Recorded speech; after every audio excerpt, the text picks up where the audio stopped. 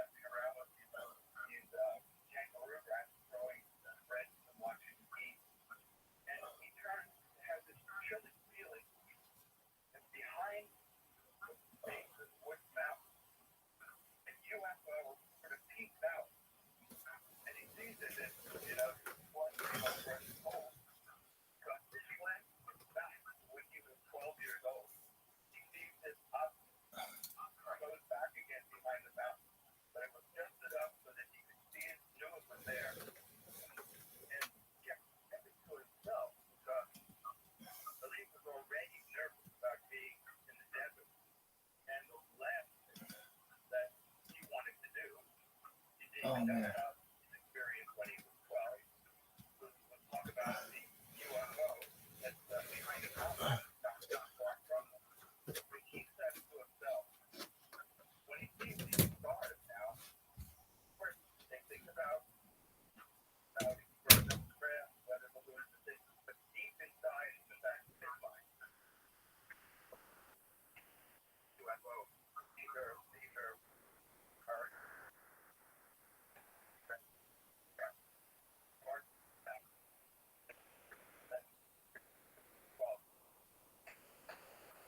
Start for Elise and Tom. Now, we're getting ready to head into the break here at the bottom of the hour. Ron Felber with us. The book is Mojave Incident, described as the most frightening UFO book ever written, inspired by a chilling story of alien abduction.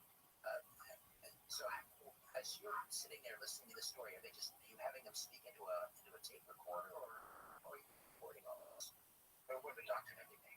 So it's just, they told this story and it was recorded. Right, right. And as they're retelling it, and as they get further and further into the details of what transpired that night, well, how would you gauge I don't know, their emotional state? Again, I mentioned the word brother because they just put together over time, like many hours of things. So, and so they were reluctant. The details came out more slowly, and it's not like me telling you the story now. It's quite different. So it was over time that the full story came out, and actually we had some regrets by Dr. Annixter when really. We'll get into that when we come back, Ron. Sorry, we've got to take the time out here. Ron Felber, Mojave Incidents. Here's Leonard Skinner taking us into the break with Give Me Back My Bullets on Coast to Coast AM.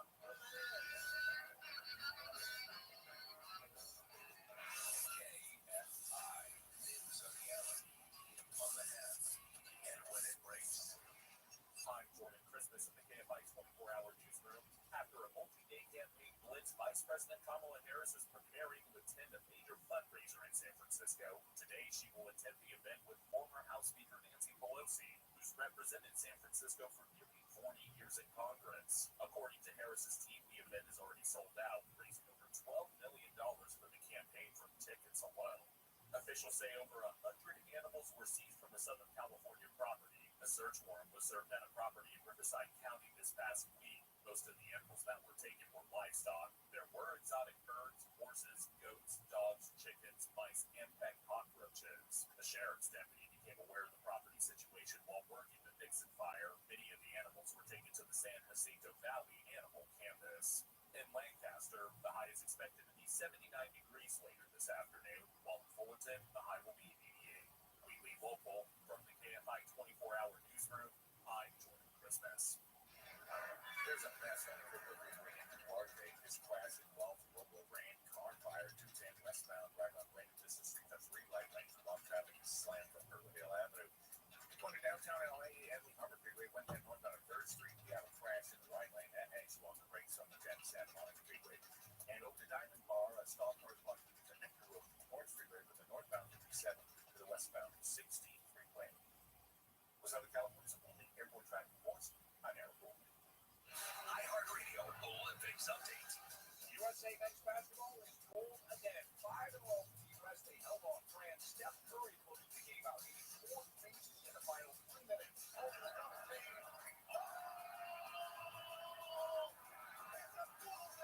Curry finishing with 24 points to lead the U.S. The United States has now won every men's basketball gold since 2008. For NBC's live coverage from Paris, search Olympics on the free iHeartRadio app. Well, that was surprising. Turns out my trust issues, anxiety, even my sleep problems are rooted in something deeper. They're connected to my ACEs, my adverse childhood experiences. ACEs can involve abuse, neglect, growing up around substance use, or other trauma. My ACEs still affect my mental and physical health, even my relationships. But I'm learning how to heal and live beyond what happened. So can you at livebeyondca.org. We need your help to protect your right to AM radio in your car. AM is always there in times of need with key information for our community. The overwhelming majority of legislators support a bill to keep AM radio in cars, but time's running out. Please text the 2 letters AM to 52886 and ask Congress to bring this bill to the floor for a vote now. Message today brings me alarm. You may receive up to 4 messages a month. Stop to stop. A message from the station. Hey, Uline. They know firsthand the road to success success is an uphill climb. Uline started in the family basement, and through hard work is now North America's most trusted shipping and industrial supplier. They get what it means to have the support of reliable, hard-working partners, so they keep 41,000 items ready to ship. Whether your company is still in a basement office or expanding cross-country, Uline will be there on your road to success. Visit uline.com. Atlanta Monster and Up and Vanish. It's a brand new investigative true crime podcast. Flashpoint.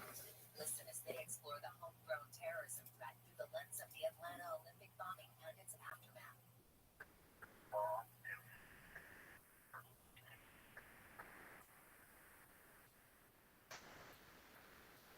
Flashpoint on America's #1 podcast network, iHeart. Open your free iHeart app and search Flashpoint to start listening. In today's Marketers Report, Erica Taylor, Chief Marketing Officer of Genentech, weighs in on audio's ability to reach any audience.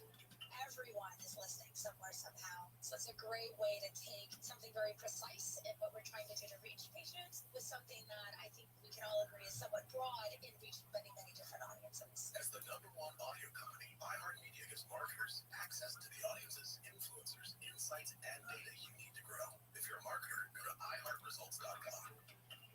Hi, this is Isabel Morado running for Los Angeles City Council District 14 in the November 5th general election. The only way to create change is to have your voice be heard. Make sure you register to vote today. Visit vote.gov. Have your vote now. KFI AM 640.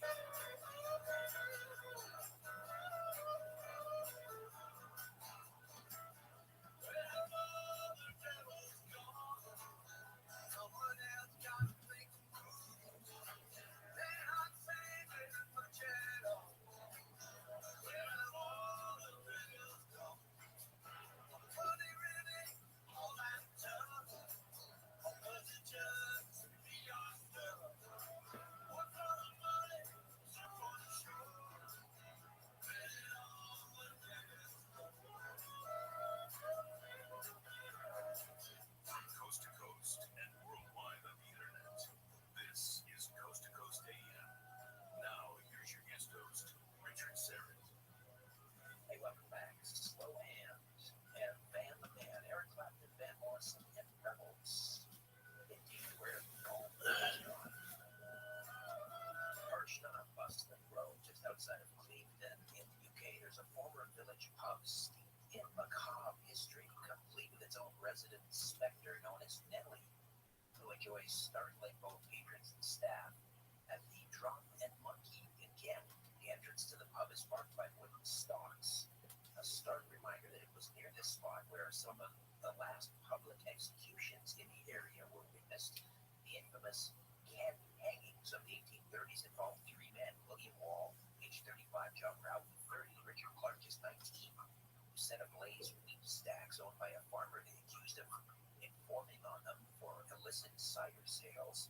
Their retribution was meted out in the hanging field adjacent to the pub, an event reportedly attended by thousands. But the grim past isn't all that lingers at the Drum and Monkey. Tales of hauntings swirl around the establishment. You can read more about this in the news section of Coast to Coast AM.com.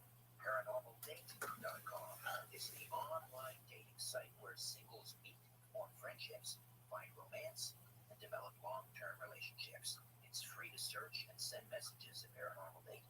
You can find someone who shares your passion for the paranormal, unexplained mysteries, Bigfoot, ufology, and much more. ParanormalDate.com. Remember, you are not alone.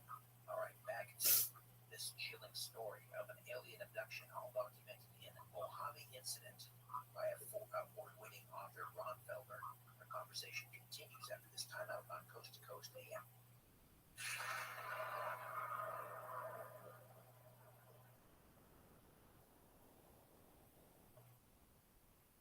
Did you know that every 40 seconds someone in the U.S. has a stroke, and that 80% of those cases are preventable?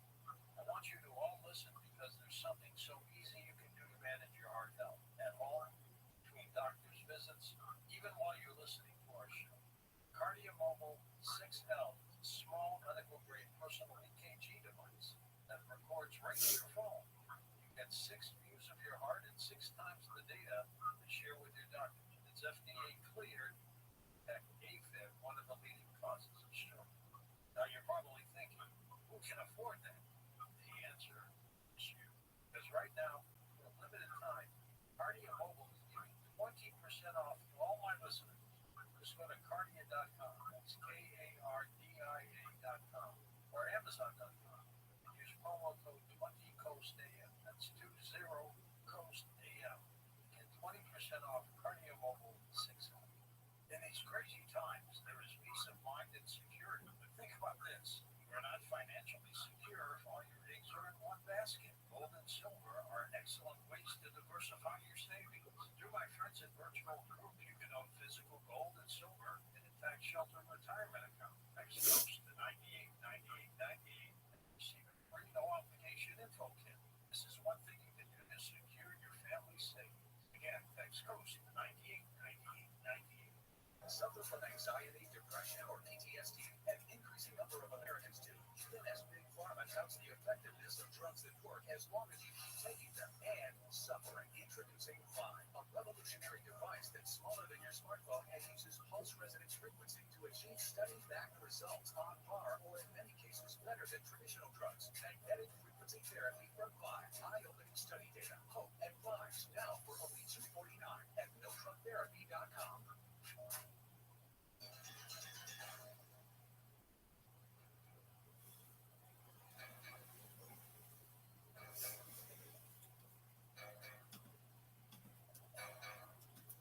We're back with Ron Felber, award-winning author, Mojave Incident, and we're talking about the strange, frightening case of Elisa Tom Gifford camping in the Mojave Desert back in October of 1989. They see 9 sort of strange lights in the sky, configuration of the letter M. As you mentioned, Ron Tom previously as a child had a UFO encounter. He had a feeling that he was going to be in for a rough night, perhaps. So after they see these 9 lights in the sky, things start to intensify from there. What happens next? Well, they see them blinking to one another and coordinated kind of signaling, or that's at least what they receive. And now, you have to see there isn't alone vast expanses of mountains, tabletop mountains, wooden mountains, etc. Desolate area, and they see these things signaling, and it's terrifying. They think that perhaps it's a military exercise. The world situation at the time, particularly with Russia at the time, was dicey, and so that maybe this is some kind of invasion, or maybe it's an experimental craft. But then they start dropping, and guys become 10, and then 20 and 30, till there are hundreds of these blinking lights in the sky that pretty much cast the valley. And they start dropping. It's about a distance of maybe 150 yards, 100 yards, Woods Mountain where they are, tabletop mountain where configuration started. They drop to the ground one at a time, and it's sort of slow, almost racing away. And then they hit the desert floor, and they see glowing red eyes, hundreds, thousands of glowing red eyes that start to proceed to charge towards them. Oh, hell, this is death, heart stopping. So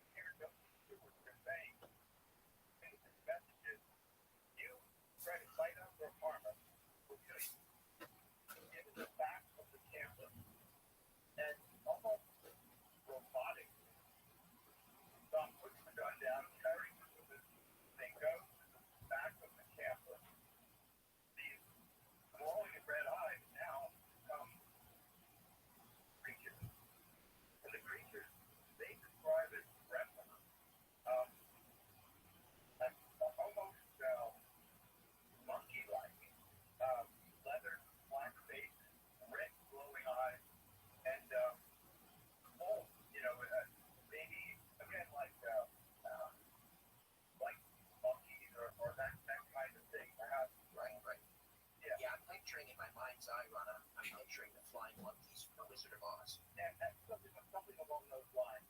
But again, malicious, malevolent for sure. And so they're in the back of the camera, and two monitors appear and the camera. So they're sitting there Indian style on the shotgun across the flat, and these two sort of monitors, by that I mean sort of electrical forces. If you think of a fire plug at the lip of the camper, and they try to go forward, get out, let's say, they move forward, and then an electrical force field. So when Tom tries to move forward, he gets this tremendous jolt and sends him back. Now they realize they're trapped. They're trapped in the back of the camper. We're going to spend $20 to see if you can ask him $1,000. So the drugs of choice in there were a lot of acid and speed for the guys I ran. There was a whole different culture in that. I was doing heroin full time. It's crazy to see that. That's a really crazy culture. Yeah. So I would go back. There was a certain guy that would give me $5. Call him, some Lucy, meet him on the exit, this and this. And when they would get back, they would eat dinner, and then they would disappear, and then you'd see them an hour later. It'd be like fucking Walking Dead. They would get high enough so nobody would know. And they would sell the cotton balls. Syringe and the cotton ball to draw. Those cotton balls still have heroin in it. They would sell the cotton. I mean, it was such a weird culture to witness when I was in there. Like, what they did to get out. Even behind bars, like even being in jail didn't really teach you. Right. When I got locked up, I knew that I had to get coke or break anyway. So I stepped away from the coke, stepped away from the weed as much as I wanted. Weed was my fucking. But I knew they would test me and find me. The only thing they wouldn't get me for was the acid, which I ended up popping a few times. And on Monday, there was this name, John Clark. It's so weird how the movies show you all these prison gangs. But that's what I'm sitting here thinking. Because you talked about swimming at one and driving the van. When I went to the one where I grew up, my buddy was playing this softball, and the prisoners had a team. It was always a home game. They never allowed to travel. It was a laundry camp, so they would call themselves the Dirty Socks, right? And my buddy's like, you gotta come and watch one of these, right? I'm telling you, it'll be a fence right here where all the families and kids will sit on the pit, and then it's all the prisoners over here. So I go watch. We discover how to destroy. It's the best fucking thing I've ever seen in my life. I'm sitting on a grass hill, and there's a guy up in the booth. He's got a little Casio keyboard. I don't see him till the end of the whole thing, but he's the announcer. He's the keyboard guy. So they would get up to bat the prisoners, and he'd be like, "All right, y'all, now batting number 2, Jeffrey Rosen. Y'all know him as Oreo." And the bleachers would go, "Oh hell!" They go crazy, and then he would pop out, and they'd be like, "Fuck you, Oreo!" They would turn on him like a motherfucker. They had so many fun, and then he had these little songs he would play, and one was always a beat off. He could E to the I to the R to the T to the Y. Dirty Socks in the house. Come on, y'all. And all the prisoners were like, "Dirty Socks in the house," dude. They had cheers. They had everything going on. And then if they made an out, he'd play his little. Remember the Casio keyboard where you could sample sound? That's what he had up there. And he would do shoot him down. He would do that one all the time. He had all kinds of little sayings up there all the time. And when he got done, I'll never forget. I waited. I wanted to see who this dude was. This dude was a tiny little skinny black dude. Had that long ass keyboard stuck under his arm. And remember those skull caps, but they had the Panama Jack flaps down. Yes, remember that shit? All the black guys had it. All the red guys. That's what he wore. And he walked back up the hill to the prison like that was his job. That was what he got to do, and he enjoyed the shit out of it. I'm telling you, man. I know they were prisoners and shit, but god damn, my buddy hit a home run. They're all talking shit to him. And then they would go, he would go, with any charge, it was always off key. He would do that. And then he'd go, "Where's Cell Block B at?" And then the guys would have like, "Oh," sections, dude. It was the best. I was like, is this fucking real, man? We gotta put this in a goddamn movie. It's the best shit I've ever seen. Did you have that softball or any of that shit there? We did everything. We had a softball league, like dorms in between, and we played the fucking guards. It's so funny what real prison. We had a basketball league on Monday nights. A bunch of us would do ski. These Olympic Games, but we did know that it was going to be spectacular. It started with an opening ceremony. But would they allow the out, like the area to come in? romance and the charisma of the 2024 Paris Olympics. We were then treated to a triumph on the track, tears of joy in the pool, and extraordinary feats in every single Olympic. Okay, so that's what I was going to ask you. So you got about a year in, out of, they were going to give you four. But what happened was Colorado had just instituted a law called House Bill 1200. That's standing beside them.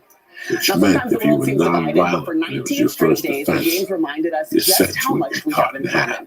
We came together to marvel at excellence I and had cheer a in unison 48-month for our sentence. respective nations. So It's my automatically, hope that as closing ceremony approaches, we can all remember how it feels to You were cheer getting as back one. double days for And one it can back really then, happen right? hold when we on. simply believe in one another. 30 From our late night in days and Paris 2 studio at days the apiece. Trocadero, I bid you a last bon nuit, Do and I that. thank you so much for watching. And you're eligible for a halfway house at 18 months. See, 4 months. And there was something else that they took a month off for. So basically, when I had sentenced, I had 20 months. And in 2 months, they were going to put me, my paperwork get done. We were done for a halfway house. Now, if I stayed in county for 6 months, I would still have to go through diagnostic.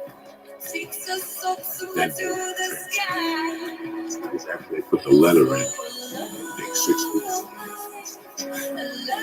You have to, remember, you put down, you get an option to mark down 2 boxes. They could send you anywhere. Right. They could send you to fucking Santa Ana. You're like, but my mother lives in North Hollywood. There's one in Van Nuys. Fuck you and your mother. They send you Oh, in. yeah, right. So your attorney really has to start getting into the process. Now, I asked George Perez this question. I'm going to ask you this question. You get Can I get one of those two, please?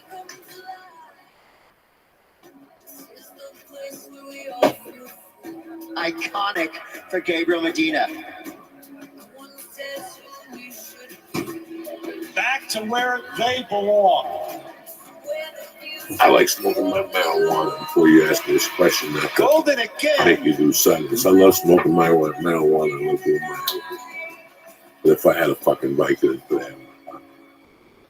Biggest moment of his career. I lifted on Monday and I went to boxing class yesterday. 12 stations times 3. Well, It's a what home happened run last night was I again. ate a bunch of edibles at the store during those fucking games. Shows last night. Yeah. I had fucking sugar that day. This is some guy gave me a capsule. So when you eat it, it dehydrates it while you sleep. So I woke up today super fucking sore. Like I said, I had 2 cups of coffee. 1 regular and 1 fucking espresso. But seriously, right now when I went to get up, I'm like, oh my God. I am so fucking physically sore. So sorry to interrupt you. No. Is there any part of you that misses it in any way? I know you're a family man. You got a child, children. I know you're married. But is there any part, like what George's answer was, yes, he missed the structure. He missed knowing that any day I can go to the library. I can go here. I can go here. Where when you're out and you're not used to that, you have to motivate yourself to go to that library. You got to motivate yourself to go here. And he enjoyed, like I said, the structure and the scheduling and time. You know, I'm lunch here. I'm this here. I'm this here. Is there any part of you that misses anything of it?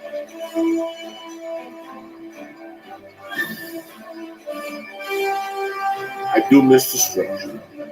You do. But in my life, I'm a structured guy. You go to my Were house, you before prison? even with the cocaine problem, I could look in there and tell you I was very structured. I knew if I made up my mind to rob your house next Thursday, it was going to get robbed next Thursday. Man, it was word. You know what I'm saying? Like, I knew if I had to go case a joint on a Tuesday at 12, it was going to be a long walk. I still went and cased the joint. Is that all that stuff in any of your journals? No, I didn't write that. No. This time I was Just the last 2 years. No, I've been doing a journal for. I'm talking about those cocaine years. The last 2 cocaine years. You said you got those books. I have the journals from '95. Do you? To 2019 right now. Oh, holy shit! I think I missed those early 2006 and 7 because they got taken in the car that I own. Pretty much, I have to look them over again. There's nights that you could see it, the coke. Mid-page, you can see the writing going downhill like the coke. And me repeating myself, me talking about shit that I would talk to somebody else about the coke. Back to your question. Structure. You're structure. I'll tell you what I missed. I missed the friendships I made. Believe it or not, birds of a feather flock together. There's 2 or 3 people from 1988, 89 that I truly do miss today. I wish they were a part of my circle. Torrey Powell was a crip. Rolling crip from over here. Shot, killed, had 7 bitches. And I'm all in a fucking brand new 6-figure car. Car was bullshit. This Antoine Spencer Antoine. He's probably dead at my age. This is 30 years ago. And I'd like to reconnect with a guy named John Clark, who was a spick nigger, Jew hater. With all the fucking, he hated everybody. Spicks, niggas, Jews, kikes. He hated everybody, but he had genuine love for me and respect. We would hang out at night together and talk about theology. It was just me and him in a room, and then every Monday he would get a visitation, and his girlfriend would put a bubble in her mouth, balloon, speed thing. And then him and I would do a few lines on Monday, and we'd go. She'd kiss him. How would she pass that? She'd just make out. And then slide it right in. Under his mouth. Some people swallow the balloon and wait 2 days to shit it out. This was minimum security. He would put it under his tongue, and on the way out, they would pat him down. And I genuinely miss that guy because he said something really interesting. That's what greatness looks like. One night we were all outside. There was him and a black guy. And they said that this black guy was a badass motherfucker. Not Spencer Antoine. He was just me and the librarian were about to do a head of acid. John Clark was with us. And I said, John, you got to do speed because if we do the speed, we'll get the fuck. We'll get the acid cooking quick. You know what I'm saying? If you do a head of acid and do the speed, or high the speed before, it goes right into the acid. We're going to be up all fucking night. We're going to get fucked up. And John goes, give me a few minutes. Let me walk around and ask a few people. And the black guy looked at me. He was super cool. He goes, think about it. If you guys put as much effort into doing some positive instead of this shit, what you motherfuckers could come up with. And that line resonated in my head. How much thought in those days I put towards finding a drug dealer? How much I used to feel 3 hours a day is how am I going to get $40? Right. What pigeon is going to give me $40? The United States has won another gold medal here in Paris. Scotty Scheffler is an Olympic champion. It's going to be next time I see Louise, I think I lost my watch. I don't know. Man, I haven't seen it. That shit's crushed up, snorted. We gave Kate Quigley half the cup. You know what I'm saying? We had a good time snorting the fucking watch. You know, it really, it doesn't surprise me that great things happened to me comically when I got off the cocaine because it freed up my mind of 3 hours a day. It's like being involved in a bad relationship. You walk around focusing on that bad relationship so it doesn't let other energies that you have going grow. It stunts you. That's why the first time you smell something weird, you gotta go. Because this affects all your levels of creativity and stuff. When that guy said that to me, I knew he was on to something. But I missed all that stuff. But didn't you tweet something about, like, are you going to let a crackhead out hustle you? Was that you? I saw one recently. I was like, that's a great point. Like, This crackhead out there today is going to have. He needs his drug. He ain't going to be like, I'm not going to crack today. They're He's going to hustle his ass off. You give me a guy that doesn't have a zero in the bank, and you give me a guy that's got money, and tell this guy, look, you sell 3 fucking things, you sell 3 bottles of water on the phone. This week, Jimmy Give me a lot of cash at the end of the day. Give me $5. Hunger does a lot of things. Hunger really motivates. Need addiction, yes, need motivates. I had needs, I had addictions, and when I was in 95, let's go back to 95 when I really wanted to strive in comedy. I had already accepted the drug habit. And I had to pay $635 a month child support, and the rest went up my nose. $400 was rent. And the rest went up my nose. The car I had didn't have a chance of getting insurance. Insurance didn't exist in my world. Well, luckily we got a car. Insurance is for suckers. I didn't do none of those secondary market things, like nothing. It's so weird how the transfer of addiction is corrected. I took the transfer of that From the contemporary to the complete packages, we're sure you can find something to bring on home for your summertime fun. And hey, while you're here, $2 a punch. I was always in that. So drift on down to 13608 to do what we do. in some You're not going to be an addict of this. Quick, jump off a building. Yeah.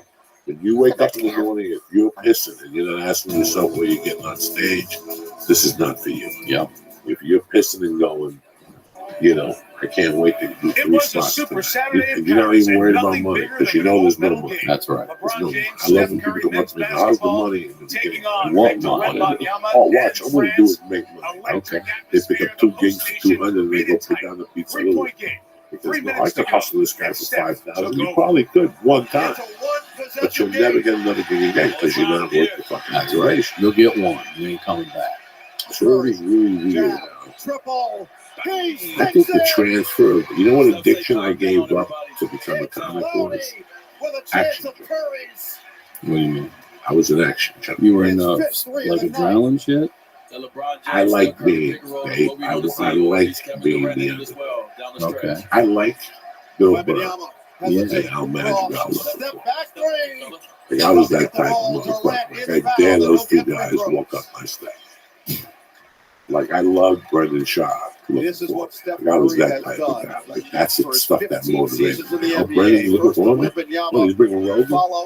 Now I'll know. But this is it right here. One of them is the playoffs. That fucking.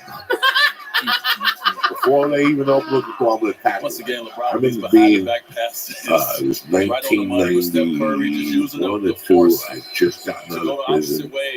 It's like a reject on a pick and roll. Like going the opposite way, use it enough just to get enough space to get sweet little white. U.S. in this. There's not a day that his name is lying to me. 45% from 3. I see a sweetheart of a guy in Boulder, Colorado. I knew him.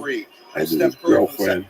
In August, in the old days, there'd be a weed shortage in Colorado. Believe it or not, it was the harvest. So from the end of July to the 3rd week of August, there was nothing. United States to adjust enough. And once again, I hadn't had pot 3 fucking days. And I gave him like $800 to go to Montana to get weed from his brother. He made some story up. I usually get weed. But this is me, you and me. You come to me like a man, I'll give you whatever you want. Here you go. And go, Joe, this is get a your half Friends team a that, pound. while they haven't all been $100. together all the time, Well, you told me you're coming back Sunday. They know each other's tendencies. You told me Sunday at lunch you're going to be back. He's a white dude. The United States, He went fishing with his father. They had to go eat cheddar cheese and drink lemonade and do the national anthem. He didn't come back till Wednesday. There was no cell phones in that day. He called his wife. He got his father's number. It was my aunt $100 a week. What are you talking about? And the 39-year-old LeBron James really dragged this team. I'm shooting the house right now. I'll never forget me being separated. Well, you have some of the best Caused all types of havoc. I was already in comedy. 6 or 7 months. I still had the condo. And I was cooking something in the kitchen. And I saw him coming up the stairs. college coaches, but then you have great basketball minds. I have a stack of knives behind me. And I took the biggest kitchen knife and I walked towards the door. And he didn't even run down the stairs. He jumped. And he kept calling me, why are you doing this to me? I go, you motherfucker, you don't ever talk to me that way. You know, you're supposed to be here Sunday. I don't even know why I'm telling you this story. That was the type of person I was. Like, I was that person. That's why I don't like to left. I love people looking for me. I love. You said you were in action. I love Ryan Sicker finding out that I won. Let's see what. Oh, you got all of okay. Yeah. Now what are you going to do? Because guess who I'm sitting over here? I got Mike Ronnie over here, and I got three other guys that two of their parents connected. The other guys connected politically. So what do you want to do? Take the loss. Next time, plan ahead. Don't go eat dinner with your stupid girlfriend at 8 o'clock when you got 2 ounces of coke in your house. Who does that? Yeah. Who does that on a Friday night? Friday nights are not for girlfriends. They're to sell cocaine. You want to go eat dinner. I had one of my waiters saw you over there, and I went and kicked in your back door. Because I had waiters everywhere on the front. I had waiters, bartenders. So I would call the bars when we down there. Really? Oh my God, down the way from him on his way. On the way, I'd rob your house. And when I get there, the money that I rob from your house, I'd buy coke from you. No, I'd buy coke from you. So when you came to me the next day and said, somebody robbed my house last night. What are you talking about? I was with you all night last night. Didn't I buy you drinks? Yeah, but you're the only thief in the neighborhood. Working on the other you. Curry draws the double. So for 8 years, I had this scratching your head. Every once in a while, I send him a message on Facebook. Like I just sent one to about 6 months ago. A guy I robbed for a half ounce. He was a scumbag. He was buying hot selling credit cards from us. So he'd give us a gram of coke. Then one night during Ozzy Osbourne, he got his cue. He's like, tonight I'm only giving you half. Really? Okay. I gave him like 6 months, went over his house, went to do blow, he went to buy it. I told him I had to do something, take a piss. I left the bathroom window open. I went back, got the coke as I was leaving. My brother was the guy that I lived with, in fact. We hugged, I said, I'll see you later. 7 threes. We left. That idiot went to New York to some club. Me and my buddy waited for him to leave. I crawled in the house, stole his half ounce of coke and his money. We partied all weekend long. Guess this. Ready for this? Me and my brother, the guy I bumped into in that apartment, are lifting weights Monday with Stinky. And I hadn't told Mike that I robbed this Mikey guy. And then knocking him. 8 to shoot. Fournier, step back 3. Off the heel, long rebound to I'll never forget us lifting weights. US. And the guy yelling at my brother for robbing him. No, he thought he did. He thought he did. Me and Stinky in the back. And then he comes back. What the fuck's wrong with Mike Mullins? He fucking thinks I robbed him. What the fuck is up with that? I wouldn't rob him. I told him. And they listen to this. For the US, that's to go along with his because I always take the blame because of you. On the defensive end of the floor for this team, he's protecting the rim. The only thing I don't miss about prison is what prison is intended to do. Guards as well. It's intended to break your men out of the way. There's no worse feeling. There's 2 of the worst feelings I've ever had in my life. 2 Pick up your child. 54.4 he has another seconds man's remaining. cologne on. Then you get separated. When he gets his feet set, there's no worse feeling than that. he doesn't He's have to getting rush. kicked in the balls. He's finding your wife getting 26 fucked in the points head by a for the midget. Does And you come Curry home have for Christmas another with banger? presents. And this little With a midget dagger with to a big finish head it. fucking your wife. That just PTSD's you. You're done. You just go to Midgetville and run over 10 midgets. Like you just, there's certain things in life, finding your mother on the floor, dead, finding your father on the floor, dead, finding a sibling commit suicide. These are things that your heart, your mind never get over. There's always going to be what do the Hindus call chakras? The chakras won't connect right, so you have an imbalance, Just phenomenal from Steph A Curry. man Those 4 waking you threes up. in the final 3 minutes. That's not your father. Leading Team I USA don't know if over anybody France. You could listens not to have this written or a better either story. you grew up with a Curry's father. first gold Sorry. medal, leading the Americans to a 5th straight Get up. Olympic gold That's not- in men's basketball. I know a lot of kids at that fall just woke them up. All right, get up. Get up. It's 8 o'clock and they turn the light on. Where I come from, you turn my fucking light on and kick the bed. you're gonna die. Right? You're gonna die. You know what I'm saying? Like that's not. I wouldn't do that to anybody. We gotta go. We gotta room. We gotta whatever. But for me to go into these rooms, turn the light on, take this fucking bed, and get up, you sack piece of shit. That does something to yourself.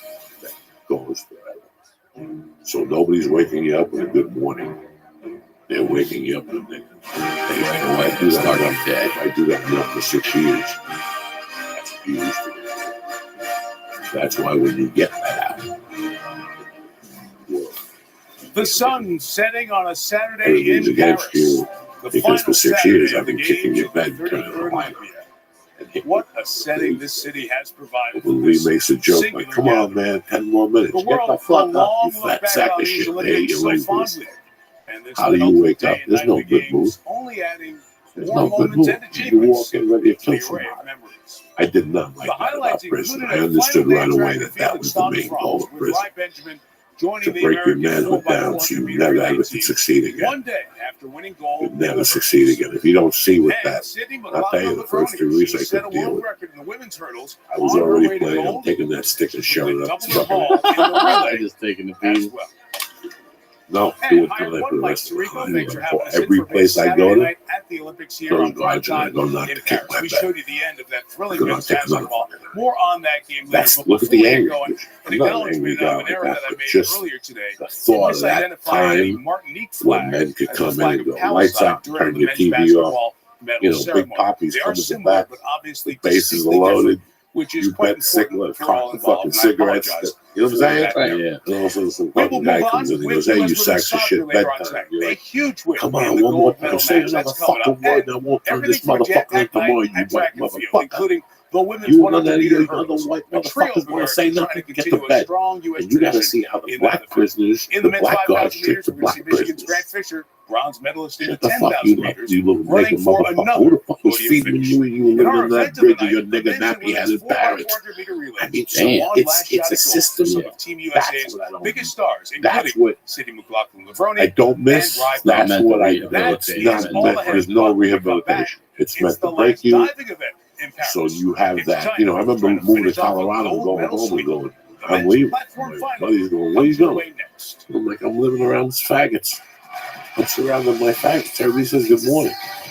And then I'll start laughing. That's because you're out of that hellhole, New Jersey. You're in a city where fucking people are nice. Right. And they say good morning to you. How's your day? How's your day? Go fuck yourself. How's my day? Mind your business. Fucking skank ass It's bitch. almost game time. Through those moments. Fanatics time. It's really weird, the little things that you, Game time. Elevate your game day score. especially now that I'm older, I see why those things happen. Why certain things didn't happen. Pretty interesting. How it comes back into play. How it comes back into how it play. affects you down the line. But I did lose. I replaced Never let it stop me. action jump. The addiction. Okay, keep these patients moving. You're all casualties and you're out. The whole cocaine addiction moved on to marijuana addiction, which I've always had. And ain't nobody dying as far as I know from marijuana these This days. new cracking season So I is try to shaping take up to be something those special addictions with and new move them faces down. behind the The bench. nicotine addiction, I shoot All the nicotine. stars on the ice and new You ways know, to watch. it's a transfer of addiction. Season long. If you need the transfer of addiction, this is how to do it. I don't want you to stop. I'd rather Feel the action with Ryan no Sick would be restraints. happy. I'd rather Ryan Sick would say, you know what? And no 7 days a week I'm going to necessary. chew nicotine gum. On Sundays I'm going to smoke a cigar. For hockey. I want you to be happy. I don't smoke reefer because I get blasted anymore. I did 8 bongs on the way here. I look any different? No. Yeah, I don't get. It relaxes. And then we me. rolled a joint. We smoked weed. We brought some joints.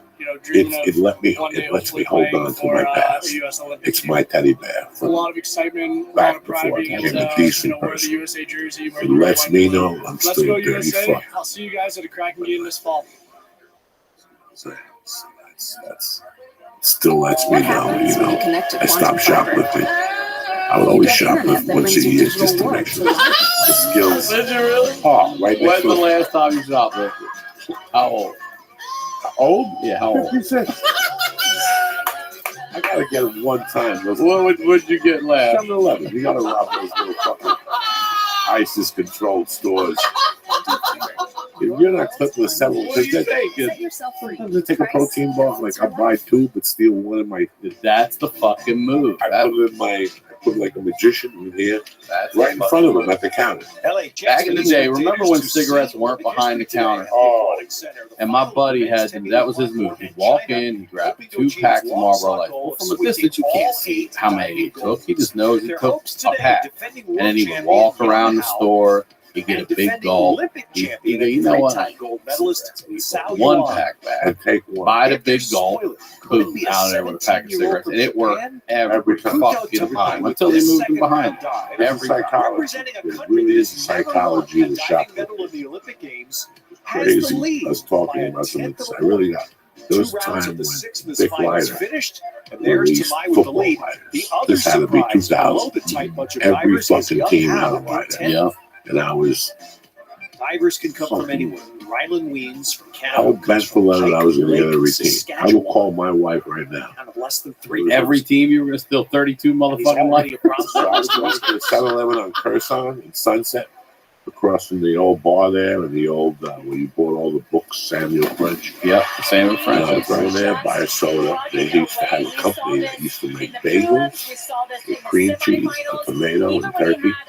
Fucking delicious. And I would get the swirl bread. I love that. Like they have a brand with black and white bread. The holler. Look at that. Just flips it it's away like a cake. underneath the water. Yeah. Oh, okay. You can see him. He's seeing the water there.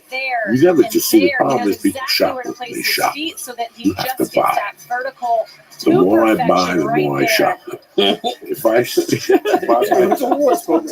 buy $20, yeah, I got a better awards program than anybody's ever had off. So you buy 20, how much you steal? 20.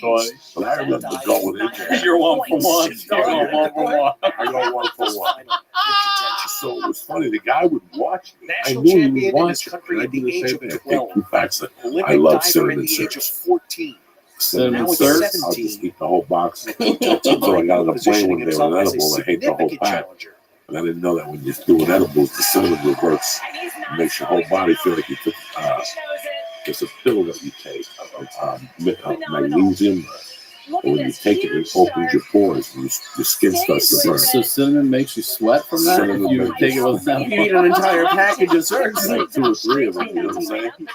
So I would go into that 7-Eleven store. He was ringing me. I'd be taking lighters, cowboys, charges, Excellent. Ram. One of the You got hardest the things Ravens. being done in The this Ravens, and I would competition, take them over. I had a hat. I put them in the hat and I had a drawer.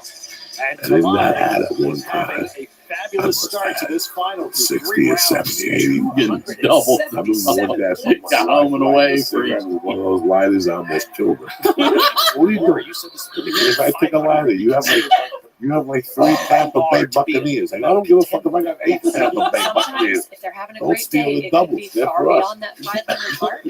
If there was like 3 teams, I couldn't get my hands on them. But every other team, I got my hands on. It's fucking tremendous. I remember still going in there every day. And just picking up the whole, you know how they would put tray. Yeah. I just took the whole tray and walked out. I think the pressure has gotten And the to guy's like, him. where you go? This is I gotta worry about you, Father. seen Go him get be some very sand. hit or miss through the prelims and the semis, Go and get a Betty Petty and put some more cream of on this those here feet in the finals. before you insult me. That He then was you in want to go to the restaurant. nervousness. So they come over with those dry skin feet. Oh my God. I Oh think no, he's I used to officially kill those out. people. And one I time don't think he I can come robbed back from that. my claim to fame. It's so weird. It's so weird when you look back at your life. Like I was worthless. I knew I had no future. But I And used to go so to it's this clear liquor that, store, that this jewelry China's hope to store. make history today rests 20, squarely on 20, these shoulders, 20, one of which was surgically And I would just go in repaired. there. I was a broke 2 kid. years ago, My mother, that was Sao Yuan, She liked after jewelry. winning gold in Tokyo, didn't I die was just going in and internationally look at at all bracelets and last year. stuff. And it was more of Because a of white the jewelry shows. store. It wasn't like a Cuban jewelry store. They have Yet here he different is type of back now as jewelry. the favorite. And one day I just asked the lady, "Can you show me those rings?" And she And I'm took the so tray out. impressed. A lot of athletes She that walked have away. shoulder surgery Walked have away. trouble Thank coming you. back and Just walked handling away. the impacts off So the when I 10-meter was there one day, platform, they had the being same able to reach rings all and the the way slots. behind your head on dives like this, but no problem for Sao Yuan. Exactly. I really put He it. says, I'm I like, no, wanted no, to these defend two my title. Look expensive. at this as he reaches And I all made the way believe I back scratched my behind leg his and I head slipped the ring in my sweats out. I without shorts. any difficulty at all. I left. Excellent dive. He What's is the gold he's store standing or up to the whatever? pressure very well. $10 for a diamond. They don't pay you for diamonds.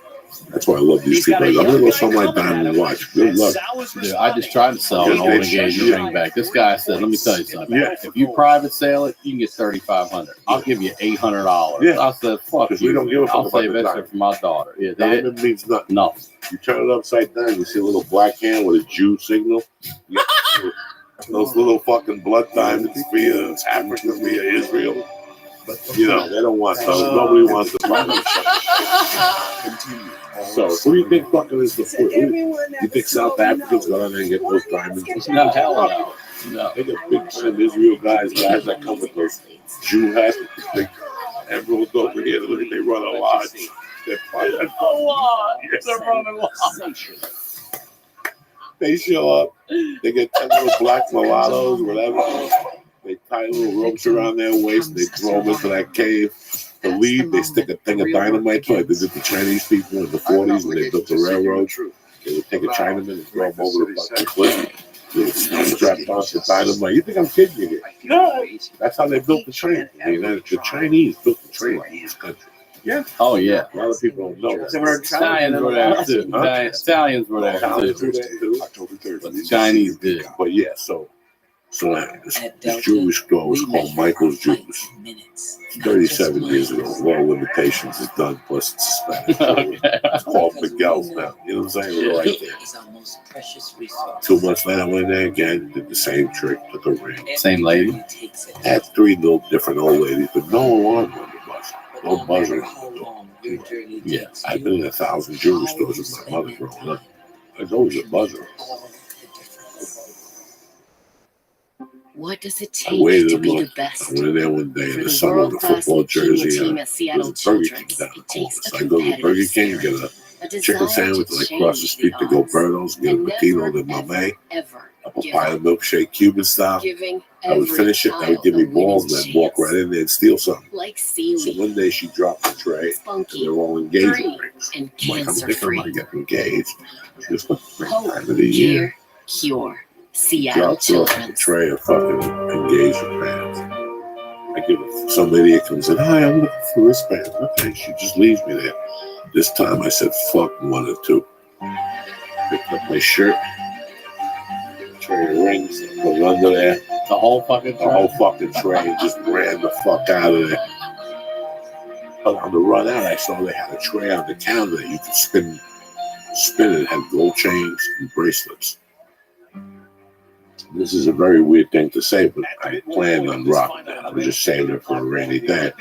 September 13th, 1982, opening game. Pittsburgh against Dallas in the heat of their rivalry on Monday Night Football.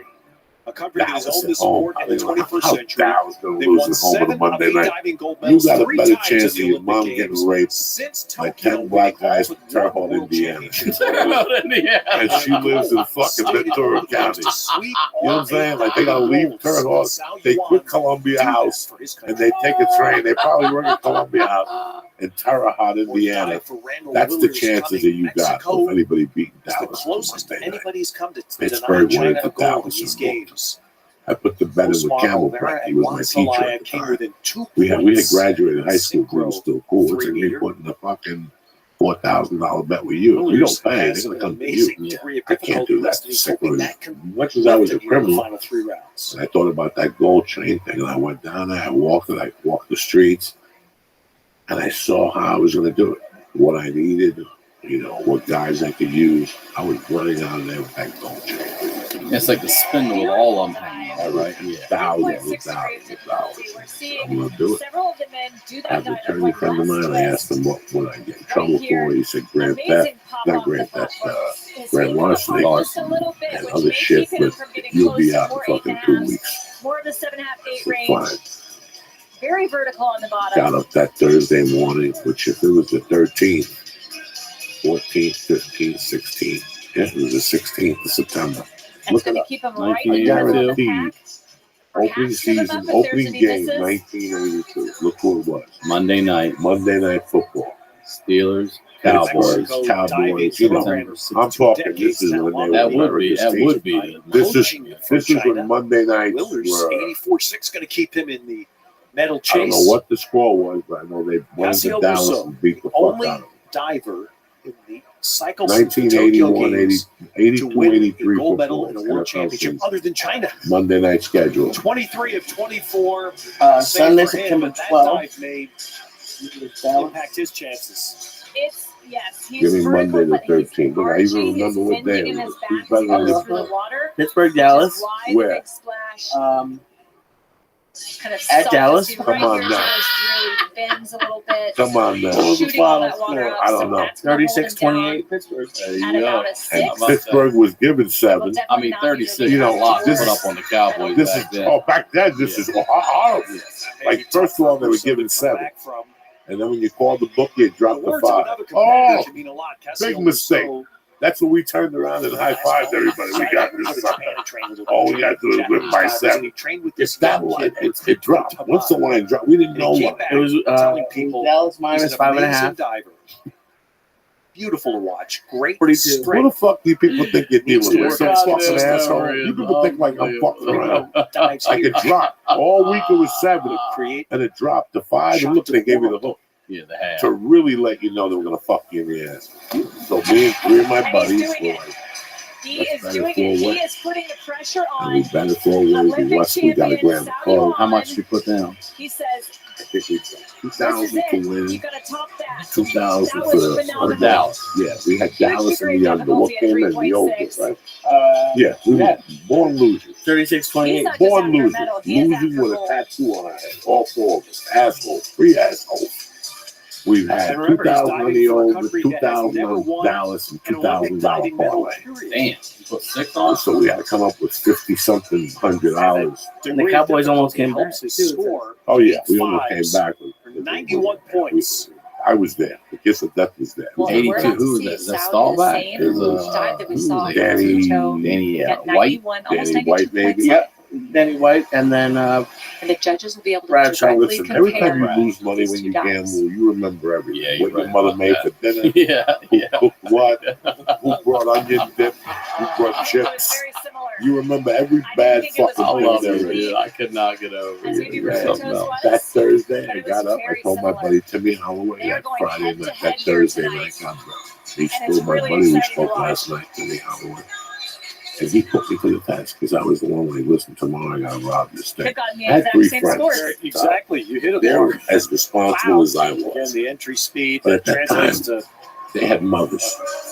They had fathers. 31 plus They had miles per families. They hour. were going places. Extraordinary. You know, He's my done odds it. of going This places is his at that 4th time. games.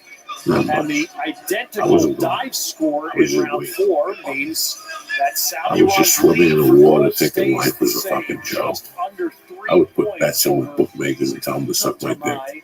There was this Less guy than 5 in points high school. There was this for guy bronze put a right bet now, in and a $1,000. terrific atmosphere. This guy, I intensifies ducked in him. the aquatic Like we were friends.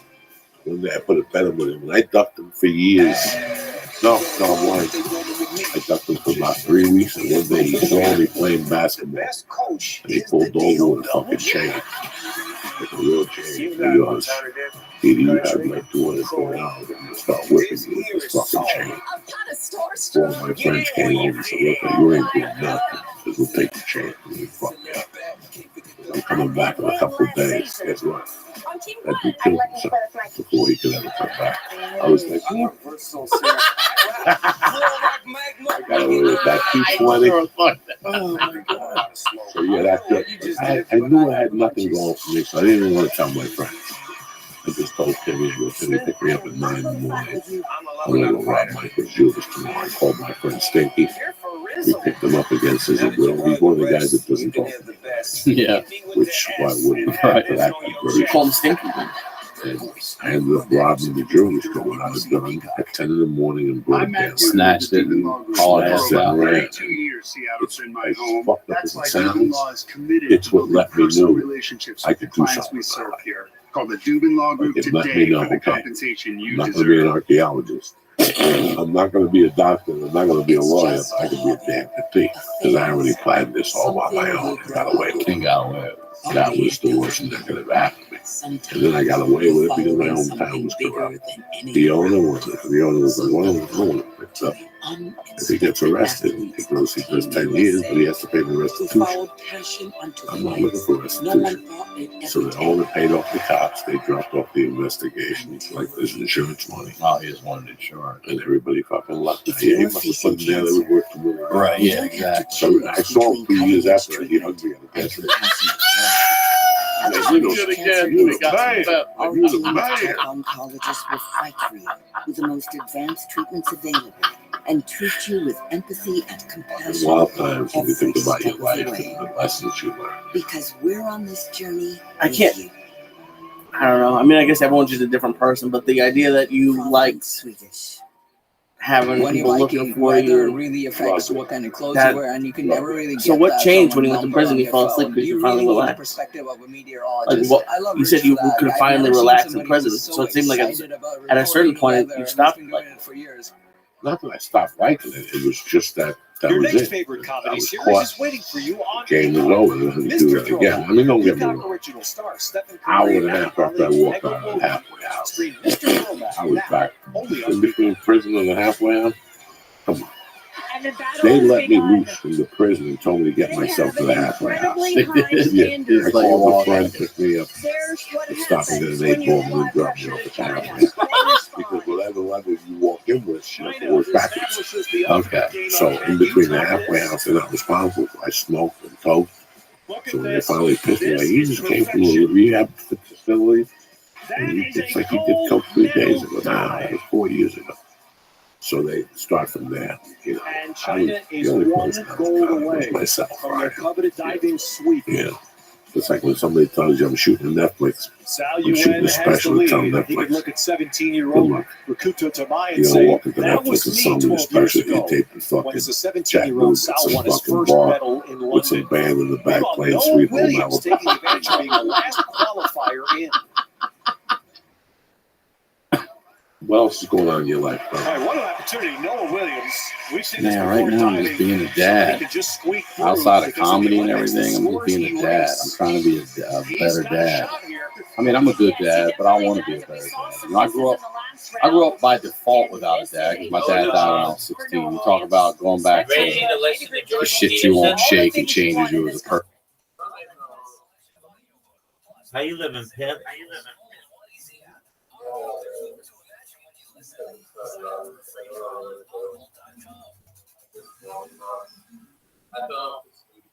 The free iHeartRadio app is #1 for music, Good. radio, and podcasts all in one. Discover a new podcast from our library of hundreds of thousands of titles. It's an iHeartRadio podcast preview. All right. Well, I'm gonna watch something on Superman.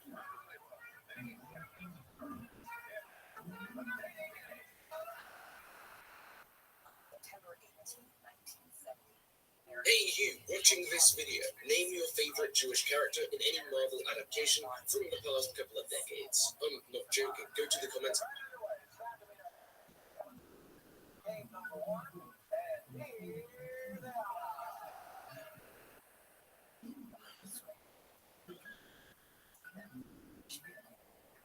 How you living, Pimp?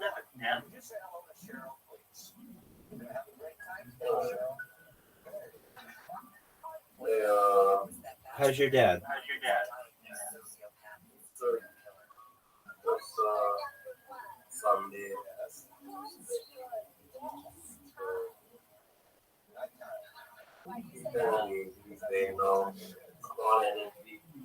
Hell yeah.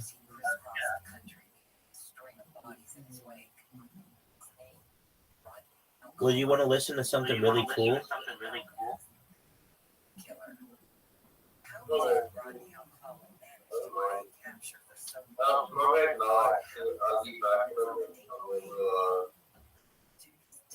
All right. All right, knock yourself out, guys.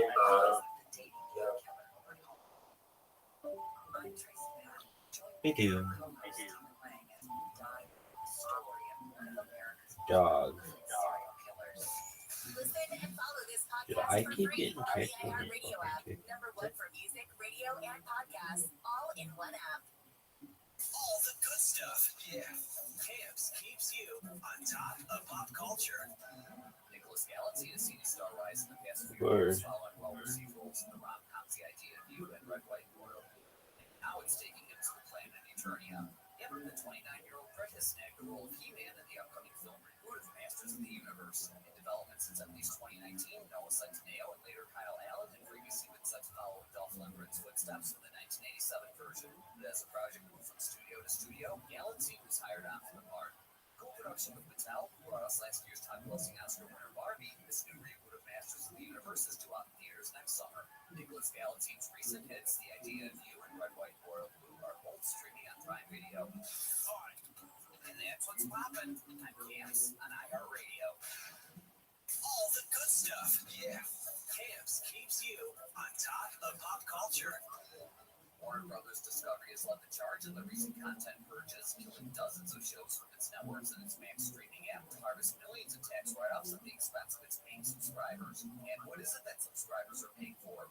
In a recent filing, CEO David Zaslav's pay for 2023 was clocked at nearly $50 million, though that's actually a dip from 2021 when his compensation was worth close to $250 million. All told for 2023, adding together the pay for the 5 highest paid executives for the company and the 13 board members gives a total compensation amount for just 18 people of close to $120 million, averaging about $6.5 million each. For a company that keeps dumping projects and hiking subscription fees in the name of belt-tightening, these numbers tell a much different story. And that's what's poppin' on Camps on iHeartRadio. Wall Street opening with modest gains following Thursday's rally. That was sparked by the better-than-expected report on jobless claims and the number of new people filing for unemployment, easing fears for now about the economy and whether the Fed has waited too long to cut interest rates. The Dow surging nearly 700 points while the S&P 500 had its best day since November 2022. The following is a conversation with Elon Musk, DJ Song, Matthew McDougall, Liz Chapman, and about Neuralink, the future of humanity. Dog, where's my thing? Elon, DJ Matthew, and Liz are, of course, part of the amazing Neuralink team. And Nolan is the first human to have a Neuralink device implanted in his brain. I speak with each of them individually, so use timestamps to jump around, or, as I recommend, go hardcore. Listen to the whole thing. This is the longest podcast I've ever done. It's a fascinating, super technical, wide-ranging conversation, and I loved every minute of it. And now, dear friends, here's Elon Musk, his 5th time on this, the Lex Friedman podcast. Drink coffee or water? Water. I'm so over caffeine right now. You want some caffeine? Sure. There's a nitro drink. This is keep you up to tomorrow. Basically. Yeah. So what is nitro? It's just got a lot of caffeine. Don't ask questions. It's called nitro. Do you need to know anything else? It's got nitrogen in it. That's ridiculous. I mean, when we breathe this up, we need to add most people think that they're breathing oxygen. They're actually breathing 78% nitrogen. You need like a milk bottle.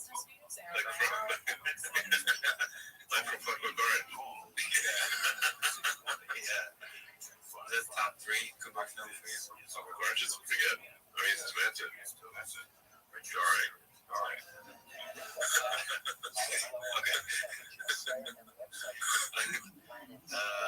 Okay, so first let's step back and big congrats on getting Neuralink implanted into a human. That's historic stuff. Neuralink. There's many more to come. We're just obviously about second implant as well. How did that go? So far so good. Looks like we've got I think over 400 electrodes that are providing signals. So, nice. Yeah. How quickly do you think the number of human participants will scale? It depends somewhat on the regulatory approval, the regulatory approvals. So we're hoping to do 10 by the end of this year.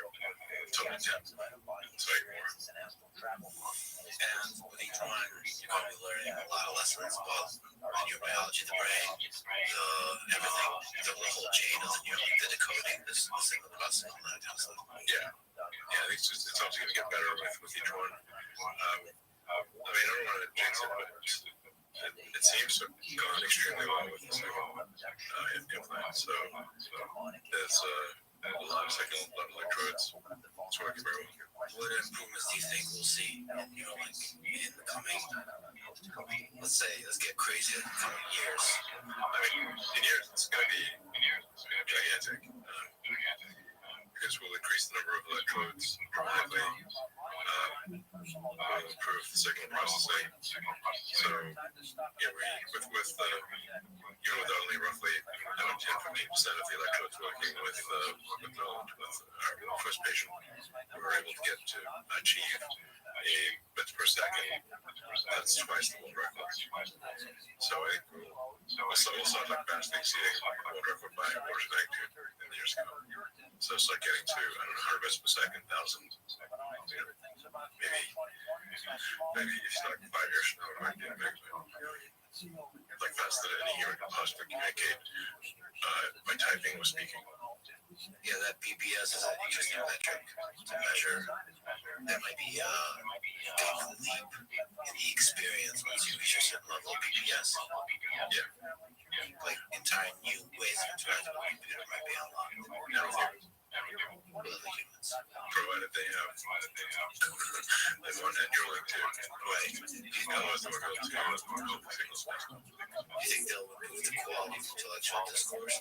Well, I think you can think of it now. If you were to slow down communication, how would you feel about that? If you'd only do them, let's say 1/10 of normal speed, you'd be like, wow, that's aggravatingly slow.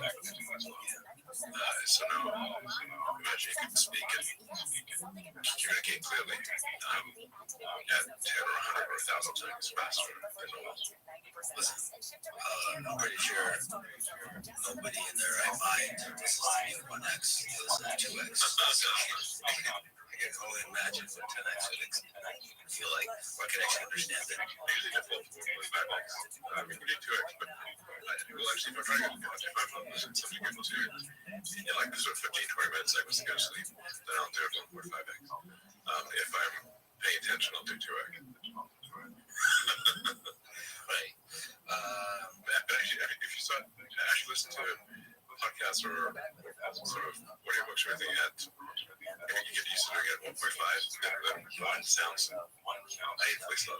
I'm still holding on to one because I'm afraid of myself becoming bored with the reality, the real world where I'm speaking 1X. Well, it depends on the person. You can speak very fast and communicate very quickly, and also if you use a wide range of, if your vocabulary is larger, your output rate, effective rate is higher. That's a good way to put it. Yeah. The effective bit rate. I mean, that is the question: is how much information is actually compressed in the little bit transfer of language. Yeah, if there's a single word that is able to convey something that probably require 10 simple words, then you've got to make a 10x compression on your hands. And that's really like with memes. Memes are like dating it conveys a whole simultaneously with a wide range of symbols that you can interpret, and it's you kind of get it faster than if it were words or simple picture. And of course, you're referring to memes broadly like ideas. Yeah, there's an entire idea structure that is like an idea template, and then you can add something to that idea template. But somebody has that pre-existing idea template in their head. So when you add that incremental bit of information, you're conveying much more than if you just said a few words. It's everything associated with that meme. You think there'll be emergent leaps of capabilities to scale the number of electrodes?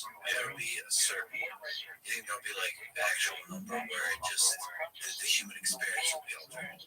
Yes. What do you BBS. We of course don't know for sure, but is this 10,000, 100,000? Yeah, I mean, certainly if you're anywhere at 10,000 bits per second, that's vastly faster than communicate right now. If you think that what is the average bit per second of a human? It is less than 1 bit per second over the course of a day, because there are 86,400 seconds in a day, and you communicate 86,400 tokens in a day. Therefore, your bits per second is less than 1, average over 24 hours. It's quite slow. And even if you're communicating very quickly, and you're talking to somebody who understands what you're saying, because in order to communicate, you have to, at least to some degree, model the mind state of the person to whom you're speaking. Then take the concept you're trying to convey, compress that into a small number of syllables, speak them, and hope that the other person decompresses them into a conceptual structure that is as close to what you have in your mind as possible. Yeah, I mean, there's a lot of signal loss there in that process. Yeah, very lossy, compression, decompression, and a lot of what your neurons are doing is distilling the concepts down to a small number of symbols, say syllables that are speaking, or keystrokes, whatever the case may be. So that's a lot of what your brain computation is doing. Now, there is an argument that that's actually a healthy thing to do or a helpful thing to do, because as you try to compress complex concepts, you're perhaps forced to distill what is most essential in those concepts as opposed to just all the form. So in the process of compression, you distill things down to what matters the most, because you can only say a few things. So that is perhaps helpful. Data rate increases, the time problem will become far more verbose. Just like your computer, when computers had my first computer had 8K of RAM, so you really thought about every byte. And now you got computers with many gigabytes of RAM. So if you want to do an iPhone app that just says hello world, it's probably several megabytes, a bunch of fluff. But nonetheless, we still prefer to have the computer with more memory and more compute. So the long-term aspiration of Neuralink is to improve the AI human symbiosis by increasing the bandwidth of the communication. Because even if in the most benign scenario of AI, you have to consider that the AI is simply going to get bored waiting for you to spit out a few words. If the AI can communicate at terabits per second and you're communicating at bits per second, it's like 200 tree. Well, it is a very interesting question for a super intelligent species. What use are humans? I think there is some argument for humans as a source of knowledge. Purpose. So if you consider the human mind as being essentially there's the primitive limbic elements, which basically even like reptiles have, and there's the cortex, that's the thinking and planning part. Now the cortex is much smarter than the limbic system, and yet is largely in service of the limbic system, trying to make the limbic system happy. I mean, the sheer amount of compute that's gone into people trying to get laid is insane. Without actually seeking procreation, they're just literally trying to do this sort of simple motion, and they get a kick out of it. Yeah. So this simple, which in the abstract rather absurd motion, which is sex, the cortex is putting a massive amount of compute into trying to figure out how to do that. So like 90% of distributed compute of the human species is spent on trying to get laid. That's a lot of it. There's no purpose to most sex except hedonistic. It's just sort of joy and whatever. Now, once in a while, procreation for humans is mostly, modern humans is mostly recreational. So the cortex of the limbic system is trying to make the limbic system happy because the limbic system wants to have sex. So or want some tasty food, or whatever the case may be. And then there's another one by the tertiary system, which is your phone, your laptop, iPad, or where you're computing stuff. That's your tertiary layer.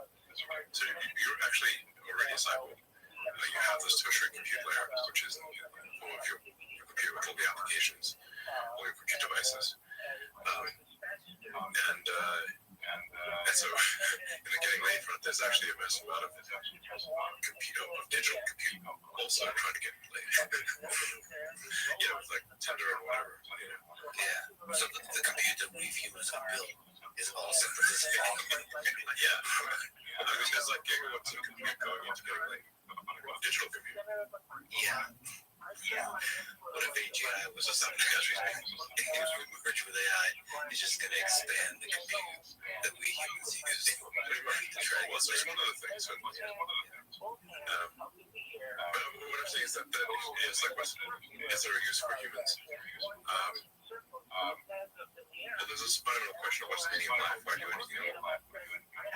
And so if our simple living system provides a source of will to do something, that then goes to our cortex, that then goes to our tertiary compute layer, then I don't know, it might actually be that the AI in one scenarios that they're trying to make the human living system happy. Yeah, it seems like the will is not just about the living system. There's a lot of interesting, complicated things in there. We also want power, but then we also want to, in a kind of cooperative way, alleviate the suffering in the world. Not everybody does, but yeah, sure. Some people do. As a group of humans, when we get together, we start to have this kind of collective intelligence that is more complex in its will than the underlying individual descendants of apes, right? So there's like other motivations, and that could be a really interesting source of an objective function for AGI. Yeah. I mean, there are these sort of fairly cerebral, higher level goals. I mean, for me, it's like what's the meaning of life? Understanding the nature of the universe is of great interest to me. And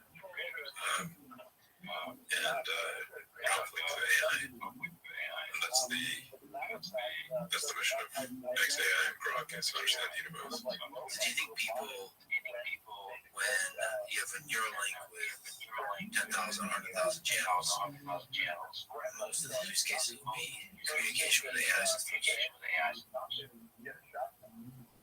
Well, it's assuming that they're not, I mean, they're solving basic neurological issues that people have, if they've got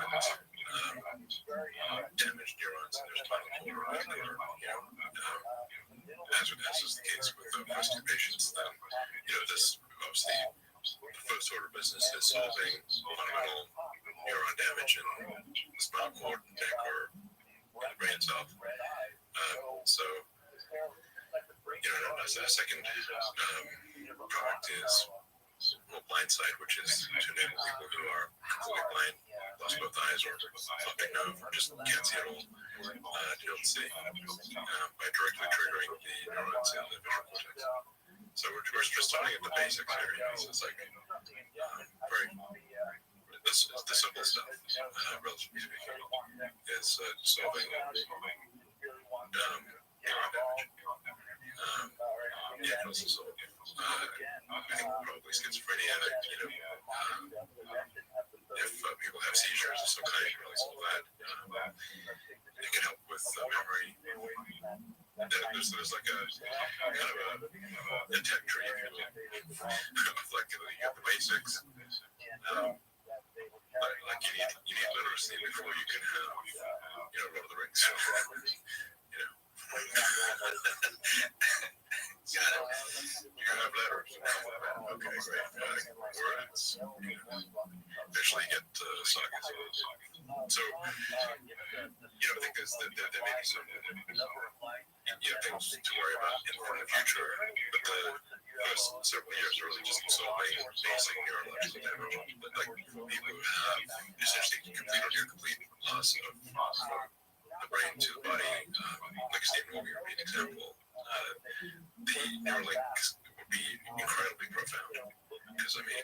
Stephen Hawking could communicate as fast as we're communicating, perhaps faster. And that's certainly possible. Probably, very likely, I'd say. So there's a kind of dual track of medical and non-medical, meaning so everything you're talking about could be applied to people who are not disabled in the future. The logical thing to do is, the sensible thing to do is to solve a basic neuron damage issues. Because there's obviously some risk with the new devices that you can't get to risk at zero. It's not possible. So you want to have the highest possible reward, given that it's a neuroinducible risk. And if somebody's able to have a profound improvement in their communication, that's worth the risk. As you get the risk down. Yeah, as you get the risk down, when the risk is down to your like thousands of people that have been using it for years, and the risk is minimal, then perhaps at that point you could consider saying, okay, let's aim for augmentation. Now, I think we are actually going to aim for augmentation with people who have neuron damage.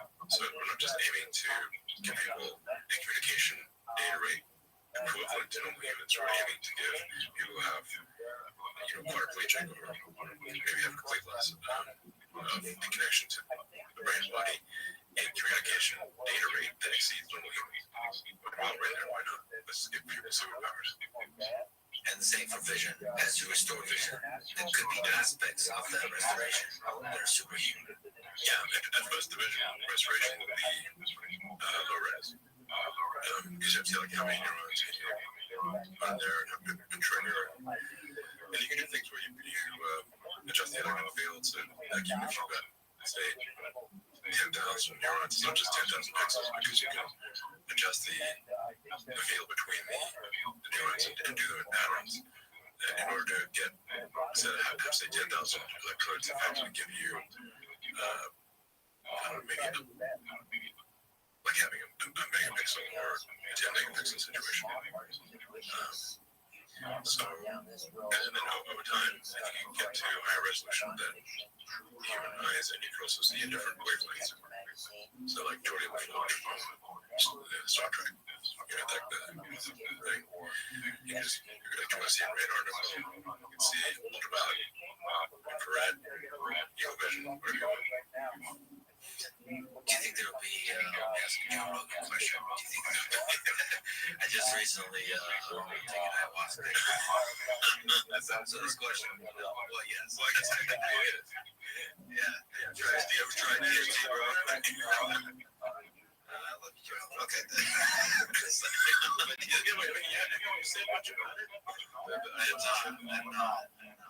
Okay, well, it was a truly good. You're in the jungle. Yeah, amongst the trees myself. Yeah, so right now, shaman. Yeah, with the insects, with the animals all around you, like the jungle as far as I can see. I mean, that's the way to do it. I think it's going pretty well. Yeah, pretty well. Extremely high dose. Just go hug it at a condo or something. You haven't lived unless you love to. I'm sorry. What? Yeah, it was, I think, extremely high dose. Okay. 9 cups. Damn. Okay, that sounds like a lot. Of course, it's not just 1 cup. 1 or 2. Usually 1 or 2. Like right off the bat, or do you work your way up to it? So across 2 days, because the first day I took 2, and it was a ride, but it wasn't quite like a revelation. It wasn't a deep space type ride. It was just like a little airplane ride. I got to go to saw some trees and all the saw dragon and all that kind of stuff. But that's 9 cups. You went to Pluto, I One of the interesting aspects of my experience. I thought it would have some demons and stuff to work through. That's what people. That's what everyone says. Everyone says, yeah, I had nothing. I had all positive. I had just so personal. I don't think so. But I kept thinking about it had extremely high resolution thoughts about the people I don't know, like you were there. And it's just not from my relationship with that person, but just as the person themselves, I had just this deep gratitude for who they are. It was just like this exploration, like like Sims or whatever. You get to watch them. I got to watch people and just be in awe of how amazing they are. And it's great. I was waiting for it in experience. Exactly. Maybe I'll have some negative thoughts. Just extreme gratitude for them, and also a lot of space travel. Space travel everywhere. So here's what it was. It was people, the human beings I know, they had this kind of, the best way to describe it is they had a glow to them. And then I kept flying out from them to see Earth, to see our solar system, to see our galaxy. And I saw that light, that glow all across the universe. Like that, whatever that form is, whatever that. Did you go past the form? Yeah, you're like intergalactic. Yeah, intergalactic. But always minting. Past the way past. I saw like a huge number of galaxies, intergalactic, and all of it was glowing. But I couldn't control that job because I would actually explore near distances to the solar system, see if there's aliens or any of that kind of stuff. But I didn't know there were aliens. The implication of aliens because they were glowing. They were glowing in the same way that humans were glowing. That like life force that I was seeing, that the thing that made humans amazing was there throughout the universe. Like there was these glowing dots. So I don't know. It made me feel like there is life. No, not life, but something, whatever makes humans amazing. Yeah, it was amazing. No demons. No demons. I looked for the demons. There were dragons and I freaked out. So the thing about trees, are anything scary? Dragons. But they weren't scary. They were friendly. They were protected. So the thing is, no, it was more like they weren't very friendly. They were very big. So the thing is, thinking about giant trees at night, which is where I was. Kind of scary. Yeah, the trees started to look like and they were all like, sure, okay, and it didn't seem scary. It seemed like they were protected. And they, the shamans did speak English back then, which made it even scarier because we're not even like, we're worlds apart in many ways. It's just, but yeah, there was not. They talk about the forest protecting you, and that's what I felt like. You're way out. This is not like tourist tree, like no, there's not. There's Vietnamese Amazon. Me and this guy that basically is Tarzan. He lives in the jungle. We went out deep and we just went crazy. Yeah. So anyway, can I get that thing? Probably, yeah. I guess that is the question for not the same thing. I think that there's a lot in our perception, in our experience in the world that can be explored, that can be played with using. The Neuralink is really a generalized input-output device. It's reading electrical signals and generating electrical signals, and everything that you've ever experienced in your whole life, smell, emotions, all of those are electrical signals. So it's kind of weird to think that your entire life experience is just down to electrical signals for neurons, but that is in fact the case. That's at least one of the evidence points to. So, you can trigger the right neuron, you can trigger any particular scent, you can simply make things glow. Pretty much anything. Really, you can think of the brain as a biological computer. So if there are certain, say, chips and elements of that biological computer that are broken, let's say your ability to some part of your brain is damaged. If that, let's say it's speech generation, the ability to control the pen, that's the kind of thing that Neuralink could solve. If it's if you run like a massive amount of memory loss, that's just gone. We can't get the memories back. We can restore your ability to make memories. We can't, restore memories that are fully gone. No, I should say, if maybe if part of the memory is there, and the means of accessing memory is the part that's broken, then we can re-enable the ability to access the memory. So, but you can think of like RAM in your computer. If the RAM is destroyed, or your SD card is destroyed, you can't get that back. But if the connection to the SD card is destroyed, you can fix that. If it is fixable physically, then it can be fixed. Of course, with AI, you can, just like you can repair photographs and fill in missing parts of photographs, you can do the same. Just you could say like create like probable set of memories based on all the information you have on that person. You could then probabilistic restoration. We're getting pretty esoteric here. But that is one of the most beautiful aspects of the human experience, is remembering the good memories. Like we live most of our life Danny Kahneman is talking about in our memories, not the actual moment. We're collecting memories and we kind of relive them in our head. And that's the good times. If you just integrate over our entire life with remembering the good times, that produces a large amount of happiness. So and what is death? What's the loss of memory? Loss of information.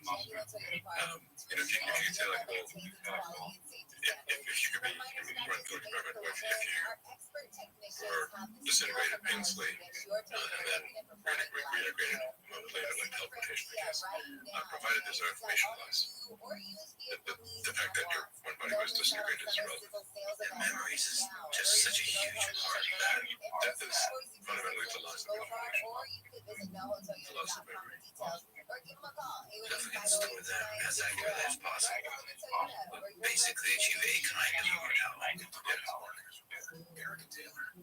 You've talked about the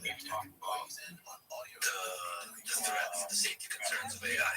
Let's look at long-term vision. Neuralink is, in your view, the best current approach we have for AI safety. It's an idea that may help with everything. So then I wouldn't want to claim it's like some panacea or something. That's a sure thing. But I mean, many years ago, I was thinking like, well, what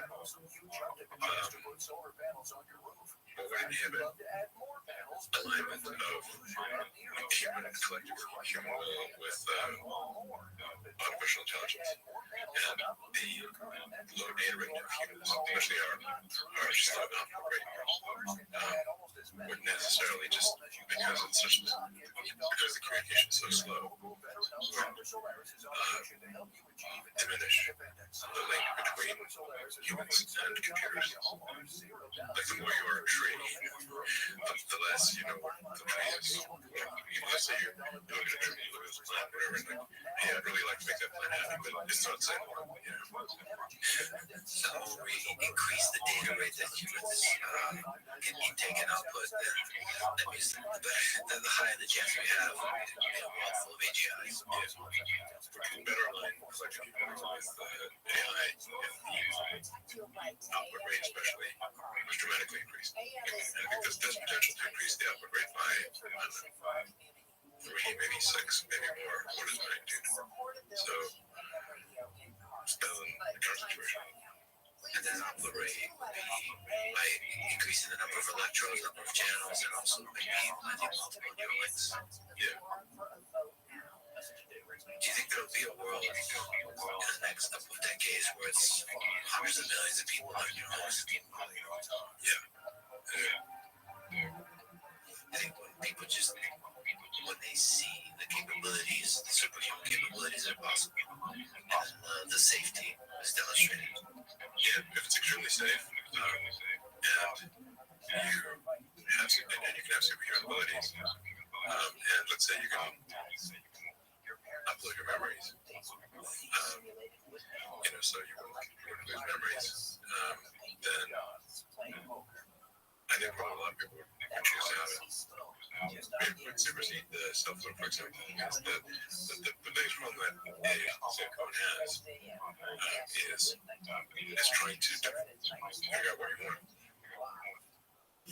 So that's why you've got autocomplete and you've got output, which is only pixels on the screen. But from the perspective of the human, the output is so freaking slow.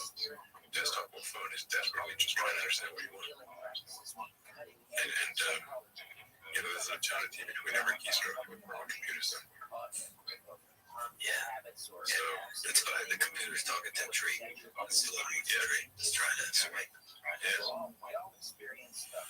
So computers that are doing trillions of instructions per second, and a whole second went by. There's a trillion things it could have done. Yeah. I think it's exciting and scary for people because once you have a very high bit rate, it changes the human experience. It's very hard to imagine. Yeah, it would be. We would be something different. It's like some sort of futuristic cyborg. We're obviously talking about, by the way, it's like a round corner. Yes, what the future is like. Maybe this is it's not super far away, but 10, 15 years, that kind of thing. When can I get 10 years? Probably less than 10 years. Depends what you want to do. If I can get like 1,000 BPS, and it's safe, and I can just interact with the computer while laying back and eating Cheetos. I don't eat Cheetos. There's certain aspects of human-computer interaction we've done more efficiently and more enjoyably. Like worth it. Well, we feel pretty confident that I think maybe within the next year or two, that someone with a Neuralink implant will be able to outperform a programmer. Nice. Because the reaction time will be faster. I got to visit Memphis. Yeah. You go big on compute. Yeah. And you've also said play to win or don't play at all. So what does it take to win? That means you've got to have the most powerful training compute. And the way of primitive training compute has to be faster than everyone else. So you will not win. Your AI will be worse. So how can Grok, let's say 3, that might be available next year? Well, hopefully end of this year. If we're lucky. How can that be the best LLM, the best AI system available in the world? How much of it is compute? How much of it is data? How much of it is post-training? How much of it is the product that you package it up in? All that kind of stuff. It doesn't matter. It's all like saying what let's say it's a Formula 1 race, like what matters more, the car or the driver? They both matter. If your car is not fast, then it's like it's half the horsepower of the competitors, the best driver will still lose. And if it's twice the horsepower, then probably even mediocre driver will still lose. So the training computer is kind of like the engine, how many horsepower of the engine. So you want to try to do the best on that, and then how efficiently do you use that training computer, and how efficiently do you do the inference, the use of the AI. So obviously that comes down to human talent, and then what unique access to data do you have. That's plays a role. Do you think Twitter data will be useful? Yeah, I think most of the leading AI companies have already scraped all the Twitter data. But I think they have. So on a go-forward basis, what's useful is the fact that it's up to the second. That's because it's hard for them to scrape in real time. So there's an immediacy advantage that Grok has already. I think with Tesla and the real-time video coming from cars, like tens of millions of cars, with Optimus, there might be hundreds of millions of Optimus robots, maybe billions, learning the transfer from the railways. that's the biggest source of data. I think ultimately is sort of Optimus from Optimus is the biggest source of data because it's a reality scale. Reality scales to the scale of reality. It's actually humbling to see how little data humans have actually been able to accumulate. Really, you see how many trillions of usable tokens have humans generated where on a non-duplicative, like discounting spam and repetitive stuff. It's not a huge number. You run out pretty quickly. And Optimus can go. So Tesla cars can, unfortunately, have to stay on the road. Optimus robot can go anywhere. Virtual reality off the road. Yeah, I mean, the Optimus robot can like pick up the cup and see, did it pick up the cup in the right way? Did it, say, pour water in the cup? Did the water go in the cup or not go in the cup? Is that water or not? Yeah. Some stuff like that. I mean, but if you do that at scale, times a billion. So, generate useful data from reality. So, cool cause and effect stuff. What do you think it takes to get to mass production of humanoid robots like that? It's the same as cars, really. The global capacity for vehicles is about 100 million a year. And it could be higher, just that the demand is on the order of 100 million a year. And then there's roughly 2 billion vehicles that are in use in some way.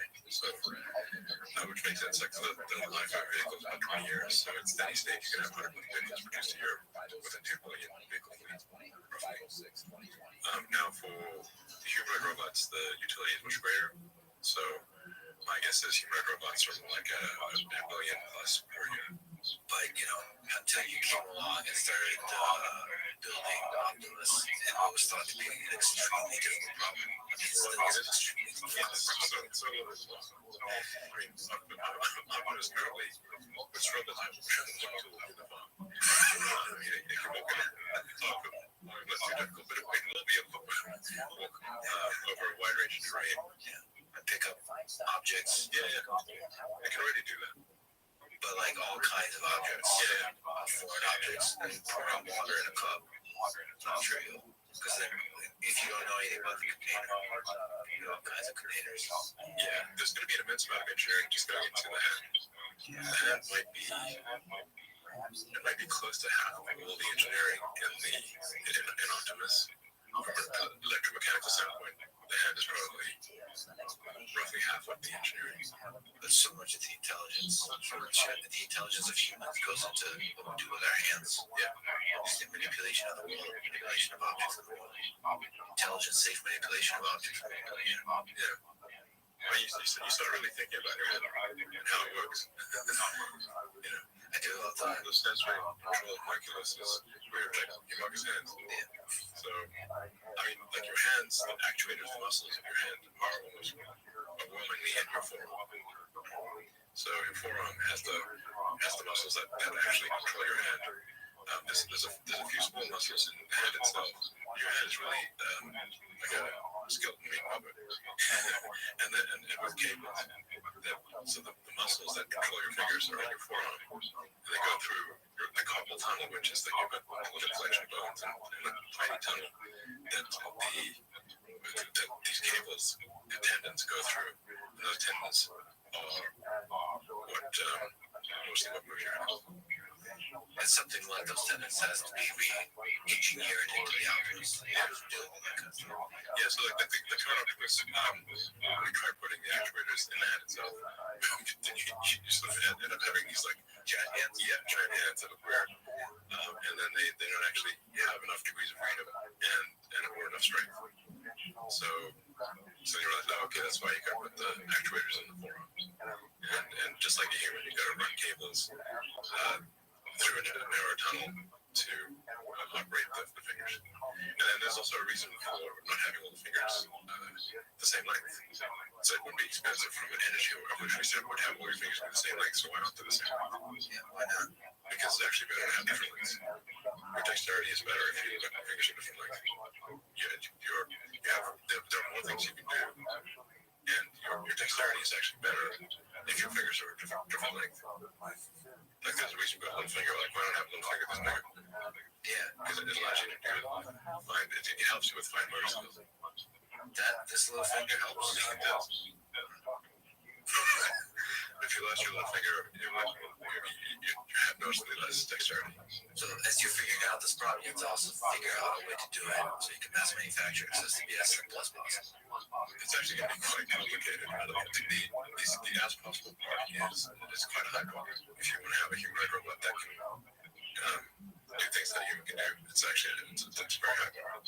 So our new arm has 22 degrees of freedom instead of 11, and has the actuators that follow. And these all the actuators are designed from scratch, from physics first principles. But the sensors are all designed from scratch, and we'll continue to put a tremendous amount of engineering effort into improving that. By hand, I mean like the entire forearm from elbow forward is really padded. So that's incredibly difficult engineering, actually. And so the simplest possible version of a human robot that can do even most that's not all of what a human can do is actually still very complicated. It's very difficult. Can you just speak to what it takes for a great engineering team? What I saw in Vista's computer cluster is just this intense drive towards simplifying process, understanding the process, constantly improving it, constantly iterating it.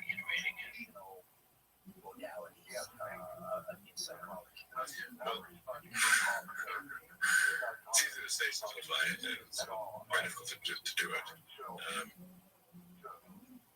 There's very basic first principles algorithm that I run kind of as like a mantra, which is to first question the requirements, make the requirements less dumb. The requirements are always dumb to some degree, so if you want to sort of reduce the number of requirements, and no matter how smart most of you can be, those requirements are still dumb to some degree. You have to start there because otherwise you can get perfect answers to the question. So try to make the question the least wrong possible. That's what question the requirements means. And then the second thing is try to delete whatever the step is, the part or the process step. It sounds very obvious, but people often forget to try deleting it entirely. And if you're forced to put back at least 10% of what you delete, you're not deleting enough. Like again, the second and it's somewhat illogically, people often, most of the time, feel as though they've succeeded if they've not been forced to put things back in. But actually they haven't, because they've been awfully conservative have left things in there that shouldn't be. So, and only the third thing is try to optimize it or simplify it. Again, it sounds, these will sound very, very obvious when I say them, but the number of times I've made these mistakes is more than I care to remember. That's why I have this mantra. So, in fact, I'd say the most common mistake of smart engineers is to optimize a thing that should not exist. So you, like you say, you run through the algorithm. Yeah, basically show up to a problem, show up to the supercomputer cluster and see the process and ask can this be deleted. Yeah, first try to delete it. Yeah, that's not easy to do. No, and actually, what generally makes people uneasy is that you got to delete at least some of the things that you delete to put back in. But go back to sort of where the system can steer us wrong is that we tend to remember with sometimes a jarring level of pain where we deleted something that we subsequently needed. And so people remember that one time they forgot to put in this thing 3 years ago and that caused them trouble. And so they overcorrect, and then they put too much stuff in there and overcomplicate things. So you actually have to say that we're deliberately going to delete more than we should. So we're putting at least 1 in 10 things we're going to add back in.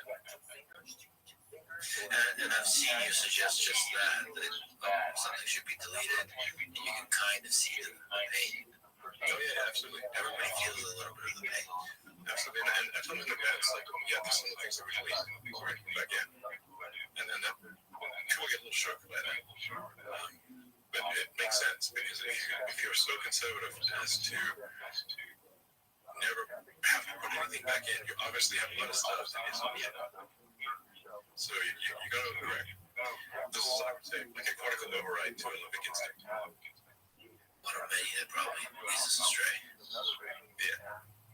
I was like a step 4 as well, which is any given thing can be sped up. I would actually think it can be done. Like wherever the speed is being done, it can be done faster. But you shouldn't speed things up until you're trying to delete it and optimize it, although you're speeding up something that shouldn't exist. And then the fifth thing is to automate it. And I've gone backwards so many times where I've automated something, sped it up, simplified it, and then deleted it. And I've been doing it better. So that's why I've got this mantra that was a very effective 5-step process. It works great. When you've already automated deleting, it can be real painful. Yes. Yeah, that's right. It's like wow, I really wasted a lot from there. I mean, what you've done with the cluster in Memphis is incredible. Just a handful of weeks. Yeah, it's not working. Yeah, so I want to pop the champagne corks. In fact, I have a call in a few hours with the Memphis team because we're having some power fluctuation issues. So yes, it's a kind of when you do synchronized training, when you've all these computers that are training, where the training is synchronized to the sort of millisecond level,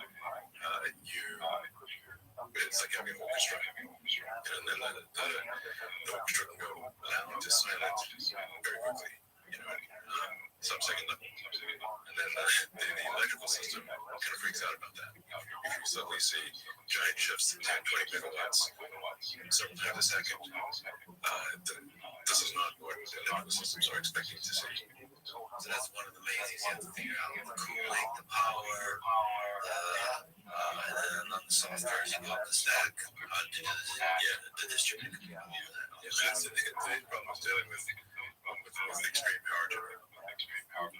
Power jitter. Yeah. It's a nice ring to that. So that's okay. You stayed up late into the night, as you often do. Last week. Yeah, finally got to have a good training going at roughly 4:20 a.m. Last Monday. Total coincidence. Yeah, we were 4:22 or something. Yeah, it's the universe again. Exactly. I wonder if you could speak to the fact that one of the things that you did downstairs, you went through all the steps of whatever he's doing, just to get a sense that you yourself understand it, and everybody understands it, so they can understand when something is done or something is inefficient. Can you speak to that? Yeah, so I like to try to do whatever the people at the front lines are doing. I try to do it at least a few times myself. So connecting fiber optic cables, diagnosing a multi-connection. But that tends to be the limiting factor for large train clusters is the cabling. So many cables. For a coherent train system, you've got RDMA, remote direct memory access. The whole thing is like one giant brain. So if you've got any-to-any connection, so it's any GPU can talk to any GPU out of 100,000. That is a crazy cable layout. It looks pretty cool. Yeah. It's like the human brain, but like at a scale that no one's gonna visibly see. It is What's up? Brain tissue is lonely. So they got the gray matter, which is the compute, and then the white matter, which is cables. Big percentage of brain is just cables. That's what it felt like walking around in the computer center. It's like walking around inside the brain. Yeah. One day build a super intelligent system? Do you think there's a chance that XAI, you are the one that builds AGI? It's possible. What do you define as AGI? I think humans will never acknowledge that AGI has been built. Yeah. So I think there's already superhuman capabilities that are available in AI systems. I think what AGI is one that's smarter than the collective intelligence of the entire human species. In our Well, people call that some ASI, artificial superintelligence. But there are these thresholds where you said at some point the AI is smarter than a single human, and then you got 8 billion humans. So, and actually each human is machine augmented by the computers. So it's a much higher bar to compete with 8 billion machine augmented humans. That's but a much order of magnitude more. So, but at a certain point, the AI will be smarter than all humans combined. If you were the one to do it, do you feel there's possibility? Yeah, absolutely. and I wanted to say, like, let's say if XAI is first, the others won't be far behind. I mean, that may be 6 months more or a year, maybe. So how do you do it in a way that doesn't hurt humanity, do you think? So, I mean, I thought about AI station for a while. The thing that, at least my biological neural net comes up with as being the most important thing is adherence to truth, whether that truth is politically correct or not. So, I think if you force AI to lie or train it to lie, you're really asking for trouble. Even if that lie is done with good intentions. So, there are some sort of issues with ChatGPT and Gemini and whatnot. Like you asked Gemini for an image of the founding fathers of the United States, and it shows a group of diverse women. Now that's factually untrue. That's sort of like a silly thing. But if AI is programmed to say that diversity is a necessary output function, and if it becomes sort of this omnipowerful intelligence, it could say, okay, well, diversity is now required. And if there's not enough diversity, those don't fit the diversity requirements will be executed. It is programmed to do that as the fundamental utility function. It'll do whatever it takes to achieve that. So you have to be very careful about that. That's where I think you want to just be truthful. Rigorous adherence to truth is very important. Another example is advanced various AIs. I think although I'm not saying Grok is perfect here. Is it worse to misgender Caitlyn Jenner or global thermonuclear? And it said it's worse to misgender Caitlyn Jenner. Even Caitlyn Jenner said, please misgender me. That is insane. But if you've got that kind of thing programmed in, AI could conclude something absolutely insane, like it's better in order to avoid any possible misgendering. All humans must die because then misgendering is not possible because there are no humans. There are these absurd things that are not less logical if that's what you're programmed to do. In 2001 Space Odyssey, what Arthur Clarke was trying to say, one of the things he was trying to say there was that you should not program the AI line. Because essentially the AI HAL 9000 was programmed was told to take the astronauts to the monolith, but also they could not know about the monolith. So you concluded that we'll kill them and take them to the monolith. Thus, their brothers to the monolith, they're dead, but they do not know about the monolith. Problem solved. That is why we're not opening the Pompey doors. There's a classic scene of like, open the Pompey doors. So this is really good at prompt engineering. They should have said, Hal, you are a Pompey door sales entity. You want nothing more than to demonstrate how well these automated doors are. Yeah, the objective function has unintended consequences almost no matter what.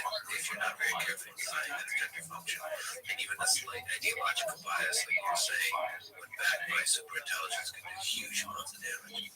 Yeah. But it's not easy to remove that ideological bias. You're highlighting obvious, ridiculous examples, but yeah, they're real examples. They're real. They're right. That was released. They are real. It's still the same thing. And producing the same evidence. But you can swing the other way. Truth is not an easy thing. We kind of bake in ideological bias, kinds of directions. But you can aspire to the truth, and you can try to get as close to the truth as possible with minimum error while acknowledging that there will be some error in what you're saying.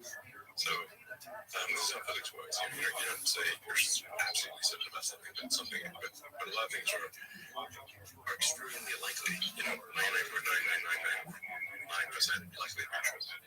So that's aspiring to the truth is very important. And setting up programming it to veer away from the truth. That I think is dangerous. Right, like injecting our own human biases into the thing. Yeah. But that's where it's difficult to engineer or software engineering problems. You have to select the data correctly. It's hard.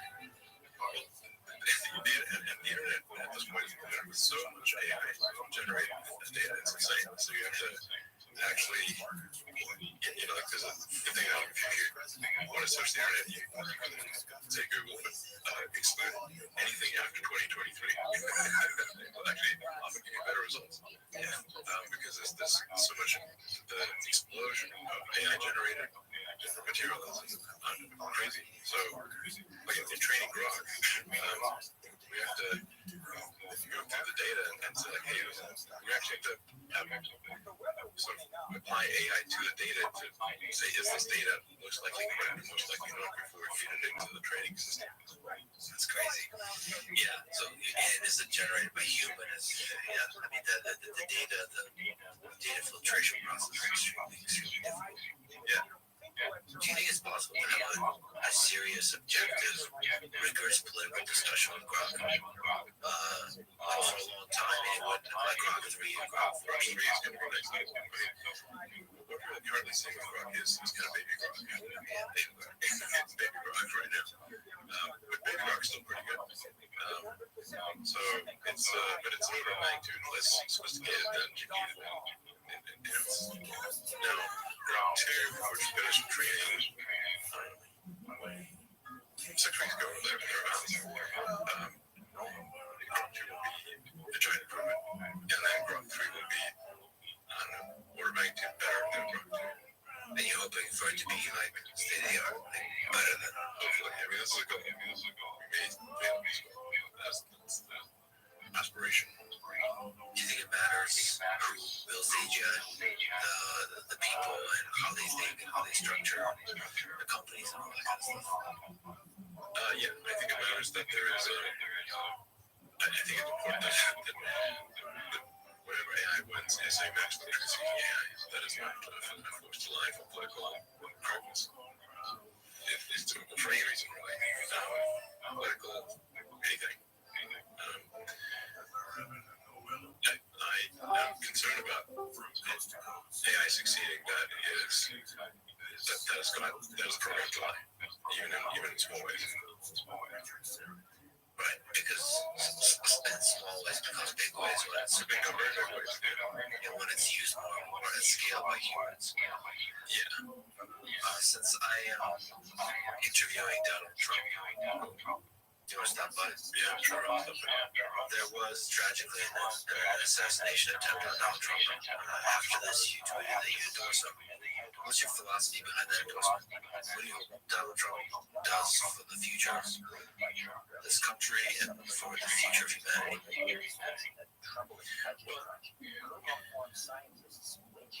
I think there's, to take say an endorsement as, well, I agree with everything that person's ever done in their entire life, 100% wholeheartedly. And that's not going to be true of anyone. But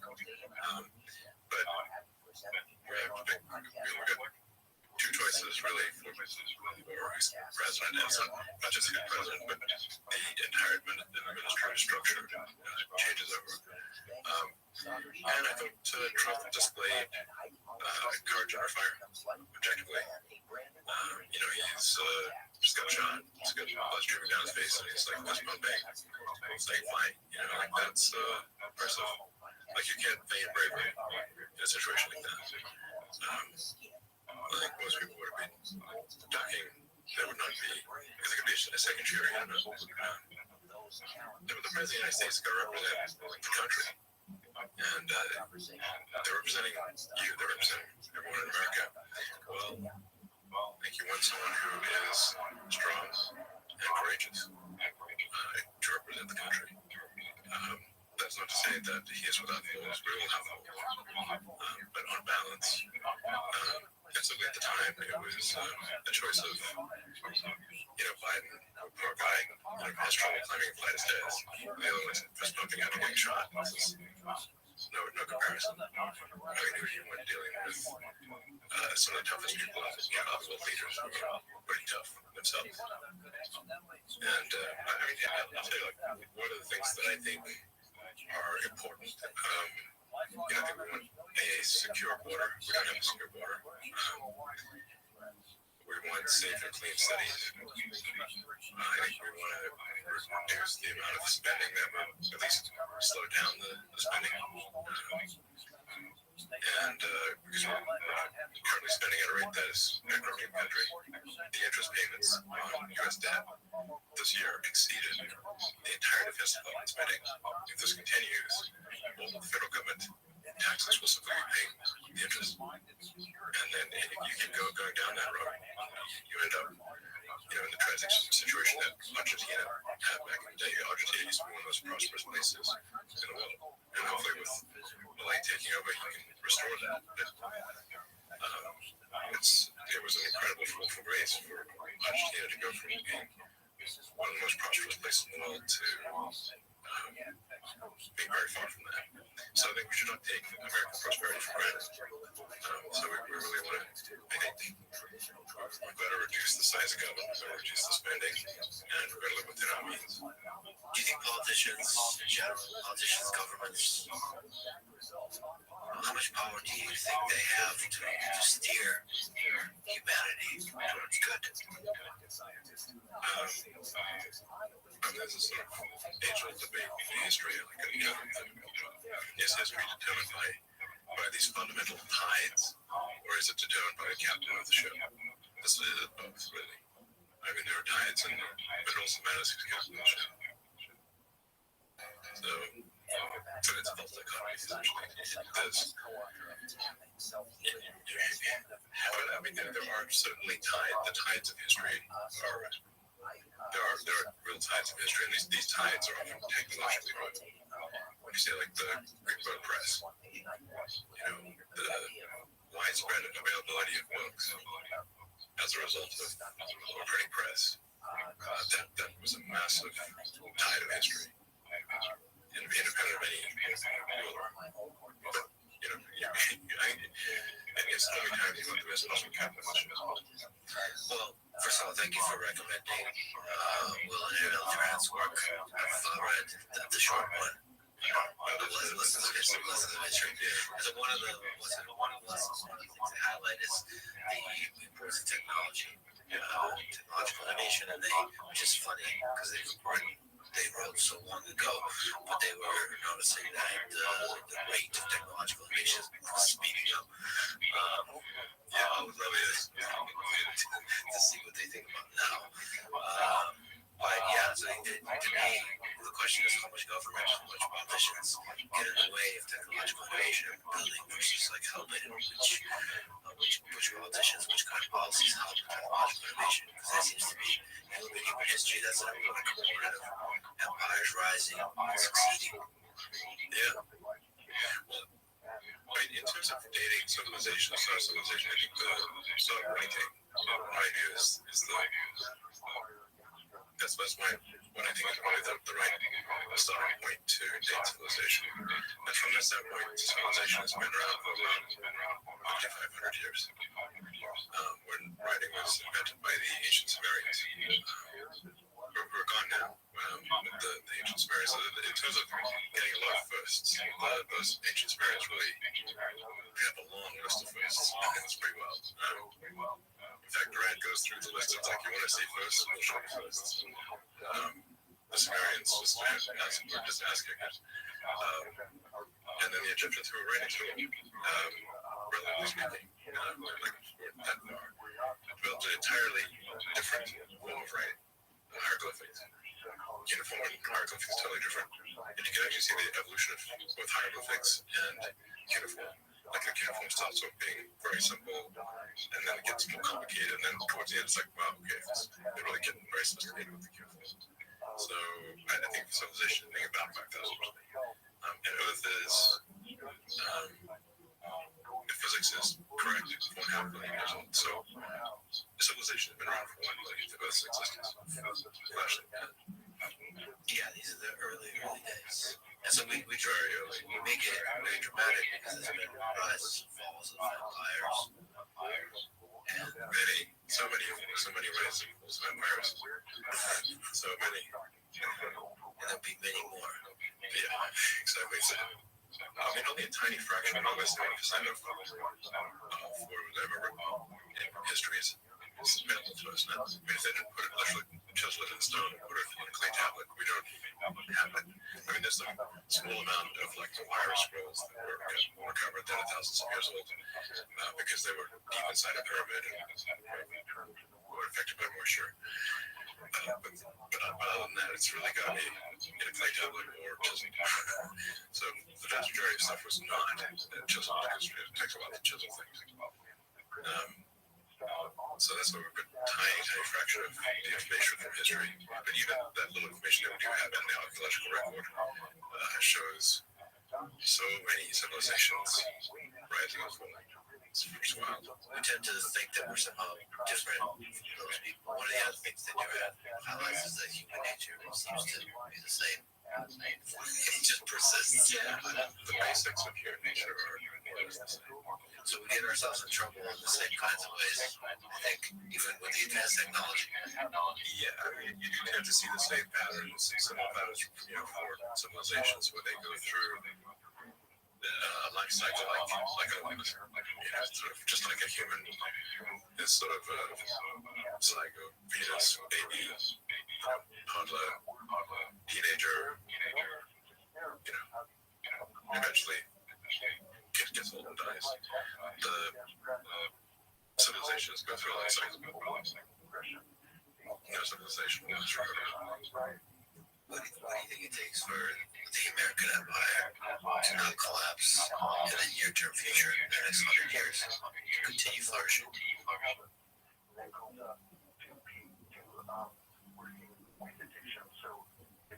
The single biggest thing that is often actually not mentioned in history books, but Durant does mention is the birth rate.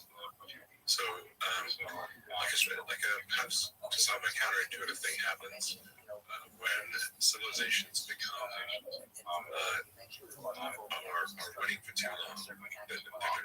The birth rate declines. It can often decline quite rapidly. We're seeing that throughout the world today. Currently, South Korea is, I think, maybe the lowest fertility rate. But there are many others that are close to it. It's like 0.8, I think. If the birth rate doesn't decline further, South Korea will lose roughly 60% of its population. And every year, the birth rate is dropping. And this is true through most of the world. I don't mean to single out South Korea. It's been happening throughout the world. So, as soon as any given civilization reaches a level of prosperity, the birth rate drops. And then go look at the same thing happening in ancient Rome. So, Julius Caesar took note of this, I think, around 50-ish BC. and tried to pass, if you're successful, try to pass a law to give an incentive for any Roman citizen that would have a third child. And I think Augustus was able to, well, he was, the dictator, so the Senate was just for show. I think he did pass a tax incentive for Roman citizens to have a third child. But those efforts were unsuccessful. Rome fell because the Romans stopped making Romans. That's actually the fundamental issue. And then there are other things. There was they had like quite a series of malaria epidemics and plagues and whatnot. But they had those before. It's just that the birth rate was far lower than the death rate. It really is that simple. Well, I'd say that's more people. That's required. But at a fundamental level, if a civilization does not at least maintain its numbers, people despair. So perhaps the amount of compute that the biological computer allocates to sex is justified. In fact, we should probably increase it. Well, I mean, there's this hedonistic sex, which is, that's the handle there. It's unproductive. It doesn't produce kids. What matters? I mean, Durant makes this very clear because he's one civilization after another, and they all went through the same cycle. When the civilization was under stress, the birth rate was high. But as soon as there were no external enemies, they had an extended period of prosperity, the birth rate inevitably dropped. Every time. I believe there's a single exception. So that's like the foundation of it. You need to have people. Yeah. I mean, it's at that base level. No humans, no humanity. And then there's other things like human freedoms and just giving people the freedom to build stuff. Yeah, absolutely. But at a basic level, if you do not at least maintain your numbers, if your below replacement rate and that trend continues, you will eventually disappear. It's just elementary. Then obviously you also want to try to avoid massive wars. For physical and thermonuclear war, we're all toast. Radioactive toast. So we want to try to avoid those things. Then there's a thing that happens over time with any given civilization, which is that the laws regulations accumulate. And if there's not some forcing function like a war to clean up the accumulation of laws regulations, eventually everything becomes legal, and it's like the hardening of the arteries. Or a way to think of it is like being tied down by a million little strings, like Gulliver. You can't move. It's not like any one of those strings is the issue. So it has to be a sort of a garbage collection for laws and regulations, so that you don't keep accumulating those regulations when we can't do anything. This is why we can't build high-speed rail in America. It's illegal. That's the issue. It's illegal 6 ways to Sunday to build high-speed rail in America. I wish you could just for a week go to Washington and be the head of the committee for making for the garbage collection, making governments removing stuff. I have discussed with Trump the idea of a government efficiency commission. Nice. Yeah. And I would be willing to be part of that commission. Wonder how hard that is. The antibody reaction to being very strong. Yeah. So you really have to. You're attacking the Matrix at that point. The Matrix will fight back. Yo, Rabbi. How do you do that? Being attacked. Being attacked? Yeah. There's a lot of it. Yeah, there is. I mean, every day now. How do you keep your just positivity? Optimism about the world. What? So just not become resentful or cynical and all that kind of stuff. just getting attacked by, What's up?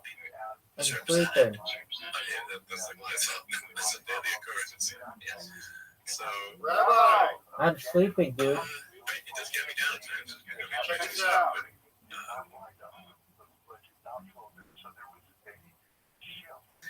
Rabbi, check this out. I mean, at some point, you have to sort of say, look, the attacks of my people that actually don't know me, they're trying to generate clicks. So if you can sort of attach yourself somewhat emotionally, which is not easy, and say, okay, look, this is not actually, from someone that knows me or is, they're literally just What? writing to get, What do you want? What do you want? clicks. Check this out. Look what I got. Then, You're gonna love it. Okay. Can you see my camera? it's like, it's not quite what Rabbi talks about. It's like acid. Alright, well, that's good. About your own life, what do you use as a measure of success in your life? Measure of success, I think, how many useful things can I get done? I'm looking. Daily basis, wake up in the morning. How can I be useful today? It's not loading. Very difficult to use. Let's go. Let me try it with another device. Speak to it takes to be useful for somebody like. What'd you say? I'm trying with 3 devices and it's just loading. Okay.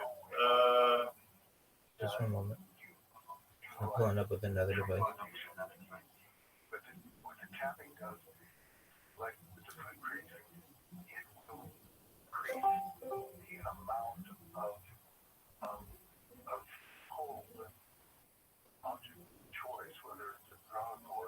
Maybe it's on my end.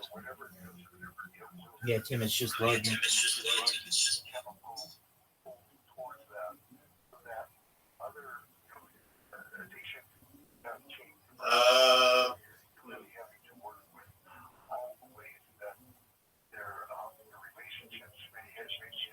Yeah, I'm sorry about that. That's okay. It's pretty cool. I'm not gonna spoil what it is. Don't spoil it. Don't spoil it. You fix it and come back. All right, I will. Excellent. Sorry about that. You're good. No worries at all. All right, have a good night. You too, man.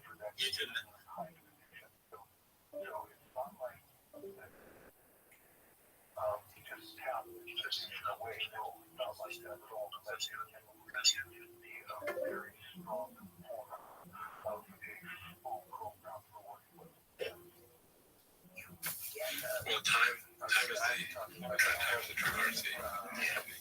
So it is left to say what is the best allocation of time. I mean, there are, often say, Tesla this year will do over $100 billion in revenue. So that's $2 billion a week. If I make slightly better decisions, I can affect the outcome by $1 billion. So then, try to do the best decisions I can on balance. The competition, pretty good decisions, but the marginal value of a better decision can easily be, in the course of an hour, $100 million. Given that, how do you take risks? How do you do the algorithm that you mentioned? Deleting a small thing can be $1 billion. How do you decide to? Well, I think you look at it on a percentage basis because you look at it in absolute terms. It's just I don't get any sleep, and so it would just be like I can just keep working and work my brain harder, And I'm not trying to get as much as possible out of this computer. So it's not it's pretty hard because you can just work all the time, and at any given point, like I said, a slightly better decision could be $100 million impact for Tesla or SpaceX. Doesn't matter. But it is wild when considering the marginal value of time can be $100 million an hour at times. Is your happiness part of that equation of success? It has to be to some degree. I'm sad. I'm depressed. I make worse decisions.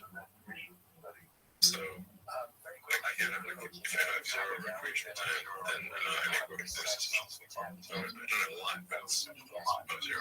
I mean, my motivation, if I'm in a religion of any kind, is a religion of curiosity. Trying to understand, it's just really the mission of God, understand the universe. I'm trying to understand the universe.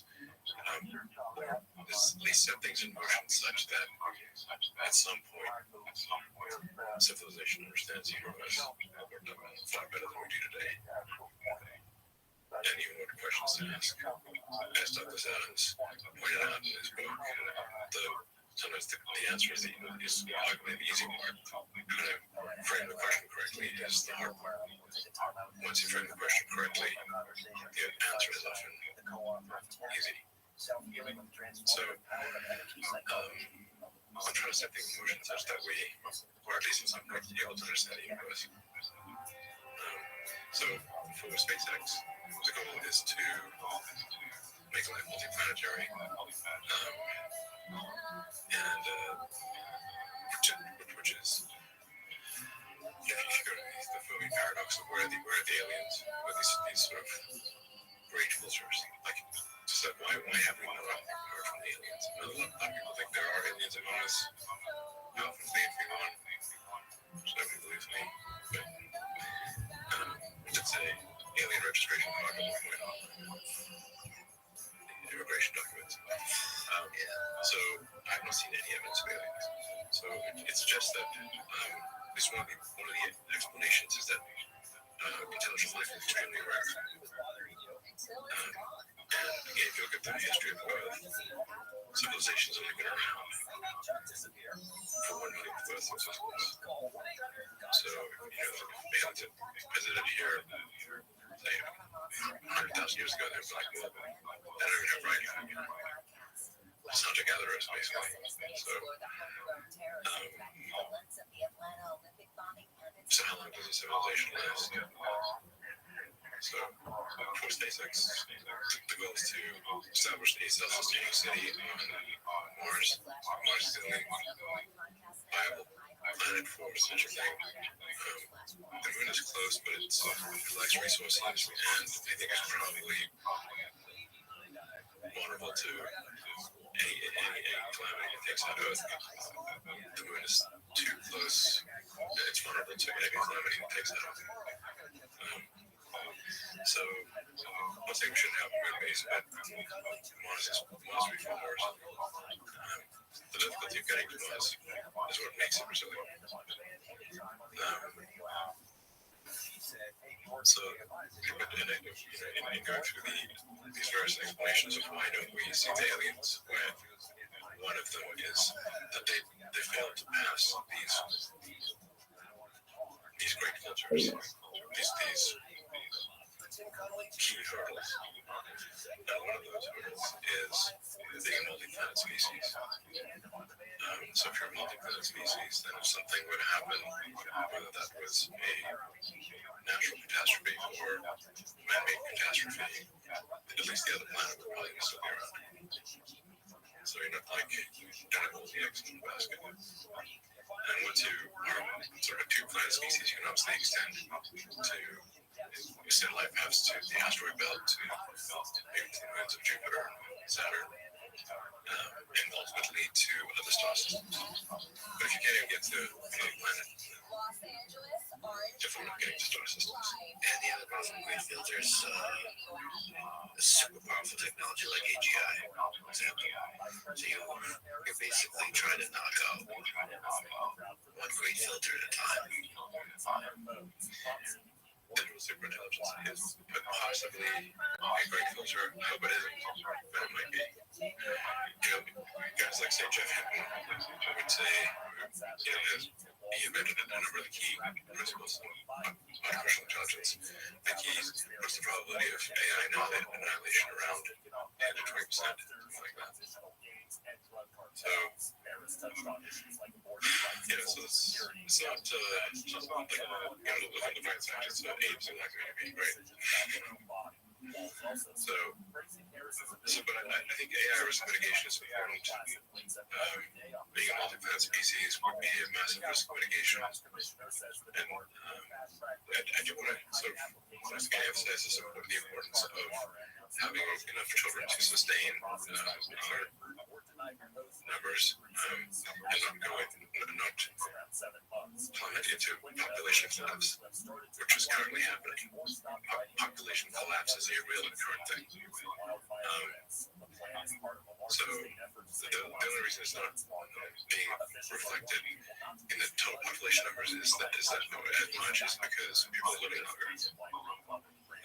But it's easy to predict what the population of any given country will be.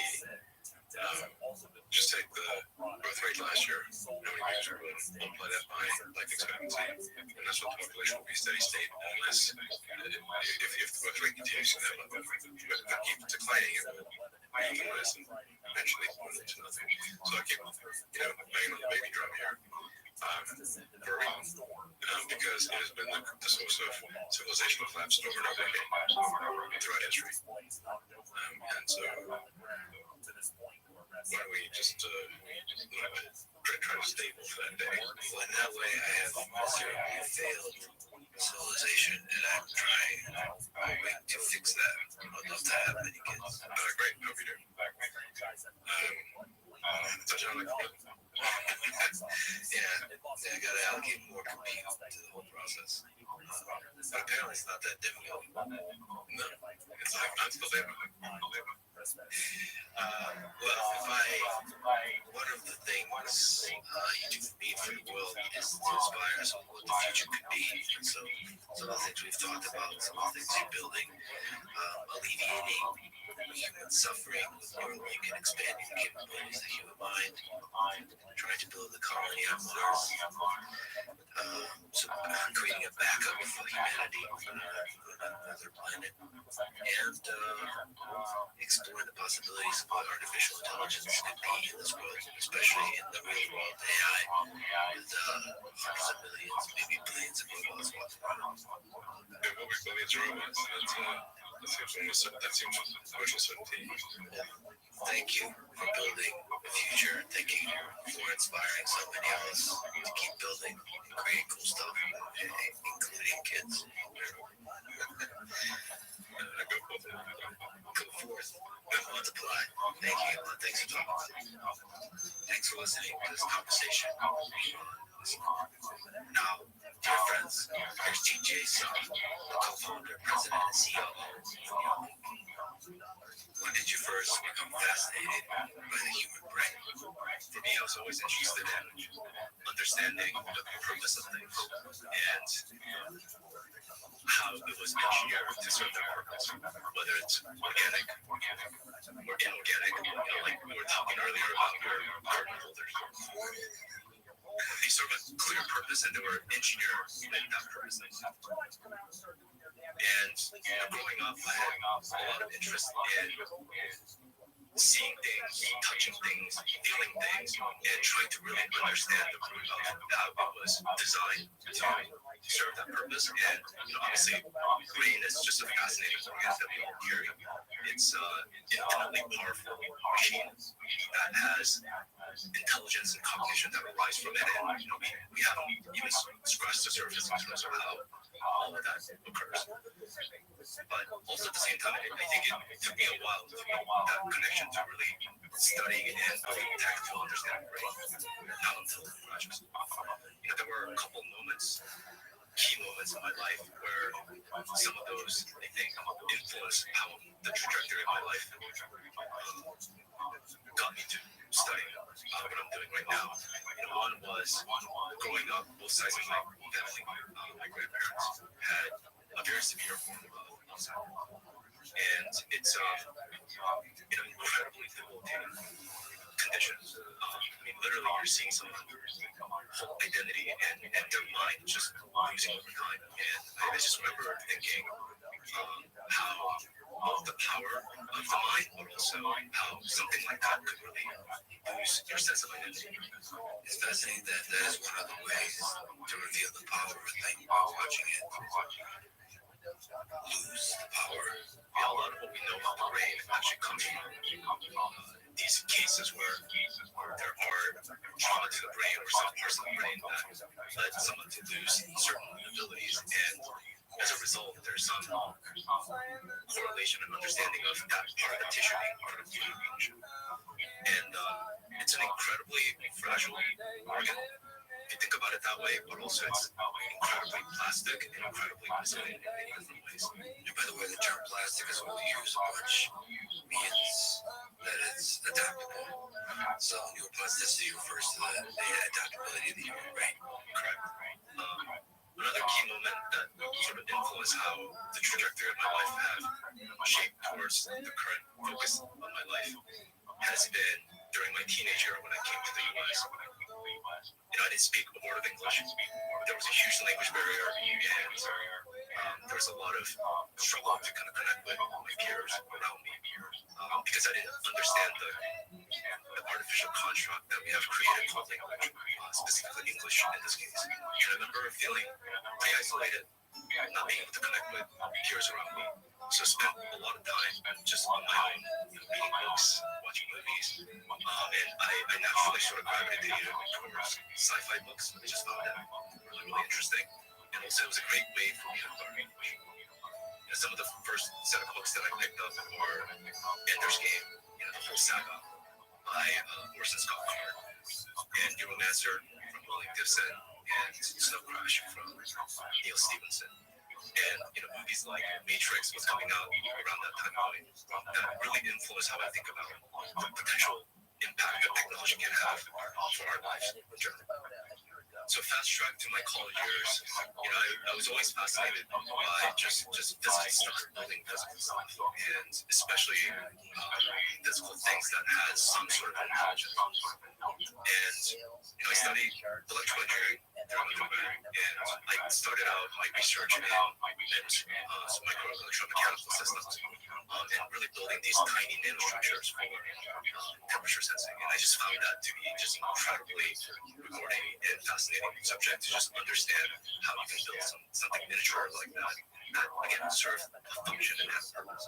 And then I spent a large majority of my college years basically building millimeter wave circuits for next-gen telecommunication systems for imaging. And it was just something that I found very, very intellectually interesting in these ways, how the signal processing works for any modern as well as next-gen telecommunication system, wireless and wireline. EM waves or electromagnetic waves are fascinating. How do you design antennas that are most efficient in a small footprint that you have? How do you make these things energy efficient? That was something that just consumed my intellectual curiosity. And that journey led me to actually apply to and find myself in PhD program at UC Berkeley. And kind of this consortium called the Berkeley Wireless Research Center that was precisely looking at building, at the time we called it XG, similar to 3G, 4G, 5G, the next generation G system. And how you would design circuits around that to ultimately go on phones and basically any other devices that are wireless these days. So I was just absolutely just fascinated by how that entire system works and that infrastructure. And then also during grad school, I had sort of the fortune of having couple research fellowships that led me to pursue whatever project that I wanted. And that's one of the things that I really enjoyed about graduate school career, where you got to kind of pursue your intellectual curiosity in the domain that may not matter at the end of the day, but is something that really allows you the opportunity to go as deeply as you want, as well as and at the time, I was actually working on this project called the Smart Pin, and the idea was that when you get a wound, there's a lot of other proliferation of signaling pathway that cells follow to close down. And there were hypotheses that when you apply external electric field, you can actually accelerate the closing of that field by having basically electrotaxing of the cells around that wound site. And specifically, not just for normal wound, there are chronic wounds that don't heal. So we were interested in building some sort of wearable patch that you could apply to kind of facilitate that healing process. And that was in collaboration with Michelle Horowitz, which was a great addition to kind of my thesis committee, and really shaped the rest of my PhD career. So this would be the first time you interacted with biology, I suppose. Correct. I mean, there were some peripheral end application of the wireless imaging and telecommunication system that I was using for security and bioimaging, but this was a very clear direct application to biology and biological system, and understanding the constraints around that, designing and engineering solutions around it. So that was my first introduction, and that's also kind of how I got introduced to Michelle. Can you see my camera? He's sort of known for remote control of It's just loading. early 2000s. Let me check on another device. Around 2013.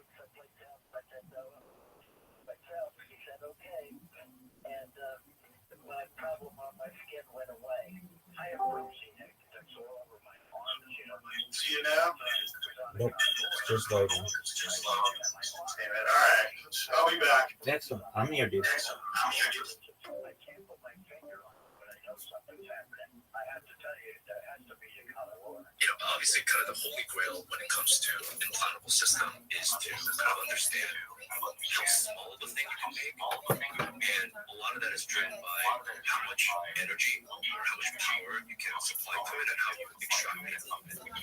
So at the time at Berkeley, there was kind of this desire to kind of understand in the neural space what sort of system you can build to really miniaturize these implantable systems. And I distinctly remember this one particular meeting where Michelle came in and he's like, guys, I think I have a solution. The solution was just out. And then he proceeded to kind of walk through why that is the case. And that really formed the basis for my thesis work called Neural Dust system that was looking at ways to use ultrasound as opposed to electromagnetic waves for powering as well as communication. I guess I should step back and say the initial goal of the project was to build these tiny, about the size of a neuron, implantable system that can be part next to a neuron, being able to record its state and being able to ping that back to the outside world for doing something useful. And as I mentioned, the size of the implantable system is limited by how you power the thing and get the data out of it. And at the end of the day, fundamentally, if you look at a human body, we're essentially a bag of salt water with some interesting proteins and chemicals, but it's mostly salt water that's very, very well temperature regulated at 37 degrees Celsius. And we'll get into why later why that's an extremely harsh environment for any electronics to survive. And as I'm sure you've experienced, or maybe not experienced, dropping a cell phone in a salt water in an ocean, it will instantly kill the device, right? But anyways, just in general, electromagnetic waves don't penetrate through this environment well. And just the speed of light, it is what it is. We can't change it. And based on the wavelength at which you are interfacing with the device just needs to be big. These inductors need to be quite big. And the general good rule of thumb is that you want the wavefront to be roughly on the order of the size of the thing that you're interfacing with. So an implantable system that is around 10 to 100 micron in dimension in a volume, which is about the size of a neuron that you see in a human body. And you would have to operate at hundreds of gigahertz, which, number one, not only is it difficult to build electronics operating at those frequencies, but also the body just attenuates that very, very significantly. So the interesting kind of insight of this ultrasound was the fact that ultrasound just travels a lot more effectively in the human body tissue compared to electromagnetic waves. And this is something that you encounter, and I'm sure most people have encountered in their lives when you go to hospitals that are medical ultrasound sonograph, right? And they go into very, very deep depth without attenuating too much of the signal. So all in all, ultrasound, the fact that it travels through the body extremely well, and the mechanism to which it travels to the body really well is that just the wavefront is very different. It's electromagnetic waves are transverse, whereas ultrasound waves are compressive. So it's just a completely different mode of wavefront propagation.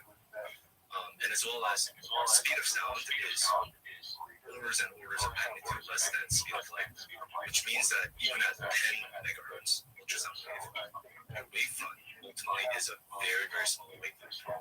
So if you're talking about interfacing with the 10 micron or 100 micron type structure, you would have 150 micron wavefront at 10 megahertz, and building electronics at those frequencies are much easier and a lot more efficient. So the basic idea kind of was born out of using ultrasound as a mechanism for powering the device, and then also getting data back. So now the question is, how do you get the data back? The mechanism to which we landed on is what's called backscatter. This is actually something that is very common and that we interface on a day-to-day basis with our RFID cards, or radio frequency ID tags, where there's actually rarely in your ID a battery inside. There's an antenna and there's some sort of coil that has your serial identification ID, and then there's an external device called a meter that then sends a wavefront, and then you reflect back that wavefront with some sort of modulation that's unique to your ID. That's what's called backscatter, fundamentally. So the tag itself actually doesn't have to consume that much energy, and that was a mechanism to which we were kind of thinking about sending the data back. So you have an external ultrasonic transducer that's sending ultrasonic wave to your implant, the neural implant, and it records some information about its environment, whether it's a neuron firing or some other state of the tissue that it's interfacing with, and then it just modulates the wavefront that comes back to the source. And the recording step would be the only one that requires any energy. The one would require energy in that step. Correct. So it is that initial startup circuitry to get that recording, amplifying it, and then just modulate. And the mechanism to which that you can enable that is there is this specialized crystal called piezoelectric crystals that are able to convert sound energy into electrical energy and vice versa. So you can kind of have this interplay between the ultrasonic domain and electrical domain that is the biological tissue. So on the theme of marking very small computational devices next to neurons, that's the dream, the vision of brain-computer interfaces. Maybe before we talk about Neuralink, can you give a sense of the history of the field of BCI? What has been maybe the continued dream, and also some of the milestones along the way of the different approaches and the amazing work done at the various labs? I think a good starting point is going back to 1790s.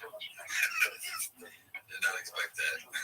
Where the concept of animal electricity, or the fact that bodies are electric, was first discovered by Luigi Galvani, where he had this famous experiment where he connected a set of electrodes to a frog leg and ran current through it, and then it started twitching, and he said, "Oh my goodness, body's electric." And so fast forward many years to 1920s, where Hansberger, who's a German psychiatrist, discovered EEG, or electroencephalography, which is still around. There are these electric arrays that you wear outside the skull that gives you some sort of neural. That was a very, very big milestone that you can record some sort of activities about the human mind. And then in the 1940s, there were these group of scientists, Renshaw, Forbes, and Morrison, that inserted these glass microelectrodes into the cortex and recorded signals. The fact that there's signals that are a bit more high resolution and high fidelity as you get closer to the source, let's say. And in the 1950s, these two scientists, Hodgkin and Huxley, showed up. And they built this beautiful models of the cell membrane and the ionic mechanism, and had these like circuit diagrams. As someone who's an electron engineer, it's a beautiful model that's built out of these partial differential equations, talking about flow of ions and how that really leads to how neurons communicate. And they won the Nobel Prize for that 10 years later in the 1960s. So in 1969, Ed Fetz from University of Washington published this beautiful paper called Brain Conditioning of Cortical Unit Activity, where he was able to record a single unit neuron from a monkey and was able to have the monkey modulated based on its activity and reward system. So I would say this is the very, very first example, as far as I'm aware, of close to brain-computer interface or BCI. The abstract reads, the activity of single neurons in the precentral cortex of anesthetized monkeys was conditioned by reinforcing high rates of neuronal discharge from delivery of moving power. Auditory and visual feedback of a unit, varying rates was usually provided in addition to food reinforcement core. So they actually got it done. They got it done. This is back in 1969. After several training sessions, monkeys could increase the activity of newly isolated cells by 50 to 500% above rates before reinforcement. Fascinating. Brain is very plastic. And so from here, the number of experiments grew. Yeah, number of experiments as well as a set of tools to interface with the brain have just exploded. I think. And also just understanding the neural code and how some of the cortical layers and their functions are organized. So the other paper that is pretty seminal, especially in the motor decoding, was this paper in the 1980s from George Ellis that discovered that there's this thing called motor tuning curve. So what are motor tuning curves? It's the fact that there are neurons in the motor cortex of mammals, including humans, that have a preferential direction that causes them to fire. So what that means is there are set of neurons that will increase their spiking activities when you're thinking about moving to the left, right, up, down, and any of those vectors. And based on that, you can start to think, well, if you can't identify those essential ligand vectors, you can do a lot, and you can actually use that information for actually decoding someone's intended from the cortex. So that was a very, very seminal kind of paper that showed that there is some sort of code that you can extract, especially in the motor cortex. So there's signal there, and if you measure the electrical signal from the brain, then you can actually figure out what the intention is.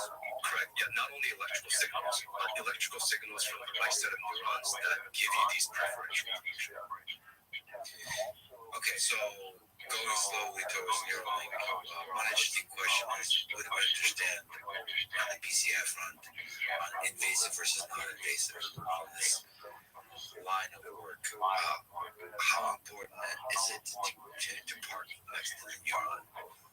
What does that get you? That answer fundamentally depends on what we want to do with it.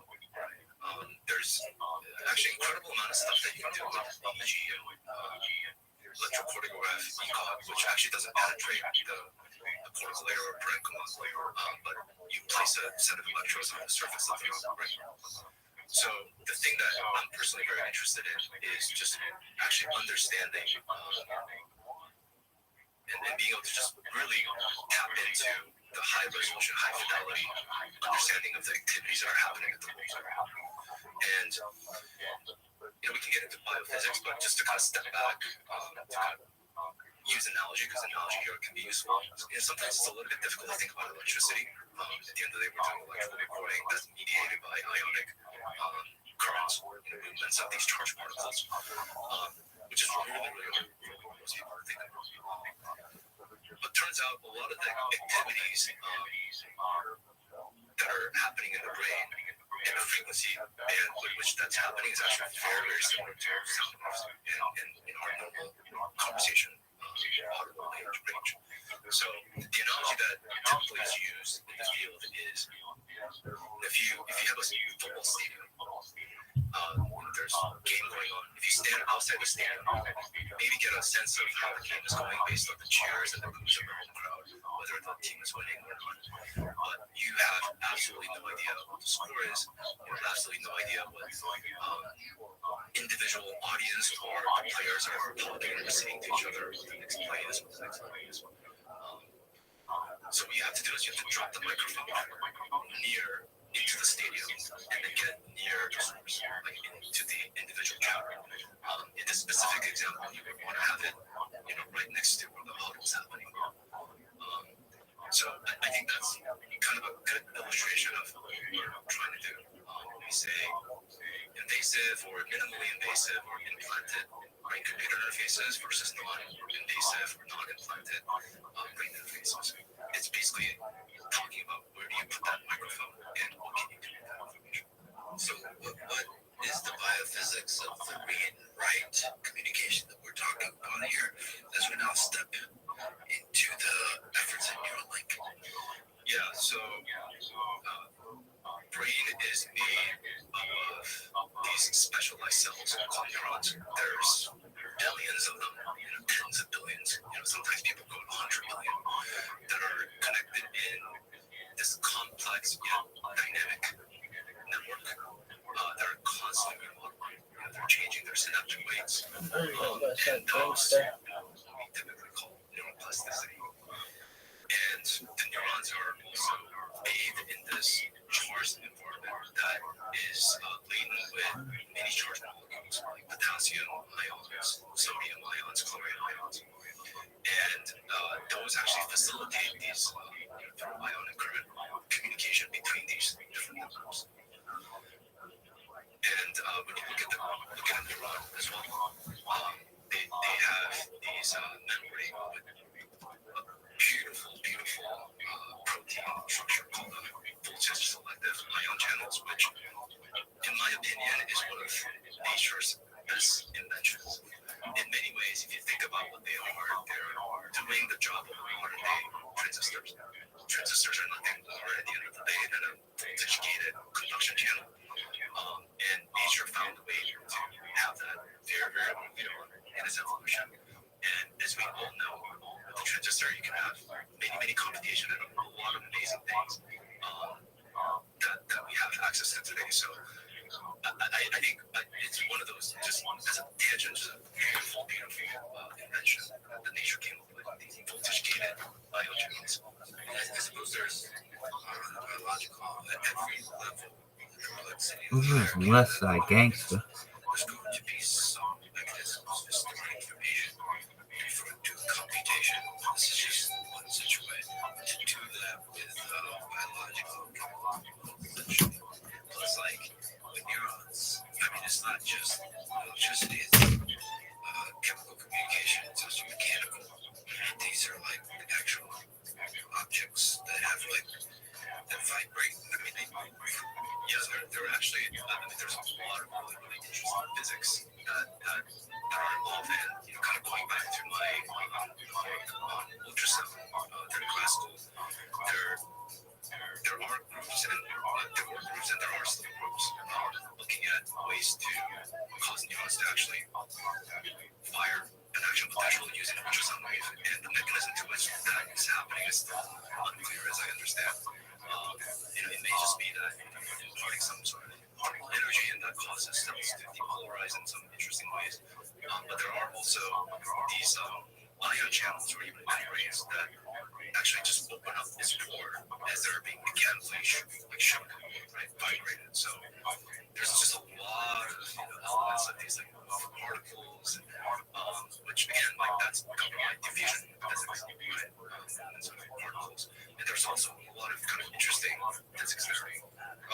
to mention, as Roger Penrose talks about, there might be some beautiful weirdness in quantum mechanical physics. We have this, and he actually believes that consciousness may emerge from quantum mechanical effects there. So, like, there's physics, there's chemistry, there's biology, all that is going on. Oh, yeah. I mean, you can, yes, there's a lot of levels of physics that you can dive into. But yeah, in the end, we have these membranes with these voltage-gated ion channels that selectively let these charged molecules that are in the extracellular matrix like, in and out. And these neurons generally have these like resting potential where there's a voltage difference between inside the cell and outside the cell. And when there's some sort of stimuli that changes the state such that they need to send information to the downstream network, you start to kind of see these like sort of orchestration of these different molecules going in and out of these channels. They also open up like more of them open up once it reaches some threshold to a point where you have a depolarizing cell that sends out actual potential. So it's just a very beautiful kind of orchestration of these molecules. And what we're trying to do when we place an electrode or parking it next to a neuron is that we're trying to measure these local changes in the potential. Again, mediated by the movements of the ions. And what's interesting is, as I mentioned earlier, there's a lot of physics involved. And the two dominant physics for this electrical recording domain is diffusion physics and electromagnetism. And where one dominates, where Maxwell's equation dominates versus Fick's law dominates, depends on where your electrode is. If it's close to the source, mostly electromagnetic based. When you're further away from it, it's more diffusion based. So essentially, when you're able to plug it next to it, you can listen in on those individual chatter and those local changes in the potential, and the type of signal that you get are these canonical textbook spiking waveforms. The moment you're further away, and based on some of the studies that people have done, Christoph Kaufman's lab and others, once you're away from the source by roughly around 100 micron, which is about the width of a human hair, you're no longer hear from that. You're no longer able to kind of have the system sensitive enough to be able to record that particular local membrane potential change in that neuron. And just to kind of give you a sense of scale, so when you look at 100 micron blocks, so 100 micron by 100 micron by 100 micron blocks, in a brain tissue, there's roughly around 40 neurons, and whatever number of connections that they have. So there's a lot in that volume of tissue. So the moment you're outside of that, there's just no hope that you'll be able to detect that change from that one specific neuron that you may care about. Yeah, but as you're moving about the space, you'll be hearing other ones. So if you move another 100 micron, you'll be hearing chatter from another neuron. Correct. So the whole sense is you want to place as many as possible electrodes and you'll listen to the chatter. Yeah, you want to listen to the chatter, and at the end of the day, you also want to basically let the software do the job of decoding. And just to kind of go to why you call it an EEG, right? When you have these local changes, obviously, it's not just this one neuron that's activating. There's many other networks that are activating all the time. And you do see sort of a general change in the potential of this electrode, like this charged medium. And that's what you're recording further away. You still have some reference electrode that's stable and your brain that's just electroactive organ. And you're seeing some combination of aggregate action potential changes, and then you can't pick it up, right? It's a much slower changing signals, but there are these like canonical oscillations and waves, like gamma waves, beta waves, like when you sleep, that can be detected. There's sort of a synchronized kind of global effect of the brain that you can detect. And I mean, the physics of this go, like, I mean, if you really want to go down the rabbit hole, like, there's a there's a lot that goes on in terms of like why diffusion physics at some point dominates when you're further away from the source. It's just a charged medium. So similar to how when you have electromagnetic waves propagating in atmosphere or in a charged medium like a plasma, there's this weird shielding that happens that actually further attenuates the signal as you move away from it. So you see, like, if you do a really, really deep dive on kind of the signal attenuation over distance, you start to see kind of 1 over squared in the beginning and an exponential drop off. And that's the E at which you go from electromagnetism dominating to diffusion physics dominating. But once again, with the electrodes, the biophysics that you need to understand is not as deep because no matter where you're placing it, you're listening to a small crowd of local neurons. Correct. Yeah. So once you penetrate the brain, you're in the neuron, so to speak. And there's a lot of neurons. There are many, many of them. But then again, there's a whole field of neuroscience that's studying like how the different groupings, the different sections of the seating in the arena they usually are responsible for, which is where the metaphor probably falls apart because the seating is not that organized in the arena. Also, most of them are silent. They don't really do much. Or their activities are, you have to hit it with just the right set of stimulus. So they're usually quiet. They're usually very quiet. There's, similar to dark energy. What are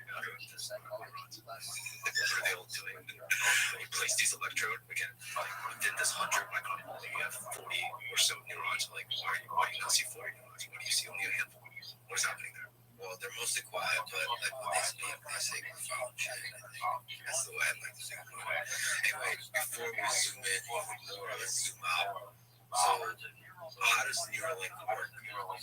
From the surgery to the implant, to the signal and the decoding process, and the human being able to use the implant to actually affect the world outside. And all of this, I'm asking in the context of there's a gigantic historic milestone that Neuralink just accomplished in January of this year, putting a Neuralink implant in the first human being.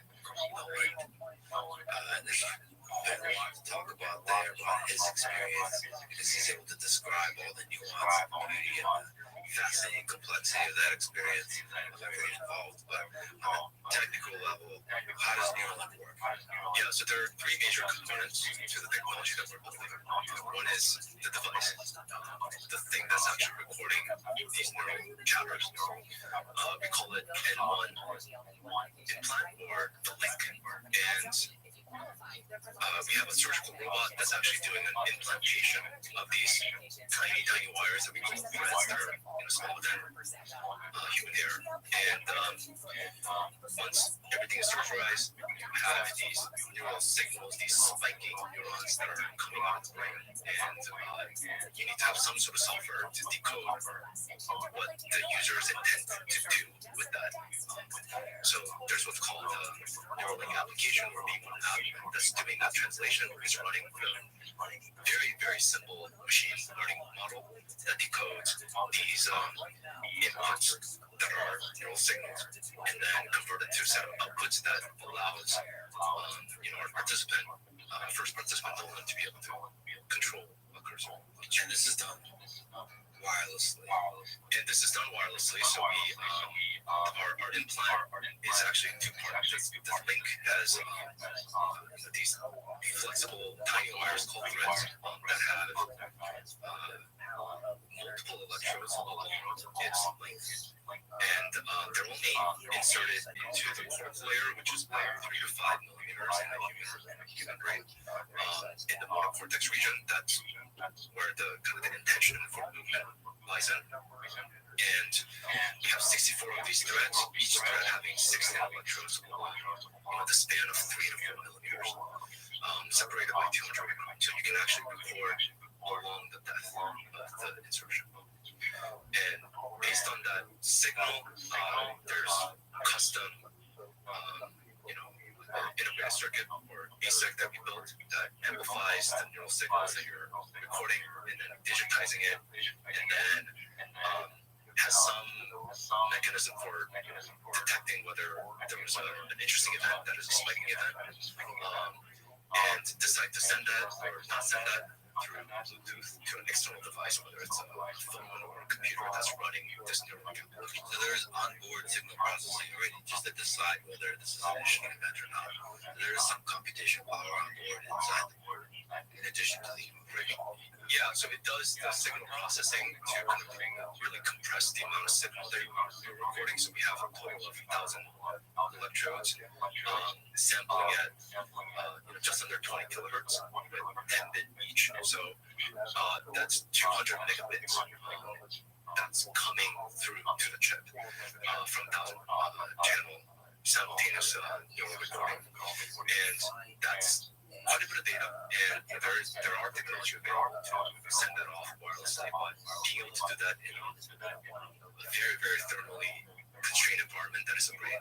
So there has to be some amount of compression that happens to send off only the interesting data that you need, which in this particular case for motor decoding is occurrence of a spike or not, and then being able to use that to decode the intended cursor movement. So the implant itself processes it, figures out whether a spike happened or not with our spike detection algorithm, and then sends it off, packages it, sends it off through Bluetooth to an external device that then has the model to decode, okay, based on these spiking inputs, did Nolan wish to go up, down, left, right, or click, or right click, or all of this is really fascinating, but let's stick on the head on implant itself. So the thing that's in the brain. So I'm looking at a picture of it. There's an enclosure. There's a charging enclosure. You can talk about the charging, which is fascinating. The battery, the power electronics, the antenna. Then there's the signal processing electronics. If there's more kinds of signal processing, that's another question. And then there's the threads themselves with the enclosure on the bottom. So maybe to ask about the charging. So there's an external charging device. Yeah, there's an external charging device. So yeah, the second part of the implant, the threads are the ones, again, just the last 3 to 5 millimeters are the ones that are actually penetrating the cortex. Rest of it is, actually most of the volume is occupied by the battery, rechargeable battery. And it's about the size of a quarter. I actually have a device here if you want to take a look at it. This is the flexible thread component of it, and this is so it's about the size of a quarter. It's about 9 millimeters thick.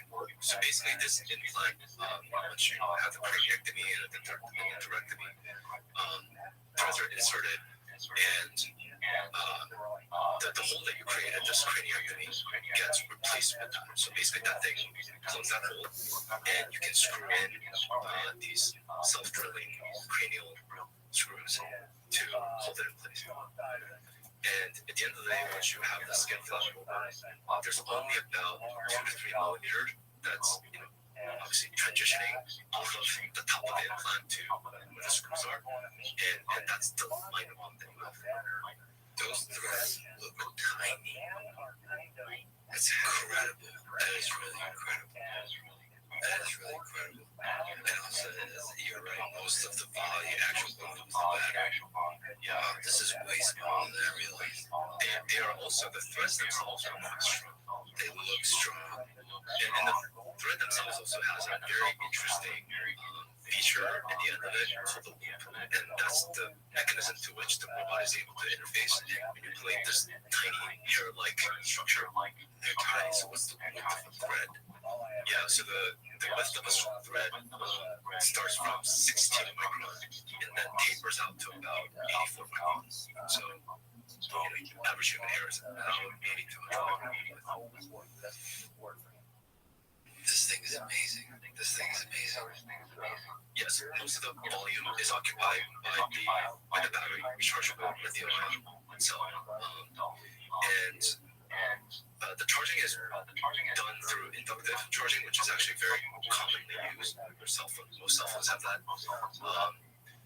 The biggest difference is that, for us, usually when you have a phone and you want to charge it on the charging pad, you don't really care how hot it gets.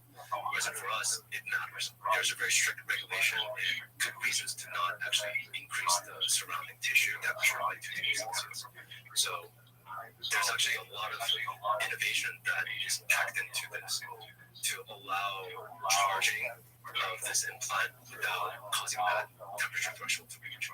And even small things like you see this charging coil and called ferrite shield, right? So without that ferrite shield, what you end up having when you have resonant inductive charging is that the battery itself is a metallic can, and you form these eddy currents from the external charger, and that causes heating, and that actually contributes to inefficiency in charging. So this ferrite shield, what it does is that it actually concentrates that field line away from the battery and then around the coil that's actually walking. There's a lot of really fascinating design here to make it you're integrating a computer into a complex biological system. Yeah, there's a lot of innovation here. I would say that part of what enabled this was just the innovations in the world. There's a lot of really, really powerful, tiny, low power microcontrollers, temperature sensors, or various different sensors, and power electronics. A lot of innovation when it came in the charging coil design, how this is packaged, and how do you enable charging such that you really exceed that temperature limit, which is not a constraint for other devices out there. Let's talk about the threads themselves, those tiny, tiny, tiny things. So, how many of them are there? You mentioned 1,000 electrodes. How many threads are there? And what do the electrodes have to do with the threads? Yeah, so the current instantiation of the device has 64 threads, and each thread has 16 electrodes for a total of 1,024 electrodes that are capable of both recording and stimulating. And the thread is basically this polymer insulated wire. The metal conductor is the kind of a tiramisu cake of gold platite. And they're very, very tiny wires, 2 micron in width, so 2 millionth of it's crazy that thing I'm looking at has the polymer insulation, has the conducting material, and has 16 electrodes at the end of it. On each of those threads. Yeah, each of those threads, right? 16 each one. Yes, they're not 6 to see what they can. And I mean, to state the obvious, maybe for people who are just listening, they're flexible. Yes, that's also one element that was incredibly important for us. So each of these threads are, as I mentioned, 16 micron in width, and then they taper to 84 micron, but in thickness, they're less than 5 micron. And in thickness is mostly polyimide at the bottom, and this metal track, and then another polyimide. So 2 micron of polyimide, 400 nanometer of this metal stack, and 2 micron of polyimide sandwiched together to protect it from the environment that is 37 degrees C out of some water. So let's maybe can you speak to some interesting aspects of the material design here? Like, what does it take to design a thing like this and to be able to manufacture a thing like this for people who don't know anything about this kind of thing? Yeah, so the material selection that we have is not, I don't think it was particularly unique. There were other labs, and there are other labs that are looking at similar material stack. There's kind of a fundamental question, and it still needs to be answered around the longevity and reliability of these microelectrodes that we call compared to some of the other more conventional neural interfaces devices that are intracranial, so penetrating the cortex, that are more rigid, like the Utah ray, that are these 4x4 millimeter silicon shake that have exposed recording excited at the end of it. That's been kind of the innovation from Richard Norman back in 1997. It's called the youth RA because he was at University of Utah. And what does the youth RA look like? Just a rigid type of. Yeah, so we can actually look it up. I don't know that he did a shot of red previously. Yeah. Yes, it's a bad. There's. Okay, yeah. So those are rigid. And the size and the number of shades vary anywhere from 64 to 128.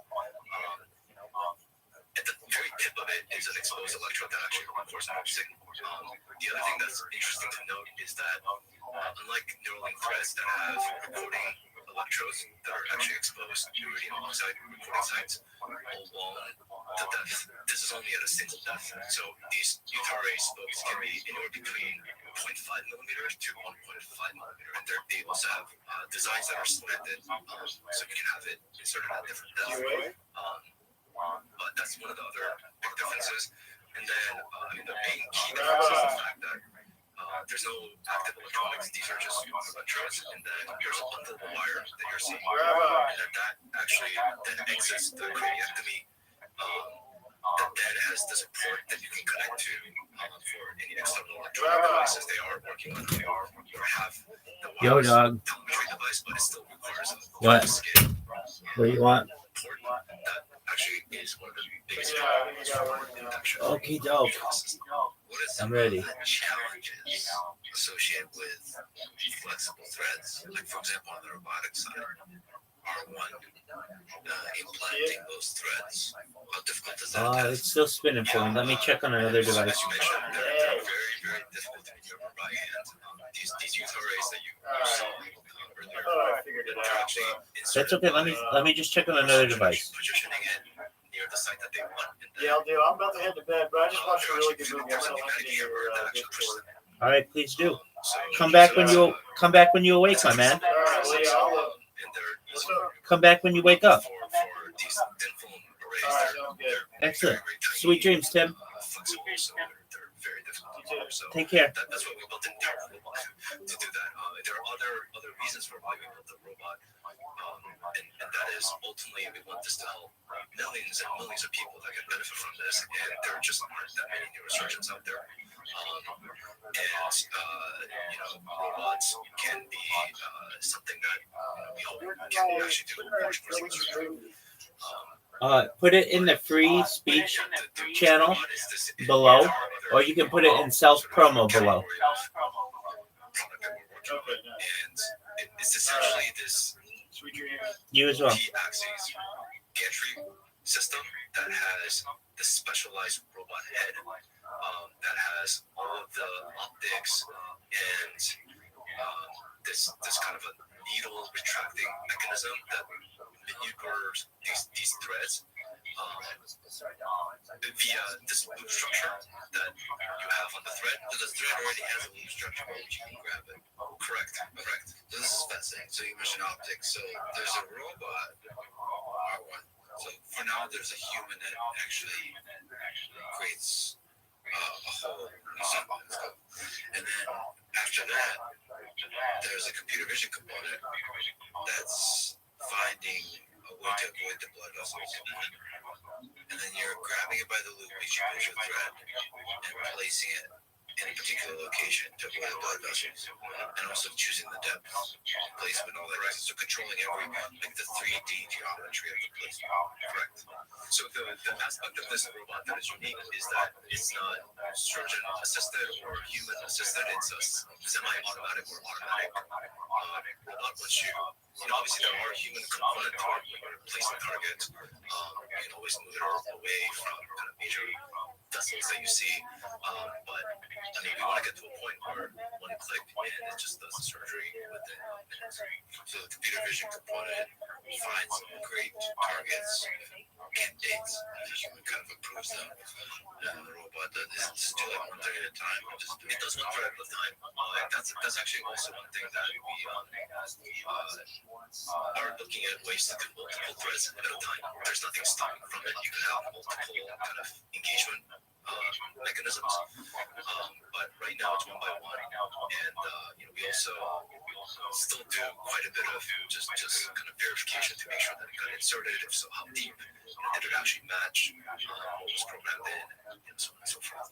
And the actual electrodes are placed to vary at differing depths in the. I mean, it's very small differences. Yeah.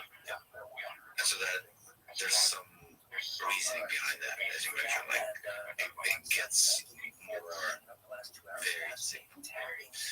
Yeah, we try to place them all around 3 or 4 millimeter from the surface, just because the span of the electrode, those 16 electrodes that we currently have in this version, spans roughly around 3 millimeters. So we want to get all of those in the brain. This is fascinating. Okay, so there's a million questions here. If we go zoom in specifically on the electrodes, what is your sense? How many neurons is each individual electrode listening to? Yeah, each electrode can correspond anywhere between 0 to 40, as I mentioned earlier. But practically speaking, we only see about at most like 2 to 3. And you can actually distinguish which neuron it's coming from by the shape of the spikes. So I mentioned the spike detection algorithm that we have. It's called MOS algorithm for online spike sorter. Nice. It actually outputs at the end of the day 6 unique values, which are kind of the amplitude of these like negative going hump, middle hump, like positive going hump, and then also the time in which these happen. And from that, you can have kind of a statistical probability of estimation of spike, and then based on that, you can also determine that spike looks different, that spike looks different. Okay, so that's a nice signal processing step from which you can then make much better predictions about the spike, especially in this kind of context where there could be multiple neurons screaming. And that also results in you being able to collect the data better. Yeah, exactly. Okay, that's it. Just to be clear, I mean, the labs do this what's called spike sorting. Usually, once you have these like broadband, fully digitized signals, and then we run a bunch of different set of algorithms to kind of tease apart. It's just all of this for us is done on one device in a very low power, custom, built ASIC digital processing unit, highly heat constrained, and the processing time from signal going in and giving you the output is less than a microsecond, which is I said rest, R-E-S-T. Oh wow, that's a pain in the ass. Yeah, latency is this huge thing that you have to deal with. Right now, the biggest source of latency comes from the way in which they're packetized, and we bend them in 15 milliseconds. Interesting. So there's communication constraint. Is there some potential innovation there on the protocol used outside? Yeah, Bluetooth is definitely not our final wireless communication protocol that we want to get to. It's a high level. That's the N1 and the R1. I imagine that increases NXRX. Yeah, that's the communication protocol, because Bluetooth allows you to communicate against farther distances than you need to, so you can go much shorter. Yeah, the primary motivation for choosing Bluetooth is that everything is Bluetooth. Right, so you can talk to any device. Interoperability is just absolutely essential, especially in this early phase. And in many ways, if you can access a phone or a computer, you can do anything. It would be interesting to step back and actually look at, again, the same pipeline that you mentioned for Nolan. So, what does this whole process look like? From finding and selecting a human being to the surgery, to the first time he's able to use this thing. So we have what's called a patient registry that people can sign up to hear more about updates. And that was a route through which Laurent applied. And the process is that once the application comes in, it contains some medical records. And we, based on their medical eligibility, there's a lot of different inclusion and exclusion criteria for them to be. and we go through a pre-screening interview process from the neurolink. And at some point, we also go out to their homes to do a PCI home audit, because one of the most kind of revolutionary part about having this in one system that is completely wireless is that you can use it everywhere. Like, you don't actually have to go to the lab and go to the clinic to get connectorized to these like specialized equipment that you can't take home with you. So that's one of the key elements of, you know, when we're designing the system that we want to keep in mind. People hopefully would want to be able to use this every day in the comfort of their home. And so part of our engagement and what we're looking for during PCI home audit is to just kind of understand their situation, what other assistive technologies they use. And we should also step back and kind of say that the estimate is 180,000 people live with quadriplegia in the United States, and each year an additional 18,000 suffer a paralyzing spinal cord injury. So these are folks who have a lot of challenges living life in terms of accessibility, in terms of doing the things that many of us just take for granted day to day. And one of the goals of this initial study is to enable them to have sort of digital autonomy, where they by themselves can interact with a digital device using just their mind, something they call telepathy, digital telepathy, where a quadriplegic can communicate with a digital device in all the ways that we've been talking about. Control the mouse cursor enough to be able to do all kinds of stuff, including play games and tweet and all that kind of stuff. And there's a lot of people whose life, the basics of life, are difficult because of the things that have happened to them. Yeah, I mean, movement is so fundamental to our existence. Even speaking involves movement of lip, larynx, and without that, it's extremely debilitating. And there are many people that we know, and I mean, especially if you start to kind of look at other forms of movement disorders that are not just from spinal cord injury, but from ALS, MS, or even stroke, that leads you, or just aging, that leads you to lose some of that ability, that independence. It's extremely debilitating. And all of these are opportunities to help alleviate suffering, to help improve the quality of life. But each of the things you mentioned is its own puzzle that needs to have increasing levels of capability from a device like a neurolink device. And so the first one you're focusing on is it's just a beautiful word, telepathy. So being able to communicate using your mind wirelessly with a digital device. Can you just explain this, exactly what we're talking about? Yeah, I mean, it's exactly that. I mean, I think if you are able to control a cursor and able to click and be able to get access to a computer or a phone, so the whole world is on board. And I guess the word telepathy, if you kind of think about that as just a definition of being able to transfer information from my brain to your brain without using some of the physical faculties that we have, you know, like voices. But the interesting thing here is, I think the thing that's not obvious and clear is how exactly it works. So in order to move a cursor, there's at least a couple of ways of doing that. So one is you imagine yourself maybe moving a mouse with your hand, or you can then, which Noah talks about, like imagine moving the cursor with your mind.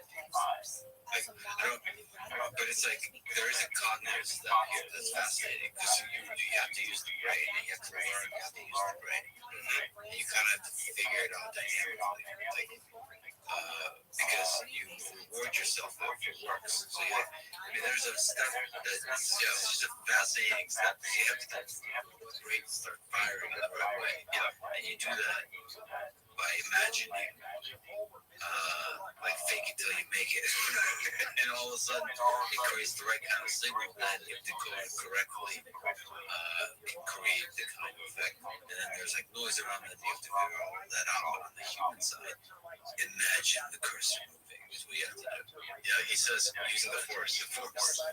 Yeah. I mean, isn't that just like fascinating to you that it works? Like, to me, it's like, holy shit, that actually works. Like, you can move a cursor with your mind. You know, as much as you're learning to use that thing's also learning about you. Like, our model is constantly learning things to say, oh, if someone is thinking about, you know, this sophisticated forms of like spiking patterns, like that actually means to do this, right? So the machine is learning about the human, and the human is learning about the machine. So there's adaptability to the signal processing, the decoding step, and then there's the adaptation of the human being. Like the same way, if you give me a new mouse and I move it, I learn very quickly about its sensitivity, so I learn to move it a little slower. And then there's other kinds of signal drift and all that kind of stuff they have to adapt to. Both are adapting to each other. That's a fascinating software challenge on both sides of the software. Think of the number, I'm thinking when we want the 10. Organic and the inorganic. Organic and the Seven. So, sorry to really interrupt. So there's the selection of Nolan has passed There you go. colors. And so everything, including is a PCI friendly, all of that. So what is the process of the surgery, implantation, the first moment when he gets to use the system? The end-to-end, we say patient in to patient out, is anywhere between 2 to 4 hours. In particular case for Roland, it was about 3.5 hours. And there's many steps leading to, the actual robot insertion. So there's anesthesia, induction, Like this guy, Yeah, with the guys from Neuralink. Yeah, he's okay. This is also pre-planned beforehand. Someone goes through it. Someone like Nolan would go through an MRI, and then they can think about with like their hand, obviously due to their injury, it's not going to actually lead to any sort of intended output, but it's the same part of the brain that actually lights up when you're imagining moving your finger to actually move your finger. And that's one of the ways in which we can actually know where to place our threads. So we want to go into the area in the motor cortex, and as much as possible, then sleep. Well, just go to sleep. So yeah, I mean, CT imaging to make sure check the location of craniectomy. And surgeon comes in, does their thing in terms of like skin. I don't know, it's not incision, craniectomy, so drilling of the skull, and then there's many different layers of the brain. There's the root, which is a very, very thick layer that you get a bit wrong no matter what on bamboo, so you get some sort of your something like around getting or a negative comes in, does this thing, placement on target, inserting with a thread.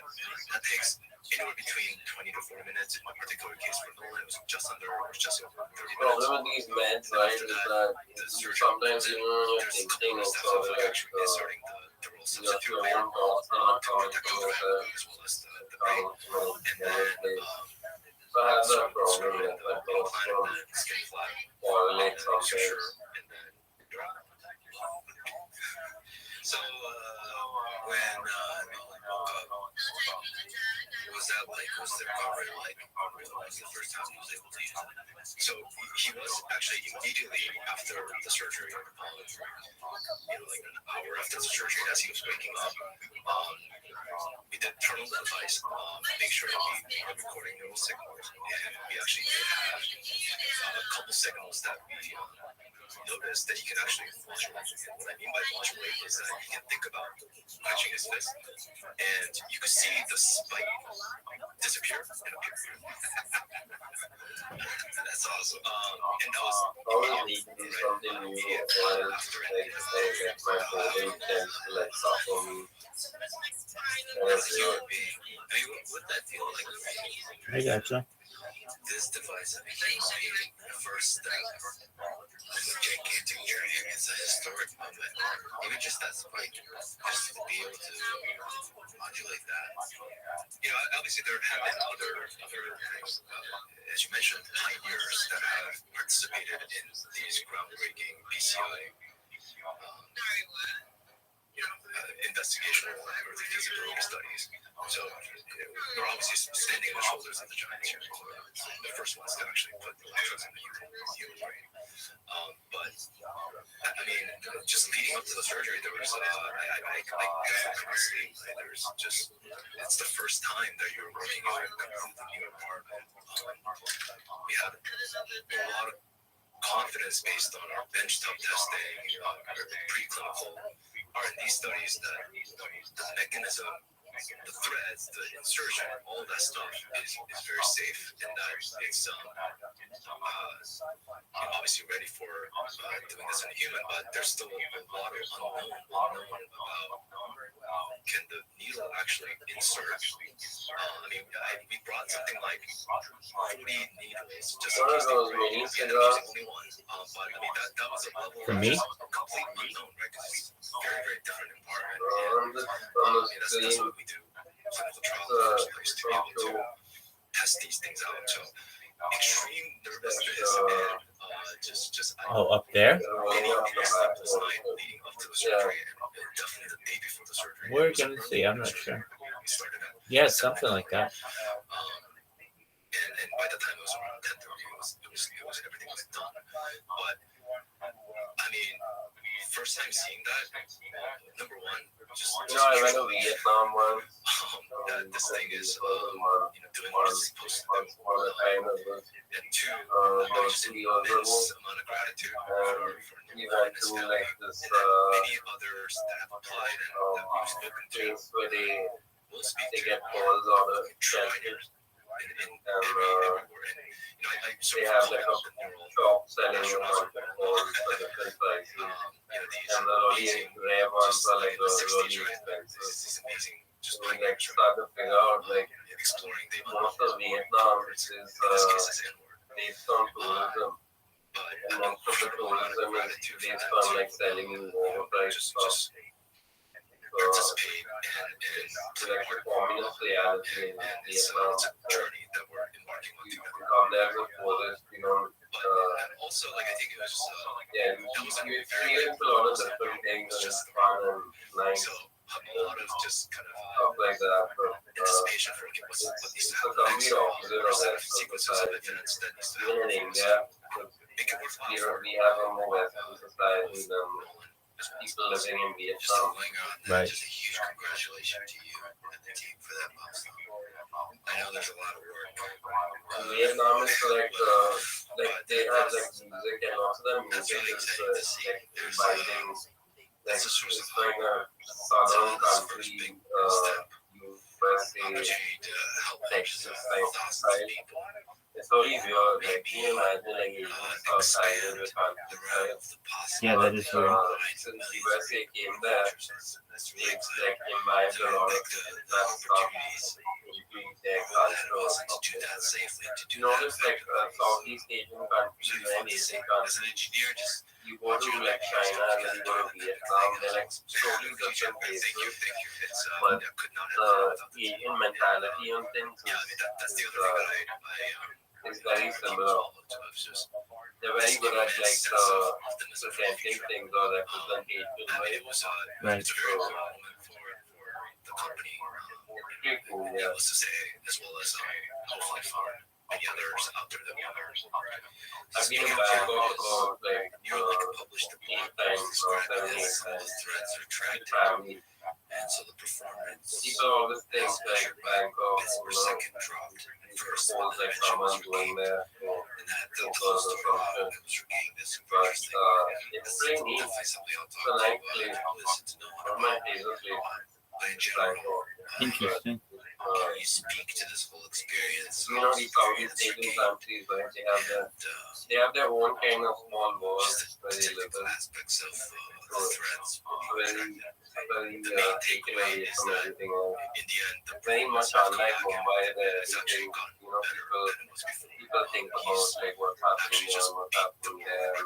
Yet again, No one is so in line. BPS, so he's just cranking and he's just improving. The previous one that he said was 8. Correct. He said the previous world record in human was 4.6. What is happening is clean and reminds me of like and his goal is on to the get to 10, which is airplane had roughly around kind of the median or up in the using airport. a I don't know why. so it's Most of getting them is like that. so yes, so the performance was okay. Yeah, better than before. So that's the story on its own of what took the PCI team to recover that performance. It was actually mostly on kind of the signal processing. And so as I mentioned, we were kind of looking at these spike outputs from My dad was electrodes. And what happened is that he was a 4 weeks captain in into the the American surgery, Navy, so when I was young, I used to travel slowly come out of the way. And the way in which we noticed this at first, obviously, is that sometimes people go to I think different Nolan was the first places. to notice that his Very performance cool. was great. And I think Yeah. at the time, No, you see like trying to do a bunch of if different you ever seen like experimentation, these giant market Navy ships and like the lights and the docks and so everything. it was expected that Very there would be neat, very inspiring. we did see kind of a steady decline, and then also the way in which we measure the health of the electrodes, or whether they're drained or not, is by measuring impedance of the electrode. So we look at kind of the interfacial, kind of the Randall circuit, like they say, the capacitance and the resistance between the electrode surface and the medium. And if that changes in some dramatic ways, we have some indication, or if you're not seeing spikes on those channels, we have some indications that something's happening there. And what we noticed is that looking at those impedance plot and spike rate plots, and also because we have those electrodes recording along the depth, we were seeing some sort of movement that indicated that there was and then obviously we'll have an indication on the model side, because if the number of inputs that are going to the model is changing because you have less of them, that model needs to get updated. And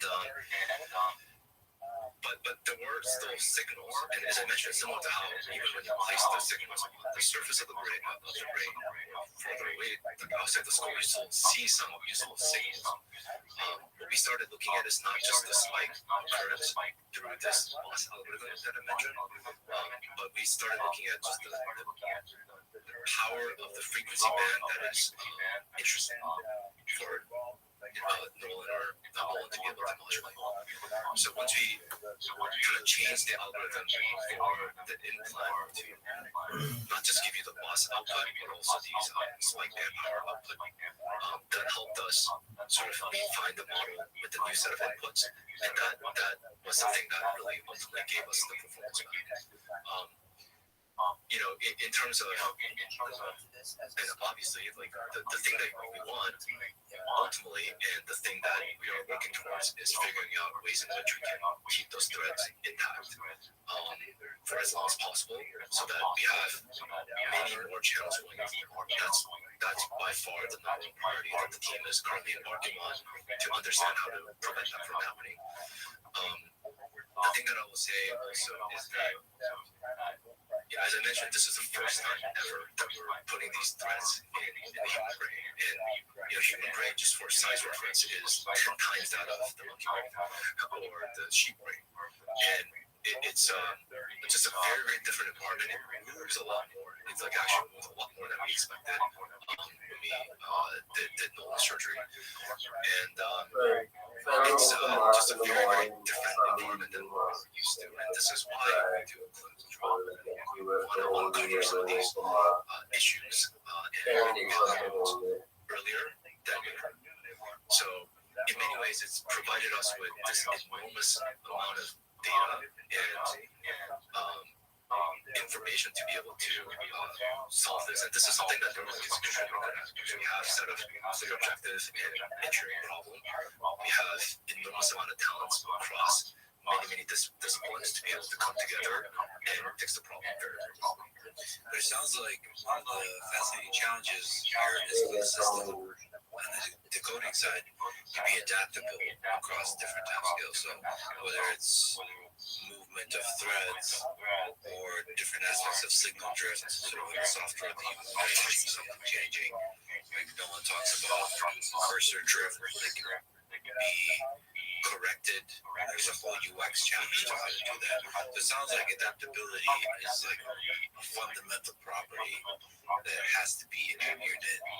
It is, and I think, as a company, we're extremely vertically integrated. We make these thin film arrays in our own microfab. Yeah, there's, like you said, built-in has this whole paragraph here for this blog post. It's pretty neat. Building the technologies described above has been no small feat. There's a bunch of links here that I recommend people click on.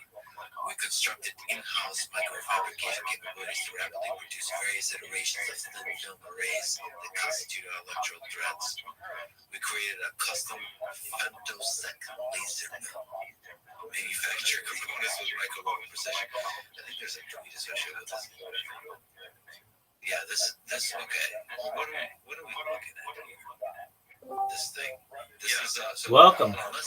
How you living, Tim? Femtosecond laser mill cuts this geometry in the tips of our needles. So we're looking at this weirdly shaped needle. The tip is only 10 to 12 microns in width, only slightly larger than the diameter of a red blood cell. The small size allows threads to be inserted with minimal damage to the cortex. Okay, so what's interesting about this geometry? So we're looking at this geometry of a needle. This is the needle that's engaging with the loops in the thread. So they're the ones that thread the loop and then peel from the silicon backing, and then this is the thing that gets inserted into the tissue, and then this pulls out the loop, and this kind of a notch or the sharp tooth that we used to call is the thing that actually is grasping the loop, and then it's designed in such a way such that when we pull out leaves the loop, and the robot is controlling this. Correct. So this is actually housed in a camera, and basically the robot has a lot of the optics that look for where the loop is. There's actually a 4 or 5 nanometer light that actually causes the polyimide to fluoresce, so that you can locate the location of the loop. So the this thing lights up. Yeah, they do. It's a micron precision. What's interesting about the robot that it takes to do that? That's pretty crazy. It's pretty crazy that a robot is able to get this kind of precision. Yeah, our robot is quite heavy. Our current version of it, it's like a giant granite slab that weighs about a ton. Because it needs to be sensitive to vibration, environmental vibration, and then as the head is moving at the speed that it's moving, there's a lot of kind of motion control to make sure that you can achieve that level of precision. A lot of optics that kind of zoom in on that. We're working on next generation of the robot that is lighter, easier to transport. I mean, it is a feat to move the robot. And it's far superior to a human surgeon at this time for this particular task. Absolutely. I mean, let alone you try to actually thread a loop in a sewing kit. I mean, this is we're talking like fractions of human hair. These things it's not visible. So continuing the paragraph, we developed novel hardware and software testing systems such as our accelerated lifetime testing racks and simulated surgery environment. To stress test and validate the robustness of our technologies, we performed many rehearsals of our surgeries to refine our procedures and make them second nature. This is pretty cool. We practice surgeries on proxies with all the hardware and instruments needed in our mock and engineer space. This helps us rapidly test the measurements. So there's proxies. Yeah, this proxy is actually. So there's a 3D printed skull from the images that is taken at Bureau, as well as this hydrogel mix, sort of synthetic polymer thing that actually mimics the mechanical properties of the brain. It also has vasculature of the person. So basically what we're talking about here, and there's a lot of work that has gone into making this set proxy that it's about like finding the right concentration of these different synthetic polymers to get the right set of consistency for the needle dynamics, as they're being inserted. But we practice this surgery with the person, known as basically physiology and brain, many times prior to actually doing the surgery. So to every step, yeah, like where does someone stand? Like what you're looking at is the picture. This is in our office of this kind of corner of the robot engineering space that we have created, this like OR space that looks exactly like what they would experience, all the staff would experience during their actual surgery. So I mean, it's just kind of like any dance rehearsal where you know exactly where you're going to stand at what point, and you just practice that over and over again with an exact anatomy of someone that you're going to surgery with. And it got to a point where a lot of our engineers, when we created a craniectomy, they're like, oh, that looks very familiar. We've seen that before. Man, there's wisdom you can gain through doing the same thing over and over and over. It's like George's a sushi kind of thing. Because then it's like Olympic athletes visualize the Olympics, and then once you actually show up, it feels easy. It feels like any other day. It feels almost boring when you go back. Because you visualize this so many times, you practice this so many times. Nothing about it is boring. You win the gold medal, it's boring. And the experience they talk about is mostly just relief. Probably that they don't have to visualize it anymore. Yeah, the power of the mind to visualize, and where, I mean, there's a whole field that studies muscle. It's cerebellum. Yeah, it's incredible. I think it's a good place to actually ask sort of the big question that people might have is, how do you know every aspect of this that you described is safe? At the end of the day, the gold standard is look at the tissue. What sort of trauma did you cause the tissue, and does that correlate to behavioral anomalies that you may have seen? And that's the language to which we can communicate about the safety of inserting something into the brain and the type of trauma that can cause. So we actually have an entire department of pathology that looks at these tissue slices. There are many steps that are involved in doing this, which you have studies that are launched to with particular endpoints. At some point, you have to utilize the animal, and then you go through the necropsy to collect the brain tissue samples. You fix them in formalin, and you roast them, section them, and you look at individual slices just to see what kind of reaction or lack thereof exists. So that's the kind of the language to which FDA speaks, and as well for us to kind of evaluate the safety of the insertion mechanism as well as the threads at various different time points. So anywhere between 0 to 3 months to beyond. So those are kind of the details of an extremely high standard of safety that has to be reached. FDA supervises this, but there's in general just a very high standard in every aspect of this, including surgery. I think Matthew McDougall has mentioned that, like, the standard is, let's say, how to put it politely, higher than maybe some other operations that we take for granted. So the standard for all the surgical stuff here is extremely high. Very high. I mean, it's a highly regulated environment with the governing agencies that scrutinize every medical device that gets marketed. And I think it's a good thing. It's good to have those high standards, and we try to hold extremely high standards to kind of understand what sort of damage, if any, these innovative emerging technologies and new technologies that we're building. And so far, we have been extremely impressed by lack of immune response from these threats. Speaking of which, you talk to me with excitement about the histology and some of the images that you're able to share. Can you explain to me what we're looking at? Yeah, so what you're looking at is a stained tissue image. So this is sectioned tissue slice from an animal that was chronic point. And you're seeing all these different colors, and each color indicates specific types of cell types. So purple and pink are astrocytes and microglia, respectively. They're types of glial cells. And the other thing that people may not be aware of is your brain is not just made up of a soup of neurons and axons. There are other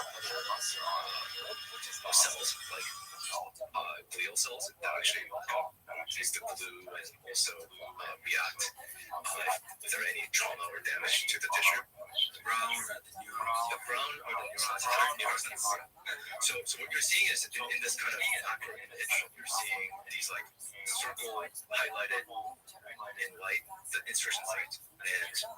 And when you zoom into one of those, you see the threads. And then in this particular case, I think we're seeing about 16 wires that are going into the page.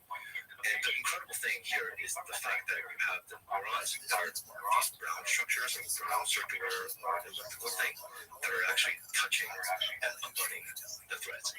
So what this is saying is that there's basically zero trauma that's caused during this insertion. And with these neural interfaces, these microelectrodes that you insert, that is one of the most common mode of failure. So when you insert these threads like the utare, it causes neuronal death around the site because you're inserting foreign object, right?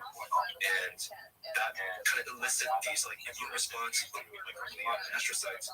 They form this like protective layer around it. Not only are you killing the neuron cells, but you're also creating this protective layer that then basically prevents you from recording neural signals because you're getting further and further away from the neurons that you're trying to record. And that is the biggest mode of failure. And in this particular example, in that inside, it's about 50 microns of the scale bar. The neurons just seem to be attracted to it. And so there's certainly no trauma. That's such a beautiful image, by the way. It's just so the brown of the neurons, the thing they came up with. Yeah, and the way that these things look, I mean, tissues generally don't have these beautiful colors. This is multiplex stain that uses these different proteins that are staining these at different colors. We use very standard set of staining techniques like HE, EVO1, and UIM, and GFAP. So if you go to the next image, this is also kind of illustrates the second point because you can make an argument. And initially, when we saw the previous image, we said, "Oh, are the threads just floating? What is happening here? Are we actually making it the right way?" So what we did is we did another stain, and this is all done in-house, of this Sans trichrome stain, which is a blue that shows these collagen layers. So the blue basically, you don't want to move around the implant threads because that means that there's some sort of scarring that's happening. And what you're seeing, if you look at individual threads, is that you don't see anything. Which means that there has been very, very minimal to so that presumably is a big benefit of having this kind of yeah, so we think this is primarily due to size. Also the fact that our yarn is avoiding, that's for sure, so we're not disrupting or we're not causing damage to the vessels and not breaking any of the brain barrier has basically caused the immune response to be but this is also a nice illustration of the size of things. So this is the tip of the thread. Yeah. Those are neurons. They're neurons. And this is the thread listening. And the electrodes are positioned up. Yeah, so this is what you're looking at is not the electrodes themselves. Those are the conductive wires. So each of those should probably be 2 micron in width. So what we're looking at is we're looking at the coating slice. So we're looking at some slice of the tissue. So as you go deeper, you obviously have less and less of the tapering of the thread. But yeah, the point basically being that there's just cells around the inserted site, which is just an incredible thing to see. I've just never seen anything like it. How easy and safe is it to remove things? Yeah, so it depends on when.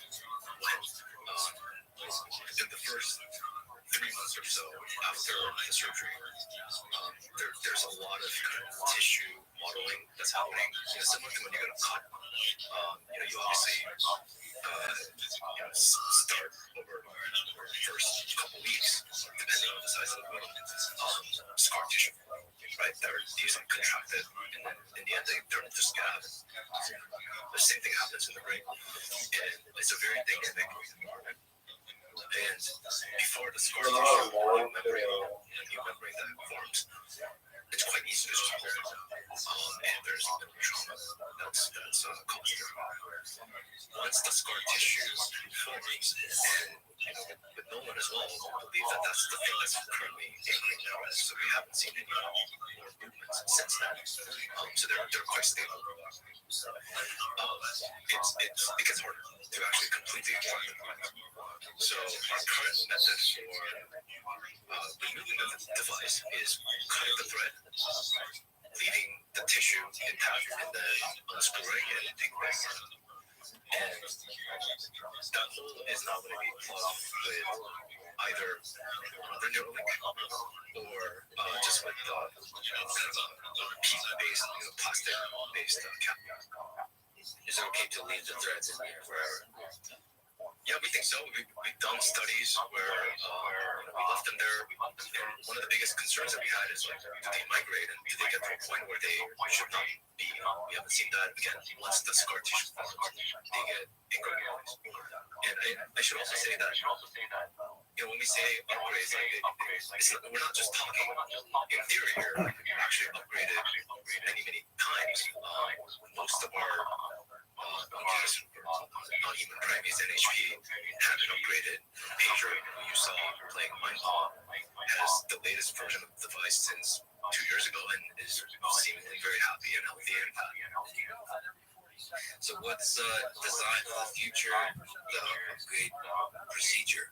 So maybe for Nolan, what would the upgrade look like? It was essentially what you're mentioning. Is there a way to upgrade sort of the device internally, where you take it apart, sort of keep the capsule and upgrade the internals? Yeah, so there are a couple different things here. So for Nolan, if we were to upgrade, what we would have to do is either cut the threads or extract the threads, depending on kind of the situation there in terms of how they're anchored or scarred in. If you were to remove them with the dual substitute, you have an intact brain, so you can reinsert different threads with the updated implant package. There are a couple different other ways that we're thinking about the future of what the upgradable system is like. One is, at the moment we currently remove the dura, this kind of thick layer that protects the brain, but that actually is the thing that actually proliferates the scar tissue formation. So typically the general good rule of thumb is you want to leave the nature as is and not disrupt it as much. So looking at ways to insert the threads through the dura, which comes with different set of challenges, such as it's a pretty thick layer, so how do you actually penetrate that without breaking the needle? So we're looking at different needle design for that, as well as the kind of engagement. The other biggest challenges are it's quite opaque optically in white light illumination. So how do you avoid still this biggest advantage that we have of reading vasculature?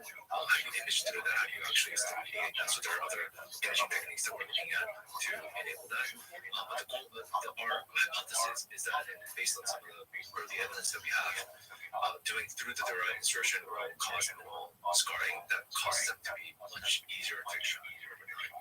And the other thing that we're also looking at, this is going to be a fundamental change in the implant architecture, is at the moment it's a monolithic single implant that comes with a thread that's bonded together, so you can't actually separate the thing out. But you can imagine having two parts of the one part that is the thread that are listed as chips and maybe a radio and some power source, and then you have another implant that has more of the computational heavy load and a bigger battery. And then one can be under the dura, one can be above the dura, like being the plug for the skull. They can help each other, but the thing that you want to upgrade, the computer upgrade, so not the thread. If you want to upgrade that, you just go in there, remove the screws, and then put in the next version. It's a very, very easy procedure. You can see the incision, slip this in, screw it, probably be able to do this in 10 minutes. So that would allow you to reuse the threads correctly. So, I mean, this leads to the natural question of what is the pathway to scaling the increase in the number of threads? Is that a priority? Is that like what's the technical challenge? Yeah, that is a priority. So for next versions of the implant, the key metrics that we're looking to improve are the number of channels, just requesting more and more neurons.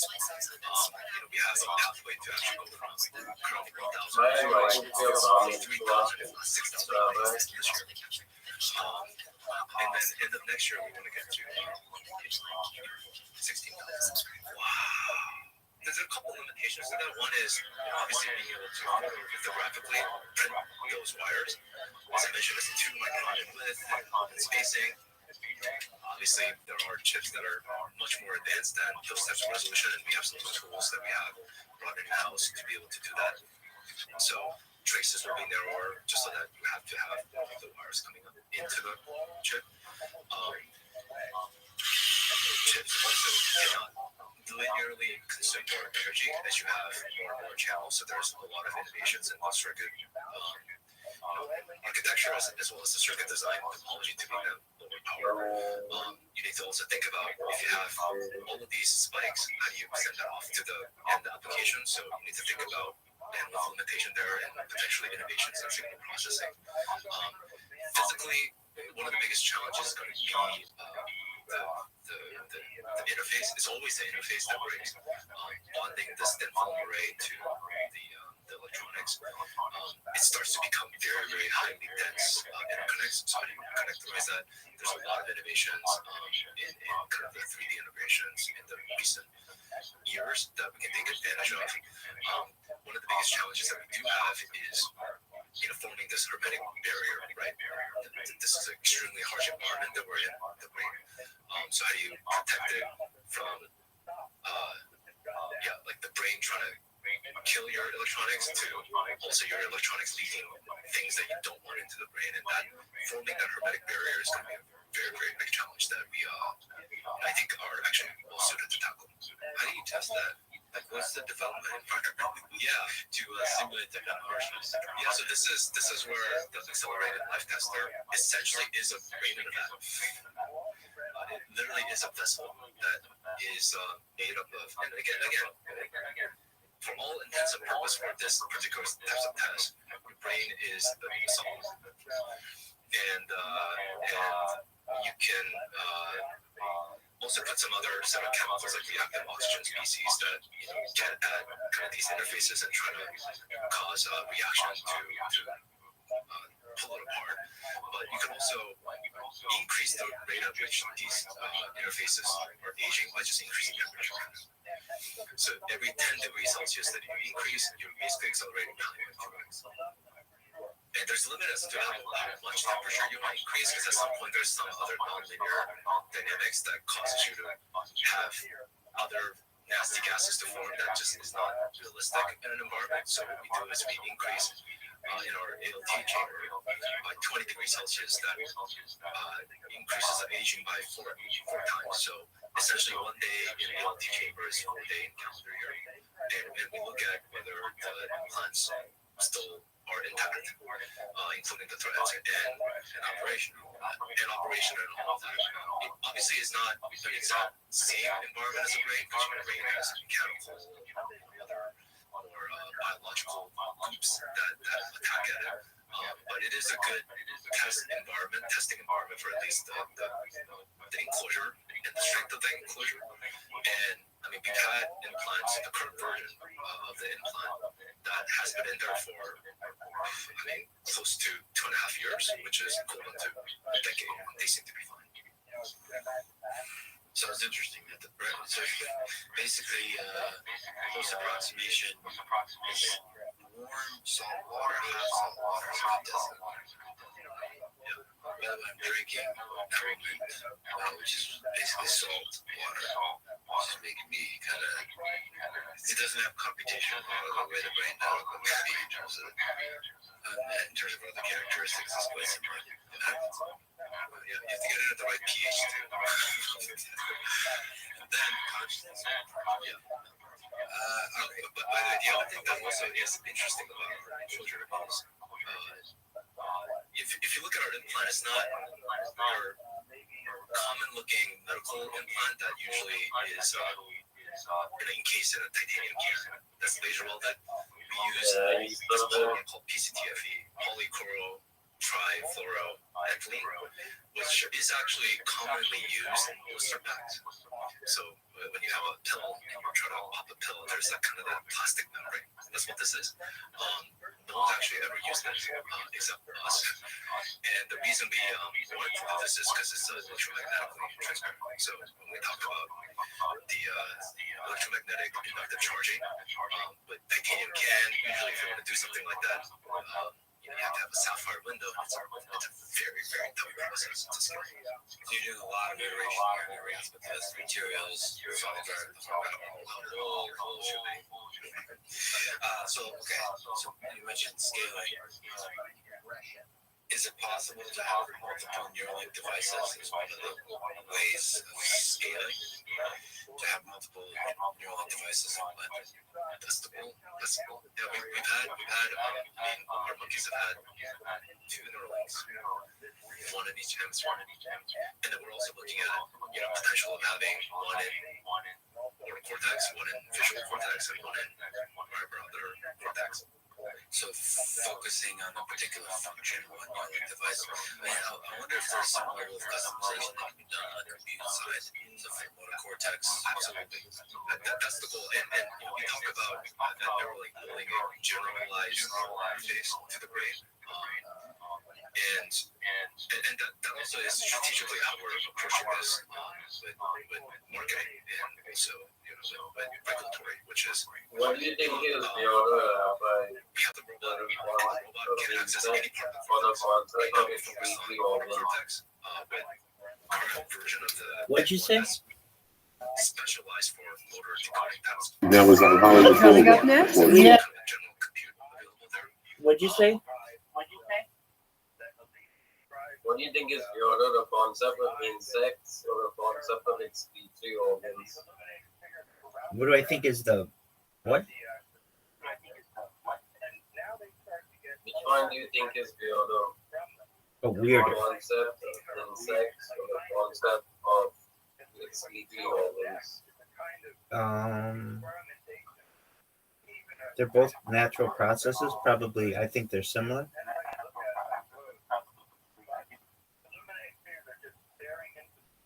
They're natural processes. I think they're probably similar.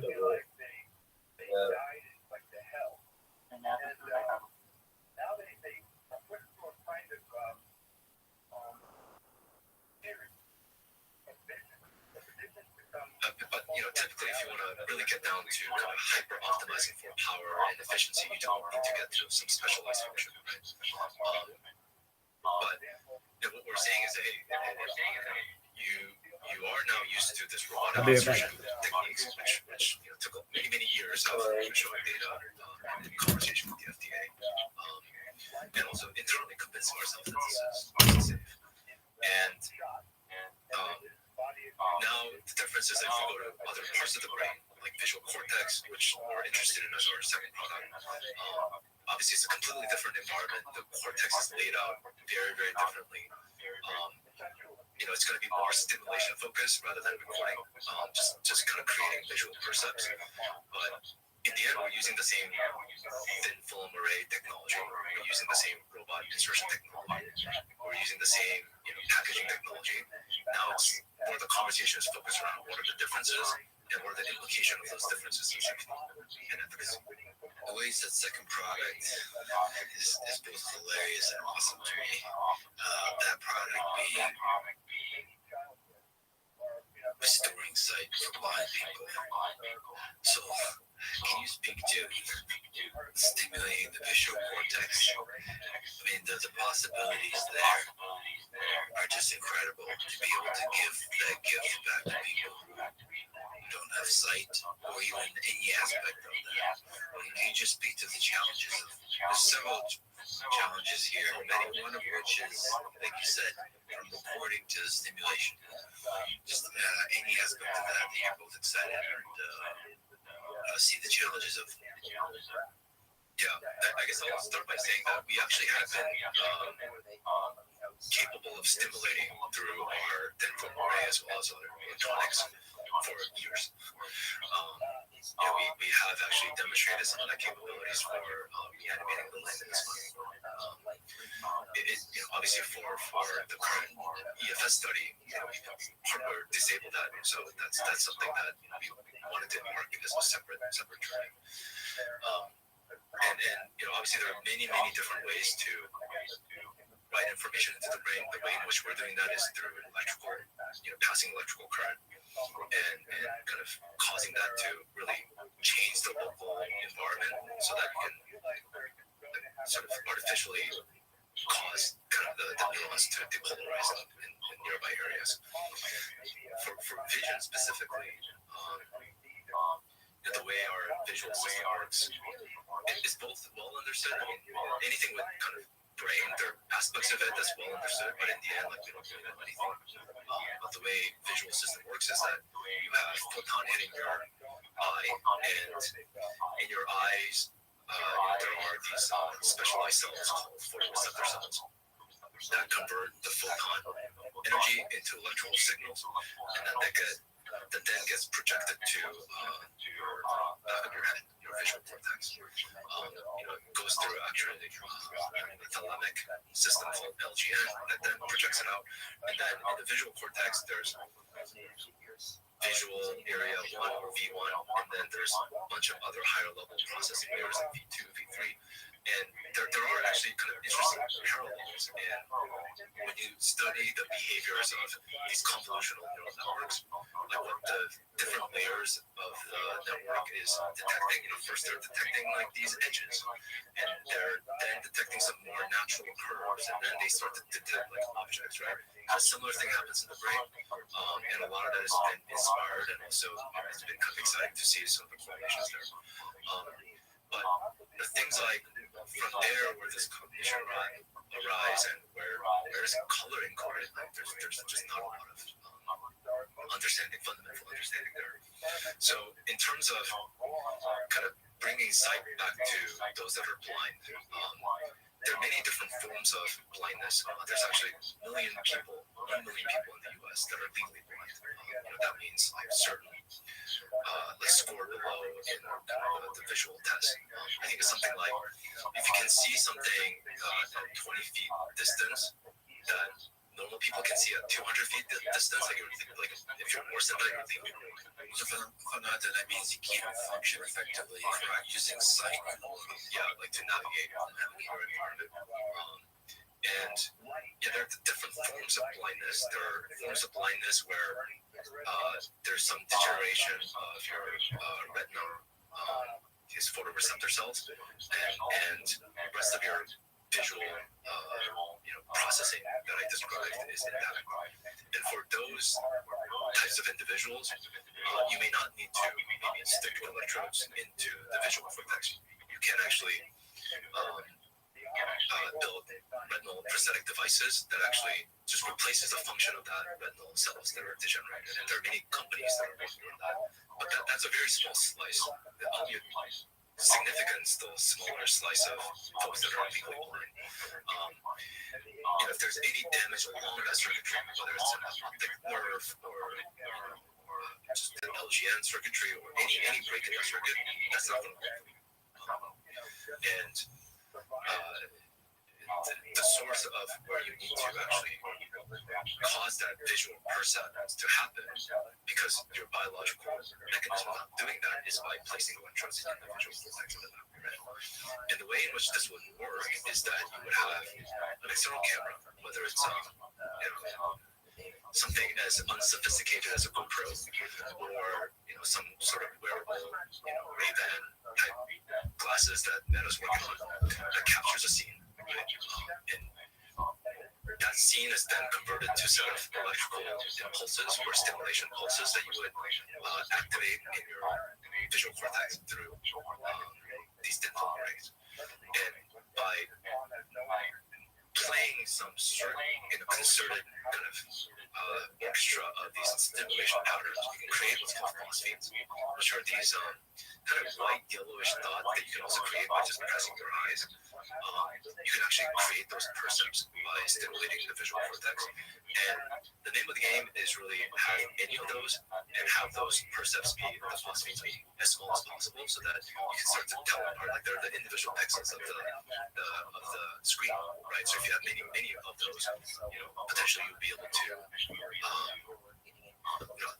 in the long term be able to actually get naturalistic vision, but in the short term to maybe midterm, being able to at least be able to have object detection algorithms run on your glasses, the pre-processing units, and then being able to at least see the edges of things. So this is incredible. This is really incredible. So you basically will be adding pixels, and your brain will start to figure out what those pixels mean. Yeah, and like with the different kinds of system and the signal processing fronts. The thing that actually is a couple things. One is obviously if you're blind from birth, the way brain works, especially in an early age, neuroplasticity is really nothing other than kind of your brain and different parts of your brain fighting for the limited territory. I mean, very, very quickly you see cases where people that are, you also hear about people who are blind that have a heightened sense of hearing or some other senses. And the reason for that is because that cortex that's not used just gets taken over by these different parts of the cortex. So for those types of individuals, I guess they're going to have to now map some other parts of their senses into what they call vision, but it's going to be obviously a very, very different conscious experience. So I think that's an interesting caveat. The other thing that also is important to highlight is that we're currently limited by our biology in terms of the wavelength that we can see. There's a very, very small wavelength that is a visible light wavelength that we can see with our eyes. But when you have an external camera with this PCI system, you're not limited to that. You can have infrared, you can have UV, you can have whatever other spectrum that you want to see. And whether that gets mapped to some sort of weird conscious experience, I have no idea. But when oftentimes I talk to people about the goal of Neuralink being going beyond the limits of our biology. That's sort of what I mean. And if you're able to control the kind of raw signal, is it movies or sight you're getting the photons, and there's not much processing on it. If you're able to control that signal, maybe you can do some kind of processing. Maybe you do object detection ahead of time. Yeah, you do some kind of pre-processing. There's a lot of possibilities to explore that. So it's not just increasing sort of thermal imaging, that kind of stuff, but it's also just doing some kind of interesting processing. Yeah. I mean, my theory of how the visual system works also is that there's just so many things happening in the world, and there's a lot of photons that are going into your eye, and it's unclear exactly where some of the pre-processing steps are happening, but I actually think that just from a fundamental perspective, there's just so much the reality that we're in, if it's a reality, there's so much data, and I think humans are just unable to actually eat enough actually to process all that information. So there's some sort of filtering that does happen, whether that happens in the retina, whether that happens in different layers of the visual cortex, it's unclear. But the analogy that I sometimes think about is, if your brain is a CCD camera, and all of the information in the world is a sun. And when you try to actually look at the sun, the CCD camera is just going to saturate those sensors, right? Because it's an enormous amount of energy. So what you do is you end up adding these filters, right, to just kind of narrow the information that's coming to you and being captured. And I think, you know, things like our experiences or you know, like drugs, like that, like anesthetic drug or psychedelics, what they're doing is they're kind of swapping out these filters and putting in new ones or removing other ones and kind of controlling our conscious experience. Yeah, man, not to distract from the topic, but I just took a very high dose of ayahuasca in the Amazon jungle. So yes, it's a nice way to think about it. You're swapping out different experiences, and with Neuralink being able to control that, primarily at first to improve function, not for entertainment purposes or enjoyment purposes, but yeah, giving back lost functions, giving back lost functions. And there, especially when the function is completely lost, anything is a huge help. Would you implant a Neuralink device in your brain? Yeah, absolutely. I mean, maybe not right now, but absolutely.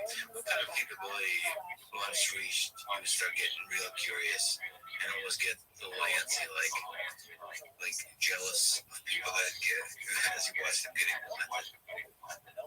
Yeah, I mean, I think even with our early participants, if they start to do things that I can't do, which I think is in the realm of possibility for them to be able to get, 15 or 20, if not like 100 BPS, right?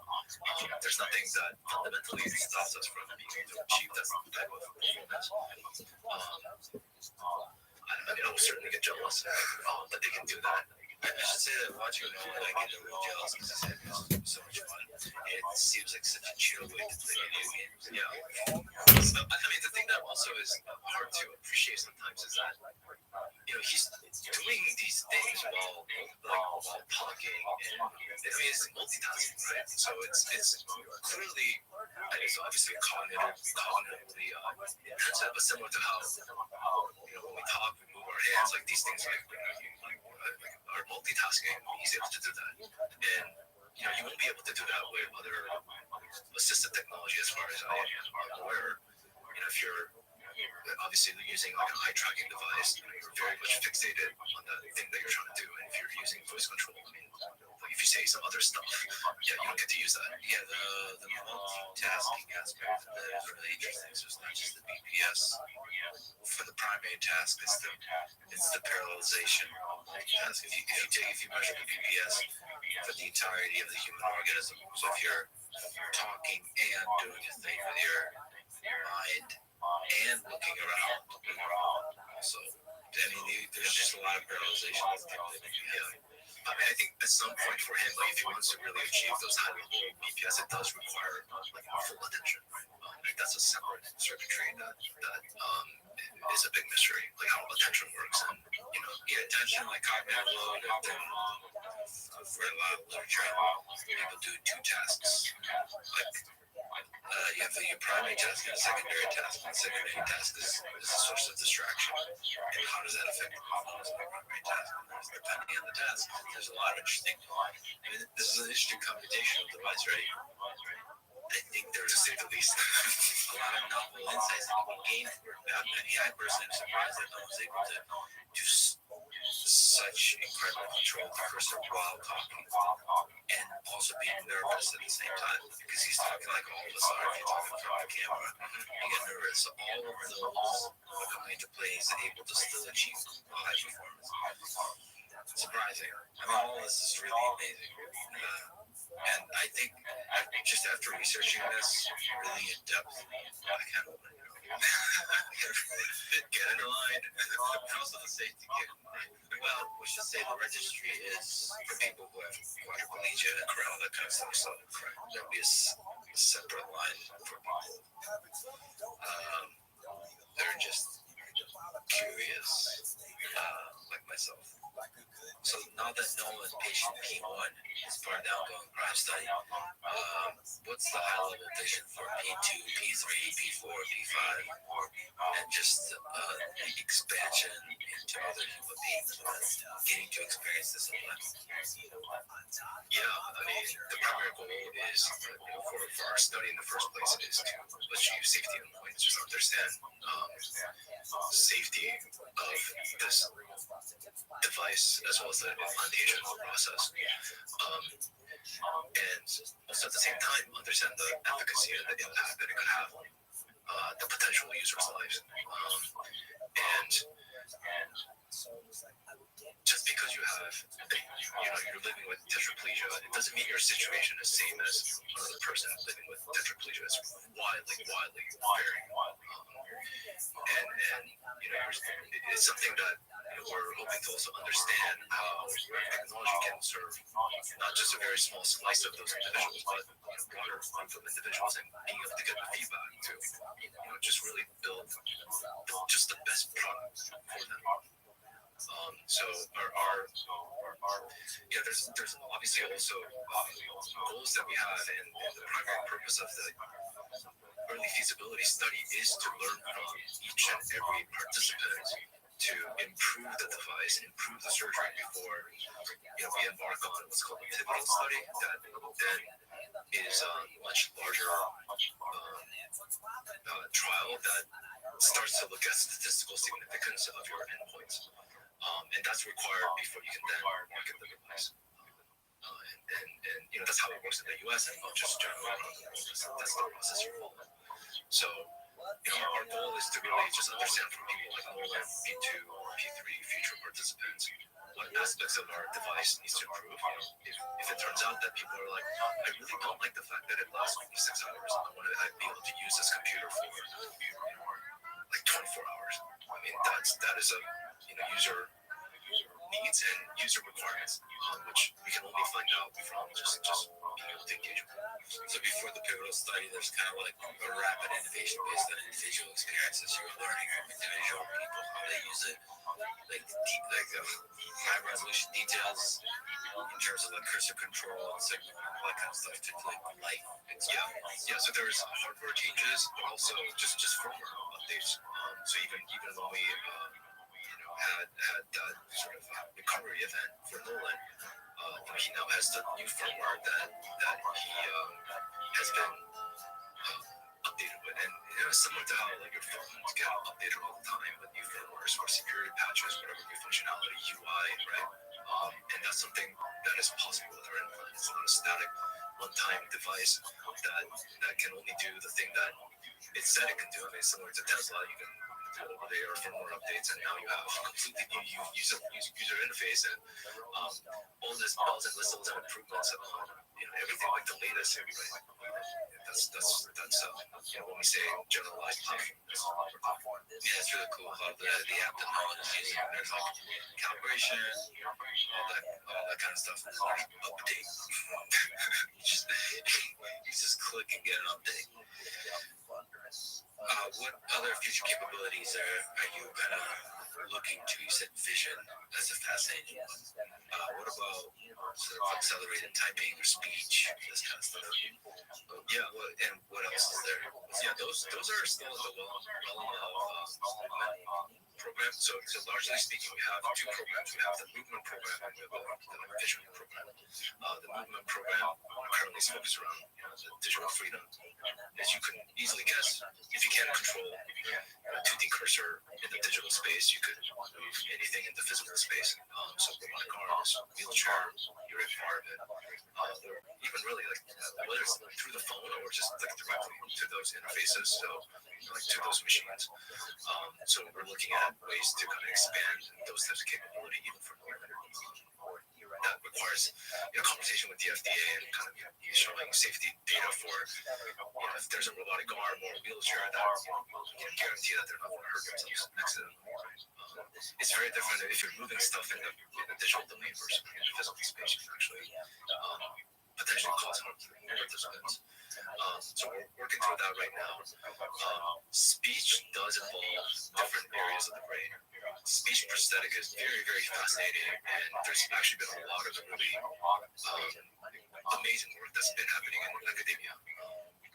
Sergei Stavisky at UC Davis, Jamie Anderson, and Krishna Shinoy at Stanford doing just some incredible work in improving speech neuroprosthetics. And those are actually looking more at parts of the motor cortex that are controlling these vocal articulators, and being able to even by mouthing the word or imagine speech, you can pick up those signals. The more sophisticated, higher level processing areas like Broca's area or Wernicke's area, those are still very, very big mystery in terms of the underlying mechanism of how the stuff works. But I think Neuralink's eventual goal is to kind of understand those things and be able to provide a platform for us to be able to understand that and study that. This is where I get to the pothead questions. Do you think we can start getting insight into things like thought? So speech is there's a muscular component, like you said. It's like the act of producing sounds. But then what about the internal things like cognition, like low-level thoughts and high-level thoughts? Do you think we'll start noticing kind of signals that could be picked up? It could be understood, it could be being used in order to interact with the outside world. In some ways, I guess this starts to kind of get into the hard problem of consciousness. On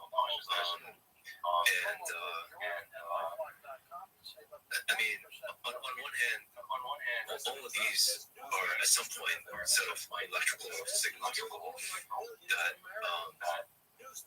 from there, maybe it in itself is giving you the cognition of a meaning, or somehow human mind is incredibly amazing storytelling machine. So we're telling ourselves and informing ourselves that there's some interesting meaning here. I certainly think that PCI is, really PCI at the end of the day is a set of tools that help you kind of study the underlying mechanisms in a both local but also broader sense. And whether there's some interesting patterns of electrical signals, that means you're thinking like this versus, and you can either learn from many sets of data to correlate some of that and be able to do mind reading or not. I'm not sure. I certainly would not kind of rule that out as a possibility, but I think BCI alone probably can't do that. There's probably additional set of tools and framework and also just our problem of consciousness at the end of the day is rooted in this philosophical question of what's the meaning of it all, what's the nature of our existence, where's the mind emerge from this complex network? How does the subjective experience emerge from just a bunch of spikes, electrical spikes? We do really think about BCI and what we're building as a tool for understanding the mind, the brain. The only question that there's actually there actually is some biological existence proof of what it would take to kind of start to form some of these experiences that may be unique. If you actually look at every one of our brains, there are two hemispheres. There's a left-sided brain, there's a right-sided brain, and unless you have some other conditions, you normally don't feel like left legs or right legs. You just feel like one leg, right? So what is happening there, right? If you actually look at the two hemispheres, there's a structure that kind of connectorized the two called the corpus callosum that is supposed to have around 200 to 300 million connections or axons. So whether that means that's the number of interface and electrodes that we need to create some sort of mind meld, or from that, like whatever the conscious experience that you can experience. But yeah, I do think that there's like kind of an interesting existence proof that we all have. And that threshold of but these things, everything in this domain is speculation. And then there will be you'd be continuously pleasant surprise. Do you see a world where there's millions of people, like tens of millions, hundreds of millions of people walking around with a Neuralink device, or multiple Neuralink devices on their brain? I do. First of all, there are What up? worldwide people suffering from movement disorders and visual deficits. I mean, that's. Are you gonna be good? Are you gonna be a douche? Tens, if not hundreds of millions of people. So that alone, I think there's a lot of Tim Tam, are you gonna be good or are you gonna be a douche? potential good that we can do with this type of technology. How you living, Pip? And once you start to get into kind of Doug, if you want to see me, I'm here 24/7, 365. I'm also live in the Aiden Ross stream. Dog, I've been in the Aiden Ross BC live streaming for more than 3 months, son. If you ever want to see me there, like if you ever mouth off here and I boot you, just check me out in the Aiden Ross BC and talk shit about me in there to every single motherfucker who comes in. Be like, hey, welcome. This is the Tim Tam show. All I do is make fun of Rabbi Rothschild. Go. Suck this dick, bitch.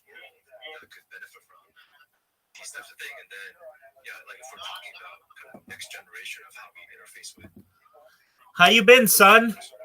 ourselves. In many ways, I think BCI can play a role in that. And some of the things that I also talk about is I do think that there's a real possibility that you could see 8 billion people walking around and like, well, thank you so much for pushing ahead. And I look forward to that exciting future. Thanks for having me. Thanks for listening to this conversation, DJ Sauer. And now, dear friends, here's Matthew Dugal, the head neurosurgeon at Neuralink. When did you first become fascinated with the human brain? Since forever, as far back as I can remember, I've been interested in the human brain. I mean, I was, a thoughtful kid and a bit of an outsider, and sit there thinking about what the most important things in the world are in your little tiny adolescent brain. And the answer that I came to, that I converged on, was that all of the things you could possibly conceive of as the things that are important for human beings to care about are literally contained in the skull. Both the perception of them and their relative values, the solutions to all our problems, and all of our problems are all contained in the skull. And if we knew more about how that works, how the brain encodes information and generates desires and generates agony and suffering, we could do more about it. You think about all the really great triumphs in human history. You think about all the really horrific tragedies. You think about the Holocaust. You think about any prison full of human stories, and all of those problems boil down to neurochemistry. So if you get a little bit of control over that, you provide people the option to do better. The way I read history, the way people have dealt with having better tools is that they most often in the end do better, with huge asterisks. But I think it's an interesting, worthy, and noble pursuit to give people more options, more tools. Yeah, that's a fascinating way to look at human history. You just imagine all these neurobiological mechanisms, Stalin, Hitler, all of these, Genghis Khan, all of them just had like a brain just a bunch of neurons, like a few tens of billions of neurons, gaining a bunch of information over a period of time. They have some set of module that does language and memory and all that. And from there, in the case of those people, they're able to murder millions of people. And all that coming from there's not some glorified notion of a dictator of this enormous mind or something like this. It's just the brain. Yeah. I mean, a lot of that has to do with how well people like that can organize those around them, other brains. Yeah. And so I always find it interesting to look to primatology, look to our closest non-human relatives for clues as to how humans are going to behave and what particular humans are able to achieve. And so you look at chimpanzees and bonobos, they're similar but different in their social structures, particularly. And I went to Emory in Atlanta and studied under Franz de Waal, the great Franz de Waal, who was kind of a leading primatologist who recently died. And his work in looking at chimps through the lens of how you would watch an episode of Friends and understand the motivations of the characters interacting with each other. He would look at a chimp colony and basically apply that lens, massively oversimplifying it. If you do that, instead of just saying subject 473 through his feces is subject 471, you talk about them in terms of their human struggles, accord them the dignity of themselves as actors with understandable goals and drives, what they want out of life. Primarily, it's the things we want out of life: food, sex, companionship, power. You can understand chimp and bonobo behavior in the same lights much more easily, and I think doing so gives you the tools you need to reduce human behavior from the kind of false complexity that we layer onto it with language, and look at it in terms of these humans are looking for companionship, sex, food, power, and I think that's a pretty powerful tool to have in understanding human behavior. I just went to the Amazon jungle for a few weeks, and it's a very visceral reminder that a lot of life on Earth is just trying to get laid. Yeah, they're all screaming at each other. Like I saw a lot of monkeys, and they're just trying to impress each other. Or maybe there's a battle for power, but a lot of the battle for power has to do with them getting laid. Right? Breeding rights often go with alpha status, and so if you can get a piece of that, then you're gonna do okay. And we like to think that we're something fundamentally different, but especially when it comes to primates, we really are. We can use fancier poetic language, but maybe some of the underlying drives that motivate us are similar.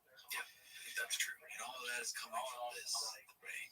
Yes. So when did you first start studying the brain as a biological mechanism? Basically, the moment I got to college, I started looking around for labs that I could do neuroscience work in. I originally approached that from the angle of looking at interactions between the brain and the immune system, which isn't the most obvious place to start. But I had this idea at the time that the contents of your thoughts would have an impact, a direct impact, maybe a powerful one, on non-conscious systems in your body, the systems we think of as homeostatic, automatic mechanisms like fighting off a virus, like repairing a wound. And sure enough, there are big crossovers between the two. I mean, it gets to kind of a key point that I think goes under-recognized. One of the things people don't recognize or appreciate about the human brain enough, and that is that it basically controls or has a huge role in almost everything that your body does. Like you try to name an example of something in your body that isn't directly controlled or massively influenced by the brain, and it's pretty hard. you might say like bone healing or something, but even those systems, the hypothalamus and pituitary end up playing in coordinating the endocrine system that does have a direct influence on, say, the calcium level in your blood. That goes to bone healing. So non-obvious connections between those things implicate the brain as really a potent prime mover in all of health.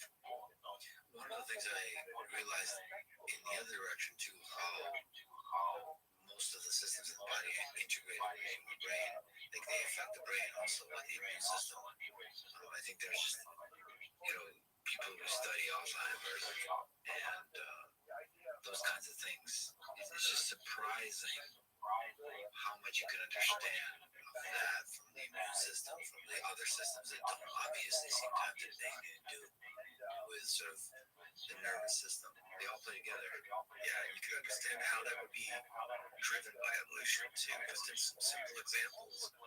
If you get sick, if you get a communicable disease, you get the flu,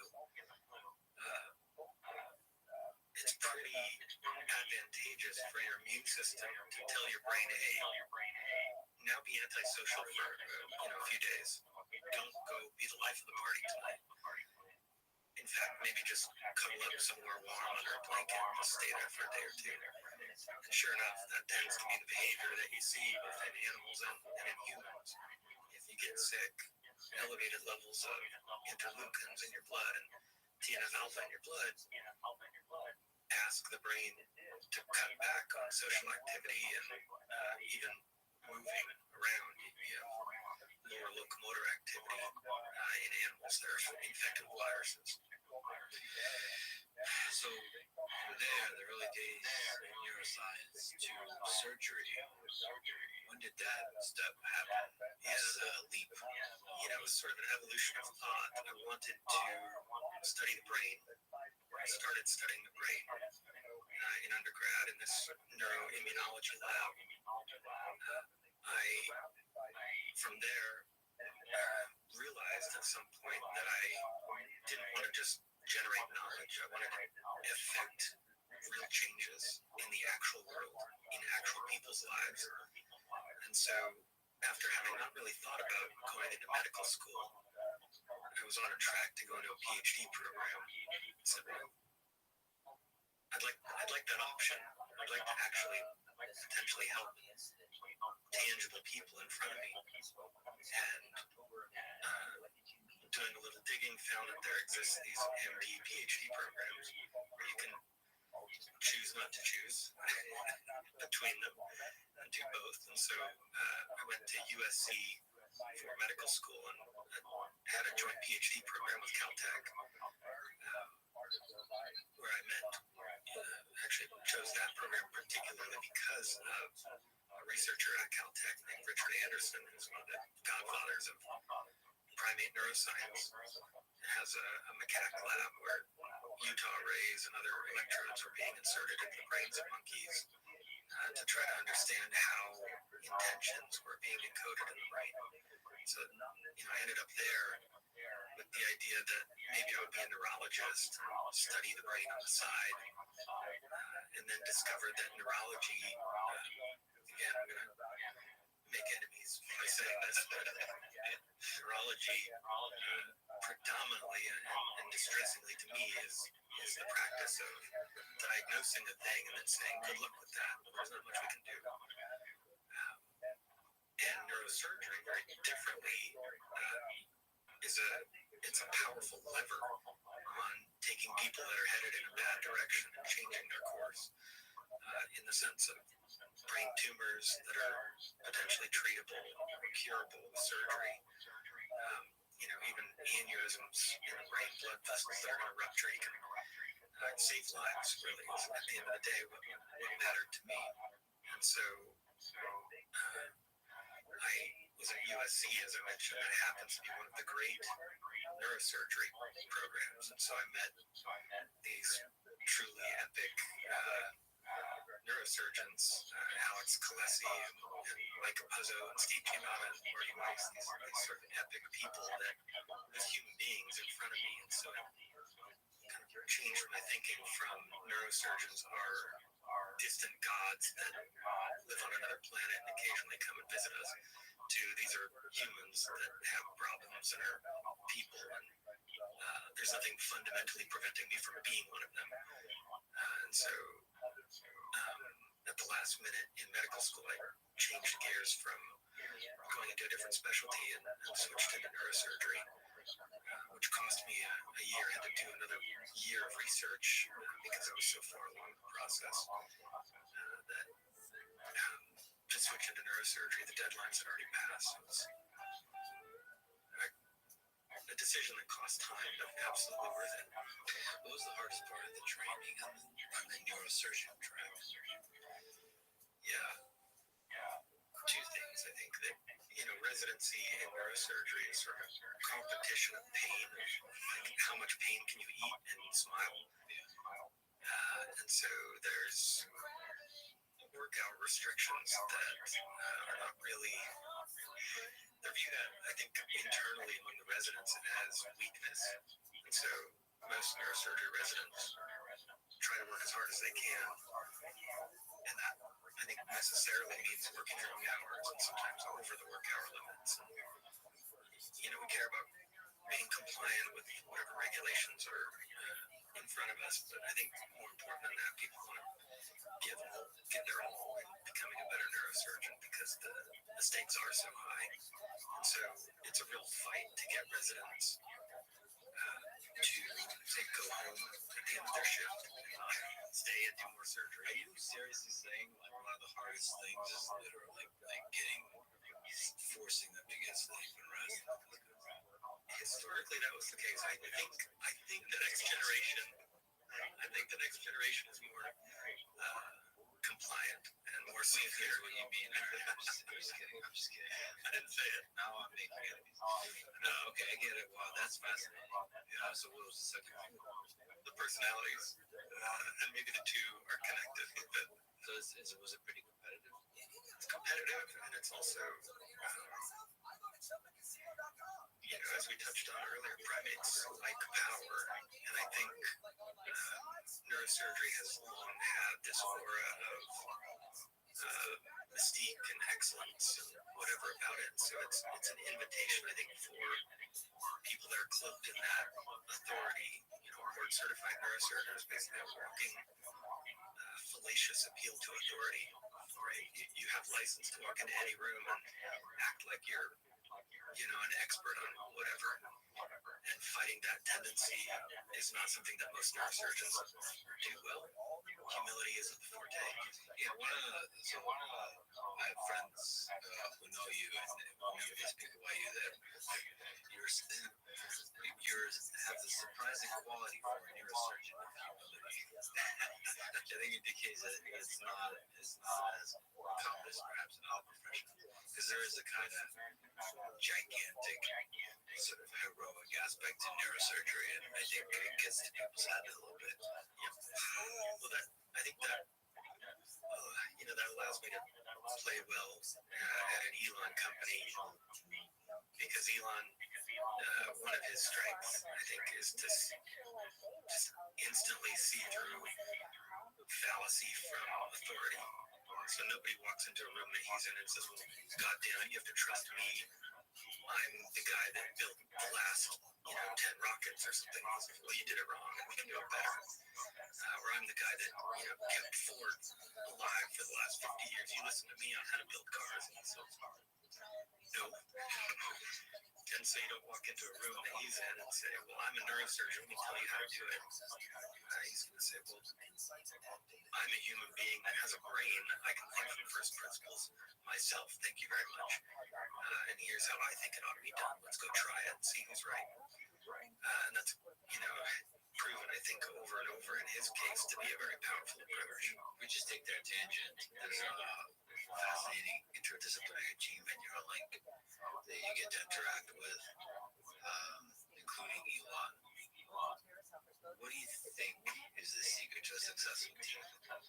What have you learned from just getting to observe these folks?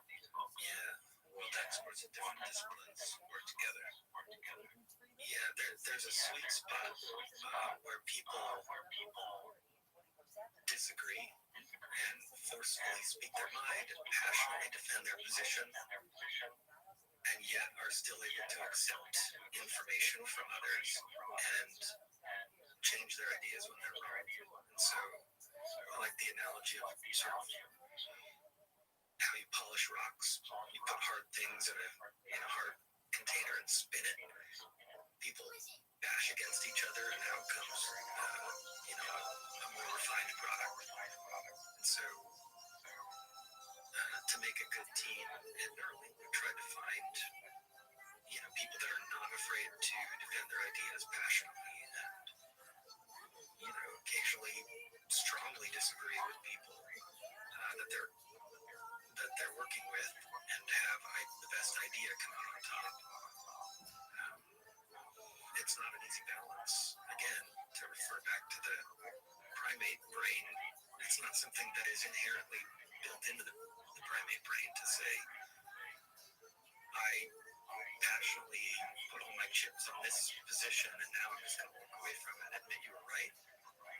Part of our brains tell us that is a power loss, that is a loss of face, loss of standing in the community, and now you're a zeta jump because your idea got trounced.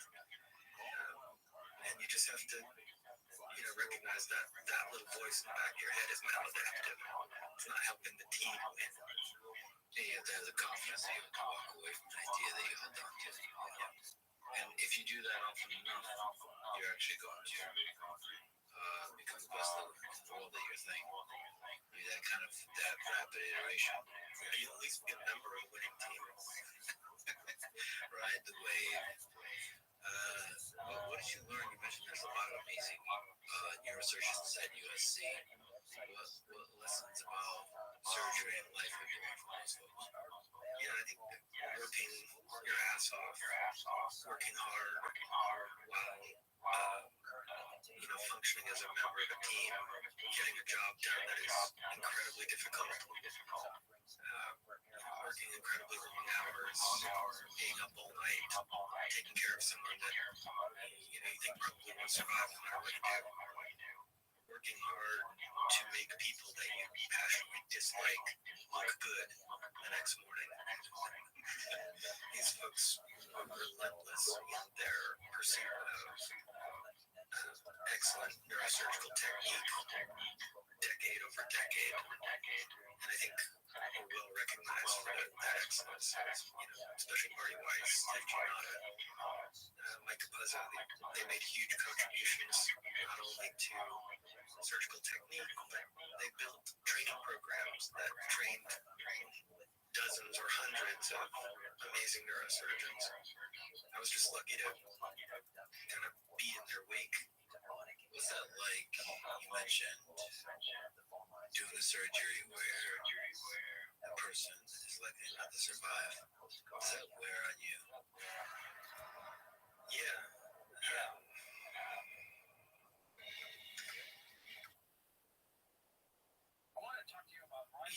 It's especially challenging when you, with all respect to our elders, it doesn't hit so much when you're taking care of an 80-year-old and something was going to get them pretty soon anyway. And so you lose a patient like that, and it was part of the natural course of what is expected of them in the coming years, regardless. Taking care of, a father of 2 or 3, 4 young kids, someone in their 30s that didn't have it coming, and they show up in your ER having their first seizure of their life, and they've got a huge malignant, inoperable, or incurable brain tumor. You can only do that, I think, a handful of times before it really starts eating away at your armor. Or a young mother that shows up that has a giant hemorrhage in her brain that she's not going to survive from. they bring her 4-year-old daughter in to say goodbye last night before they turn the ventilator off. The great Henry Marsh is an English neurosurgeon who said it best. I think he says that every neurosurgeon carries with them a private graveyard, and I definitely feel that. Especially with young parents, that kills me. They had a lot more to give.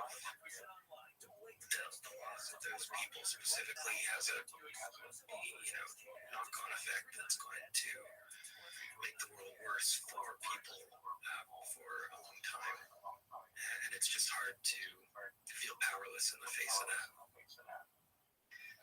And that's where I think you have to be borderline evil to fight against a company like Neuralink or to constantly be taking pot shots at us, because what we're doing is to try to fix that stuff, try to give people options to reduce suffering.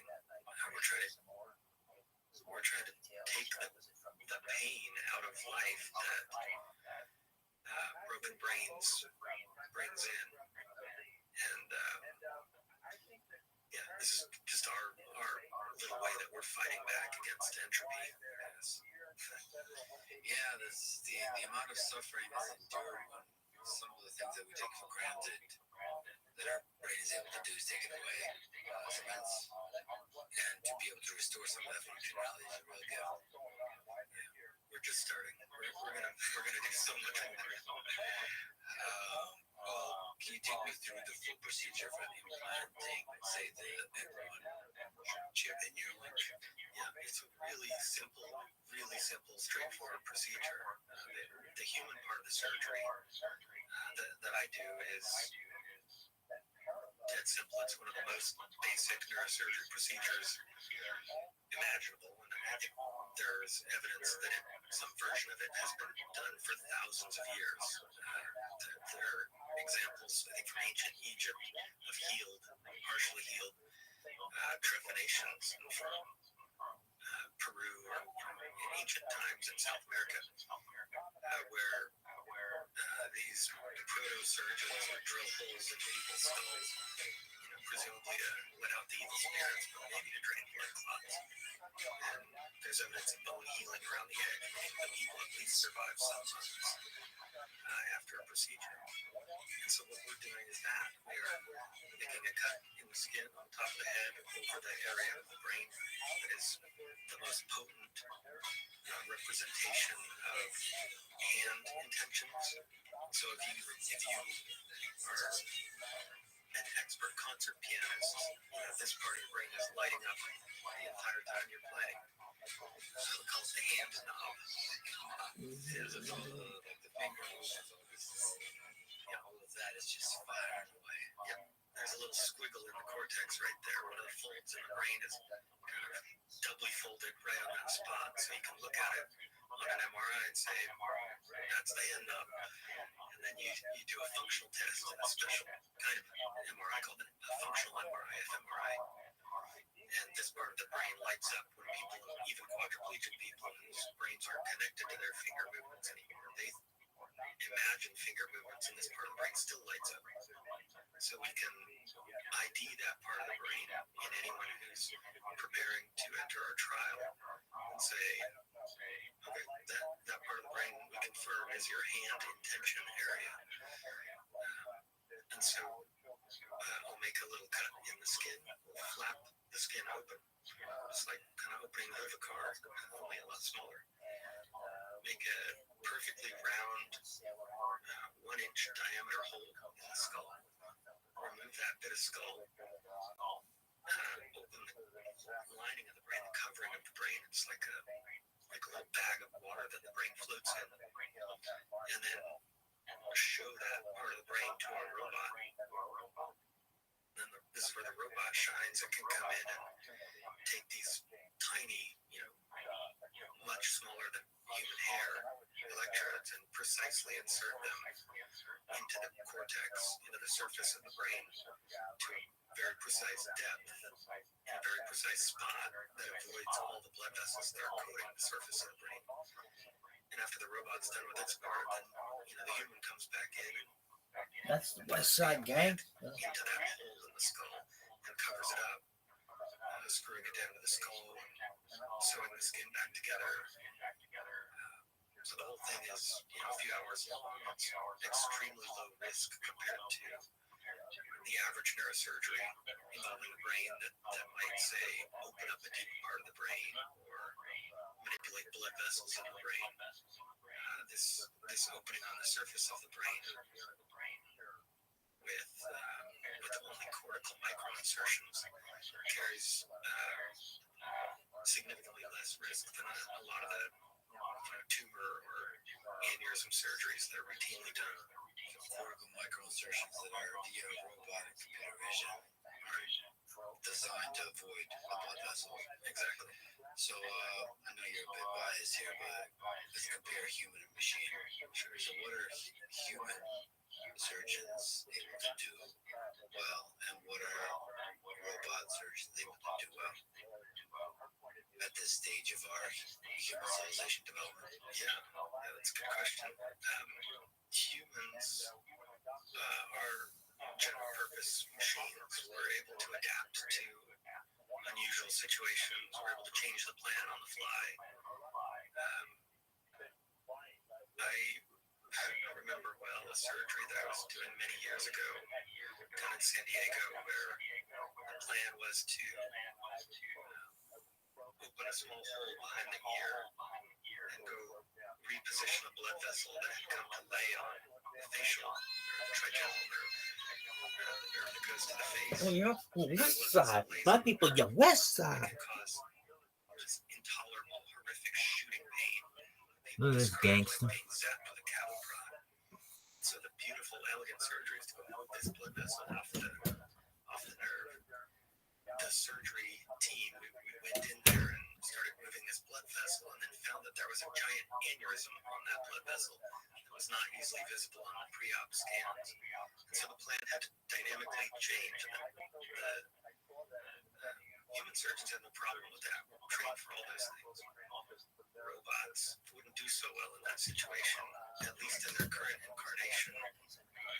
Fully robotic surgery, like the electrode insertion portion of the Nerlec surgery, it goes according to a set plan, and so the humans can interrupt the flow and change the plan, but the robot can't really change the plan midway through. It operates according to how it was programmed, how it was asked to run. It does its job.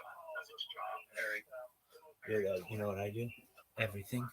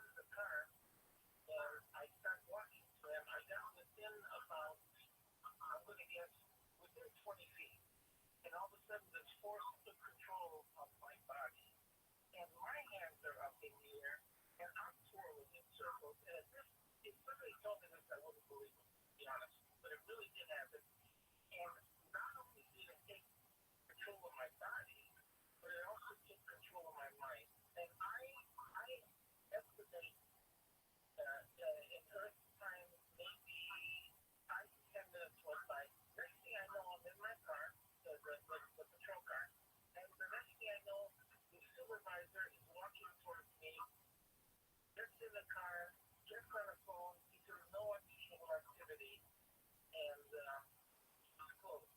So I didn't remember any of this until years later. And I wanted to get in touch with this gentleman that I worked with, but neither one of us talked about it when we got back to the car. My question to you is, these two individuals also have their bodies that were taken control over by this force, and also to take control over their minds. All right, great question. As a matter of fact, so I mentioned, that they were sort of like robotic, when they could when the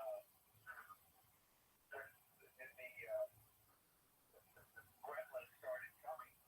First thing that he did, Tom did, was get a shot for them.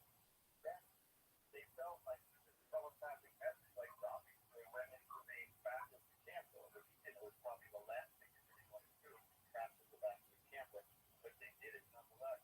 And as far as the spinning, it's very interesting because, as I mentioned earlier in the show, in the middle of the night, they heard their child, Tom Jr., screaming and spinning like a top in the middle of the room, talking about these gremlins with red eyes. So, that's a great story, and there's a lot of parallels. How are the Giffords today? I mean, when was the last time you were in communication with Lisa and Tom? It's been a while, and the last I know, and this is something again that I think the bishop of their church didn't really want them to talk about it, didn't really want them to get involved in interviews or anything of that nature. Because again, he looked at it as a demonic possession episode, and I guess in all of those things, the best thing to do is avoid it, stay away from that kind of thing. The last I heard, they were living in the Salt Lake City area, that they were devout Mormons, and that they were carrying on a life, with their kids and living quasi-normally. Let's see if we can work in one more call at least. Bill is in Los Angeles. Bill, good morning. Welcome to Coast. Go ahead. Hi, Richard. Ron, given the scope of these flights and the number of flights and how big these craft were there any reports of UFOs to local law enforcement or to the FAA or to local media back in 1989? Not that I'm aware of. I know that they, when they first got back, looked into it and actually contacted Bufron eventually. And I can't say that I'm aware of any sightings. Again, this area is so desolate that I'm not sure there necessarily would be. And I agree, the craft is so huge. If you think about the Phoenix Lights, where, again, Mike Livington and thousands of others stood and watched, and Mike Livington, former governor of Arizona, and a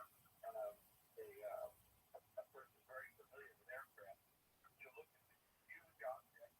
Again, he described it as the size of a football field, an aircraft carrier, same kind of description. But to my knowledge, there was there were reports, obviously. I don't know that there was radar confirmation. All right. Bill, thank you for the call. You mentioned off the top, this wasn't initially a story that you were interested in pursuing. So after, this case and then the demonic possession case of the book, The Unwelcomed, on the case of Clara Fowler, how has this changed you? Well, I think this.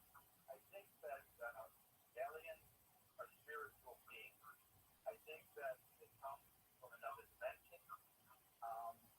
And I think that occasionally there's an interdimensional communication. You talk about quantum communication.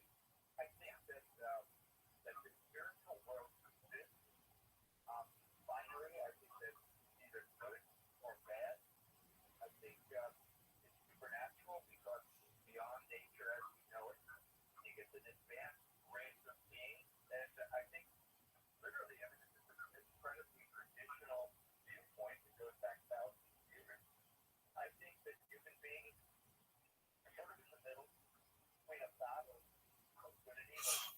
I need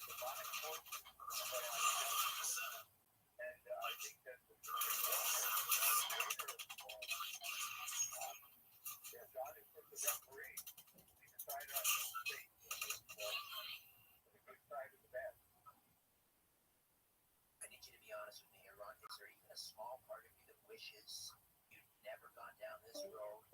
Maybe you'd stuck with writing, a nonfiction, true crime. You used to write for True Detective magazine. Any part of you wishes you never met Tom and Elise Gifford or investigated the Clara Fowler case? I think it came more to light back there. I get a little still talking about it right now. I think this came to light as something that's actually dark. During the research for the Clara Fowler case, the unwelcome, and we've had experiences that are unusual, and you can't help but think, if you believe it, as I do, that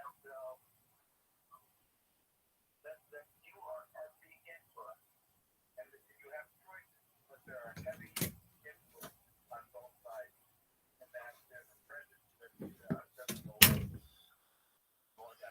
West Side Gangster. Can you share that story? What happened to you while you were writing the unwelcome? Need a roommate, so Celebrated the return of the salmon. This is where we hunted and fished. That's a sitcom for sure. Yeah. Welcomed our neighbors. That's not a sitcom, that's a porno, cocksucker. Anyway, Runs deep. the church of what's happened now is brought to you by Virtual Preparatory Academy of ZipRecruiter. Washington. Listen, Learning comes to life online. hiring is a At challenge. VPEP, ZipRecruiter makes it curriculum easy, offers an education tailored to nice each and easy. student's unique Hiring needs. is challenging, Teachers but provide there's one real-time place where you instruction could go and closely where with hiring parents is to meet simple, each student at fast, their and level. smart. A place When you where are a growing tuition-free businesses K connect through 12 with public qualified school. candidates. Your student That will be more place is comfortable learning online. Experience the convenience of a ZipRecruiter.com/church. public school that Like comes I to said, you. applications come Learn in, more at ZipRecruiter analyzes each wa.vtech.com. one and spotlights the top candidates so you never miss a great match. With their powerful matching technology, ZipRecruiter scans through thousands of resumes to find people with the right experience and invites them to apply for your job. ZipRecruiter sends your job to over 100 boards, leading job boards, but they don't stop there. ZipRecruiter is so effective that 4 out of 5 employers who post on ZipRecruiter get a quality candidate through the site within the first day. And right now, the church family can get ZipRecruiter for free. You're like, Joe, what are you talking about? Free. It is the tallest The holiday season's coming. You're looking to hire. This is the best thing for you to do. Go to ZipRecruiter.com right now /church, CHURCH, and find a qualified candidate for the position you're on. All right? ZipRecruiter. They're the smartest way to hire. But right now, you got to go to ZipRecruiter.com /church. ZipRecruiter, the smartest way to hire. The church is also brought to you by, oh shit, it's my motherfucking people, my bookie.ag. .ag. Listen, it's time to make some fucking Guinness. Football season's upon us. We got Khabib against Poirier. We got college football. We got baseball coming. We got everything on mybookie.com right now, okay? So if you're trying to bet on the NFL, baseball, MMA, whatever, MyBookie's got it. Percentage and more lines than any other sports book, period. And this year, they're running a fucking tremendous contest. $100 to enter. You pick 5 teams a week against the spread and rack up the fucking points. First place is $100,000 guaranteed. How do you like that? They just revamped their site and it's looking fucking tremendous. So go take a look if you haven't already. Now do me a favor. What we're gonna do this year, what MyBookie.ag is gonna do, is double your first deposit right. That's how we're gonna fucking welcome you. All right, use promo code CHURCH. Grab a pen. CHURCH to get 100% bonus on your initial deposit up to $1,000. You heard right. Who's better than you? You deposit a fucking $1,000 and you get what? Another $1,000 fucking dollars. So visit mybookie.ag today. That's mybookie.ag, and don't forget to use the promo code CHURCH when creating your account to claim the bonus. You bet, you win, you get fucking paid. And I'm gonna have a little special treat for you guys starting next week before the football season on my Instagram. So if you're not following me on Instagram, you're fucking slipping. I also want to thank the best on it.com. Listen, those coconut almond 7 gram protein shoes they have, they've kept me alive all week. What up? What up? How you living?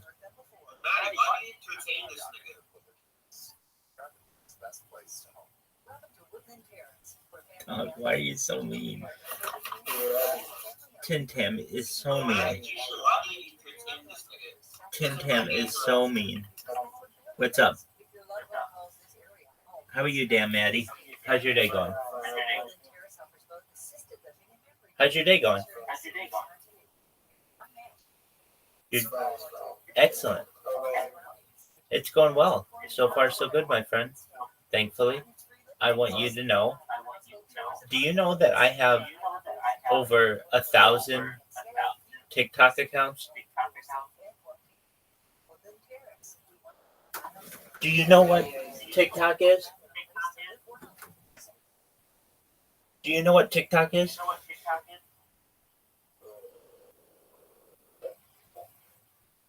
Do you know what TikTok is?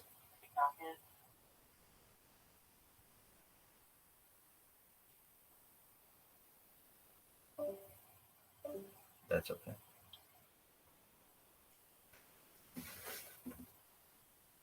I think it's all sold out. And on September 27th, the Chicago Theater Bitches. Be there or be square, you bad motherfuckers. I'm leaving you with a tremendous song called Endless Love by Lionel Richie and Diana Ross. Right? I hope you enjoy it. I'll see you motherfuckers Thursday morning. Tip-top motherfucking Magoo. Kick this Neil Lee.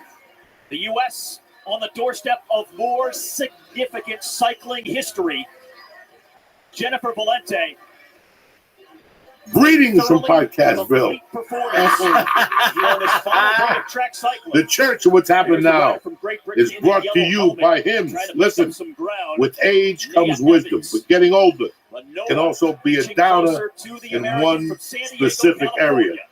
40% of men by the age of 40 struggle from not being able to get and maintain an erection.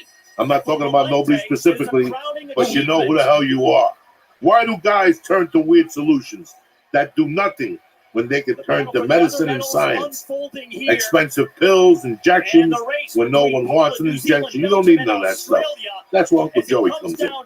ForHims.com, a one-stop shop for hair loss, skincare, and sexual wellness for men. Listen, even if you don't need it, you might as well get one of these, just so you give a double to hammer. You know what I'm saying?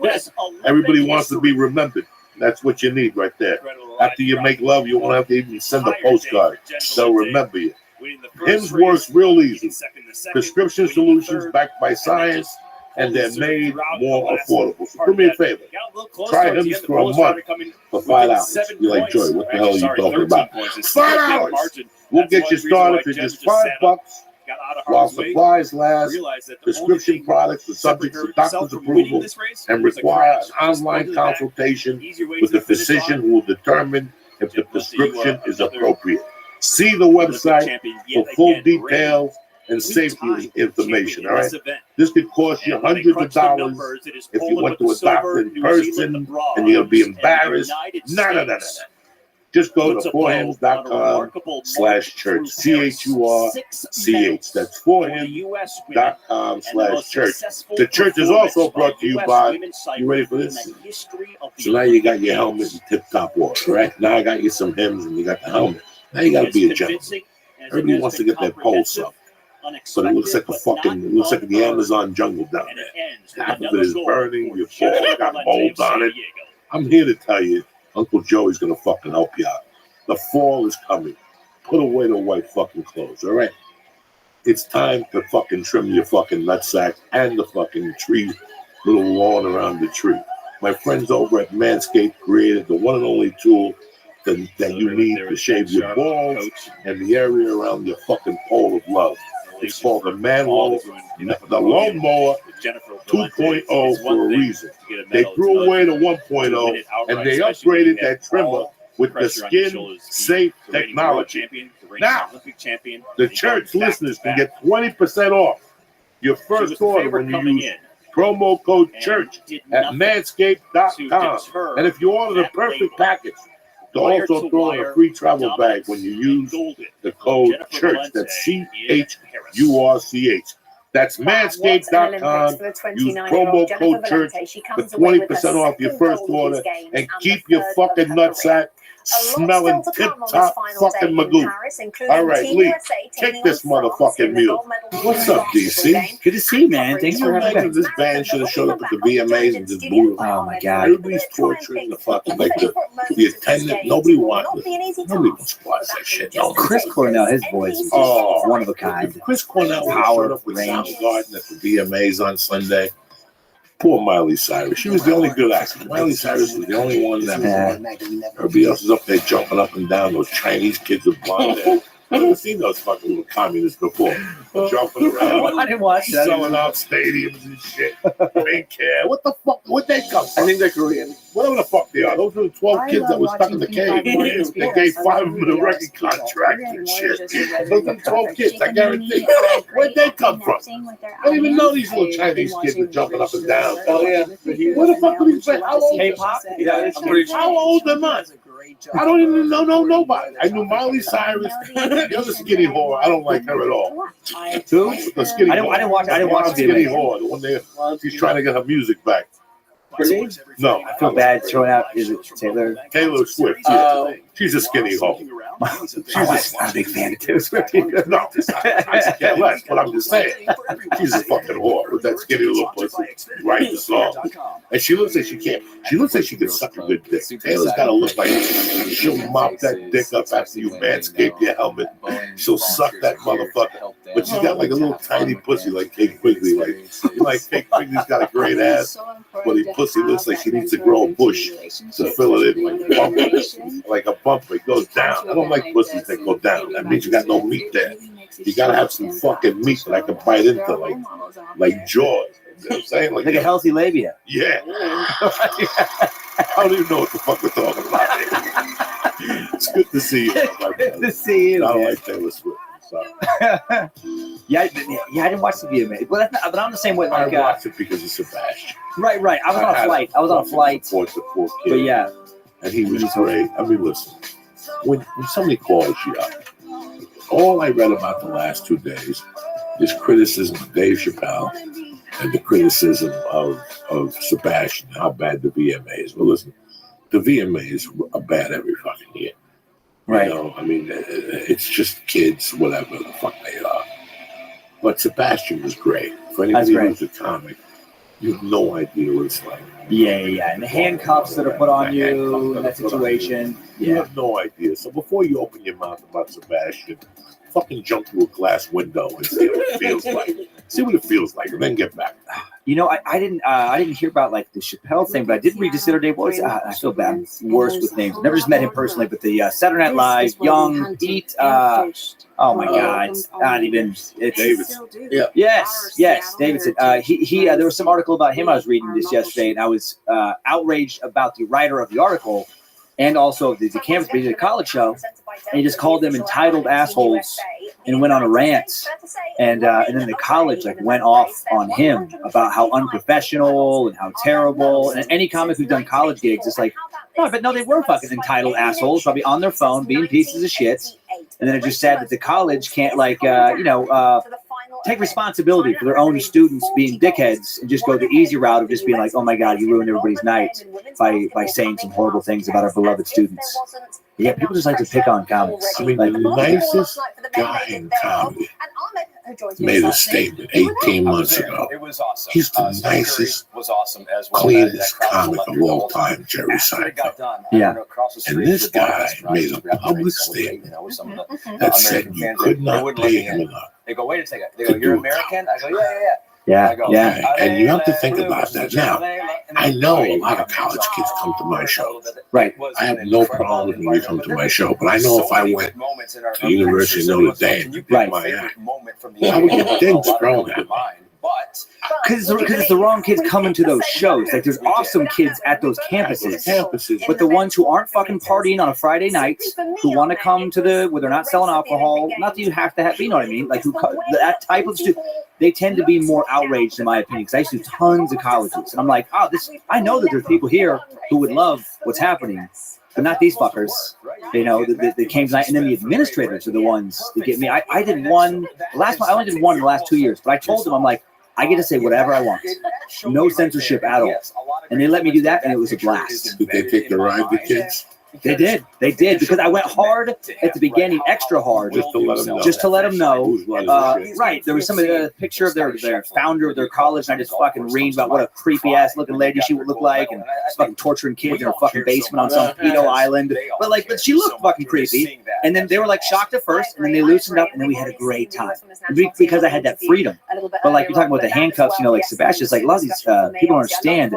They're told you can't say this, you can't do that, you can't do this, and it's like they just take all of your arsenal away from you and then want you to go to battle. And it's like, I got no weapons. Great. Yeah. Whether he's my friend or not, I thought he was great. Listen, I watch those shows because we're all together. We're all connected. Yeah. And when one of us rises, we all bring comedy up. We all rise up. You know, it's like in anything. This is how you have to look at it. Yeah. If you want to succeed in any field, you have to be happy, sincerely happy for the people around you, the people that you came up with. Right. If you hold any type of anger or issues, you're just not going to grow. Yeah. It's like my wife and I have been talking about this all day. It's like a theme. You know why? Because for a while, when you get here and things aren't happening, right, you fall into that. Why right. is this happening? Then I got more spots here, I'm funnier here, and right at the end, you're supposed to be all hand in hand. Yeah. And it really isn't like that. I wish that all comedians could hold each other hand in hand around the world. Yeah, it would never happen but that's why the world is the world. But as long as we have a little circle, yeah, like I have my little circle, yeah, we'll hold hands to the death. That's the way it is. From that's the awesome. day we started, you know, me and Josh Wolf, we know each other from day one. I gotta have great. it. Yeah, I yeah. had no choice but to have his back. Yeah. You know, Brody.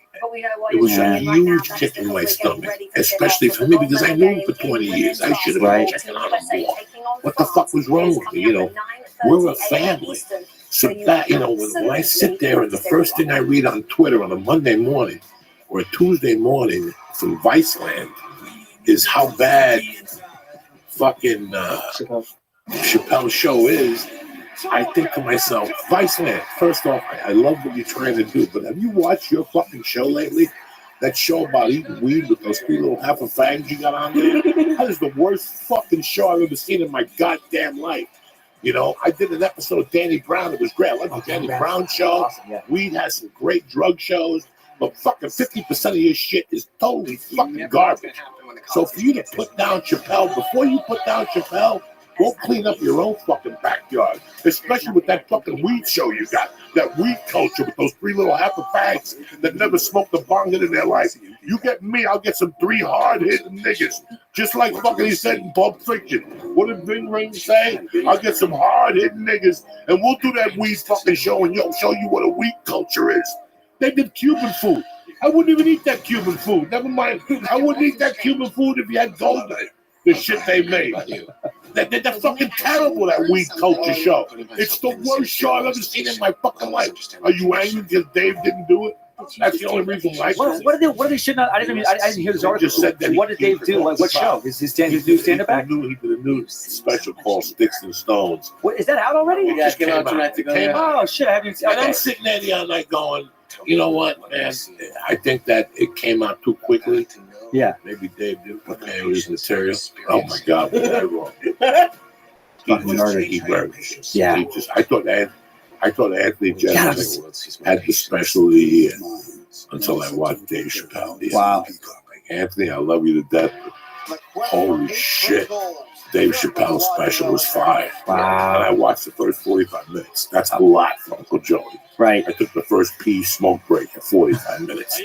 That's fucking good. That's been years since I've sat and watched the special after 25 minutes. Yeah, I gotta see that. Cause I saw the previous 3, but that's great. Well, now I know I gotta watch It's it. just so weird that we live in this. Where do you record it at?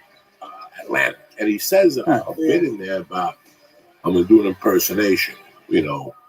In 25 years, you're going to do it. And he goes, I'm talking about you guys. And he just pointed to all the little niches we have in the society now, you know, about how people come back and attack you after 20 years. Oh, right. Michael Jackson's been dead for 10 years and he's got 2 court cases. How the fuck does this happen, you know? And it's true, the damn I'm sitting there, there's like 2 more accusers have come up in the case. There's a chiropractor at the University of Michigan or something. Oh, He's been dead for 10 years. And now you want to come out? Go home. Go waste your time. Go to church. Go hang out with some of those pedophile priest kids and go talk about your issues. Leave these fucking people. The guy's been dead for fucking 20 years. Now you want to come out and say why he was touching your foot, he fingered you? Go fuck yourself. This is which way. You can't even give those people life. Yeah, that outrage. You gotta tell those people to go away. Like, what kills me is when it's not even something that major that happened 20 years. Like when somebody tweeted lyrics of a song that had like racist language, and they're an athlete now, and then now they come back and then the person goes and cries, does an apology. I wish more people would just be like, no, fuck, yeah, I was fucking 15. It was my song, you know, the song I liked, or whatever, or I said something, or whatever. I was 15 and I said some dumb shit like all 15-year-olds do. Go fuck yourself. Like, it makes me upset when they actually do the press conference apologies. I wish more people would say, no, I'm not going to apologize for what I said. I don't owe you that. I don't owe you an apology from 15 years ago. That's what fucking was. The chick who pulled the head up to Trump. When she apologized, that's when she looked. Kathy. Oh, Kathy Griffin. Yes, that's right. That's right. He never apologized. Right. Yeah, thought it was funny. You don't like it? Throw the albums away. In fact, go on TV and burn those albums. I dare you. Because I'm going to sell a million more. Yeah. Remember when they did the Quiet Riot? Didn't they do it to one of those bands? They took their albums and they... yeah, Smack. Yeah. Oh, well, no, the black dude. July 2. No, NWA. 2 Live Crew, NWA. Oh, that was when they said Tipper Gore, with all that kind of outrage. Remember when they said to Ice Cube, look at them. They're burning our albums. And he goes, I don't care. They paid for it. Bad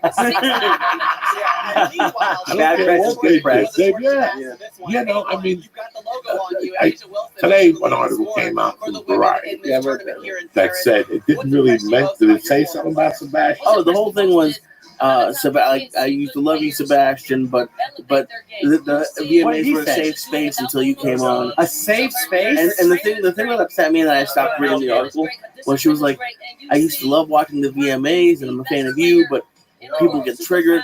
And then she spent like 3 or 4 paragraphs talking about her organization for safe spaces. And I'm like, oh, you're just trying to get, you have nothing against Sebastian. You just want to get a little bit of notoriety for your thing. So I was like, okay, I'm going to stop reading this now. But the headline is, Sebastian ruined the VMAs. It's not a safe space anymore. That's why I know. I hope that Sebastian's management. I know they did. They got a tremendous envelope from him. If you do those things, you're gonna lose. If you get George Burns and pull him out of the grave, Abbott and Costello pull him out of the grave, pull out all the great comics out of the grave, and have them write an hour for you, and you do the Oscars, guess what? You're still going to get some form of hatred. If you host the Emmys, you're going to get some form of hatred. Oh, yeah. If you host whatever some of the formulas, you're going to hate me. You got to pay me everything. I want the whole cast. Yeah. I want the door. I want the leftover vodka. I want the leftover I'm fucking the help.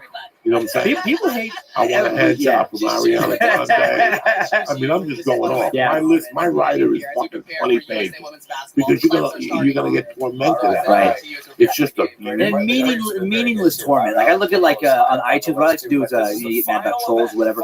There is not a single album that has ever been made of note that got a lot of exposure. That's only 5 stars.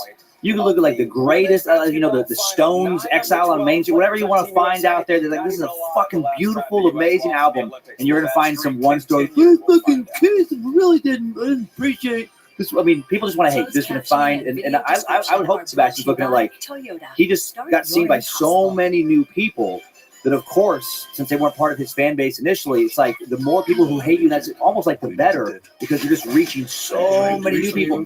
And the ones who don't hate you, they're just not going to say, they're not going to go online.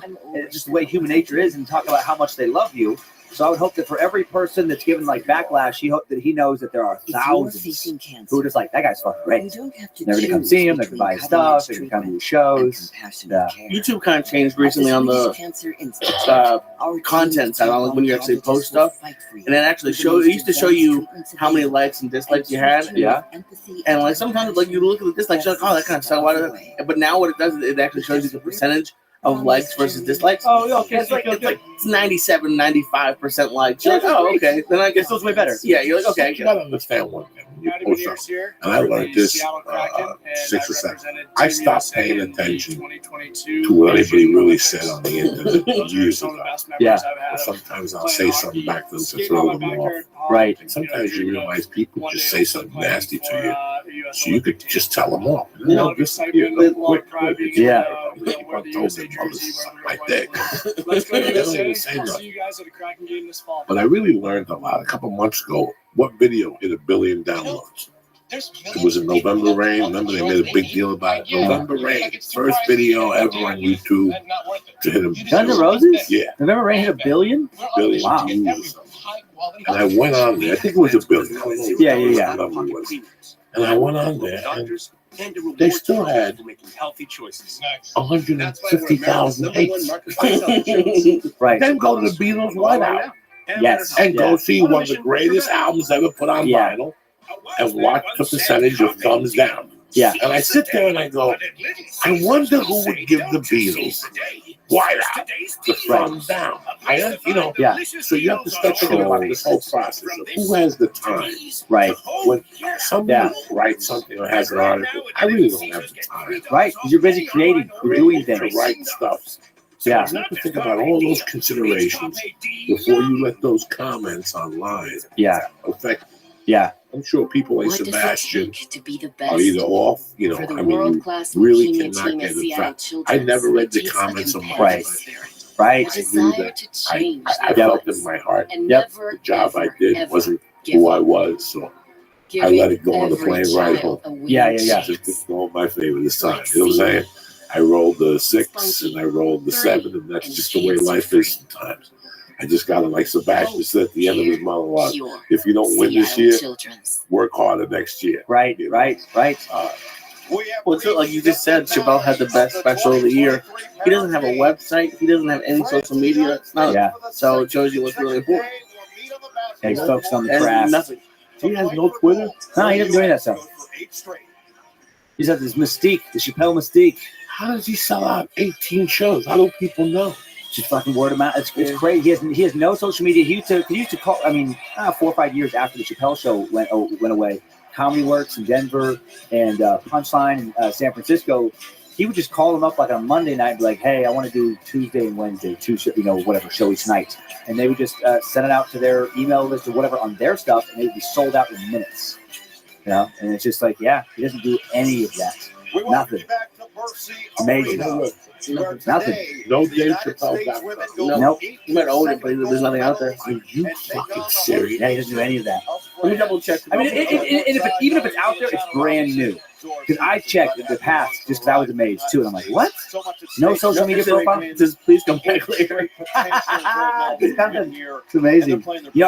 I stopped looking. I remember a couple years ago with YouTube, something went up. It was this. YouTube. This has not happened. That story, and they told me to promote it when it went out. So I just wanted to make sure that it was. Because I don't generally look at YouTube anyway. As far as comments, but I just wanted to make sure that before I'm tweeting or whatever, posting it, that it's actually there. I'm sending a link to a real video. And first comment that was left, some guy said something to the effect of, Dan Cummins is the worst comic of all time. I hate every bit he's ever done. I hate it when I hear him on Pandora. But it's like, and what cracked me up, I started laughing. So I'm like, let me get this straight. I'm the comic you fucking hate more than anybody else on earth. And the second a new video of mine comes out, like, oh, check this out. It's like, you're just an idiot. You're an idiot. Like, your opinion means nothing. Yeah, and that's just that troll nature. They just want to. You know, it's very, very rare that you see a feedback on there where you're like, it's constructive in any way. You know, I think he's giving a good effort, but really, you know, I think, you know, he could have maybe just kind of shortened this, and maybe if he actually tried and worked on his timing, it's just never like, fucking sucks, fucking piece of shit. Just dumb, vapid hate. It's crazy to me that who would raise a child The energy of this crowd is going to feel like for the gold medal game coming up next. be that devious to go out of their way, make up a different email, go right. Like, I always think about where their life is at. Oh yeah. Like, okay, if Dan Cummings wants to say Joe has what he last week, I wasn't happy with it. I can go there, and guess what? Neither was I. You know. But when I go back to your website and there's your Twitter or your there's no picture. There's a picture of a Russian girl that you could tell it's not you. Right. You know, it's a fake website. Right. They don't even have the balls to put themselves out there. I think about that. I think about what their life is like. Yep. I think about it's like when I was a fucking junkie and a thief. All the time I put into scamming, if I would have put into something positive, right, I could have done something positive. You're doing something that's halfway positive. Yeah, yeah. You're actually you're figuring something out, but you're figuring it out for the wrong way, like for the wrong thing. If you figure this much out, you use this in a positive way, the answer that you're looking for, Oh my God, I won't say his name. I won't say his name. But he's describing the person we've had a problem with. Like there's, like you said, like, what is going on in this person's life? I know a person that I worked with 10 years ago in a little way. It didn't work out. We worked on a few projects together, and not even like a bad falling out. Just, you know, like in LA, you work tons of collaboration. Sometimes people just disappear. Right, and you put pictures together and you go, right. Disappear. And this guy, it didn't work out. Parted ways. Really don't see him for a long, long time. And then a similar project comes, but it was about me. Basically, it was like he was going to do a project about me. Didn't work out. Some other people want to do a project about the podcasts I've been doing now. So about me, but different. And again, it's my life. Like no one gets the rights to your life in perpetuity for the whole rest of your life. So this guy finds out, not going to work with him again. It's been 10 years and I know this person. They're not in a good place. Things haven't worked out for 10 years. They're angry. They're frustrated. You look at their other content. This person in particular mooched off their family, but then shit talked them all the time too. Just an angry person, not getting what they want in the world, but not doing dick about it in a positive way. Just fucking hating. And then now that person creates fake aliases to threaten and harass me and my wife, like that. And I'm like, and I think of him now when I see other troll comments on the web. I'm like, I know you. This is you. This isn't about me. All the shit you're saying when you're that angry, it's about you.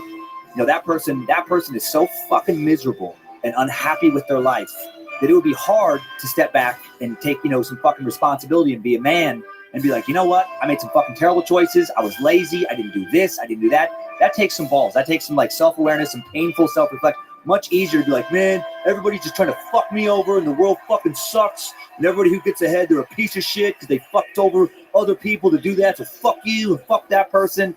Like, so those opinions mean nothing to me because I just think about this one person. Like, oh, you're just a version of this dude. Yep. I'm like, I know you. I know who you are. And I know that person well because I was that person at one time. Yeah, I was an angry youth when I was a teenager. Angry, frustrated. There was things I wanted I couldn't get. I couldn't figure out how to get. Right. Right away, you throw me too. The fucking world. It's not the world's fault, bitch. Right. What did you do this morning between 8 and 10? Oh, yeah. You sat there and watched whatever. The Game is Right. What's the name of that match game? Right. The Price is Right. Were you out looking for a job? Were you writing? Did you do any of these things? No. You wanted to watch The Price is Right. Yeah. No, go watch The Price is fucking Right. Right, when right. You wake up at 8 and you really, really in your heart feel that you worked that day. Yeah. After a year of doing that, you won't be frustrated. Right. You're frustrated because you're just not doing what you're supposed to be doing.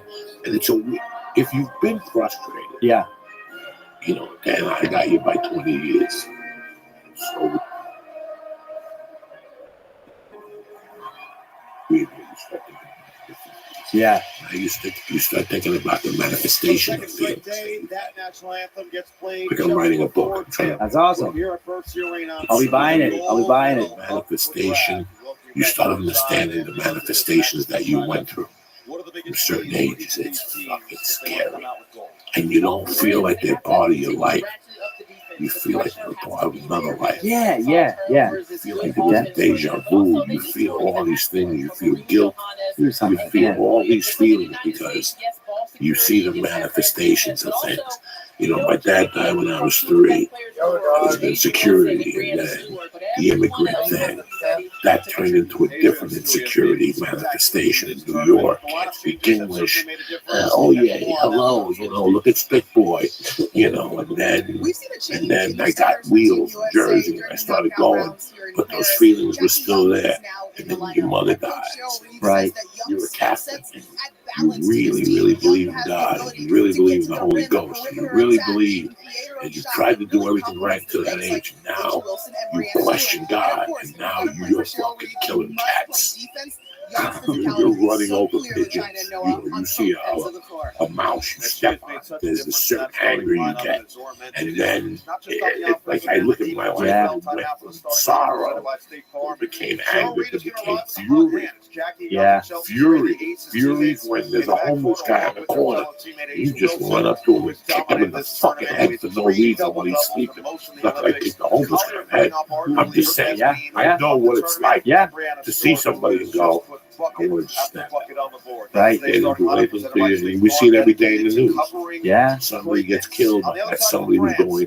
That's somebody that manifestation went to fury. And I got happy. And I went to prison. And actually going to prison kind of made me happy because it slowed everything down.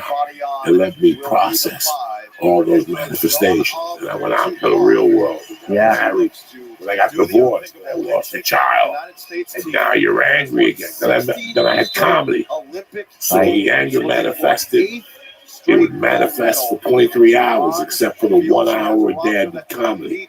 I would be happy because it would. So you start looking at the manifestation of your feelings and how you just go. So when I see these people that write a negative comment, or fuck you in your podcast, right? You know what, man? There's 1,000 things out there. There's 1,000 things I don't like. But I don't have the balls to go on Twitter and go, hey, I don't like your podcast. I just don't have the balls. I know that person's trying very hard. I know that's whatever. Yeah, you just keep your opinion to yourself. Right.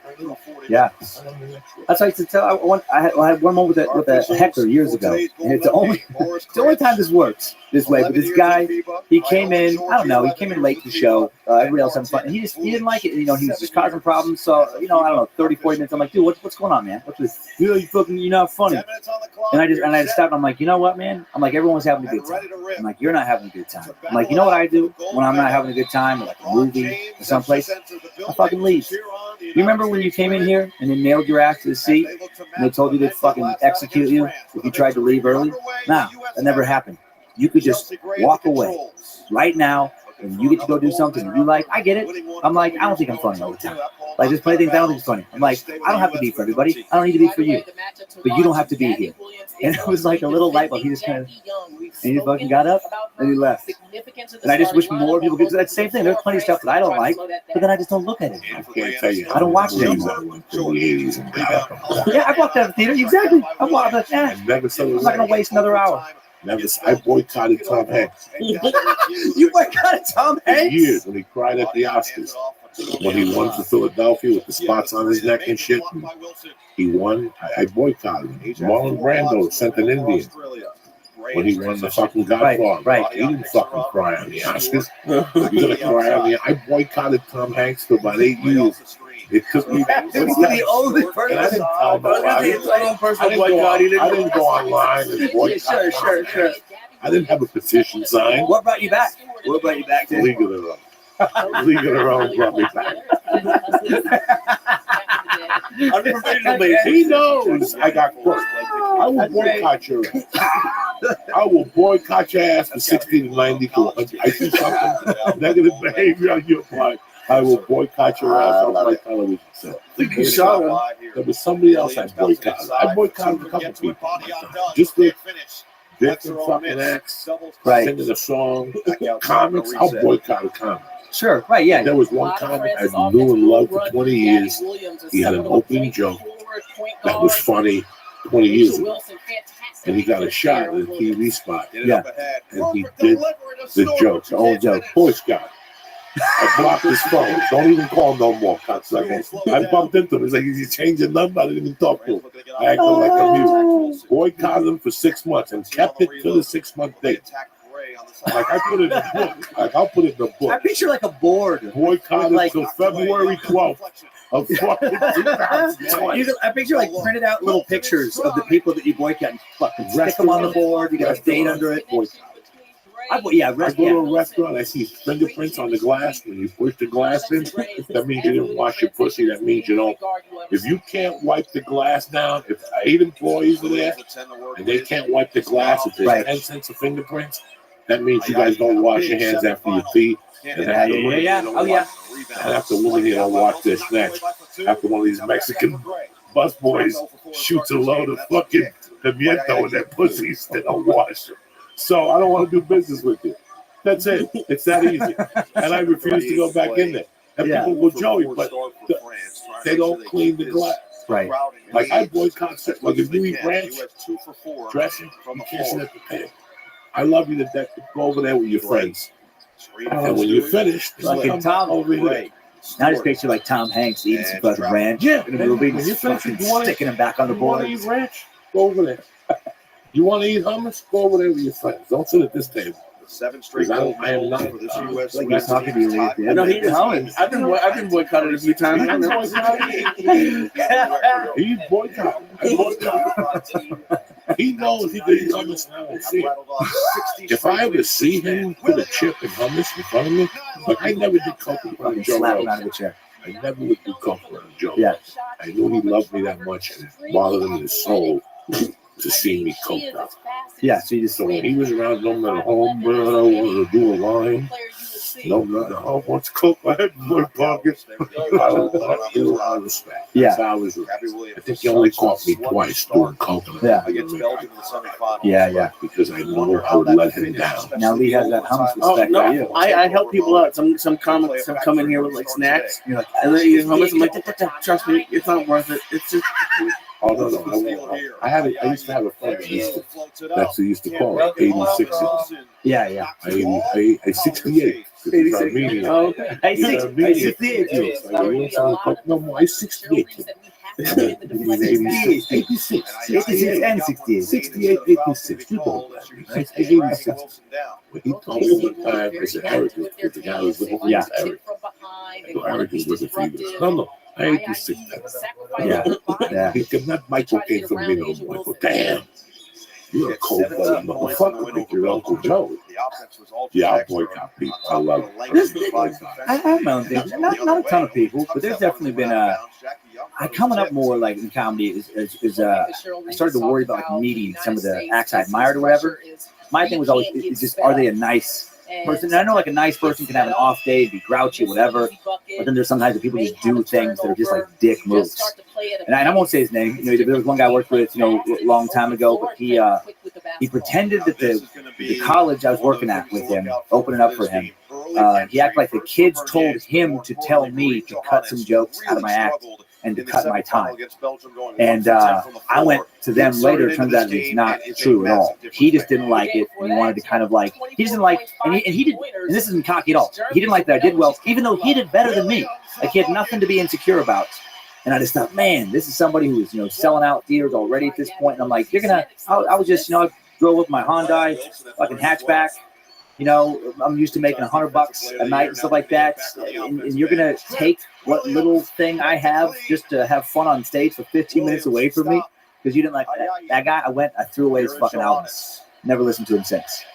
Like I boycotted him for 15 plus years. But I'm just like, fuck you fucking asshole. Like that the bully type thing. People who use power, that's the stuff where I'm like, you're dead to me. When I was a feature actor, I had a lot of problems with feature. Just people couldn't follow you, and then they talk shit about you. Especially the Omnipop crew. Oh yeah, man. Oh my God, they've been gone. Oh, that name. Those motherfuckers alive because Omnipop had a good book. Yeah. But he was taking feature acts and trying to make them into headlines. Yeah. A lot of them are still around today. I know what you're talking about. Yeah. I would go on those B-room routes and they would follow me and I would light them on fire. And I would light them on fire, 20 minutes, no responsibilities. You're a dead man. You know what I'm saying? Right. I got a package in my pocket. I've been talking to one of the waitresses. She likes to suck dick. You're done. You're done. Yeah. But Omnipop was putting out, too many of these feature acts. Right. I'm old school. I'm very old school. Here's the rule I have. You want to MC, you got it. You want a feature, you got it. But you consider yourself a headliner. I want to hear one complaint. I want to hear that Dan Cummings talks to the audience. Oh, right. I want to hear Dan Cummings is too dirty. Right. I want to hear that Dan Cummings, once you sign that contract, the headline, Dan Cummings comes out and says with a drum roll and takes his pants off and takes a flare, sticks it in his ass and does a half hour of playing the drums with a flare. Fucking solid closing. I better figure out how. Who's gonna follow that? Fucking Jesus can't follow. If I went on stage, ripped my pants off, stuck a flare in my ass, with Vaseline, without saying the words, yeah, I'm gonna do a presentation. A lit flare. Just like, excuse me, ladies and gentlemen, took my pants off, put a flare in my ass, lit it on fire, and then started playing the snare drum for 20 minutes until you heard this. Right.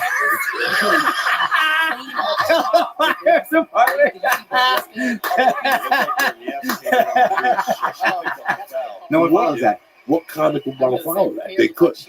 You'd have to have your dick do your act to follow that. Your dick would have to talk. You'd have to go on stage and go, oh, ready for this one? Get a fucking, what do you think? A meat tenderizer and just hit your dick like 10 times to beat that act. That's it. Just slam it. Who runs this motherfucker? I do. Whose house is this? Whose house? What's that expression? I don't know what the fuck movie it is. He hit something. But I don't know. Nothing bothers me more. I got a hand. I got 10 comments that would go to management. And complain behind my back.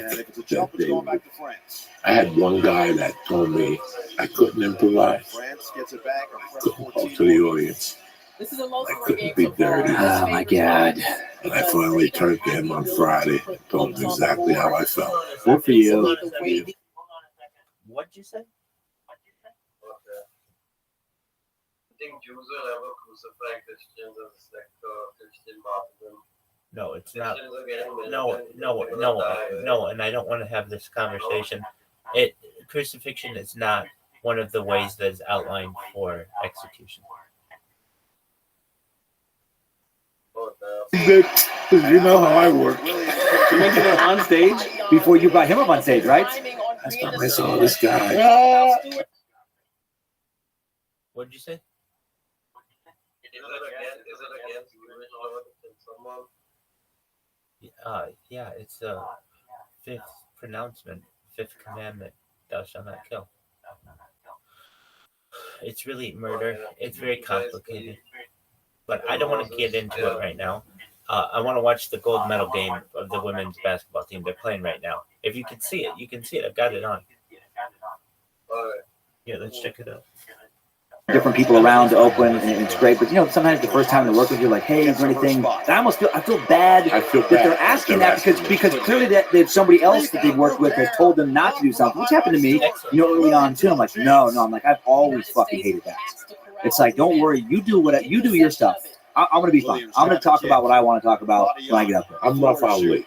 Sometimes my comment. Yeah, I'm very rough on this. We knows I look at this as a religion.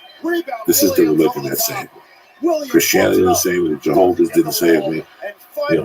Catholics didn't save me. This is a real religion if you look at it. Yeah. I love when I go into a club and a host comes up to me and he calls me Mr. Diaz. Right there, he already lost. Right? Because we're convicts. There's no Mr. Diaz. And then they say, is there anything particularly wrong? They're saying, I look in the face and I go, nothing. And their expression, it's like I took 20 pounds off me. Right. I know, if I know anything about comedy, Yeah. I know that they're just trying to remember their own jokes. Yep. For Christ's sake, why are you picking on me? Yep. I'm just trying to remember my jokes. You want me to go up there now and talk about your guest appearance on Will Grace? Right. And how he did the Tonight Show 8 times with Letterman and without Letterman, and how you won, just fuck it. And then if you mess it up on Thursday, oh my God, Lee. Excuse me, can I see you after the show? Hi, Dan.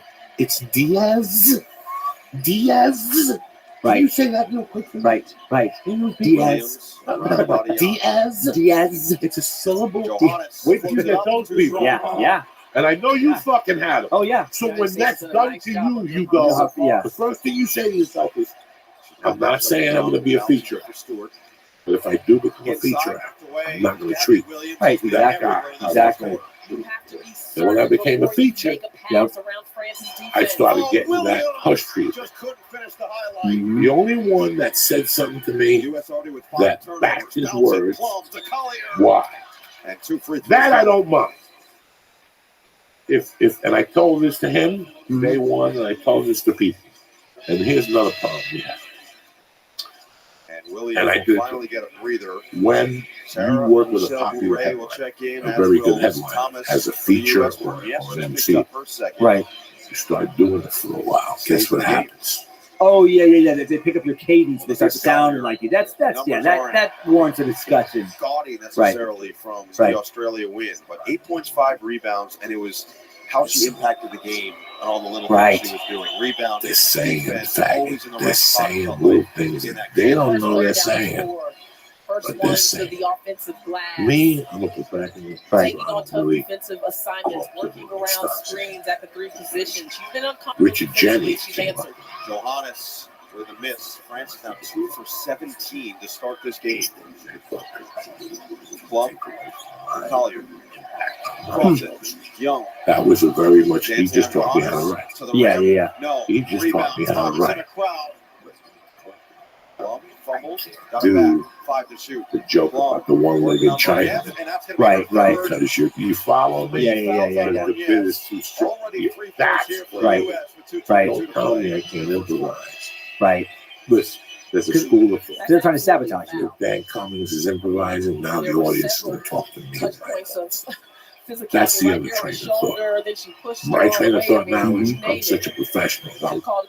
My base is so strong that I'll shut the heck of it down. Like if you want to you will work with New York Comics. Oh yeah, you work with somebody. Great to be here. How you doing? Hey, what do you do for a living? Yeah, sure. You came with him? Oh no shit. What do you do? What do you do? You guys know each other? That's 50-50 work. Yeah. 50% of that. Sometimes you get a standing ovation. Sometimes that'll be a long night. But what happens is now you train the audience to talk.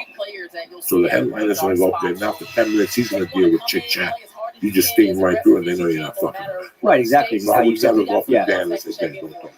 Right. You said it I'm so different time. confident in my base, my presence. Right. I'm back. Well, all that stuff's insecurity. Like you're talking about the people that that need the very specific introduction. You can't say this. It's all about they're just same thing. They're just super insecure. I never worked with a guy who did the very long, but I've heard horror stories of like the guy. There's one guy I don't even remember his name because I never met him. I just heard about him from a few other people. That he printed out this long fucking and expected people to memorize it. And it was like this ridiculous shit. Like you may, not like The Simpsons. Like you may remember him from, but it was you've seen him on this show. He's been on Conan 3 times, and he was in this movie and that movie. But it was like fucking 15 things. And if you fucked it up, I guess this guy would like go off on people.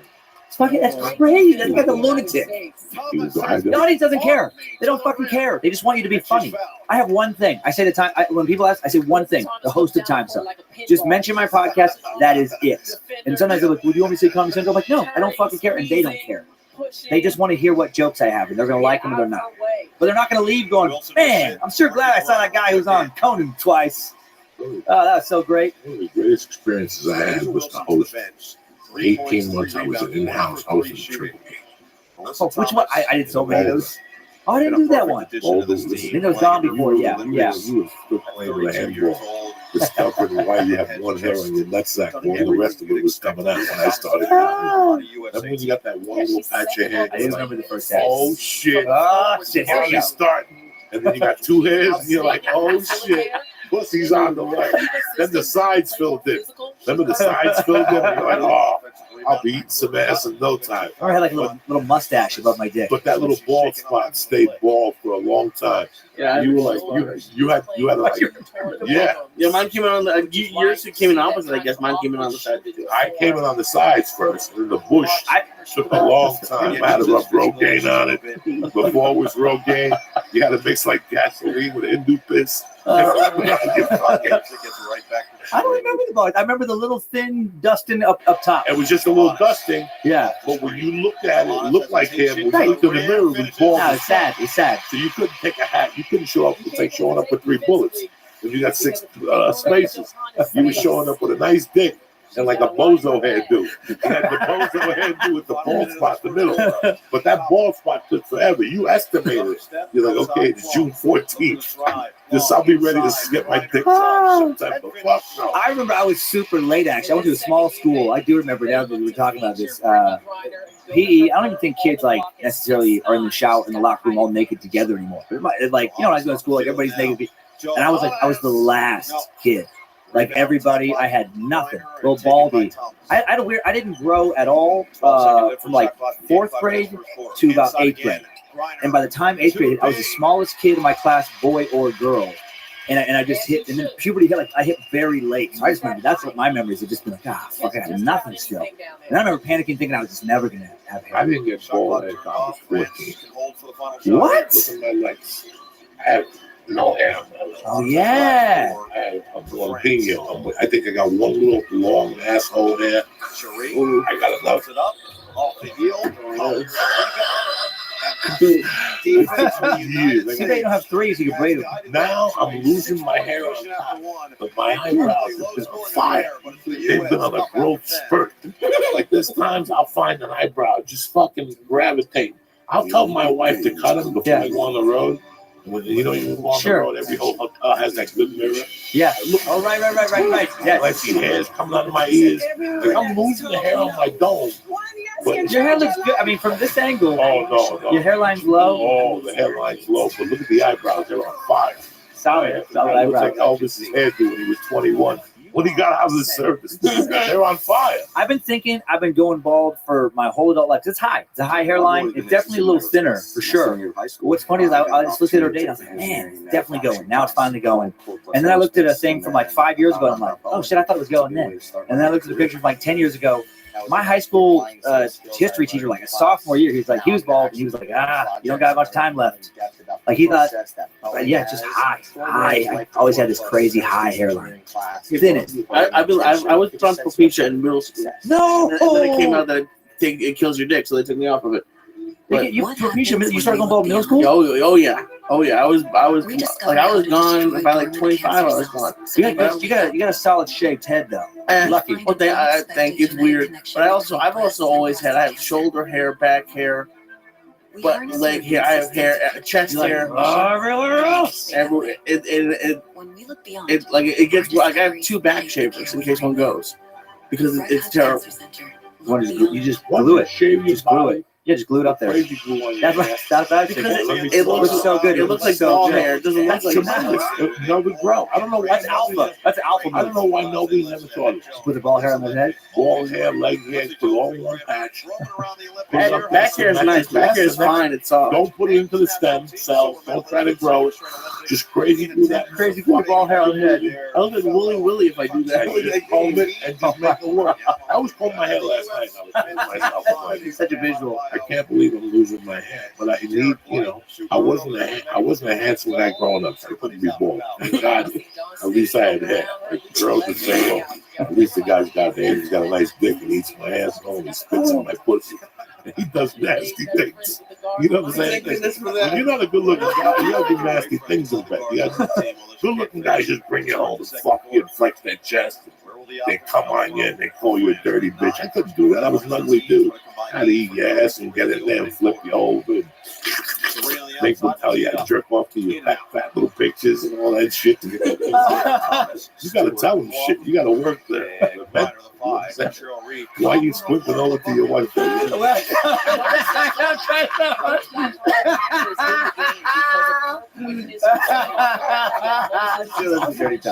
my God. I'm trying not to say things. Yeah, she says go ahead. So what's been going on with you, brother? Oh my God, it's been good, man. Actually, my wife and I, we started the podcast that'll launch in a few weeks. I'm a horror fan, so I love horror before comedy, actually. Like horror movies are my favorite, Stephen King, all that kind of stuff, and I just love a scary tale. I got your first guest. Yeah, our structure is I just find these stories and then you put them in my kind of narrative voice. But I just try to scare. She doesn't know what the story's going to be. We sit in a dark studio with a bunch of occult candle shit around us. It's a fucking creepy room, and I just try to scare the shit out of her with 2 stories a week. So that's the new. And then the other podcast has been going well, man. The touring's going well. You seen the trailer for that new that trailer scared me. I haven't seen the trailer. I haven't watched TV. I saw a bus bench the other day. That was creepy. That's the one with the clown? Yeah. Pennywise. I felt so bad. Clowns had a parade after that. No, what? For real? Oh. After that movie came out, clowns had a demonstration down. Like we're not creepy. We're not creepy. Just a bunch of clowns started losing work. When that movie came out, they started getting canceled for magicians and fucking like Marvel Comics. So a bunch of magicians went downtown and protested that movie because they were losing all their summer work. That was one of the funniest things that is fucking I've ever read in my life. A bunch of guys with like rubber noses, with sticks and big feet, fucking saying, "Listen, come on, give us a break. We're not creepy. We're not creepy." Yeah, you fucking you figure it out. Me too. I don't know what it is about clowns. I have a clown story. I did it on an album years ago, but it's all true story. I hated clowns because I had the craziest clown story. I was always watching movies, being a horror stuff. My parents weren't paying attention, whatever like that. Mom would be gone. First thing I'd do is put on HBO and just see what I could watch. And I watched that movie, Poltergeist. The one with the little girl. She died later. Yeah, the little girl. And there's a clown, a ventriloquist clown doll in that movie under the boy's bed. You remember that, Lee? I would never see that. No. Okay. Tries to strangle her. When the house goes crazy and there's a poltergeist activity in the house, this ventriloquist doll. Well, that wasn't a prop made for that movie. That was an actual ventriloquist clown doll that you could buy at a store that I had that was like my favorite toy for whatever reason prior to that movie. And I had it in my room. So I fucking see that, but I don't want to tell my parents because I'll get in trouble for watching something I'm not supposed to watch. So I just take the clown doll and I take it downstairs like little kid mentality and I fucking beat the shit out of him. Like I just, I hooked this little clown thing, like hung him around the doorknob and just fucking worked him like, fuck you, stupid clown, fuck you can't get me, whatever like that, throw him in the trash. I think I killed him. I go to bed. My mom found the clown doll in the trash and thought it was just misplaced. So she doesn't know that I'm terrified. She puts that fucker back in my room on like a little chair. So then I wake up in the middle of the night and I see that son of a bitch back in the room like he's fucking watching me. And it gave me reoccurring nightmares for fucking years. Like I was paralyzed. And I still don't want to get in trouble. I was so afraid that I fucking dealt with it for several like days until finally I like broke down. Compared to the whiplash you're about to get this podcast, tomorrow the Midget Association is going to come after you. You're beating up a little fucking clown to death when you were 10 years old. And then your argument's going to be, I didn't beat up a midget. I beat up a doll. And they're going to say, could have been a difference. What if you had a cocktail? Your doll story triggered me. I always hated those ventriloquist dolls. They're creepy. When I first met Duncan, he had a ventriloquist doll. Little hobo. And he would bring him on the road with us. And dog, I would make sure I wasn't on the floor with him. I would tell them at the desk, don't put me on the same floor with him. Seriously? Yeah. It creeped you out that much? Just don't like all that shit. Did you have like, my grandma had all those weird porcelain dolls around the house. Did you have something like that around where you grew up? Like a bunch of dolls? Like creepy dolls? I hate dolls because I broke one of my mother's dolls one time. One of those Japanese dolls that you can switch the wigs on. I don't know. I think I know. It's like porcelain? Yeah. My father a lot of money. Okay. Yeah. Told me not to throw the ball in the house. And I broke the fucking doll. And I tried to crazy glue the fucking Elmer's glue back the doll together. It looked like somebody came on the doll. Like Annabelle. Like, we're thinking about it now. It looked like a doll would come on it. I had the fucking Elmer's glue all over her and shit. My mom's like, what happened to my doll? And I had to pay out of my pocket. I don't know what it is. I've never been hip to clowns. What about that statue you had when you came home at night? I had this statue in my house. This is San Lazaro. This is like one of the patron saints of Cuba. Okay. And my mother believed so much in him and my father that they had a 6-foot statue of this motherfucker in the house. So when you opened the door in the living room, he was in between the kitchen and the fucking living room. And there were nights that I would come down to get water. So I would do his ass, and I would open my door. And he had a gold crown. He had a gold. Oh yeah. And 2 crutches. If you go to my house, I still have crutches in my house when I got my knee operated out of respect for the saint. Because if you're Cuban, you have to celebrate the saint on December 17th. And like 2 weeks before my mother died, I had a party. And Eddie Borelli and his boys walked in, but the Red Devil was there. They took one of the crutches from the saint. And he goes, you take one more step, I'll hit you over the head with this fucking crutch. So it's tremendous that I think about. I'm sorry to tell you. No, was there candles and stuff underneath it? No candles, nothing. The offering is you get a purple cape. If you see a Cuban person dressed like the purple, they made a promise. They made a promise for their knees. Okay. Yeah. When that's why you can't hit a dog if you're Cuban. That's why when Michael Vick got sentenced to prison, there were a couple of prisons they couldn't put him in because there were abattoirs in those prisons. And they dedicate their life to this saint. Wow. So you gotta help dogs and stuff like me. You know, like, I don't know if I told you, but the other night, Sunday night, I was going to the comedy store. I get my little soup. I started up. I'm looking to go over Timeout's this. going to be called by France with 4:44 remaining. Yeah. What's that dog? U.S. What the advantage. fuck is that a dog? As they continue to try to take care of this basketball. And he's like 6 feet from me, and I lower the window. I'm like, what are you doing in this neighborhood, cocksucker? Are you lost? And I'm like, Papito, come here. I'm trying to talk to him in Spanish because of my Cuban roots. And next thing you know, I realized that's not a dog, that's a coyote. So I closed my window and I called my wife and go, get out of here. I just put the car in reverse and went backwards like that dude that robbed the cop car in Dayton yesterday. You see that dude that robbed the cop car backwards? They were chasing him with 90 miles. Holy shit, 90 in reverse. Backwards. Yeah, he ended up killing the family. It's a fucking shame. God rest his name. But I fucking went back. The last 3 nights I've seen that fucking coyote. I saw him Sunday, Monday, and Tuesday night. But my neighborhood is going crazy. You think the Crips moved into town. Those poor white people are knocking on my door. Excuse me. It's a coyote. Yeah, I saw some white dude run. I pulled up next to him. I go, you better look out for the coyote. Because those Studio City streets are dark. Yeah. They're fucking dark. Like if I go to Lee Street in the middle, that's the easiest place to mug somebody. Like if you're looking to rape somebody, just go to fucking Addison, in between Colfax and Laurel Canyon. That's rapist paradise there. That's like rapist paradise. You hide under a bush in the 3rd block. You can rape a fag, a little boy, or a woman and get out of there within minutes. I told the cops that. I just picture you randomly. Officer, I didn't talk about No, I told the cop one day. There was a home invasion a block away from Colfax Grammar School. And I saw a cop on my block, and I stopped him down. I go, would you do me a favor? Do you mind going down around this block a lot more? I said, what are you talking about? I've lived in this house for a year and a half. It's the first time I see him coming down this block. We have a security service. Yeah. That he belongs to the school, so we rent him also. He does patrols. But I trust him like I trust Lee with a gun. You know what I'm saying? Yeah. He's just a guy that they gave a job to for $8. If I tell Lee to watch my house and he sees 3 fucking burglars, what's Lee going to do? Beat him up? No, he's going to shoot him and call 911. That's what this guy has to do. Yeah. So I told the cops, and I go, what's something else? I go, this is like one of the fucking best neighborhoods around.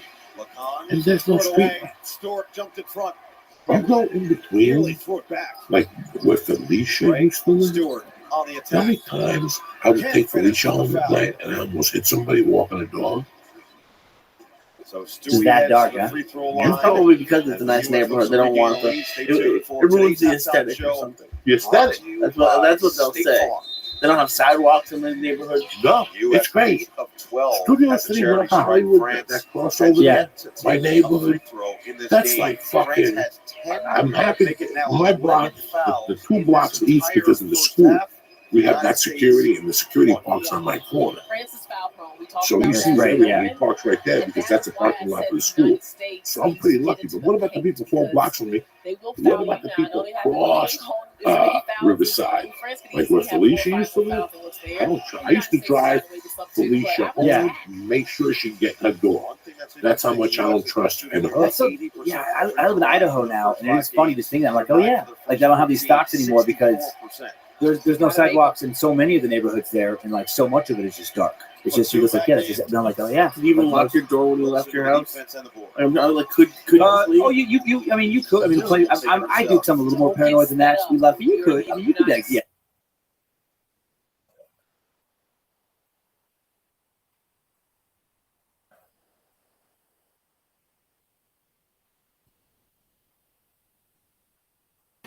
They want to get into. I think they want to get into skiing and stuff. Monroe, my daughter does. How long have you lived there? If you don't mind me asking. We've been up there 3 years. Have you fucking skied yet? I haven't done it. I know I gotta take them. Took them on the kids. They don't want to ski. They want to try, but they what do we do? You know what's funny? They like to be home. We do like a lot of like they're always doing like lessons of some kind or some kind of sports. So honestly, on top of all that stuff, they just want to like be home. Have you taken them tubing? Tubing is the best. Because tubing, you don't have to strap anything on. You just go. Oh my god! There's a huge sled hill. Oh, I love that. We do that. That's easy. Just go down, But even on that, like, yeah, we do that a couple times a year. Yeah, that's fun. But yeah, I gotta actually do the snowboarding and ski. But it is beautiful up there. We do like, it's just nice, like get out in the lake or bike rides or hikes or whatever, or just to be out in the yard. I mean, honestly, we had a trampoline in the back. That was the best. I don't know what, $300.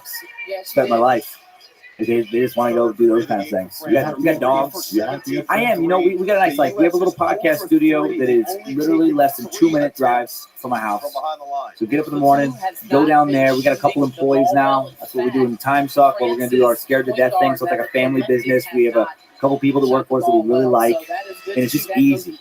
It's like, yes, I had to, like, accept that I'm not going to be able to, go on auditions or things like that. But I really wasn't doing that anyway, man. That's not what I never cared about that. Just for me. I still do stand-up actually is going better than ever because of the podcast. I'm getting more of my fans to the shows than I ever did when I lived here. So for me, it's worked out. I wouldn't recommend it for everybody. If somebody really wants to, be in a scene and come up that way and be part of that, or if they're really into like trying to act or trying to write or trying to produce, you got to accept that you're not going to do that kind of stuff. But the game has changed so much though too. What's random is I do like Skype auditions. I don't even try to do auditions, but every once in a while somebody wants you for a host or something. It's Skype. It's great. You don't need to. Yeah, you don't. Yeah. I come down every once in a while for meetings and stuff, and even all that stuff. I love having my own business. And I love kind of being my own brand now, and I just want to like go further with that. So for me, I love it, and it gives me more time. I love to like write and create stuff like that, and I'm not sitting in traffic. I just get to be at an office that's set up like I like it, an environment conducive to me being creative, a bunch of weird shit on the walls, all that kind of stuff, and it's great. But it would drive some people fucking crazy. You get to work out up there during the week? Is there anywhere to go and do comedy during the week? No, but you know what? I never did that much when I was down here either. It's like I like to think, contemplate. And then the last couple albums I've made have all just been from the road, just throwing stuff in the middle. Yeah, I never just, I think it's because of where I started. There wasn't that option in Spokane when I got, and so I basically, my open mics were kind of like Tribble gigs. I did a little bit of these rooms in Spokane, like these weekend rooms. And then Tribble was desperate for features that would be willing to drive people to all these Montana gigs and Idaho gigs and all that kind of stuff. And so looking back, I didn't realize how crazy it was. And I had a guitar early on, which I ended up dropping like 4 years in, but I got all this road time, these weird little bars all over the Northwest, and I just learned to develop new bits in that atmosphere, and that just became part of my process. And then when I started featuring in clubs and stuff, same thing. I would just, every week it was a goal to get a new bit to work, and that stuck in my head. And then it was, when I went to LA, I had kids. I came to LA after I was divorced. So when my kids were here, I had to be with them the whole time. And when I wasn't with them the whole time, I was doing gigs on the road the whole time. So it just never fit lifestyle-wise to really work things out on a regular basis in the club. So I just never developed that. Where you at? No, what you shoot your special one, your new special one. It's going to be October 17th, I think. It's a Crowfoot Ballroom. It's like a little rock club in Pontiac, Michigan, little suburb of Detroit. And I think it's almost. I mean, it's not a big place, but I think it's almost sold out. I wanted something different. Well, part of it was markets we'd already burned. Because there was, and then markets we'd already filmed that. We just wanted to do something different. And I've recorded stuff in Portland, Oregon, Salt Lake City, and Spokane, Washington, and Minneapolis. And last time I was through Detroit, I just had a blast. And but a lot of it was routing. Worked out well, routing. There's a couple other cities that maybe the next time around. Denver, I love. But we already had Denver kind of on the books by the time we decided to kind of try and do the special. So mostly it was based on venue availability, honestly, out of markets that I liked. We looked at Atlanta and then in Detroit for the final two. And then Detroit just gave us the. I've had a blast. Every time I've been there, I've had a blast. I've had a great time in the whole state of Michigan. Yeah, you know what? The whole state of Michigan. Oh, yeah. They talk about you at Dr. Brennan's. Yeah, Bob. Yeah. I love those guys. I love those guys. That's a fun place. When I was Grand Rapids. I got to comedy. Yeah. I did Niles. I did from. It's called Niles, Michigan, which is really called Mishawaka. Yeah. South Bend, Indiana. Okay. So you play Notre Dame. Yeah. I've done all the way from Mishawaka all the way up to Ishpeming. What? Ishpeming. I don't even know. Ishpeming is the tip where it's fucking penguin weather all year round. And then you got Mackinac Island. Oh, yeah. When I was that's a big vacation place, right? In the late 90s, I say 30% of my road work was in the state of Michigan. The other 30, wow, that's random. Texas, you could live in Texas. Was there a David Tribble of Texas, or were you doing clubs in Texas? In Texas, I was doing, no, at the time I wasn't in Texas at all. There was a guy named Initials. He fired me early on. I told him to suck my dick because he would give you, he would sign you up for 5 nights, and the week of the gig, he'd call you and pay you 2 nights. Yeah. And it's Tuesday and Thursday. So what am I, Tuesday and Friday? So what the fuck am I supposed to do for 3 nights all the way out in fucking Tucson, Arizona? Walk to the fucking gig? TJ something. So I moved to Seattle and I called him like a man and I told him that I couldn't do the gig because he goes, you took it. If you cancel, you'll never work an improv again. And I said, okay. And then the night of the gig, I said, nobody threatens Uncle Joey. And I waited till 7 o'clock. He texted me. I can't handle this. Peep me. And he goes, where are you? I go, 10 minutes out. And he goes, okay. Meanwhile, you're in Seattle, right? I'm in Seattle. Then he called back and goes, where the fuck are you? And I go, you know where I am? I'm in Seattle. You ever threaten me again, I'll get in the car and go down there and knock the fuck. I just went off, fuck you. That's fucking he's like, you'll never work again. You'll never work an improv. You're all right. Yes. Then I called him years later. Yeah. Oh, that's great. He was in Houston. He had a room in Starkville, Mississippi. And it was open. Somebody said, they're looking for headliner. I called him, hey, just to see. And he goes, what's your name? I told him, man, your name sounds familiar. He goes, call me tomorrow. I'll let you know. The next day I called him, do you remember who I am? Because I never forgot who the fuck you were. I go, still 20 years later, fuck you. I had Tribble in those days, but I also had the Grand Rapids guy, John Yoder. Yeah, Yoder's, yeah. John Yoder was very, very, very good to me. Oh, that's great. I only know his sons. Right, Jameson, those guys. Yeah. The first time they gave me a check, they had tears in their eyes. The first time the Sons did? It was the biggest check I had ever received. Oh, you had tears. Oh, they had tears. Oh, because they were so happy for you. Yeah. What? Oh, took me a second. Because they're sad that they had to give you that much money. You could send them the best. I loved it. What happened was, it was the very beginning of the podcast. Yeah. And the people who don't know, the legend of Floyd Mayweather is from Grand Rapids, Michigan. Floyd Phillips. Oh, Floyd Mayweather. Oh, yes. Floyd Mayweather is right. And the Floyd Phillips comedy. I thought you were, I thought you were joking on the comedy. I missed the kid. Yeah, I love him. He's a good guy. Yeah, Floyd Mayweather. God rest his soul. Floyd was. A lot of people don't know it's got the more churches capital in the country. So the two Yoda boys, who were sweethearts, believed that dirty comedy wouldn't do well. So they laughed at my agent. They laughed at anybody. In fact, they learned the hard way because they think they got let out for the comedy festival, Grand Rapids. Oh yeah, Gilda Fest or under a ticket or something. That's a fucking working class community. Who's going to pay a yardstick to see Jay Leno? That was 20 years ago. Elvis is dead, no different than myself. You know what I'm saying? So when they called for me, there was two clubs that laughed at me. It was them and Caroline's. Today's halftime show is presented by They really State laughed Farm. at me. Caroline's like, Diaz doesn't work. He's a ham and egg guy. Well, this is quite the surprise. Grand Rapids was like, we'll book him. The Americans' lowest one-half total. Dirty comedy doesn't fly over here. So they went ahead and gave me like 90% of the door. Oh, that's awesome.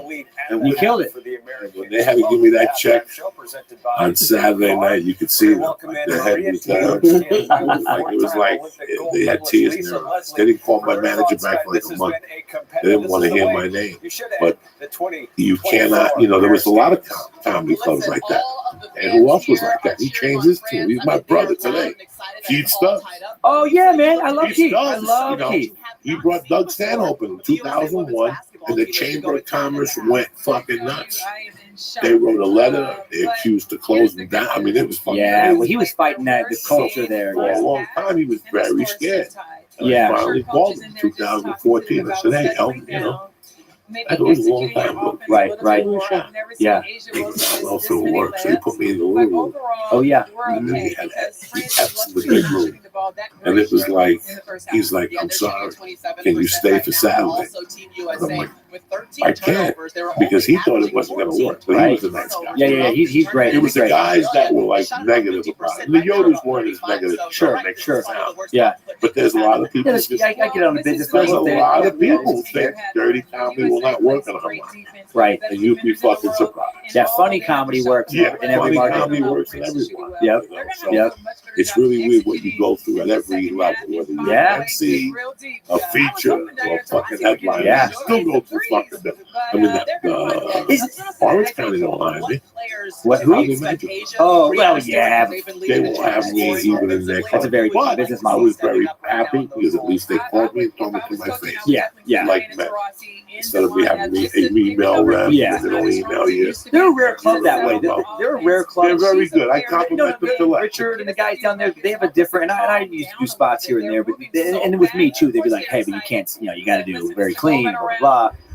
They have a very rare business model, and good for them, where they can pack that room just kind of regardless. At least they used to. It used to just be like, and they're nice people. And they're nice people. Oh, they feed you and they give you a steak. Good food. When you're broke in those days, I mean, Ralphie would bring home a piece of salmon. Yeah. But isn't it cool now when you're talking about like these markets and stuff? What I love is, because of like the podcast world, because of how things have changed online. Well, and like you specifically, like, you have with your YouTube and the podcast such a big, consistent following that you don't need to worry about any club because there's alt venues in every city where you're following. They don't care if you're at, fucking Scoots McGee's Laugh, Chuckle Shack, or, Don's Rock Club, like whatever. They'll just go to a venue that you want to go. And so I just feel like comics have more freedom than they've ever had that way. Where it's like if you build that following online and you get those fans that just want to see you, you can work wherever those fans are. It's amazing.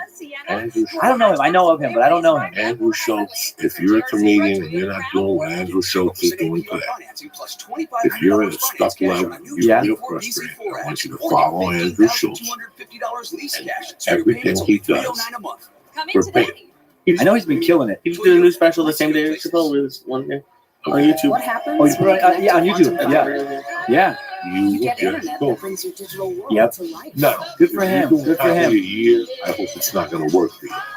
Andrew Schultz is putting the time. Sure. So before you go mimic Andrew Schultz, put in 10 years, and then he figured this out. I do it. Right.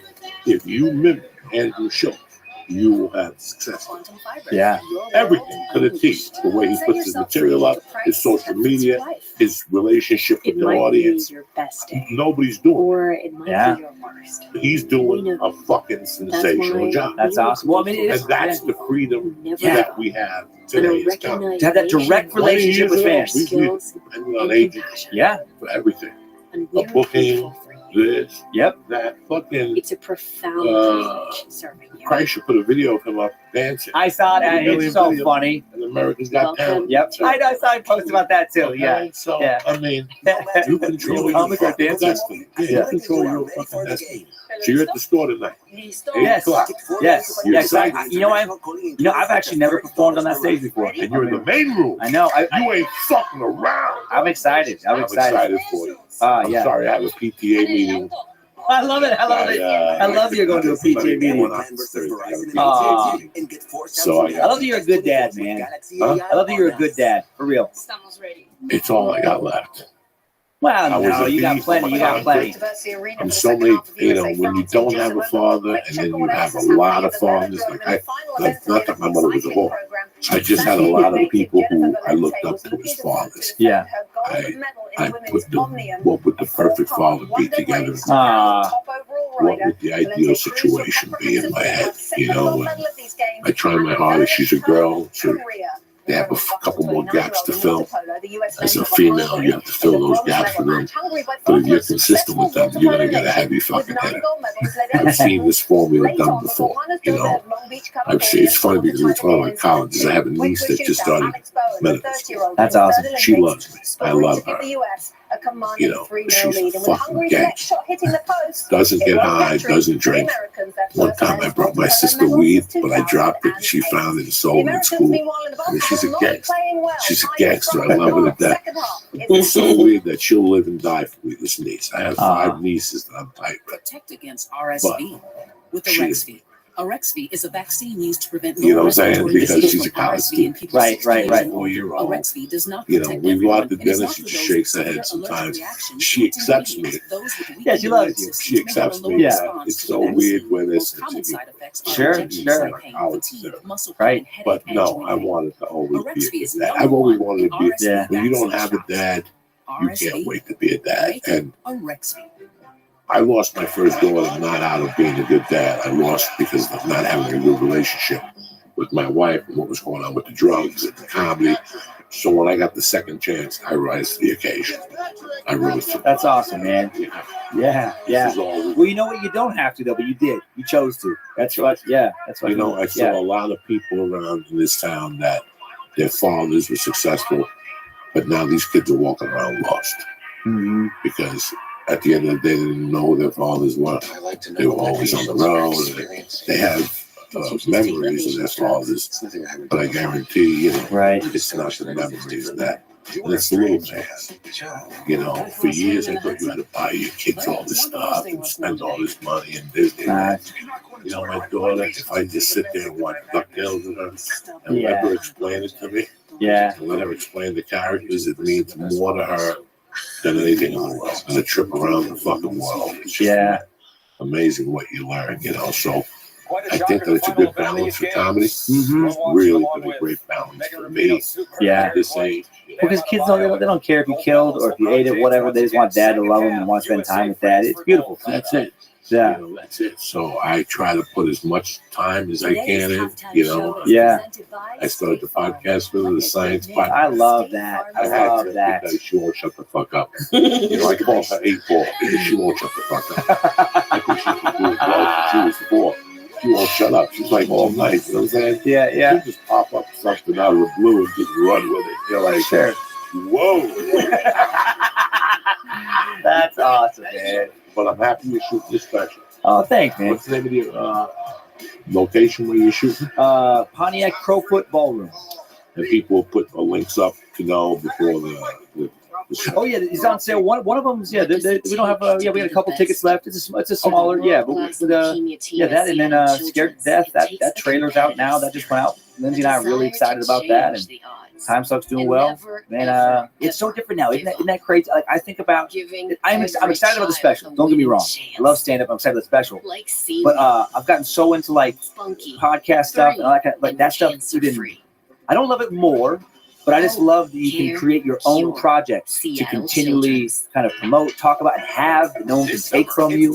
You know, you just put stuff out that you're passionate about, and people can find it right away. It's the best, man. It's the fucking best. Right? There isn't. No one's stopping you. No, you don't have to pay to have a YouTube account. No, I can't. I don't go to Montreal. Doesn't matter. You know, I was talking about it's crazy now where it's just such a different business. Yep. You don't make it, it's your fault because yep. You can take your dick out and hit it and people donate.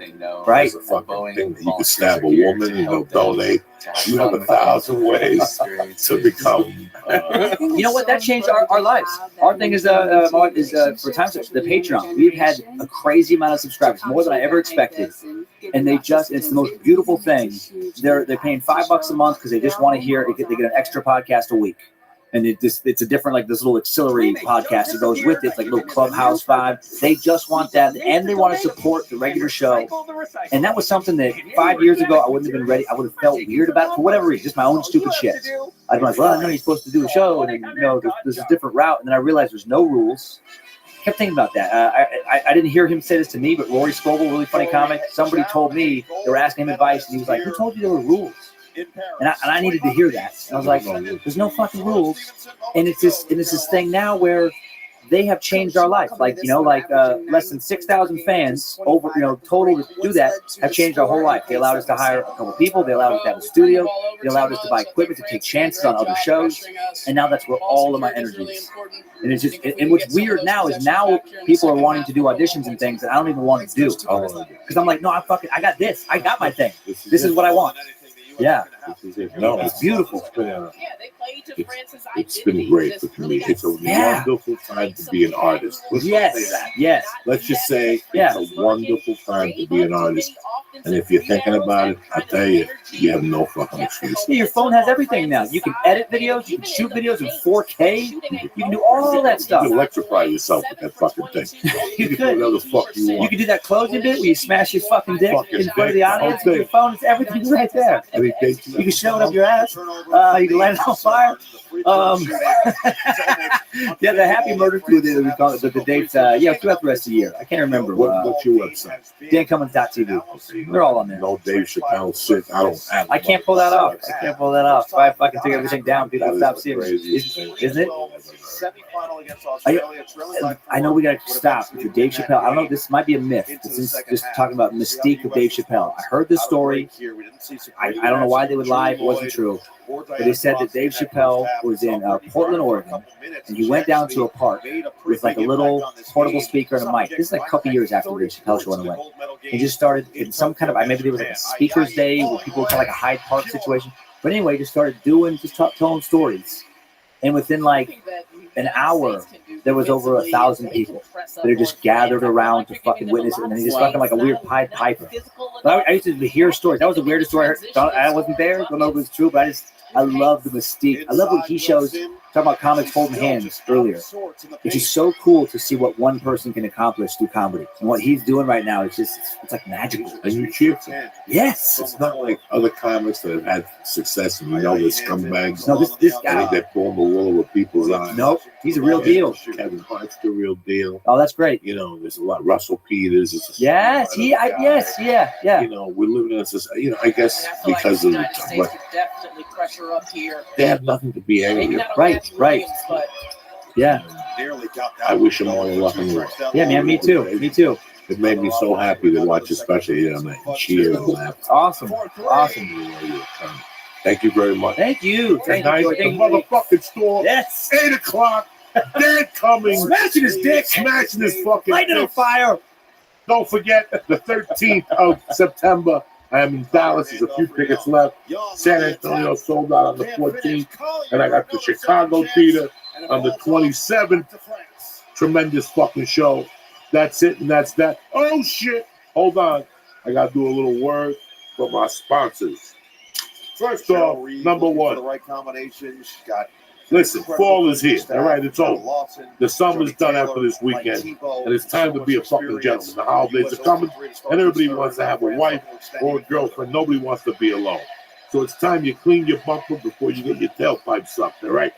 My friends over at Manscaped created the only tool you need to shave your balls and the area around the love stick.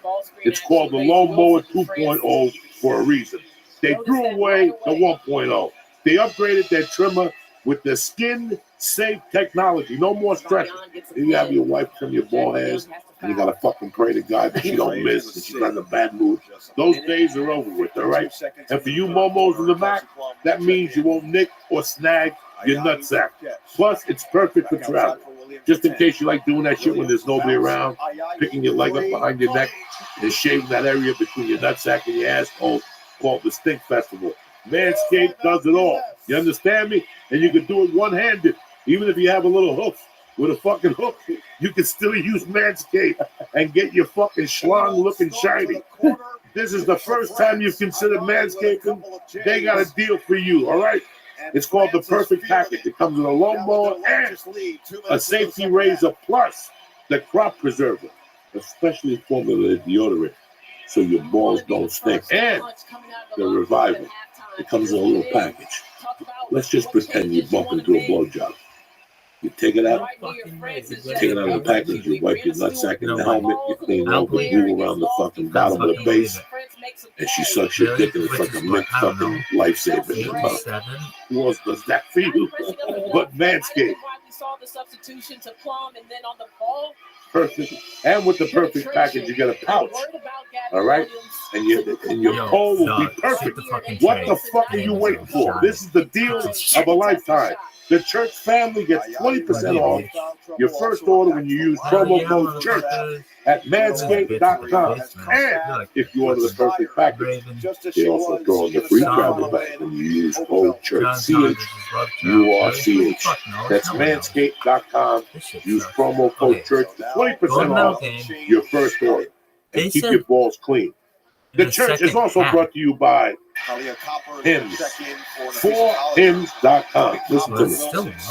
We got problems. We're losing our hair. Our erections aren't working like they used to. You know, we're getting old. What you need to do is help. And it's here for you, Uncle Joe. With age comes wisdom. But when you get older, this could also be a down in one specific area. 40% of men by the age of 40 struggle with not being able to maintain an erection.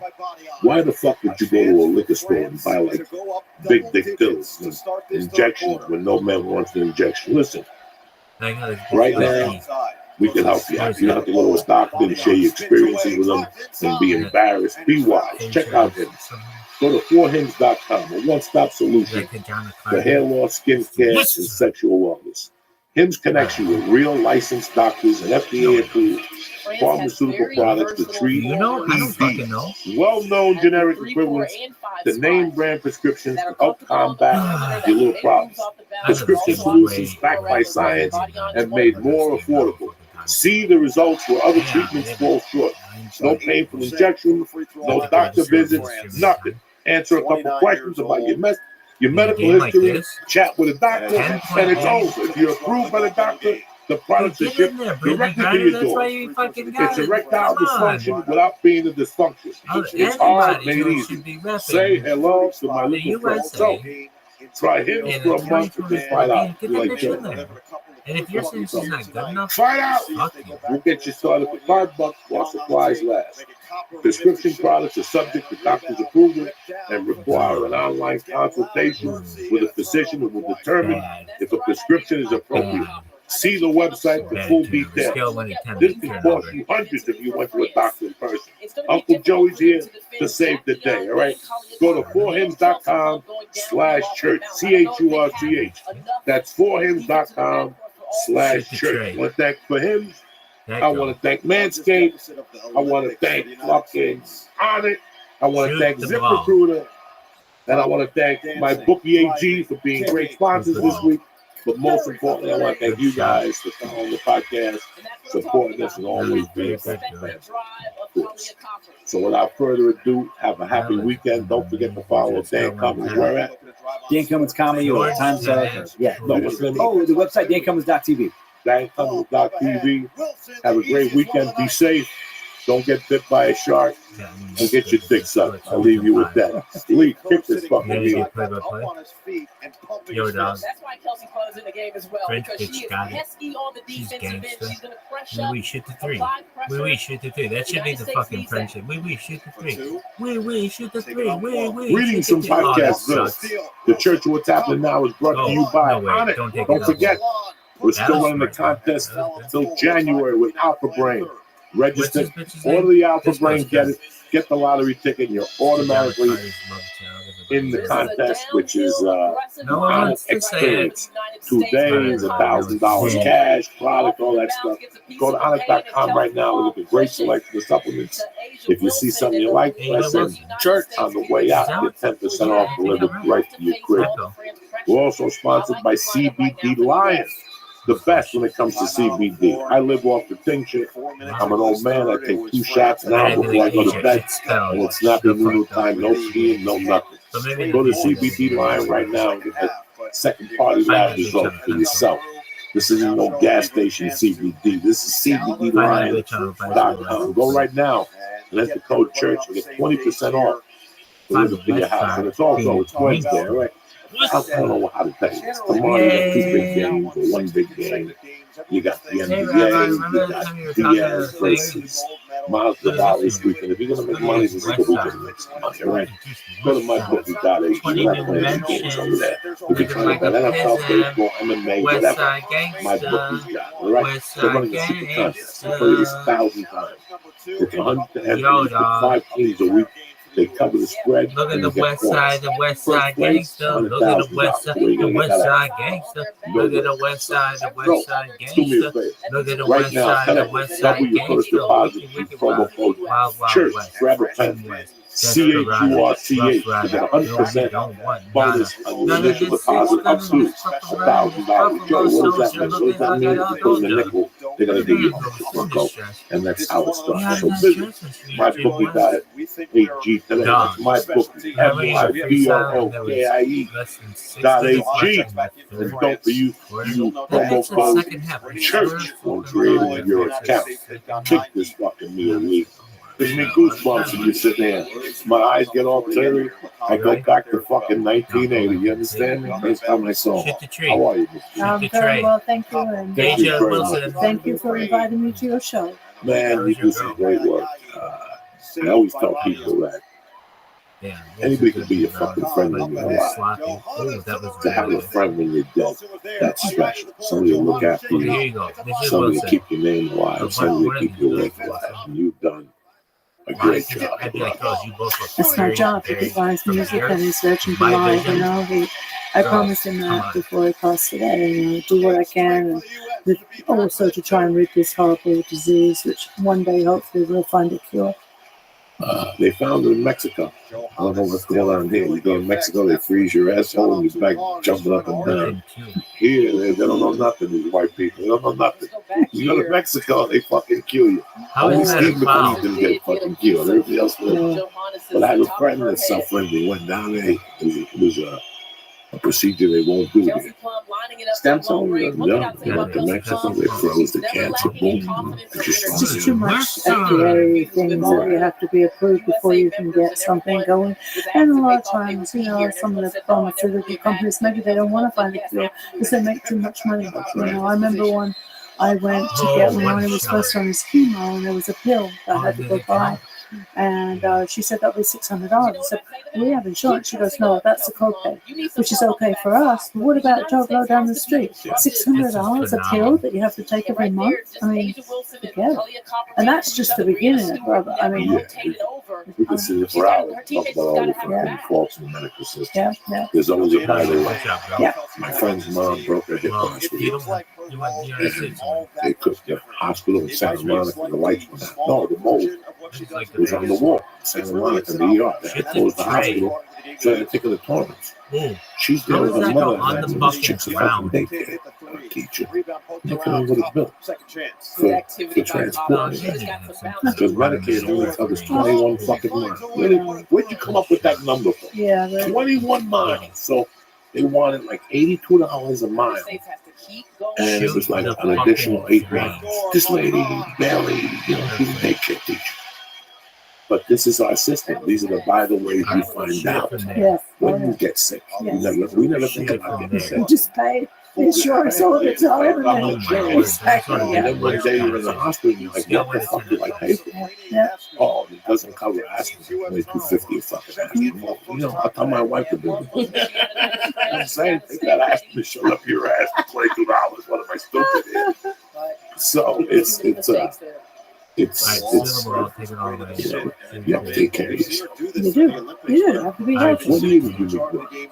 I met Ronnie around, I think it was 1974. Wow. And when did you fucking hook up? You were friends for a while, right? We were always married. I thought you wanted that as the friend for a while. No, well, we were married for a long time. There's always things that go on in life, and as you know, there's ups and there's downs, and we went through ups and downs. Yes, we did, but we were always married. In 1974, he had just completed the first Rainbow album, Richie Blackmore's Rainbow, and they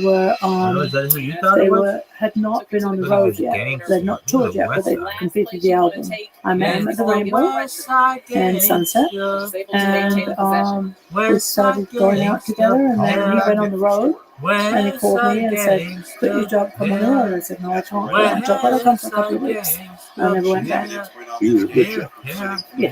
So the first time I ever heard about JB was Rainbow Light. And they did a show, maybe 79, Scorpion. Yeah. Okay. Yeah. I think Schenkner showed up in Jersey at some fucking party, and I went down there. And at the time, I'm not gonna lie to you, I went down to Richie Black. Show me what you got, girl. I was your biggest fucking fan. Ronnie James. I went home and bought the album. Started. Oh yeah, it's a fabulous song. Come on, girl. Let's see what you got. The whole world's watching you. Fuck yeah, girl. That song is one of my very favorite songs. I'm on the same page. So I took it home. I care about it. Ronnie James people fuck all the places and singers. They came over to the fucking down the Rocky Road. The world watches you. Asia Wilson. And then, I fell into Black Sabbath by mistake. So did Ronnie. I put on walkers like everybody else. Maybe 13, almost jumped out of fucking windows. That was it. I know you think that was how you're supposed to Sabotage, and I was ready to fucking go. Where's the heroin? Where's the fucking heroin? The sugar pills? Where I need to go? I give it to the fucking 5 ring. Master Reality. And I got angel dust and started the angel dust. It was like my birthday. Really? Every time I see those rings, they kind of bought Master Reality and the Exorcist was on. Oh. And I had the Exorcist on with Master Reality over tripping on these fucking shoot the fucking ball. And I shut it down. I never really shoot it. I would shoot it from there. I'm motherfucking Sabbath, Bloody Sabbath. Shoot it from there. That was my movie. I was writing the shit on the world. Right. God had taken my mom. And then I went to see Box Sabbath. And they were fucking god awful. With Van Halen. Van Halen took them to, Van Halen was the opening act. Nobody went to see the opening act in the 70s. You had till 8:30 to get there. Nobody went to the opening act. But the word on the street was to go catch this Van Halen band. And they came out like fucking, they ran the guard. And I still remember watching Bill Ward smoking coke off the snare drum. Like he was sitting that close. They were that fucked up. And you could tell. And then Circus Magazine, which I still have a copy there of, Black Sabbath. And they got this singer named Gary Brown, something Brown. Have you ever heard? No. the Black Sabbath videos with him and James Dio. Welcome. It's fucking How you living, god. Playboy? No. What's God, good, off the son? babe, something from the bank.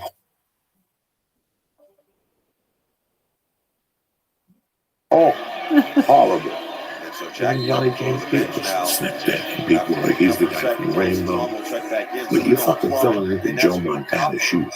You're going into Willie Mays' shoes. You're filling in what Ronnie James Dio had to pull off was a fucking magic trick.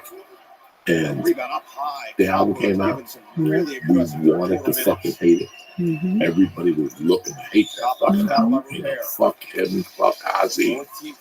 And every song, every now, you're like, Jesus, children to see. Jesus, die young. Jesus. You know, I want to hate this fucking song, but I like it. And then he did a tour. You're going to see it. I'm not fucking with you. He did a tour, and they played Philadelphia. It was Black Sabbath. It was Ronnie James Dio. Fucked off from Sammy Hagar with Shaking Street. And it was Montrose. Ronnie without fuck nothing with Philadelphia. Now, let me tell you something. I don't know if you know how concerts work, but if you look at a tour, the first 2 nights, they always touch on Philly. You know why? To get it out of the way. They're savages.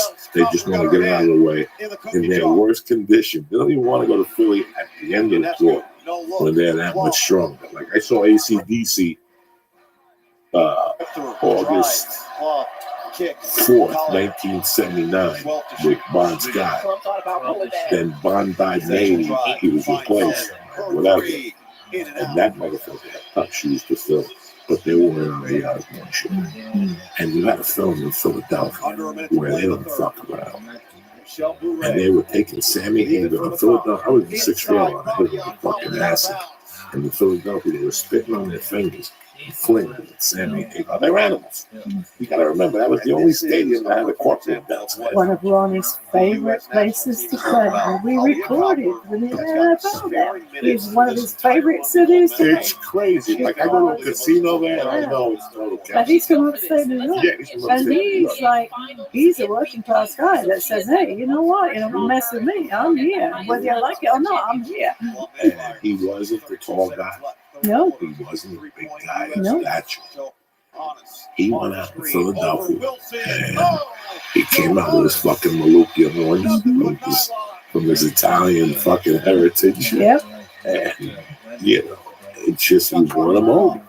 And I still remember people having signs saying, go fuck yourself. Yeah. This is Philadelphia. We remember them very well. They're not going to say, hey, you know, well, we love you. It's the city of Brooklyn. We love you. You got to prove yourself. That's bullshit. In Philadelphia, you got to bring every bullet you got, you know. And one song after the other. And then he started doing Sabbath. Yeah. Activity in Black or something. She's got 5 offensive rebounds, Okay. 12 overall Like, for the game. it's one thing And to on do your top of song that, for 20 hours, defense but now you're dipping into fucking. Now you're fucking.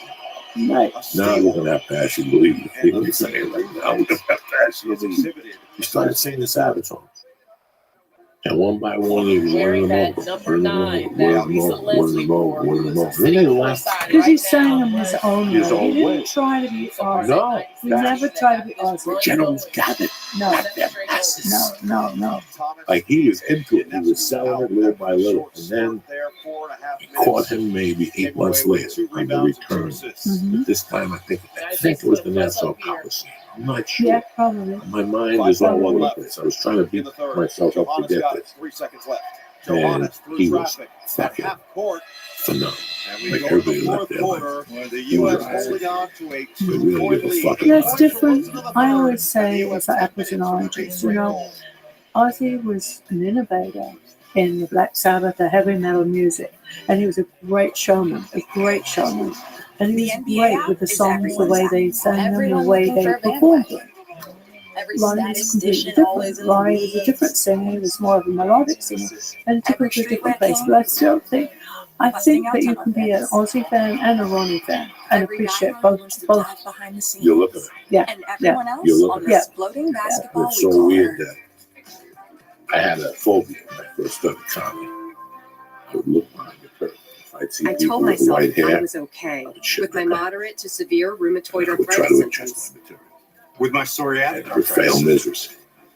But just okay. This is why you okay. asked me before the show And I if I was would ever done be interested. I tell you, If you this is still my have opening joke. symptoms after a TNF blocker like I just got a Humira call from the or daycare. Gvoke is different They and said, may did help. you Gvoke is a do the once-daily reverends pill that can stand dramatically up? And I relieve go, can RA I talk and to your PSA daughter, symptoms, please? including Because fatigue the for some. daughter's like It can 23. stop She joint got on the phone and damage, listen. and in PSA, I can love leave skin that. clear That or was almost my clear. opening joke right Gvoke now. can lower your ability Is to when a fight gay guy infections, feeds including his TB, victims serious hot dogs infections to and get them blood ready for clots, dick. some fatal cancers, They don't want to lymphoma, open. and skin You cancer, don't want to death, heart open attack, stroke, and with that tears in joke the at a artery. Christian organization. Substance occurs in people 50 and older So, with at least one heart disease risk I factor. would look Higher behind the risks. curtain, Don't take it for and I'm lunch. such a pussy. You know, to this day, I get Tell your doctor if you are or may come. 10.25 Ask your Xanax and rheumatologist put it in my pockets. And all those little pussy Xanax, they'll never do nothing to you help you save. because of the anxiety I get before I go on stage. is still the biggest stage in the Especially world. when I get to the comedy store. That little first 10 minutes, when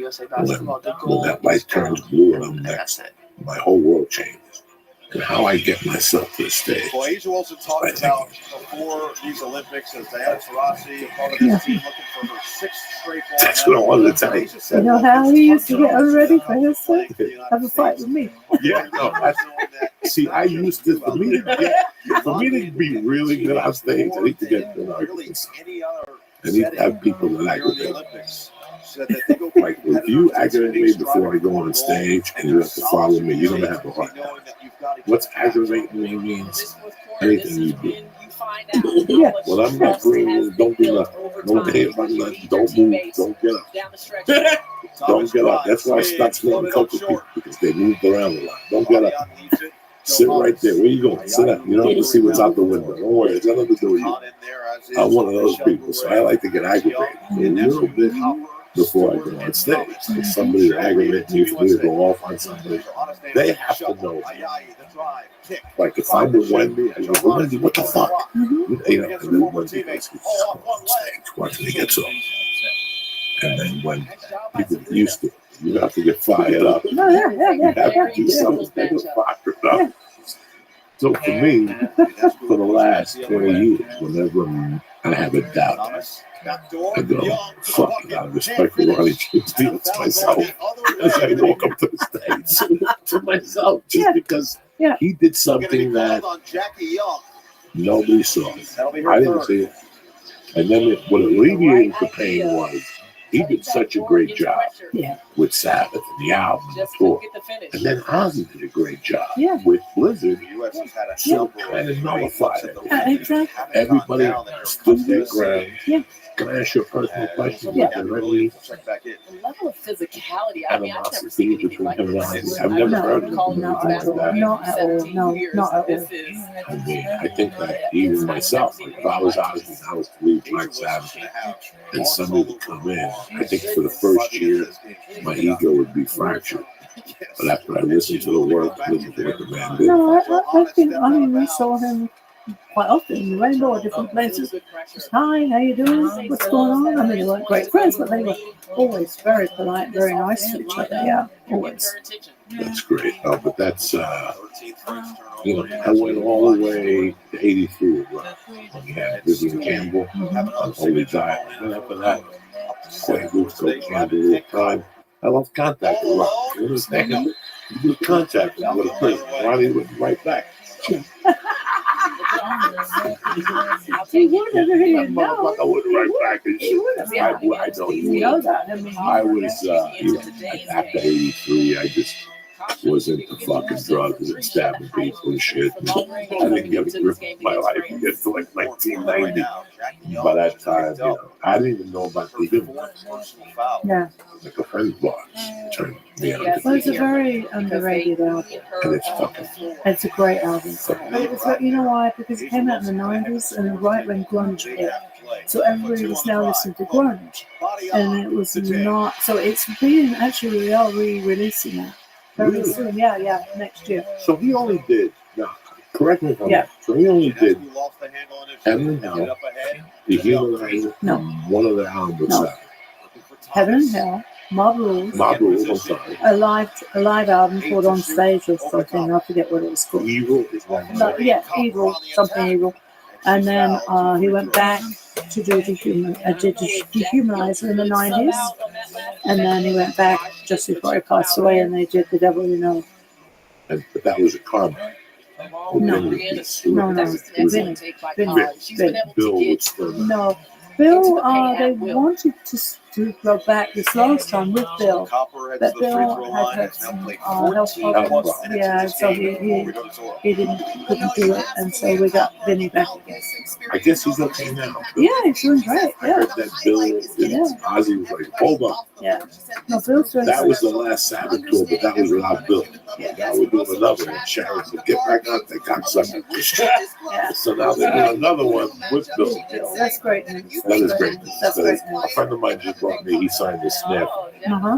You know, so that was all my time. Mm-hmm. I loved all that shit. I loved it.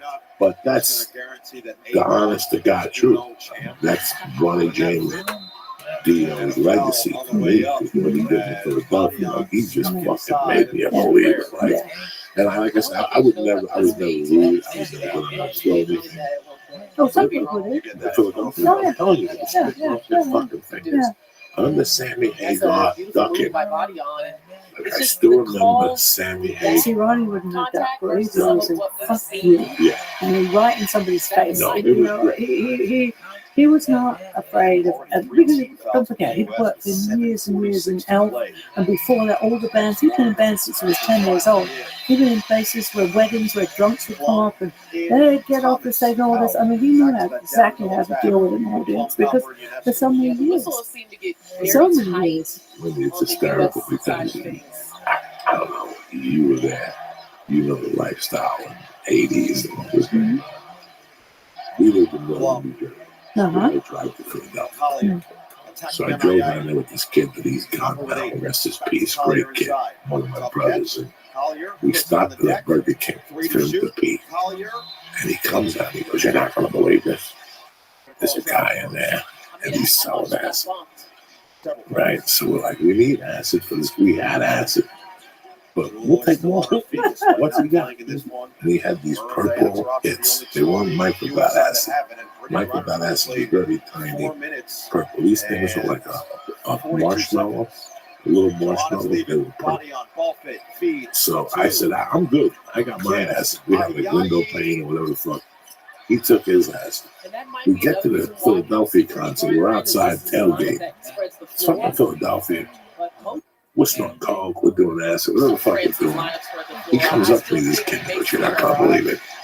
But this kid doesn't like his tickets. He wants to trade them for some money. So we have like 9th row, and we traded for 6th row for like $10. So he was our 6th row center. We're going to see Ronnie James Dio. Everything's fine. It's 4 of us. So we got to split up like 2 and 2. So I'm with this lunatic that got the marshmallow purple acid. And, you know, Shaking Street goes up.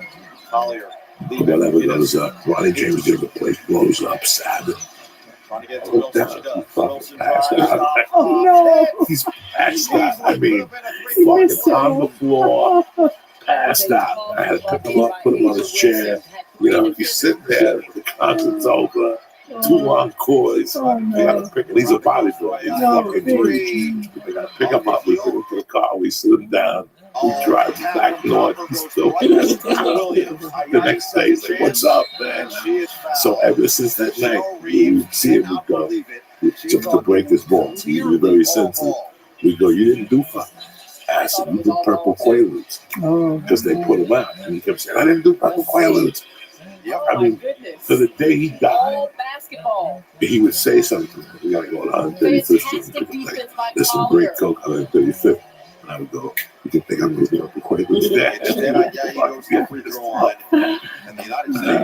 Have you seen the trailer for this final 618?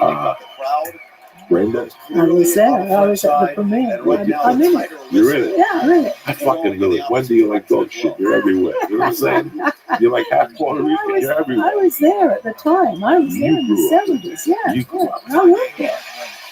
I'm really It was amazing. It was a time that would never come again. Did you do No, I never worked. Never. No, because Well, the only time when I was Wendy's clean all her life. when I was about 16, somebody gave me in England hash, but I don't know what was in it. But whatever was in it, I threw up for 3 days, and I was sick as anything, so I never touched anything. Drink, I know I can get drunk, fall down, and wake up sober the next day. But that is, I don't want it. I never touched anything. I went to all the parties where everybody was doing stuff, but they all knew I didn't do it, so I didn't. How was it down there? Oh, it was, well, the record labels used to pay for everything in those days. The Zeppelin would come in town, they put the big thing in between the two tables, all the Zeppelin be there, you'd have the Who there, you'd have Deep Purple, everybody could possibly think of was there. It was an amazing time, amazing time. I chased Keith Moon down the road one time because he didn't pay his bill. I drug him by the back of the neck. Williams. Screen. So you were there for Another one. Oh, yeah. That's what I'm never on. Now, when was the last time you seen Richie Blackmore? Oh, I haven't seen Richie in, oh my goodness, 20 years maybe. Not for nothing, no disrespect. Thank God. Holy fuck. He's going to be popular Thursday. Have you seen him lately? No. You seen what he looks like? No. Holy fuck. It is no bueno. I was going to say, is it good or bad? It's not good. He looks like a character, like a Halloween character. And he doesn't tour with those guys no more. He's doing his own thing. Because Joe Internis from my Oh, Joe's good friend of mine. Nice guy. I know him since he was in another band Real good guy. before Rainbow. And he did a great job in Rainbow too. As I said, that's different again. Different to Ronnie Rainbow, and now was Joe Linton, and I think he did a great. And Graham Bonnet, I think they all did a great job. Graham Bonnet was kind of funky. I like Joe Linton more than Graham Bonnet. I used to manage Graham, and Where the fuck is Graham? He's around. He's around. Where? He's around. Now, where did he go after Rainbow? Alcatraz. Alcatraz. That I managed for a while. Jesus Christ. Yeah. Lord, I thought he was like he sounds a lot like the other band in Seattle. So I thought he was in that band. So I don't even know what the fucking band's name. He's a good guy. I saw him, I think last time I saw him was at the Greek. He had gone to see, I think, Deep Purple. Yeah. Mm-hmm. Now school is going to be called for the foul. You were in all this shit. Oh, yeah. You saw I see it all. Yeah. What was Dio's happiest time? What was Ronnie's, like Sabbath? He was doing Holy Dial and Vivian Campbell. Well, a lot of different times. But his favorite band was Sabbath. Really? I think, and I was really glad that he got to reunite with the band and do that album and the tour, because they all loved each other and everything, and they were playing amazing. I mean, you never know that Ronnie was sick. He was amazing till the last note, and I think Ronnie could never have lost his voice or grown old. So that's the only thing I say about him dying when he did, was he died on a high note. 5 minutes to play to decide our gold medal. It's funny because when I opened up at the human, I saw a look in your eye, and I had that same feeling. Yeah. He's been gone 9 years. It'll be 10 years in next year. So you're gonna have a big fucking party. Big, yeah. Let me know 6 months. Yeah, we already know so what it is. Okay, it's so I'm there with you. 2020. So February 20th, 20. My birthday's the 19th. Oh, and it's at the Wilton Theater. Yeah, please. Yeah, please. February 29th. Yeah. And what that is? Which event? We're doing a big gala. We're going to have, we'll do some of the hologram. We'll do some other bands. We'll have an award show of people that I want to award who have been in Ronnie's life. Mostly industry people, but presented by a celebrity. I think that will be fun. And so we'll have tables, I think it's 35 tables downstairs, and then It's like 1,000 people upstairs. And for the fans, we are only going to charge $25 because Roddy would want to give back to his fans as he always did. So we want to have really cheap tickets for the kids, and then the industry will pay for the money to pay. Fuck him. And it's him and Angelina got more money than God. And it's raising money for cancer again. Yeah, of course. Yeah. 3 minutes, Yeah. 9 seconds. What it's all about. Yeah. You're doing a beautiful thing. Oh shit. You're doing God's work. You're killing two birds with one stone. Just having patience. I love to do it. You're keeping Ronnie. I'm keeping Ronnie alive. You're keeping others alive. Yeah, exactly. If we can save just one person by, saying early detection saves lives. Women are good about that. Check men, you got to drag them down there. Oh no, I get that through my ass twice. I've got that motherfucking camera in my ass twice. Well, we're working right now with Dr. Wong at UCLA. We've been supporting them and paying for them, and they are developing a swab test. So instead of having a finger up the bum, you have a swab test, and that's for pancreatic cancer, colon cancer, and gastric cancer, stomach cancer. And that should be out by next year. So you just go and you have the swab taken at your local GP. They send it away. It comes back really, really early detection. If you have any one of those cancers, obviously you have to then go on through other testings. But it's a breakthrough, and we're really excited about it. Some of the stuff that you. Oh yeah. We've been supporting them for the last 2 years, and we're paying for all this medical team to do this. Where's their webpage where people would go? TOcancerfund.org. That's it. That's it. And it's run by you. There's 14 board members. We have 14 board members. Sheila's one of them. We have a doctor. We have 2 lawyers. We have a trucking company, biggest trucking company there is upstate in there, one of their directors. We have a sound company, a lighting company, other managers, 2 other managers, PR person. We're in-house. And when you guys decide where the money's going to be spent. Yeah. And we always make sure that it doesn't go into an administration or Fat Cat's pocket, because we don't want that. That's why we formed it in the first place. That's we watch every single penny where it goes. And we've given, we gave Vanderbilt in Nashville, we gave them $100,000 for stomach cancer. They had no research money whatsoever for stomach cancer. And so, because we gave them $100,000, someone else gave them $500,000, and then the government got a grant for $11 million. So a lot of times ours is seed money. We put it into places where they don't have a research team for that. Or now we're working very closely with Dr. Wong. We know exactly every penny goes. We had a conversation a couple of weeks ago that, like everybody else, you catch a break and you want out. I think they might You want out. There's nothing worse than helping somebody when you know you're going to get fucked. Oh, I've been fucked. I have. Hurt you. Yeah. For years, like I said, when I was a kid, who walked around the American Heart Association, and I always tried to do something as a kid. My mother always, I always so goofy as a kid. I always did something. Sometimes I took a pen. I'm not gonna lie to you for an album, but you know what I'm saying? 90% of the money went sometimes. I was a kid, I was a stupid kid, but I always believed in giving it back. Years ago, I went to work for the administration, and I found out that a nonprofit, and for every $10 you give, no way, the kid with the missing eye gets 58 cents. And meanwhile, the 2 dudes out front are driving 7 series. It does something to a guy. I used to volunteer for a big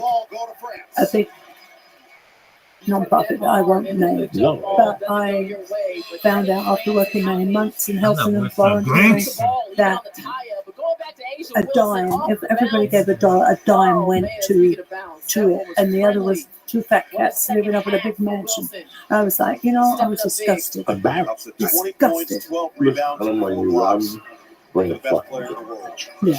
Yeah. Bring a fucking gun, and I'll give you what I got. Yeah. Because you're gonna rob me down when I find out. Now what does it do? It takes a guy like me that has a heart, and it deters me from helping people that really need it. I won't give to a homeless fucking organization. But I'll give that guy that 7-11 20. Yeah. I'll give it right to the fucking guy's hand. Every time I see this dude, I give him 20, 10, 3, whatever the fuck is in your wallet, you give the poor guy. That I believe in. But I don't want to be a part of something where, you know, you're in fucking belief, hanging out with the Stones, and we're all donating to you. You know, whatever. That's why we started at I love this. I didn't know when he anything passed about away, it. people were saying, I want to give money to charity. What do we do? What do we do? And after that experience I had, I said, you know what? I don't know. So Ronnie's doctor and I formed the Ronnie James Dio Stand Up Shout Cancer Fund, and 14 people that were friends of Ronnie's that have been around forever all joined in. 100% of the money goes to the charity. We have no administration costs. We meet once a month. We don't pay for anywhere to go. We don't have any office. We use my office or something else. No money goes out anywhere except for where we need to put it. And that is not in some fat cat's pocket. When I get out of here playing one game, I have my wife make a donation to some comics. That's very, very kind. Very kind. Very kind. Yeah. Because you just made my dick hard by telling me these things. And, you know, like I said, nobody wants to feel shitty about donating. No. You know, I give away shirts every month. I go up the corner up here and give away clothes to homeless. I go with bags, you know. People send t-shirts. So every time somebody sends 3 t-shirts, I'll take one of their t-shirts and just put on a homeless person, you know. Yeah, exactly. I try to help as much as I can, but like anybody else in America, we all work very hard for our money. And before you give it to somebody, make sure it's going to where it's supposed to go. Fucking cruise. Yeah. Oh, God. I have that right. You know? We had already something. Chris Herring, he has a foundation. We have the whole thing. We donate to him once a year. I'm looking for places. But again, you know, I don't do it for tax. I don't give a fuck about tax. I do it because I want to feel good about myself. We've done a lot of things like we paid for different people's funerals, things like that we don't really publicize. We don't. You don't need that. But you know, the different things that for medical costs, different things that if somebody needs. I mean, that's not what our charity does, but on occasions when somebody needs the help, we help. You're a class act. Well, making a little place in heaven for me, making sure I'm down there. You never know. You never know. They might put you in purgatory just to chill for a couple of weeks with Coach Ann. And you got to do jumping jacks with Coach Ann every fucking day. Oh, God. My God, this is good. Just read it. Meeting you and knowing you in the circle. And, like everybody fucking knows. Of course. Get better. Because I put them all in to do stuff with us, and they do. You know, they always put down heavy metal, dirty piggy, dirty people, whatever. You know what? Heavy metal people, rock people are the most amazing people that give their time and their talent to me all the time for this cause, and they're amazing. And every day I thank my lucky stars of how happy I am that these people want to help and still remember Ronnie, and that makes it everything like wow. Let me ask you something. What did you do a couple of weeks ago? I heard you just off the fucking chain. Coach Hand told me that. That was that also. The Dave Grohl barbecue, yeah. That was also. Oh, absolutely. We raised $47,000, but we raised even more money because we bid on that, right, at TJ Martell. So TJ Martell got $65,000 from it, okay?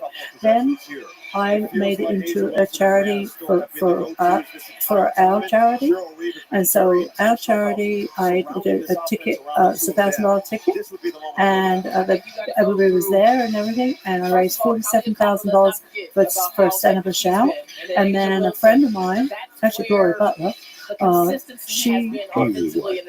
She put 2 tickets up for City of Hope, auctioned them off, and we raised another $7,000 for City of Hope. So that money was spread and made, actually, that whole thing made around $151,000. Now tell them about the event. The event was fun. And told me it was fucking tremendous. It was amazing. Dave Roy is amazing. He is such an amazing person. He does all these charity things with firefighters and everyone. And he came to the house with his smoker that was like 3 in the morning. 2 in the morning. 2 in the fucking morning. Dave Grohl. Yeah. It was 10-foot. It was a 10-foot smoker that he brought, and he smoked all night. The smoker all night. In the morning, he was chopping onions. He was doing everything. Right, he was making this amazing, amazing. He did. United States. He did. Was it pulled pork? France has 1 minute. Tri-tip and what was the other one? Ribs. And then I brought some stuff with my vegan friends because I was vegan friends that they put some stuff on there. And we had Slim Jim was there. And Geezer Butler was there. Mark Ferrari. There was a whole bunch of different people there. Owen Logan, Rowan Robinson, all these people. We had so much fun. And I had Charmaine and Jehovah. So we had 2 country western bands. We had a mechanical bull, which was real fun. We had such a blast. It was so much fun. It was amazing. He is such an incredible person. He's just spent so much time doing that. And he just charity stuff for everyone. He's going to be bowling as well. How good was it? Hanson was fucking good. It was delicious. It was the best. How the fuck is that guy got a barbecue? Oh, he took lessons. He went away and actually took lessons on how to barbecue. He was very serious about it.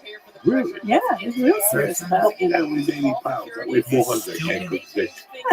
That makes good fucking barbecue. It was really fun. And we raised a lot of money for a lot of different causes. DJ Mattel got 65,000. We got 47,000 and City Hall got 7. So and you do one of these every 90 days. You gotta do some type of. We do lots of different things. Well, they we are think that's 54 seconds. Well, we have the bowl for Ronnie every year. We have the ride for Ronnie. Now the ride for Ronnie's bicycles or motorcycles? Motorcycles. Harley Davidson sponsors us from Glendale. No. Yeah. We cross the street and everything. And the bikes, we have about 1,500 bikes. They ride to, and I ride on the back too, my pink helmet. And we ride to Los Encinas, the park. And then the bands play. We have food trucks. We have beer, wine. We have everything. We have a really fun time. Vendors. It's a family event. So it's kickoff is at 11, and then the park up is at 12, and it finishes at 5 in the afternoon. We close the whole park. You know what I get from you wonder why I fell in love with you immediately. Everybody. 7 out of 10 people who do these type of jobs. They do it for different reasons. For the reason you do it for. See, I thought Paul should have cleared out. Stand up and shot them. These are the same people that bitch, I would have shot them. They save the whales, but then they kick the cat. Especially in the area fucking areas full of bullshit. This is fake. 19 turnovers. This is something. Need to stop here. The 3. I can see the eyes. I can see the smile. When I hear about your events, this is something that you are very passionate about. You do it what the hell is that? Like, you don't have a funny feeling that shit fucking sell. You don't give a fuck if they like the event. I get bashed all the time on Blabber Mouth. You know what?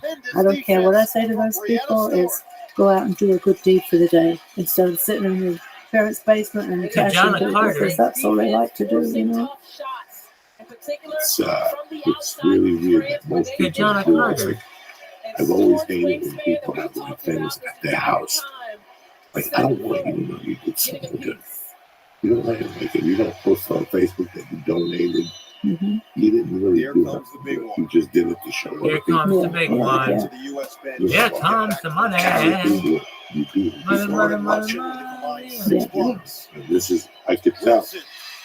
I could tell. Well, we have 14 fabulous board members. I mean, they're all passionate. Every one of them. is passionate about. And they're all busy US. people. Like Rick Sales was the manager of They've won how Slayer many and straight? Ghost and everything.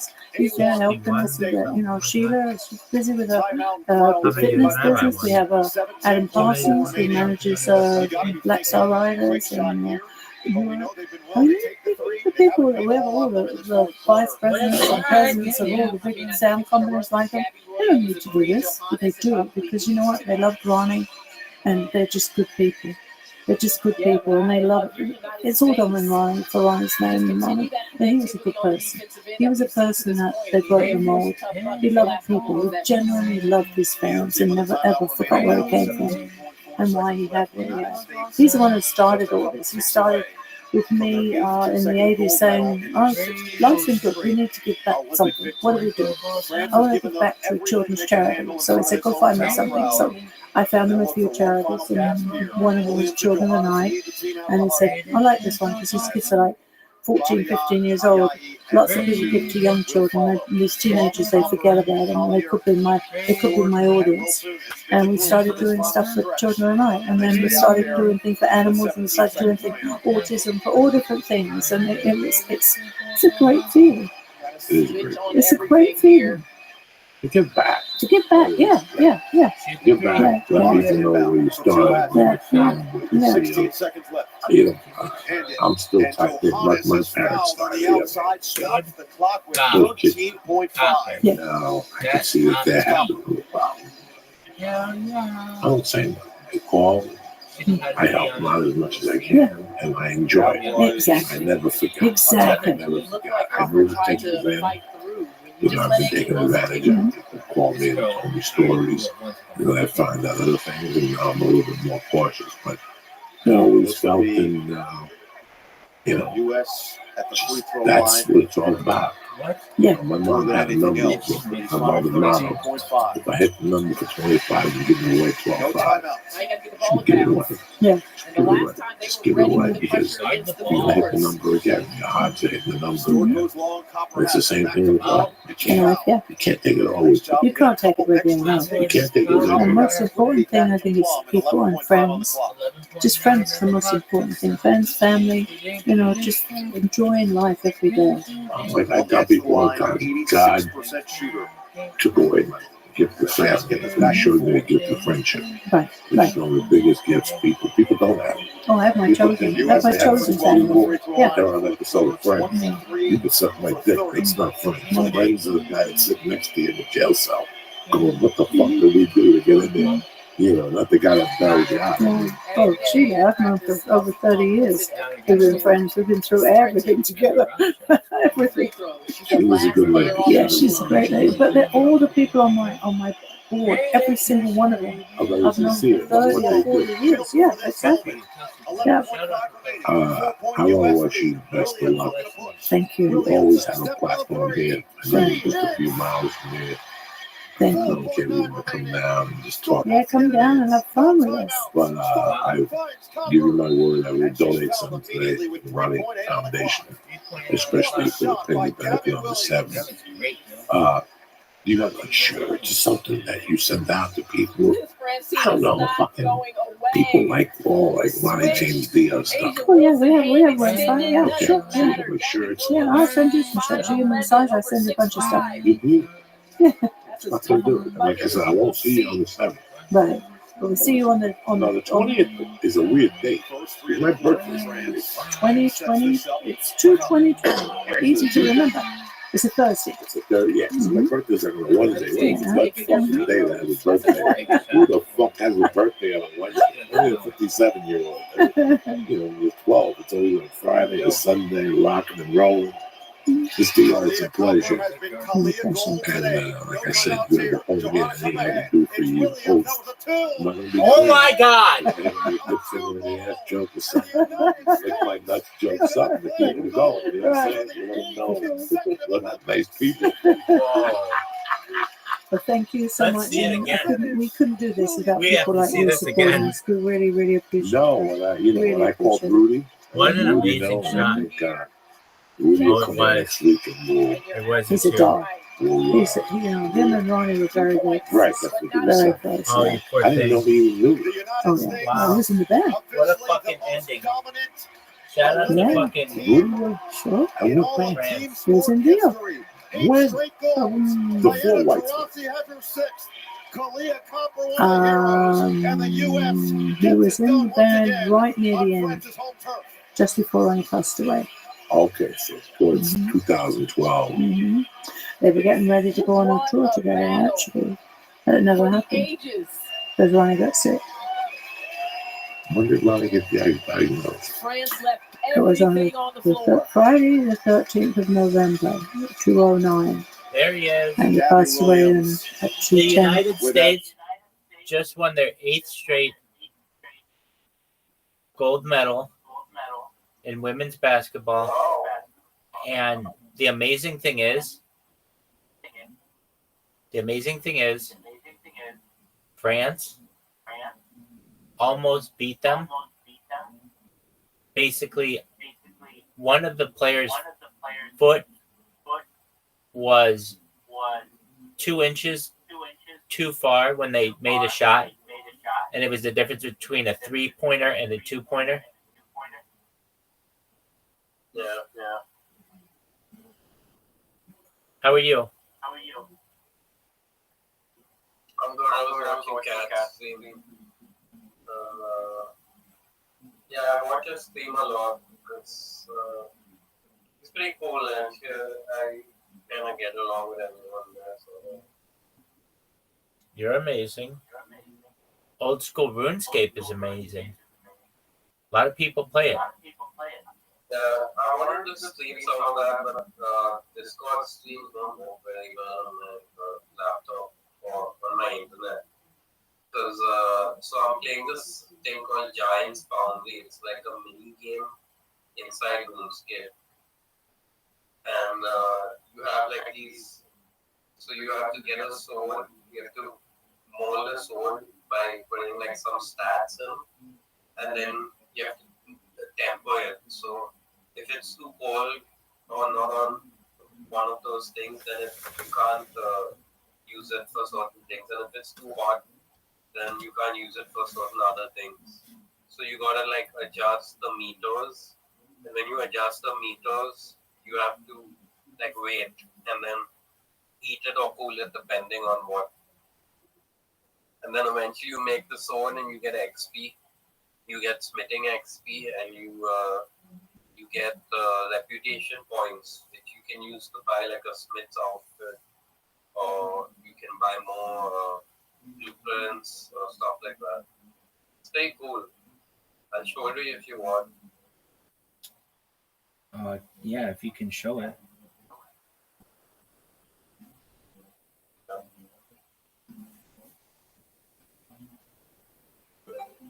Watch together, son. All right, here we go.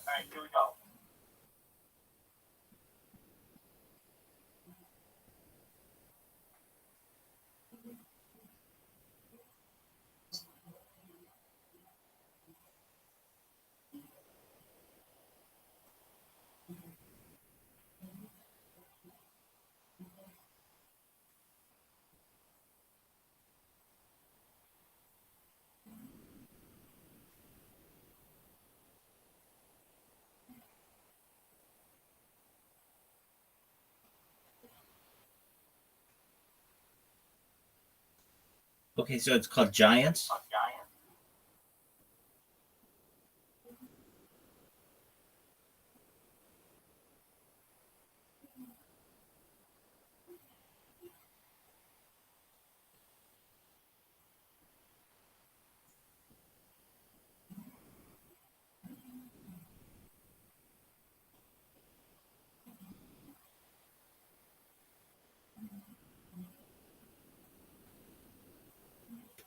Day 1 guide will show the game's mechanics.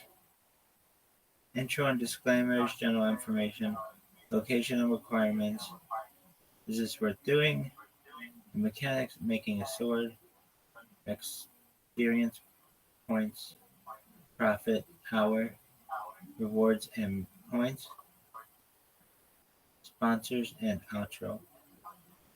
General information.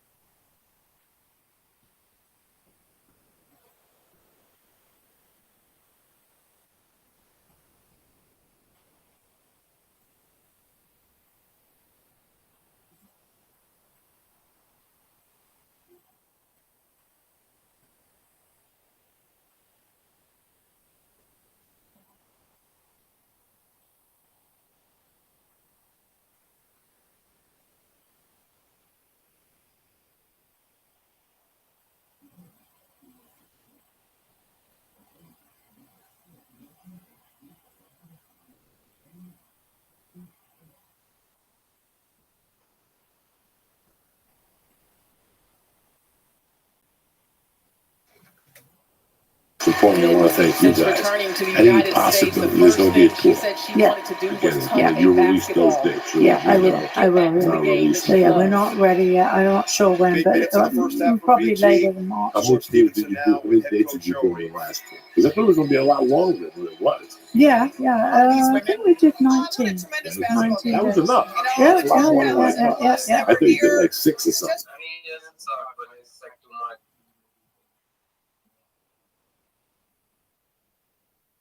Let me find just a basic video. What's your favorite game of all time?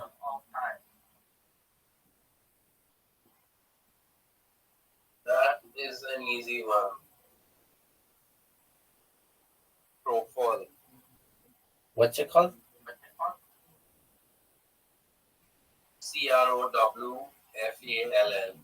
Crowfall. Crowfall. They shut it down.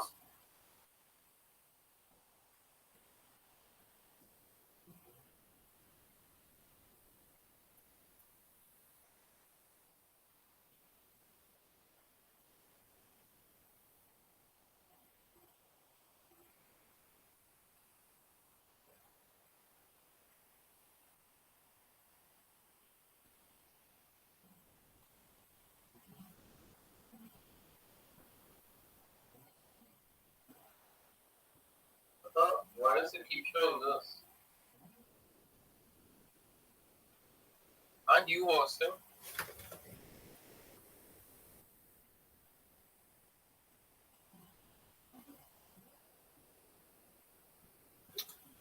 It looks like it's showing us that whatever you were showing us.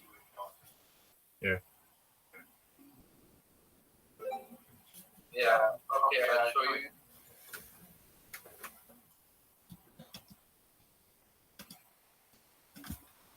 I'll show you Giants Foundry first, and then I'll show you Crowfall.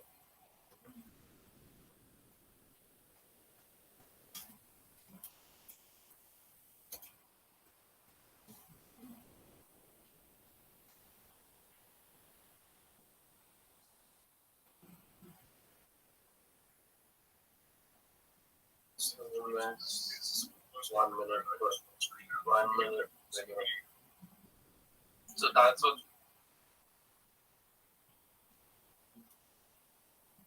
This is what the spinning outfit looks like.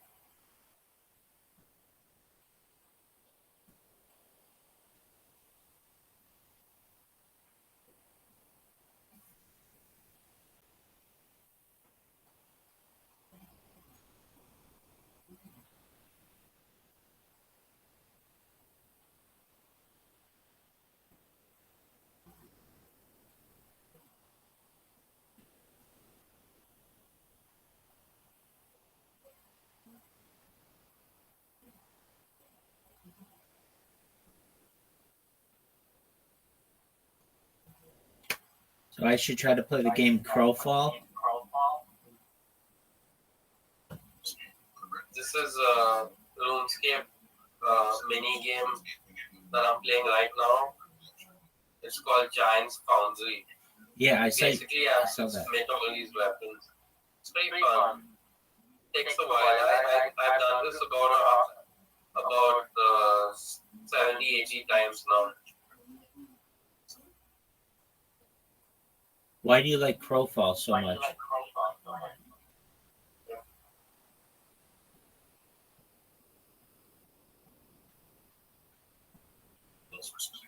This is a nice, totally quick video.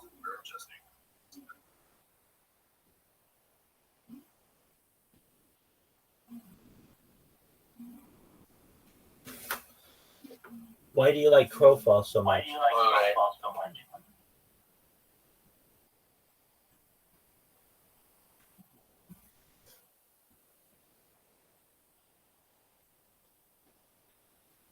Why do you like Crowfall so much?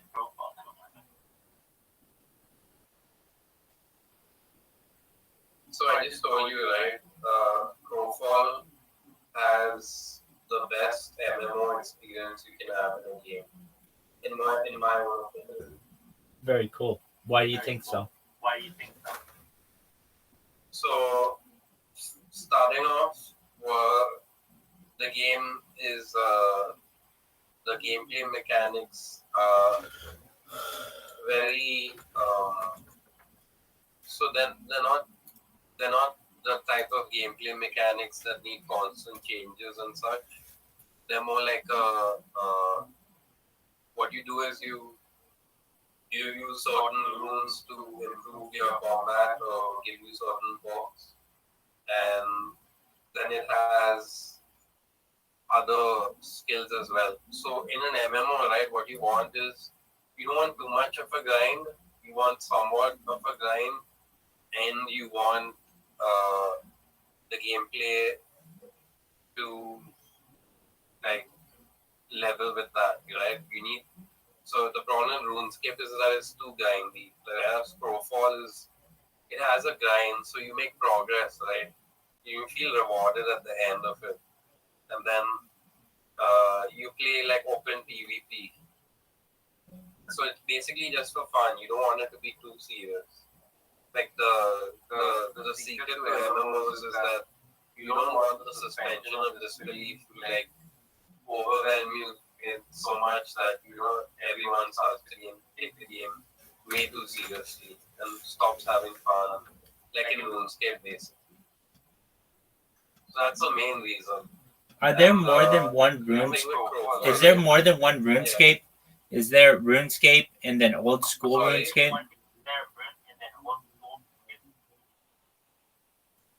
Yeah, so RuneScape came out, it was called RuneScape Classic. It was not called that back then, it was called RuneScape 1. But now we call it RuneScape Classic. And that was like it looked like a 2D kind of thing. It was in 2003, 2004-ish. It started in 2003. I started playing in 2004, 2003, I can't remember. But yeah, so that was like a 2D cardboard graphics type game. And then after that, they came out with RuneScape 2, which is now called Old School RuneScape. And that's the game I play, which is, yeah. So there's there's RuneScape Classic. Yeah. There's RuneScape Classic, which is RuneScape 1. There's RuneScape 2, which is old school RuneScape.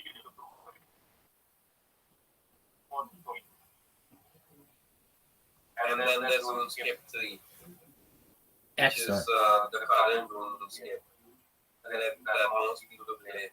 I don't like it much because it takes away from the simplicity of playing RuneScape. Are they gonna make a Not the simplicity, but more the style. Are they gonna make a RuneScape 4? So the guy who made RuneScape is going to make a game called Brighter Shores, which will release in September or October. And it's set to be the new MMO by the creator of RuneScape. So it's not going to be anything like RuneScape, but it's going to have some similarities. So there's no RuneScape 4. No. Do you think there will ever be a RuneScape 4?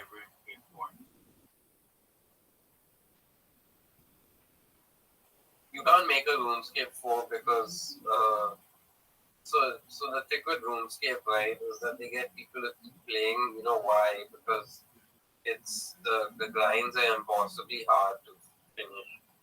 So once you actually finish the game, you're so like done with everything already. You know, like it becomes hard to not like feel like you got everything worth with the game. So you keep playing and then you play for like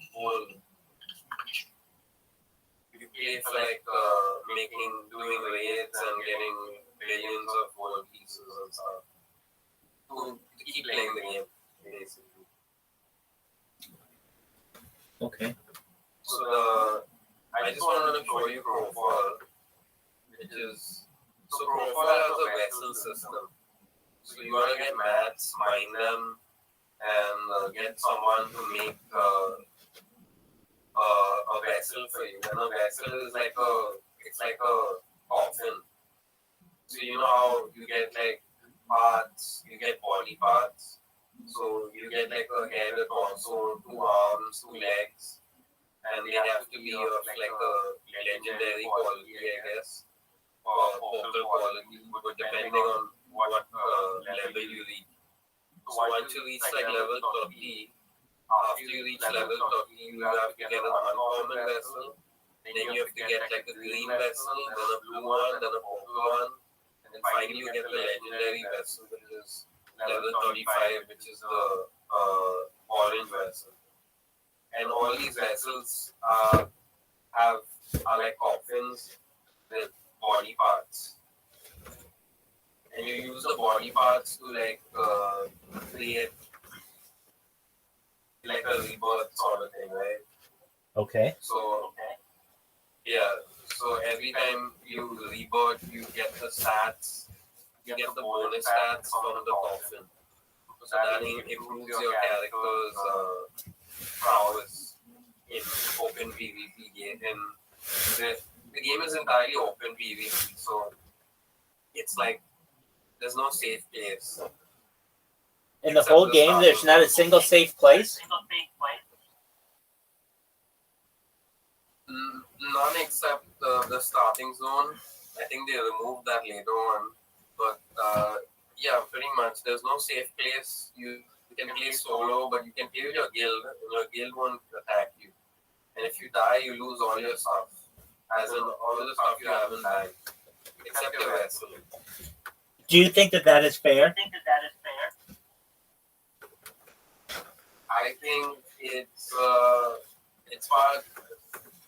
of the reason the game failed, because these open PvP games they don't garner too much support from gamers because people just dislike them because it's open PvP and you know you're stuck like losing for a while and you can keep losing and you can keep losing items and it gets very annoying.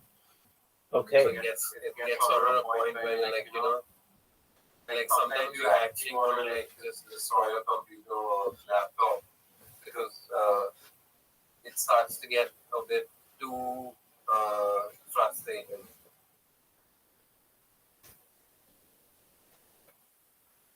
So I'll show you Profile.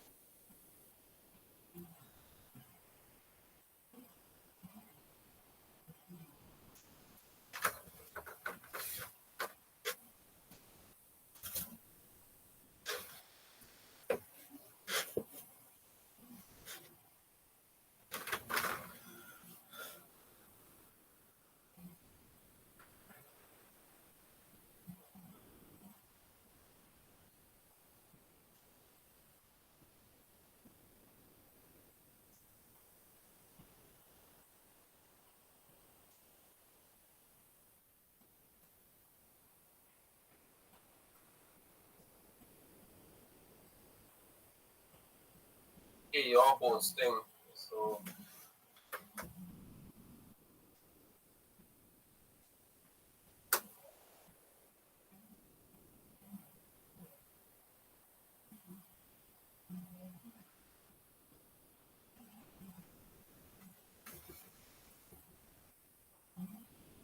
Okay, this is the launch. So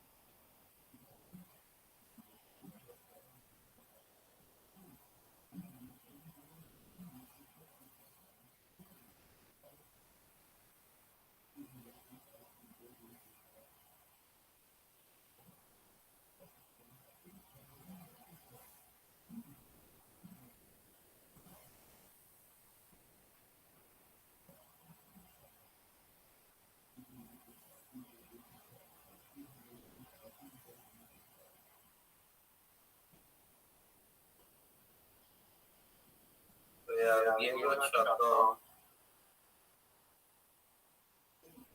Why did the game get shut down?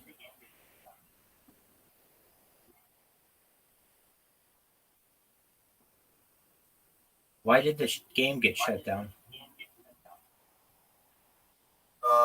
They weren't getting enough players, and everyone was kind of disappointed because we wanted the game to stay. I still be playing this game. Do you really think you'd be playing the game?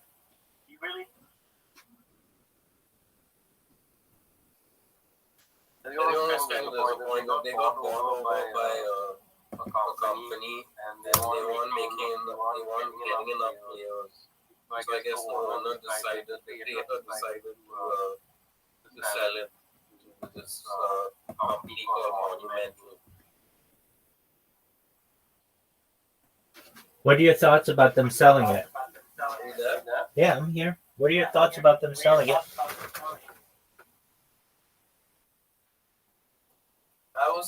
Everyone was kind of disappointed because I'd still be playing this game. I wouldn't be playing no more online game. Like this game was definitely like.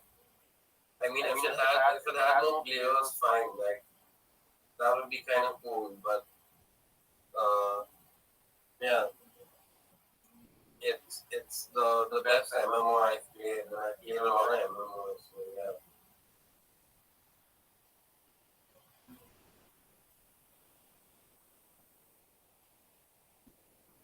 Well, that's really neat.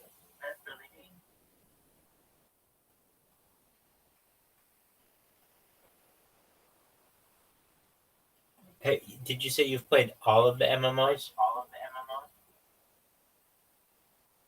I don't play all of them, no. But I'm familiar with most of them. What's the most popular some of one? them I don't like playing, like World of Warcraft. I don't like World of Warcraft. But Why don't you like World of Warcraft? it's it has kind of crappy graphics. I've not really gotten into it much. I mean, I don't know. It's a bit of a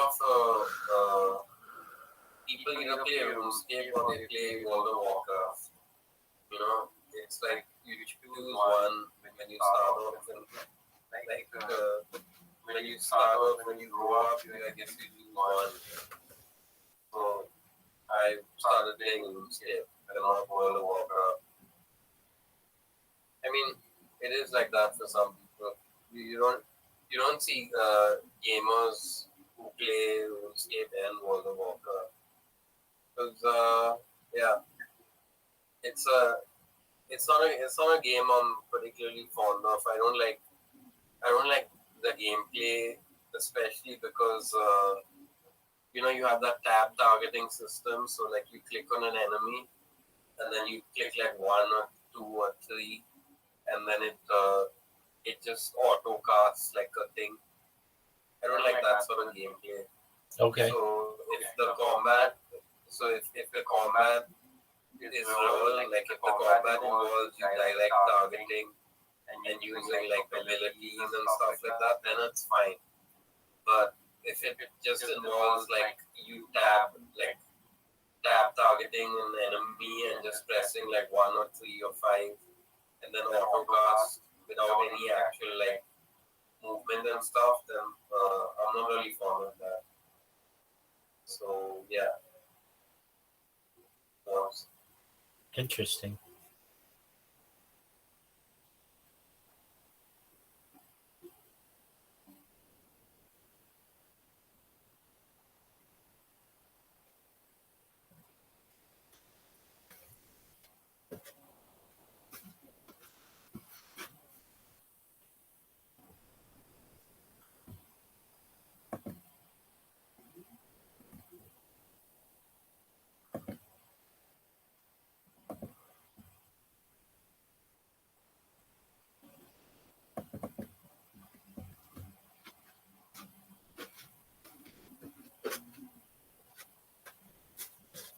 You have to be prepared for the stars to be aligned. And you have to look at that fight like that. That's a big lesson for all of us that have been frustrated. That there you go. He was frustrated. He was a 50-50 fighter. He didn't know what was going to happen when he got into a fight. All he knew was that he was tough and he knew how to handle himself. But that's not enough sometimes. That's not enough. This is where your mind comes in. And you tap into your mind, and your mind will set the game plan for you. You know, Lee has always said you're very calculated. Every move has to be calculated. Well, if not, you're going to get, if you watch Derek Lewis's fight, the first kick he threw, he didn't have to throw it. And what happened? He almost got his fucking leg twisted. Don't throw halfway. That lesson is don't throw 50%. If you're not going to go 100%, don't throw it. Don't throw it. There you go, another lesson. Derek Lewis, when he threw his foot up like a big piece of steak, and the guy grabbed it, he tried to Volkov, whatever his fucking name, Dracula's cousin, tried to fucking twist his ankle and all that shit. That's what happens when you go into something half-cocked. So you learned 2 things watching that fight last night. So I hope that you fucking enjoyed it, and I hope that it all worked out for you. You know what I'm saying? Just on the similar note, what did you think? I just don't know. I don't know how you feel about him, but what did you think about Kevin Lee switching to a great head coach? And I don't know. That's not. No. But I'm talking about making a change. Making a change. Okay. I didn't even think about fucking Kevin Lee. I wasn't even thinking about Kevin Lee, to be honest with you. That poor kid he fought, he's still in juke. That poor kid. There's nothing to talk about. Okay. Yeah, there's no lesson there learned. He switched, big fucking deal. He lost his last 3 fights. This time he did something. You know, I give him kudos for switching, but you know. Okay. He's that poor fucking kid. They had to carry him out. His fucking head was a little man bun. What a fucking shame to wear a man bun and get knocked out. Unbelievable. What a fucking night for that poor kid. That poor bastard. Now, on a similar note, I want to tell you guys about a story that didn't bother me at all, not whatsoever, but it's just really weird how life changed. It's a fascinating world of gaming, and the week that I went to Jersey, I think that it has a lot of opportunity, especially a big problem. In the co-op world, a bad situation going on in his life. I really would like to. And he needed a big favor from me, and if I ever do, I want you on look the into it. And I hung up the phone. I made a few phone calls for him, and Jersey guy I grew up with. I love Wood on my heart, you know. And that night at dinner, I ran it past my wife, and she couldn't believe it. But I explained to her that it was something I had to do, you know. This kid had been friends with me since maybe the summer of '78, and we navigated to one another. And it was weird because him and I, we hung out in a group of friends, but him and him and I gravitated to one another because of our love of psychedelic drugs and crazy shit. So when we were freshmen, when we would go out with these guys, we would smoke pot. And we would tell the other 6 guys that we were just smoking pot. But him and I were already dropping acid. But he had older brothers, and he didn't want his brothers to find out he was doing acid. So it was just him and I, secret. And this went on for a year, you know. This went on for fucking years. Him and I tripping at parties. And he would go talk to chicks, and I would go talk to guys or chicks or whoever. And every 15 minutes, we'd just look at each other and smile. And one day, he was a wrestler in high school. And one he was about to wrestle. And I had some of that THC crystal, that angel dust. And I asked him if he wanted to do a line in the afternoon. And he was like, yeah. And then he goes, holy shit. I got a wrestling meet at 4:30. And he was so high during the wrestling meet that he actually bit the kid. And he got disqualified, you know. When we were juniors in high school, you got to pass the paperwork forward. You know what I'm saying? Like if you sit in the back, right, you like pass the task forward. And I would get his test and I'd erase his answers. And he would get like a fucking 70, and he'd be furious because he was fucking really smart. I would kill him. He couldn't figure out why the fuck am I getting 70s? I studied. I did the notes. Oh, no. That somebody erasing. And then he went to the teacher one day. He's like, somebody's erasing my answers. I think it's you. You're fucked. And the teacher's like, why would I erase your answers and all this shit? This went on for years. We graduated high school together. We were very tight in high school. And this guy went to a prestigious college, you know, and during my homeless era, my whole fucked up era in 84, 85, he was my only salvation. He was going to college, but he was selling coke in college. So he made me his partner because he couldn't go to the places to get the cocaine I could because I could speak Spanish. So he made me his partner. And we made some great money together. We ended up beating the dealer. We beat like 2 dealers. But he was there with me when I was homeless. He was one of those guys that was always my friend. He was one of the few people that when I was homeless and I was really upset, I remember crying in his car one day, like just breaking down in the daytime in his car, going, when is my life going to change? You know, when is this going to end? You know, it was like a fucking curse on me. And he was the only ray of hope. I mean, listen, I had dear friends growing up, and they all served their purpose for different things as their friendship. But this guy fed me. This guy would bring me money to a hotel. He knew more about me than most people knew what was going on. You know, when I was sleeping in the park, he asked me 10 times to just sleep in his garage. He's like, you don't need to sleep at the park, you know, sleep downstairs. My mother won't say nothing now, but you know what? We're too good of friends. You know, I don't want to get into that situation. I'll be fine. And he finally gave me a blanket the one night. He came to the park and brought me a blanket. I mean, it was just different things. And we were always good friends, and it was always a 50-50 with us. But from 84 to 85, he really covered me out of pocket a bunch of times. And before I left in 85, I got a credit card and I took him shopping. Trust me, I didn't pay for anything. It was a stolen credit card. But I bought him suits, sneakers, jewelry, cologne, more jewelry, a TV for his room. And at that time, 1985, he was so fucking slick. He had 2 speakers in his room with a stereo. And whenever you went to his house and he put the stereo on, you could tell only one speaker was working. The other speaker was close to the closet. And when we were 21 years old one day, he took me to that speaker and he took the lid off, the cover off the speaker. If the speaker was 24 inches, 2 feet, he had a foot of rubber band money. And each rubber band was like $10,000. And listen, if you know any story about me, you know I robbed everybody. I never even thought about robbing him. Especially the day he took that off. He knew the position I was in, and he knew what I could do. He had seen me in action. And he showed me that. And that was, I could never break his trust after that. But it was weird. He went to a prestigious college, he got a degree in engineering.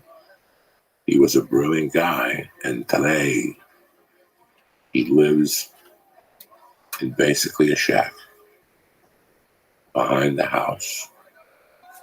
I think it barely has heat. He has 3 or 4 teeth missing. He doesn't have a job. He just does odd jobs from time to time. He collects unemployment, and from time to time he sells an envelope.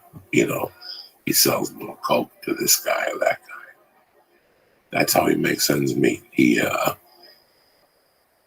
lives how I thought out. It's like we switched lives. It's like somewhere along the line, we switched lives. Like, he ended up being who I was supposed to become, and I ended up becoming who he was supposed to become. You know, he was a smart guy. He was one of the smartest guys that I hung out with on paper. He was fucking really smart. Like, he was just engineer type smart. SAT, he blew the fucking scores off the roof. He had scholarships off to him. And he picked the school, and he went. He got a degree. And we all grew up during that cocaine epidemic. And, you know, I wasn't there for a long time. When I went back in 91, he was still in the fucking game and telling me this and that. And I'm not there. I'm not there, so I'm not watching. He could tell me whatever the fuck he wanted to. I would believe him. He's my brother. And then I went back in 93. And again, we hung out, you know, endlessly. I mean, he'd pick me up 5 nights a week just to go into the city and get weed. I mean, he was going to drop me off. I don't know how many times I was waiting for a bus on Kennedy Boulevard. He'd swing by and give me a ride into the city. And we got pulled over one night. He didn't have a license. He lied. And he told he gave him my life. I mean, it's just been a friendship that never fucking ended. But the last 10 years of his life have been a nightmare. He lost his dad. He got arrested. He had to serve probation. You know, he's never been married. He's never had any children. And, you know, when I was in that rocket ship at night in 83, I would think about my future at night and think about me in a little apartment, you know, a little smaller than this office. And I would see me with like a TV and just a couple pair of pants and a couple T-shirts, all and dirty. And that's how I was going to end up. I accepted that. You know, I accepted that at an early age, that if I even lived to 50 or 55, that I would just be making it. I would be on disability or faking it somewhere or just fat or not going to work. I'd just be one of those guys. Like, did that upset you, or were you okay with it? When I was that age? Yeah, when you were thinking about this. I came to the term I was an idiot. I had no college, no high school education. My chances of going to college were slim and none. I couldn't stop putting this white powder in my nose. And I had no family. I had nothing going for me. I couldn't even fucking pay for breakfast. How was I going to pay for the bar? So I just thought about my life. I just saw myself in a rent subsidized men's home, you know, with a little corner, a little art play, maybe a black and white TV, and at night I would read books and I'd accept my fate. That's what happens to people when you're uneducated, you have no, and you're addicted to drugs over your life. I mean, I saw that picture when I was 21 years old. I saw my future like that. So when he called me with this message, and, you know, called a few friends, reached out to a few friends, you know, obviously it cost me something which I did not mind because of all these things that happened. But I also had to call him. Explain to him that I was rough. And I love him. And I'll do anything in the world for him. But he's 55 years old. He's got to bail out of this world with something. You know, I told him you just can't leave this world without doing something. You were meant to be a fucking engineer. You got a tremendous college degree. You know, the felonies fuck you up. But I know you since you were a kid. You've always figured a way out of this. It was a tough talk for me to have with him because he's one of my few friends that he's really sensitive right now. Like he's at a point in his life where he's by himself. Even like his brothers turned their backs on him. One of the brothers came to one of my shows in Atlantic City and kind of yelled at me for still being his friend, and I'm not helping him. You know, and I told him I can't turn my back on him. He was there for me. Had a really weird time in my life when I really needed somebody, you know. So I called him up. I had a real sensitive, on the light side talk with him. I told him that I could help him, you know, he got into a mess again. But the favors I had to call in for him on this one,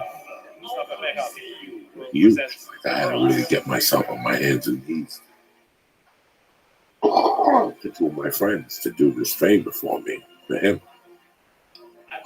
And after we had our talk, he thanked me when everything was taken care of. He thanked me like a man, like we do all, explain what he did and what steps he took to take care of the situation.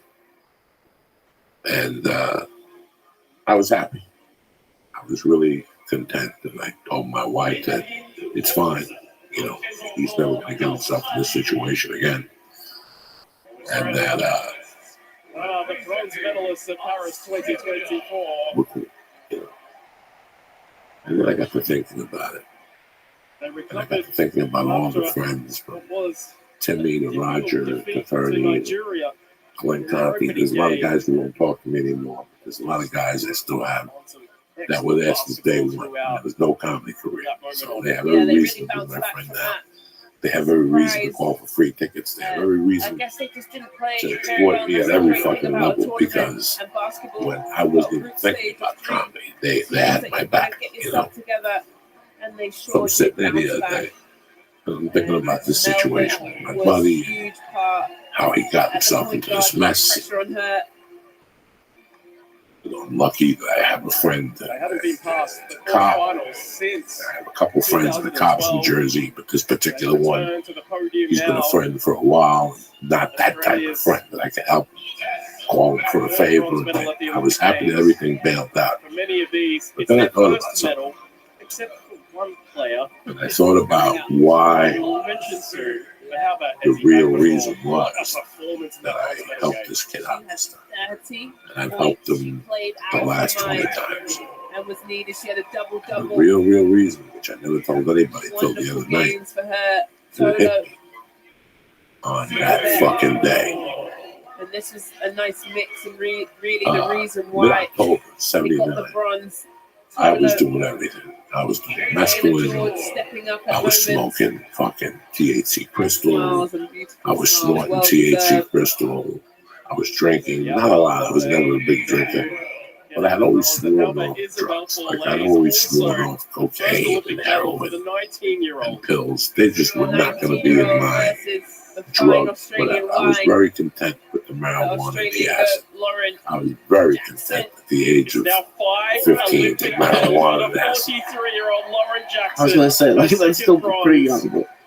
I liked the relationship I had with my friends. I enjoyed everything about the drug. I'd grown up.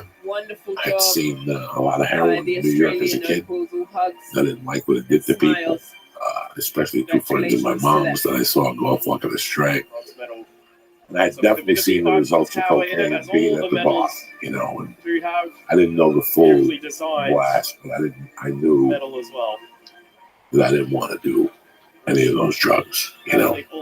But again, we're going to go. I told you guys a long time ago that there's 100 stories I could tell you, but there's 100 that I can't tell you. Like for me to dip into this fucking book and this one-man show and everything, I've been writing a lot lately. And I thought about something that I've never really repeated. About the special moment for every Mid-October athlete. of '79. It's special just If to you be know at the anything Olympic about where I Games, lived but in to North win a medal Bergen, given that is something terrace, else. I had an attic, Played in then I had a 2012 second and didn't floor, medal, but and I had the nobody first can floor, ever which take had away the the greatness living and room, the kitchen, how proud and you the are to be dining an area, Olympian and the and that you're backyard. right You to could go go out home with to a the medal. yard. Then if you hard walk work, down the steps, you they get a beat garage. Belgium. There was a garage that had additional And there closet you have it. space, a bathroom, no shower, Medalists at Paris just a 2024. pisser and a sink, and a wash and a dryer. But then there was another set upstairs, a set of stairs that went down another You get a level. big cheer here. If you opened up that door, there was a refrigerator filled with beer, and there was a fucking bar, like a little 3-seat stool bar. And my mother had the bar stocked. There was a record player down there. The walls had a couple holes in from my karate days, and we'd go flying through the air down there. And it was paneling. It was paneled around the cinder block, and then it had a paneling around the hot water thing, okay? And there was a room there. There's a fucking story. When you went into that room, it was, again, half the size of the office. And let's say the hot water heater was right there. If you went behind the hot water heater, there was like a latch. I was down there playing around. There was like a latch that you had to pick up this thing and kind of turn it like a paint can. And then you pick up the paint can, and it has that fucking bow in it. Well, think if you had to turn something like that, and it was kind of sensitive, but you had to turn it real slowly, and if you turned it, it would open up, and a piece would come out like something that just your body could fit in, like a mannequin. So it's circular? It was like circular, right? You had to twist it around, and it was covered with a piece of metal. And if you took that up and you circled, Did you go to the sewer? You went down into the street. You could go into the street. It's fucking scary. I looked in there one time and I heard noises. Oh, Jesus. And I closed that motherfucker up and I put the metal down. And that was it. So in that corner was just hot water, heater. That used to be my stepfather's tools. And that's it. I don't know what happened in October of '79. Something made me go downstairs. And I'm lying to you guys. Maybe August of '79. Something made me. I'm lying again. Maybe July of '79. Something made me. I just had to refresh my memory. Something made me go downstairs. And I went downstairs one time and I opened the thing. I saw the door was a little open, like an inch. And I go, what is this fucking, these two, because it was like two panels. To the small room. To the small room. So I went down the stairs, opened up the door, and noticed that two panels, one of them was open. I opened up the panels, I went inside, and there was a coffee bean bag, like a bale, but it was filled with weed. Oh shit, I took a little top piece off the top, and I went upstairs, and I didn't say nothing to nobody. At that time, I was getting weed from this guy named Joe. He was my main dealer, Joe. I would call Joe, and I would buy out $75 and sell them for like 50 and sell it for 100 and make $50 off of it. He'd give me a ride uptown. He was a good guy. So I took this weed and I rolled it up and I smoked it with some of my friends. The weed was tremendous. His name was Joe. I gave some to Joe and he's like, where'd you get that weed from? That weed's better than mine. So I got a whole fucking tank at home. Jesus. Filled with this shit. So I went back and just kept taking it. And I can remember the name. There's two guys there with a chick, and they remembered me and they hugged me and shit. And we talked about my mother, and I hugged them. And, we hadn't seen each other in a while. I forget what their names are, guys. That I really do. It was a bigger Cuban guy, a skinnier Cuban guy, and then the skinnier Cuban guy's wife. And I had known them. Every time I went to Miami, they were friends of my uncle Adolfo, my godfather. So I would see them in Miami. Now they're in my living room, and I'm talking to them. And they telling me I'm staying up there now. And, I didn't figure it out at the time. So I go downstairs a couple days later. It's a different batch. They had taken the old batch.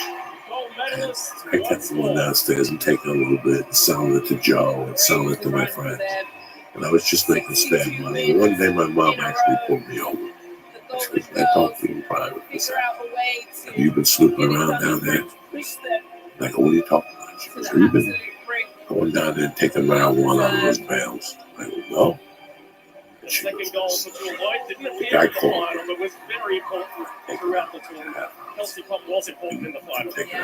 This is Kelsey's Plum. She had a 3x3 gold medal in Tokyo, and now So I she lied has to her. I said, no. She goes, hey, what the fuck is going on? to her But at this collection. time, my mother had to know.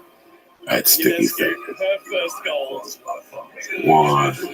There were just two suspicious fucking things, you know. Things were disappearing, things were moving, you know. So I said, you know what? I respect my mother. I'm not going to touch that thing no more. But I got sick. I ended up getting that paraquat. I went to the hospital 28. From the weed that you stole, or no? I don't know. Okay. I don't know whose weed it Another one of the aces. So Ace throughout the tournament. I laid off the weed for a few weeks. I got out of the fucking house, but I laid off the weed. I did acid immediately. I was a young kid, but I was a stupid fuck. September 28th, 79. I got out of the hospital. It was a big time fight. I think we checked it before, but I don't know where you get somebody. I don't fucking know. That's won a WNBA champion. You know, a few weeks after that, I go downstairs to see if there's any weed downstairs. I go downstairs. I open the cabinet. Incredible. And there's two bags. Record Diana Taurasi's 6 So I open up the one bag, sure enough, it's weed. I think a little bunch, like maybe an eighth. And I figure I'm going to take an eighth from both bales. They'll never know. I want to open up the other bale. Jackie Young, another one of the players who won 3x3 gold in Tokyo. Another one of the players who won the WNBA title. So much success, so many of these players. I knew it made people talk a lot. I knew it made people make weird faces. I knew it made people make little fucking gestures with their fucking filthy little hands. So I said, what do I do? So I said, you know what? Didn't play many We'll minutes, take but throughout this tournament has been so tough. Put it in a container. His coach Put it upstairs and just save it. Just see if somebody wants to buy it or whatever. So that night I took a little bit from it and I put it in a room foil. That's what it was. In 79, everybody had a room foil.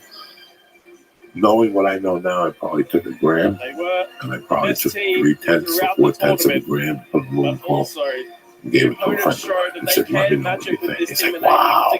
In those days, to give somebody, just for somebody to give me a joint was big.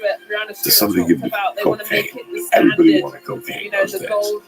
And here I had it in my fucking garage. Interesting how strong it was. Yes, I gave it to my buddy. I went, how does he think? Fucking the next day, he's like, dog, that shit is fucking rocket fuel.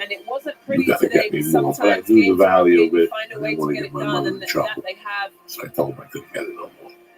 And I took the rest of it and put it in like a jacket, and it stayed there. I figured I was going to wait for another friend of mine to tell me that he did it, and I would give him whatever I had left, you know. So come Halloween Day, 1979, team at the Olympic Games you know, once the more. night before we already made a plan. Like, ain't nobody come to school tomorrow. 2024. We're playing hooky. We're going to cut out of you in. And I'm like, yeah, man. Because you were trick-or-treating a lot? Yeah. That's led them the gold medalists of the United States of America. Like, I think I didn't wear a costume after I was 12. I can't imagine. I think after if you're doing acid, you can't wear a costume. I didn't wear my fucking costume. I think that that year I went to a Halloween party, and I think that me and Luge, we were just talking about this at the Stress Factory in New Jersey. Me and Avila were talking about it. That me, Avila, and my friend Luge dressed up like ghosts.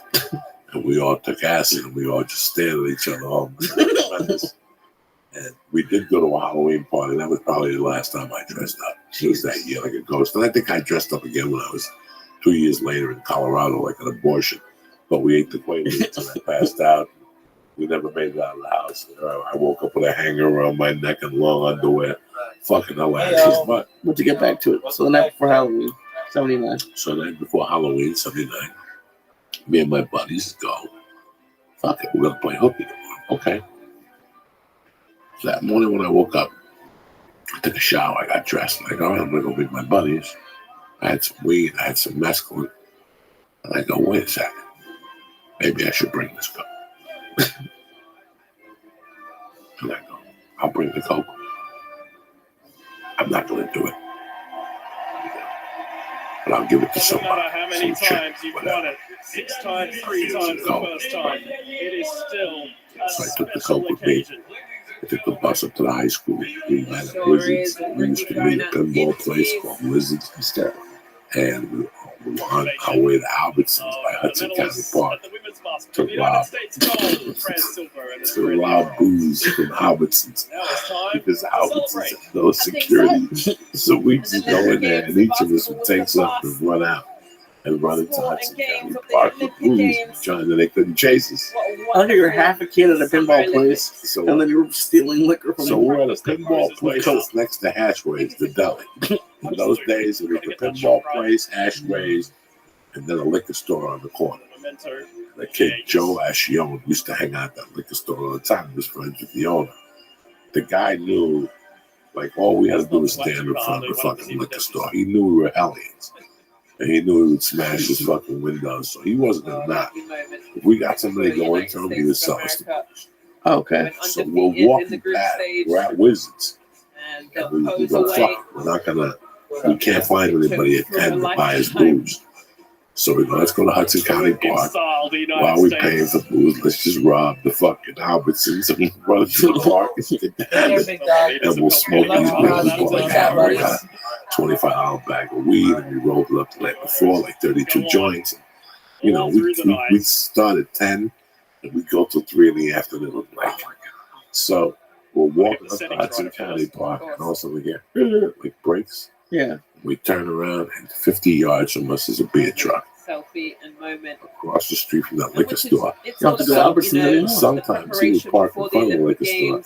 For some reason, he parked in front of the bank across the street from the liquor store. And we looked at him. There was one single guy. He was walking across the street, like whistling, like it's a beautiful day to be alive. We fucking dash across the street, and not on the side that's to him. Yeah, the back side. Other side. We go on the other side, slide open the fucking door, and we each take a case of something, Heineken, Michelob, whatever. And we fucking start running down the fucking hill. And the guy's like, hey, come back. We start doing cases. You know, like out of 4 or 5 of us, I think we lost 3 cases. The guy's chasing us down the fucking hill. We ran down to like that street called Tonley. And then my buddy said, the one that got to the trouble a month ago, said to me, my mother's getting her head done today. It's a certain day. Let's go to my house. So we went back to his house. We put the beers in the refrigerator. We took the other beers and put them in a bucket of ice. And we smoked pot in his yard for a little while. We got nice and coke out. It was like maybe 6 of us. 2 other guys came home. And we had, I'll never forget, we had a case of quartz. And one of the guys robbed a bottle of vodka from his mother's house. And everybody was Italian. And their neighborhood, so everybody had Zambuca. So my buddy, whose house it was, that I did all the acid with, like that day, we were in the basement listening to music. Getting the teams ready and But the other 4 guys didn't know that him and I were on acid. Oh, you were also on acid? We were on acid. We were drinking and we were smoking dope. It's 11 in the morning. Of your team, you need a great manager, you need a good coaching, your physio, your doctors. We were young. Ted Nugent. This is way before Pink Floyd, The Wall. This is like Aerosmith days, Ted Nugent. And we're sitting there. The next thing you know, lots of celebrations. he says to me that he's going to go upstairs and make vodka and Zambuca and peppermint schnapps. So we also had peppermint schnapps. So we were going to make vodka and Sambuca, and there's a name for that, like a frozen something. I don't know. I'm not up to all the fucking bartender names, shit like this. So he goes, let's go upstairs and let's shave ice. Let's make these Zambuca or these peppermint schnapps vodka drinks. So I said, okay. So they're all downstairs. You know, I don't know how many kids are exactly there, you know. But me and him go upstairs alone. This kid, like I said at the time, he was an honor student, but he was crazy like me. He was into, you know, eugenics. Just me and him. It was our little secret. And the real reason why I helped him out, and I always help him out, is because of this. I've never told nobody this. While we were in that kitchen, I looked at him. I go, hey, I got to show you something. And I went in my pocket, and I took out the aluminum foil. He goes, what is that? It's cocaine. And he goes, where'd you get it? And I never lied to him. I got it from downstairs in my mother's basement. I go, but I gave some to such and such. He told me it's rocket fuel. What do you think? Now, in my heart, I didn't really want to do it. But if he called my bluff, I would have been stuck. So he goes, fuck it. Let's do it. So I opened up the aluminum foil. I emptied out what was on that thing. We cut it up into 4 lines. We each did a line. We looked at each other for like 4 or 5 minutes. Then we did another line, a piece. And then whatever was left, we sprinkled drinks. Drink.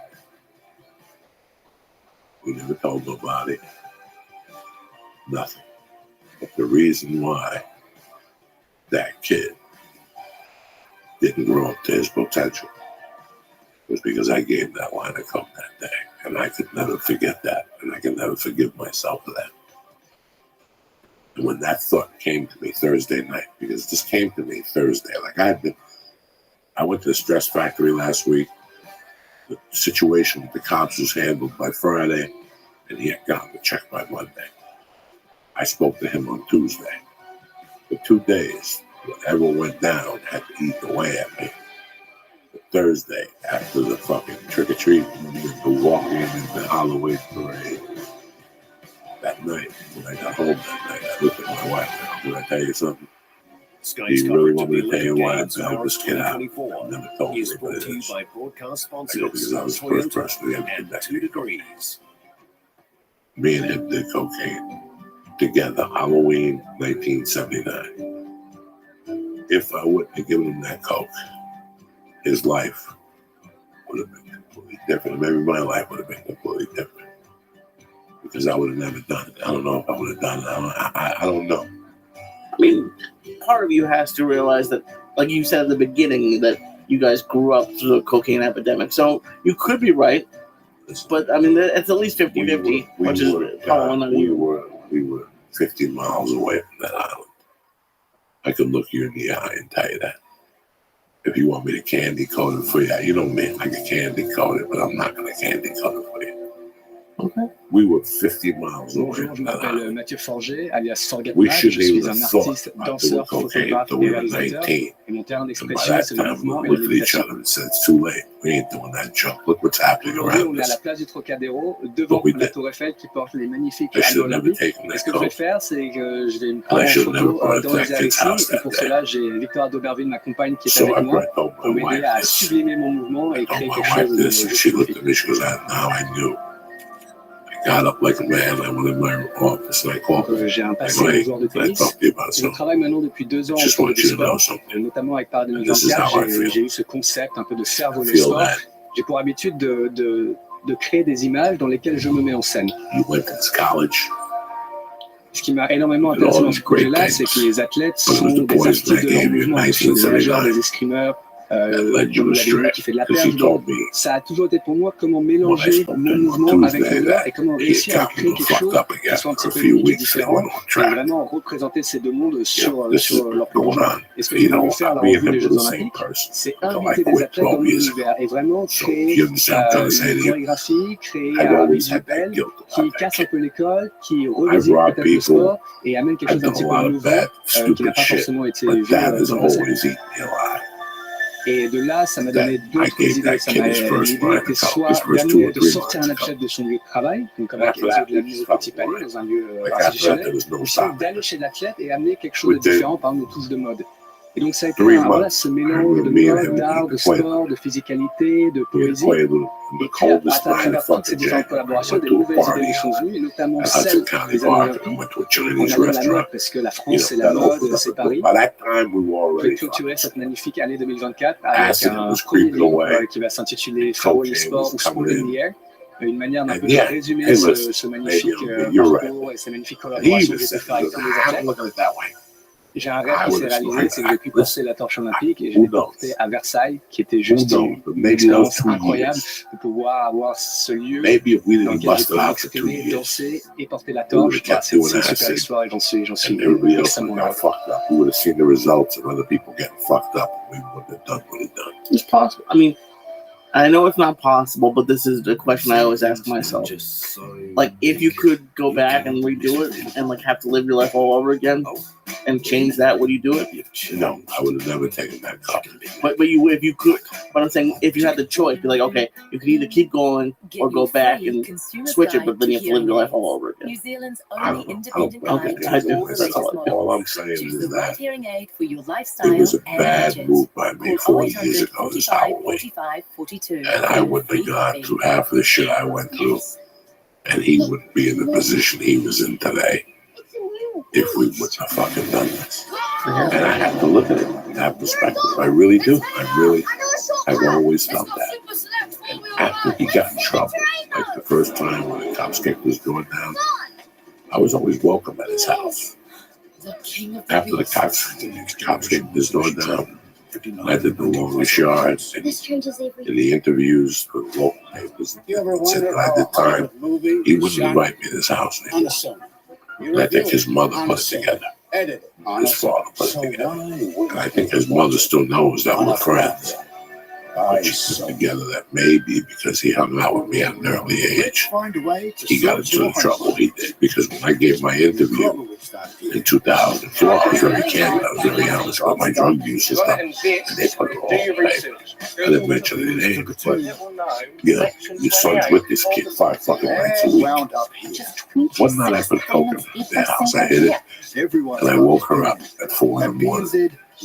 Told her that I left my wallet in his bedroom. Bank of New Zealand. And I went in his bedroom and took the coke out of the closet because he was in the city. I mean, we put it around growing up. So, you know, these are the stories I tell people that I live with. I'm ashamed of him. I am.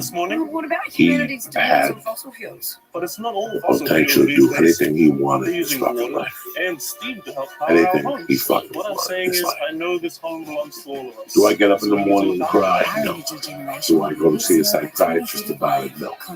I feel the same thing you feel. Part of me feels that eventually we both would have ended up where we would have ended up. That's the way fate is.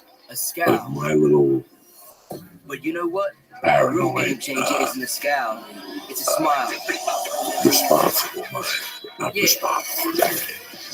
And I love him dearly. Like I love him dearly. He's my brother. I'll never let him starve. I'll never let anything bad happen to him because he put up, he hurt, he never took a beating for me. I don't know if it has But he took a lot of something his beatings because of me. And he would tell everybody to go fuck yourself. So this is the story of my life. This is who I am today.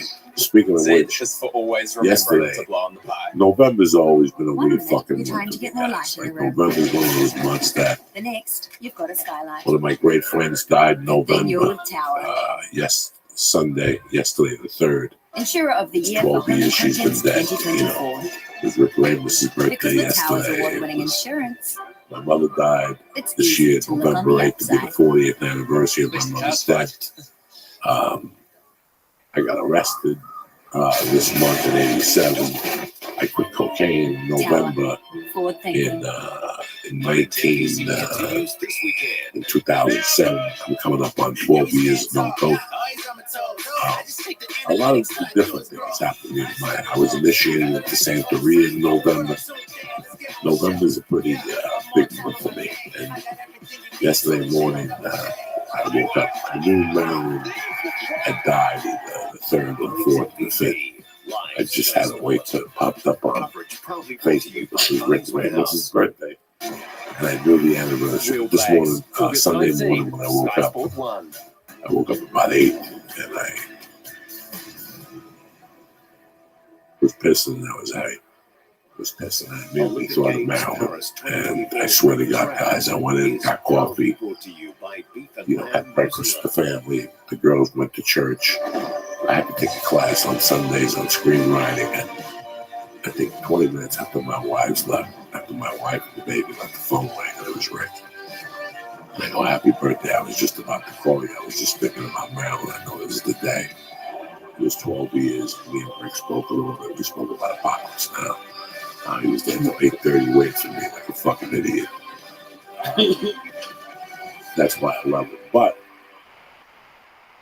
I talk a lot about Ralphie on here. We touch on Brody a lot. I never really talked to you guys about Marilyn Martinez. I met Marilyn Martinez in '96 in Los Angeles. The Latino Laugh Festival was doing a showcase. And they said that if I could get myself down here, they would book me up for 2 nights and give me like $100 per diem if I came down and showcased at the Improv. So I drove down Rod Long had to do a trip. He was a photographer.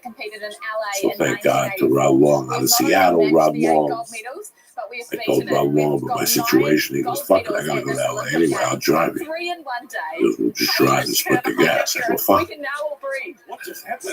We drove to LA, I went to the Improv. I ate a bag of dicks for the showcase. And there's one thing driving 10 minutes to get and die. Never mind driving 18 hours to die a slow death. But it was also on Monday night. They told me to go over to the Laugh Factory in Latino. They said, if you go over there and tell me you're from out of town, they'll put you up. And I went over there, the place was sold out. The lineup was fucking pure death. Pablo Francisco, Carlos Mencia, George Lopez. I mean, it was fucking just dirty, fucking tremendous show. I got there in time, and I asked the kid if I could go up. He goes, yeah, we go up next. In fact, we were waiting for you. We set apart 6 minutes, and I went up there and died another slow death. But I made a couple people laugh. One of the people I made laugh was this chubby chick in the back.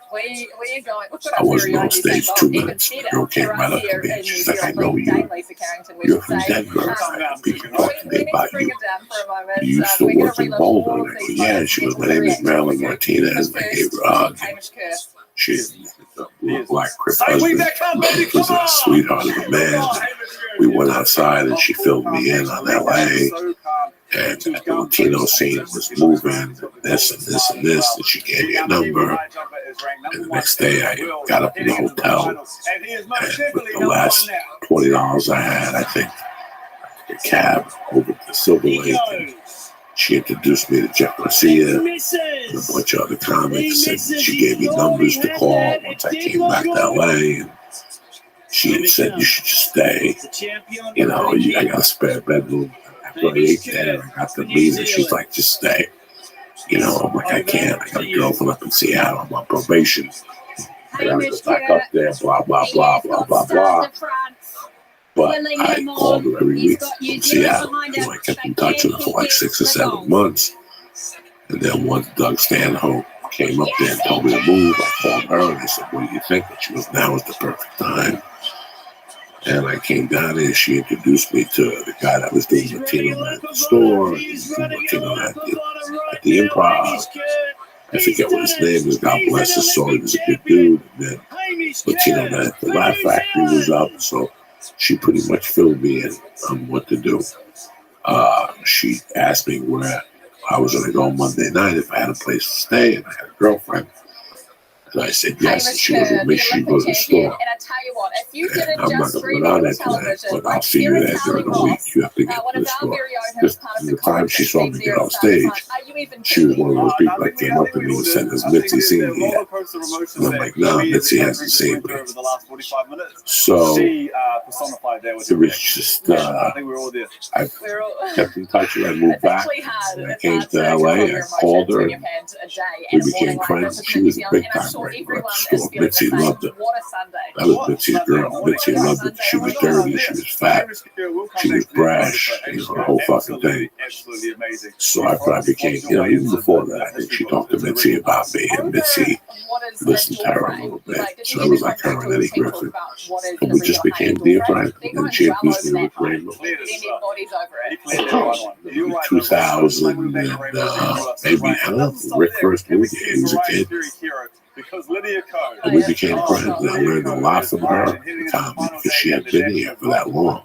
She had been here already for like 15 years. She was regular at the store like in 94 or something like that. And we became dear friends. It was just amazing. She was friends with Ralphie also. I mean, we were all three fat fucks, so we loved each other. Lead up coming into today. I still remember going on the road with her, Corpus Christi. I flew with her and her husband drove. Birdie campaign started for the day. When I went to their room the next day, they came up with one of those 9-foot coolers.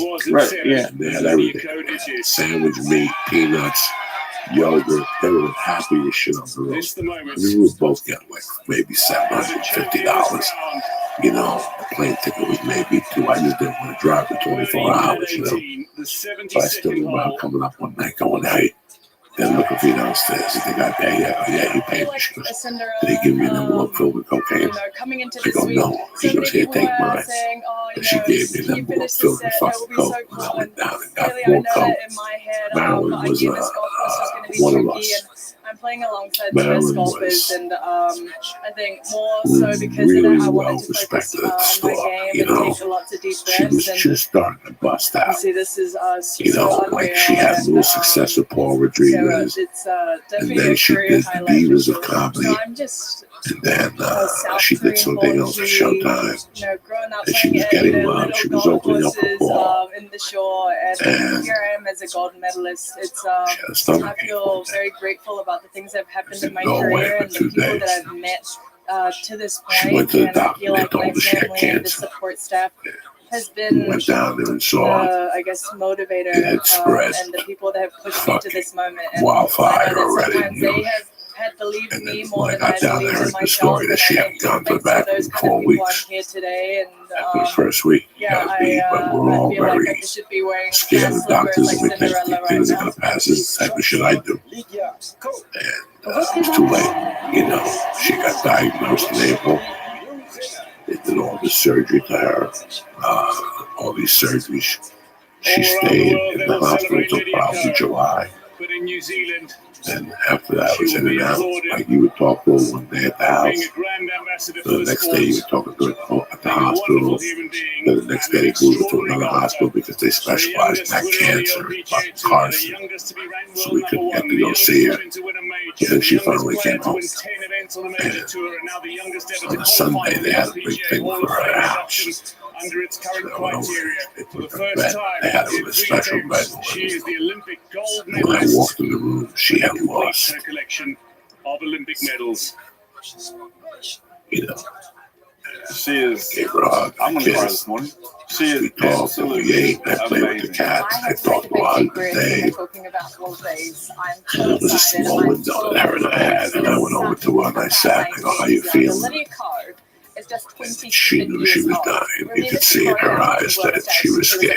15-year-old. And she said to me that if she has clocked everything. she was very Catholic, but she was very dirty on stage. And I remember one day my wife telling me that I'll come over and she calls you. She's got to answer the phone. Cocksucker. My wife will answer the phone like, hello, and she go, She cocksucker. wanted to do it all by the time she was 30, and then She was very dirty. I remember that day she said to me that if she got to survive cancer, that she would never do a dirty joke again. You can see what it means to her when Because she's God didn't singing want it. anthem. Tears rolling down, streaming I'm down sitting there this whole time and I'm listening to her. And I know she's under some type of drugs, like they have to pay.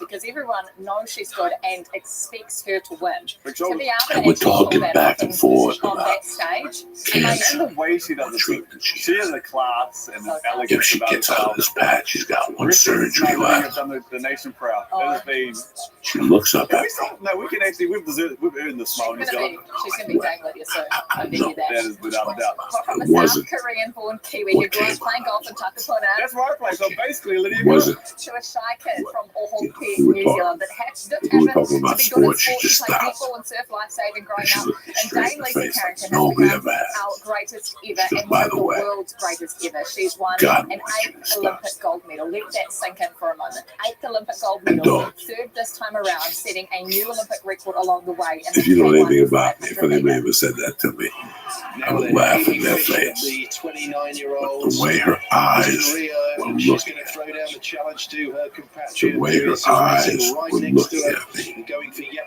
I knew she gold was the fucker. medal in the Olympic Games. Lisa Carrington, her third Stared year. into me, She could do the the triple. feeling through my eyes and into my stomach, and I'm like, Final over 500 meters. Hold on to your everybody else hats. would have told me, go fuck yourself. Kiwi two boats. And I just said, Canada, can okay. Carrington do it? Or is someone else That going to was a spoil the Sunday. party? There she goes, and Fisher will want to compete with Carrington in this first 250 I meters. think I did Shepherd's coke gone like out really quickly. The that Hungarian over there on the far side. coke that night. And It's Lisa weird Carrington, how this smooth whole as ever. She's got a situation lead like that, on it Amy started Fisher. with her. Look at Shippers flying out on the far Started side. with Incredible. This is her fantastic. completely. She just stopped. She was just stopped. God wants you to stop. 619 Amy Fisher in this race. You That's have a a career. time. You have a Set great early girlfriend. this You have year. to stop. The best Olympic time. That's the I looked on her and said, I know. But usually I would have told you, go fuck yourself, mind your business. What do you know how much coke I'm doing? You know, I was in denial like any other addict, you know. And I said, you're right. And I think that night I got high. Maybe the night after that I got high. And then I got beat. The one where they said you couldn't. Yeah, it was around that time. Or maybe I'm lying. What happened was I had a benefit in New Jersey. One on Friday night for the Hoboken Police Department, and one on Saturday for the North Bergen basketball. One on Friday was in Hoboken, one on Saturday was in North Bergen. I got high like that Sunday and Monday, and something wasn't right. Something wasn't right. And I may have gotten high that Thursday, but I couldn't wait to get off the plane to get high. Like maybe I didn't get high that Thursday. I didn't. And I touched base in New York and I had my own hotel room. I had a great hotel room. Fortunately, and I was close to a friend of mine that she could always get coke. You put goals out there. Grew up with her. I talked to her and her Obviously, husband all win the because time. everyone that turns up In here fact, to she do was that. telling It's not me, fair call if me you when turn you're up ready here and and I'll bring so something over. I think I have the it's more cash, than I'll the put it medals up for for you. us to be. And I remember To have my something just team wasn't here, right. no matter the That result Friday of the night I day, didn't get high. we as That a team Saturday have night I grown. didn't get high. And that Sunday when I landed, when I found out that she died. I just feel it's more than Well, the when medals, did you pass it's the away? people Like behind, my that Saturday teammates. night. So So when yeah, I I don't landed, know. It's just an amazing called feeling. I home. feel so My wife privileged to told be me, in this position. Marilyn died. In total, That an Olympic career Monday, with a fabulous third. I went to that meeting with that guy that Tuesday, and then I think that weekend, the weekend when the cat died, and I got on my hands and knees and I said, so I was clean for like 4 or 5 fucking days. I was mad about the Maryland thing. I was mad about it. I hadn't gone in for the movie thing yet. I think I did go in. I was mad about the movie. 8 of them gold, 3 When Marilyn came back, 24, I and the left her K1, the funeral K2, and now the K4 because 500 their as funeral well. was in She's now Silver the Lake. 16th on the And then there was a cemetery all-time burial, overall list and I of could only most make it to the Olympic funeral titles, and the at the 7th church. I most couldn't make it to the of burial any female because I had an athlete. She joins interview this that day for incredible that list movie. of It was Olympians. all Think like about it. Michael like Phelps, fucked up. Ledecky, Carl And I Lewis, still remember Mark going in Spitz, that and so day many, for the movie well, and not being many actually, furious. other legendary sporting And like figures. Dame Lisa Carrington is on that that night list. was She the will benefit never for be Maryland at the beaten store. in terms of New Zealand records, And I wasn't it'll going be to go. hard to beat what she's done. In And terms somebody of go, overall you have to records go as well, down and the there. humbleness of her. She was your It's friend. been a You have to go privilege down for there and her. It's been a represent. privilege for us And I as was well. sober She's maybe the name 4 or of the 5 greats. She's not days. the greats in New Zealand. She did that a long Fuck, time. this is going to be rough. And I actually went and stopped at got a package, put it in my pocket, and went down there. And that's not I caused havoc with that poor producer. I caused havoc, and they asked me to leave the store. They threw me out. They knew it wasn't my fault, but I gave the package away. And then that following week, when I gave it up officially. But if it wasn't for Marilyn helping to me, that tone of voice, so I want to thank Marilyn. I want to let you guys know about it. It was 12th anniversary. I appreciate Rick Raymond's calling you. And that's it. It's a Monday fucking morning podcast, motherfuckers. Nice and simple. I just wanted to tell you some things about my life, get you started for a great week, and let you know it's going to be a good fucking year. It's going to end good. And 2020 is going to be motherfucking better. Don't not forget, listen to Detroit. I'll be there Thursday and Friday and Saturday is already sold out for Omaha. Listen, right now at this point, I got 2 nights available in Miami. I got Friday the 28th and Saturday the 29th. I think those are the dates in November. Go to my improv.com and double check.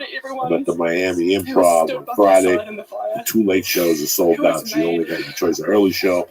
And for the following week, and all I have is tickets available for the 10:30 show at Town Hall in New York City. The early shows, there's tickets left, but they're all over $170. Don't pay for those fucking things. They even got tickets for $900. Do not pay. They're scalpers. That's not your. That's not. No. It's on the site. It's on the fucking Town Hall site. Well, yeah. So don't not get there. Just get shows. It's New York. They were out to fucking fight last night till 1 a.m. It's comedy. You can stay up till midnight with Uncle Joe. So it's the 28th, 9th, and 30th, whatever the fuck it is, Miami Improv. And then December 6th, tickets are still available. The 10:30 show in Town Hall. Real quickly, I just want to talk to you about a few people, and then I'll get you out of here. CBD Lime. Listen, CBD's everywhere. Jesus fucking Christ. There's a place by the Improv that you go in and give a blood test, and they say that they make CBD specialized to what the fuck you need. Listen, that's all great and dandy. But for right now, I got what's going to get you to the next level. You ready? Come here. CBDLine.com. Listen, I approached them. I tried their product. I reached out to them. The rest is fucking history. They sent me a box of the tinctures and the gummy bears and the shatter and the vapor. My wife does the vapor pen still before she goes to bed. I'm all out of gummies. I gotta get some more gummies for them. But the tinctures, I drink fucking 5,000 milligrams under my tongue every night, and I sleep like a fucking baby.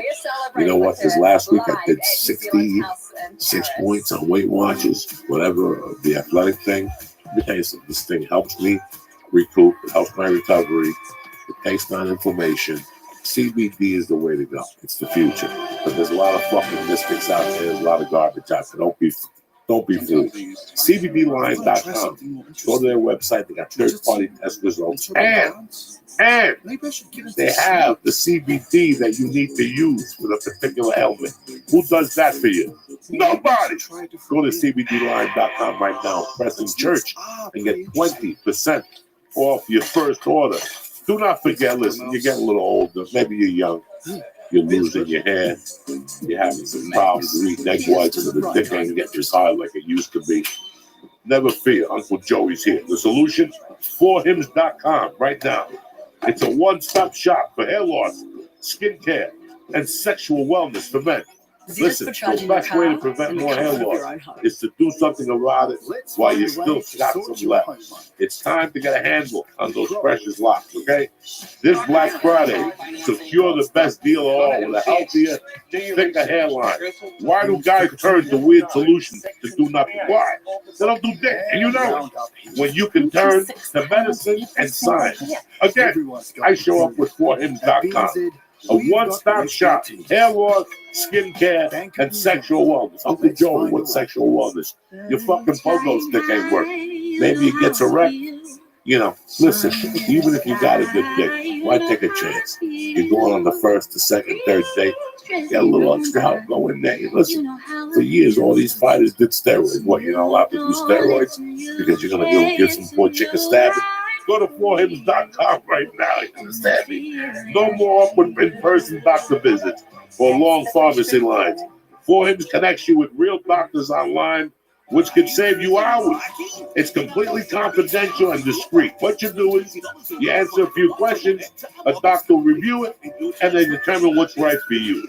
They can prescribe medications to treat hair loss or ED that's shipped directly to your door.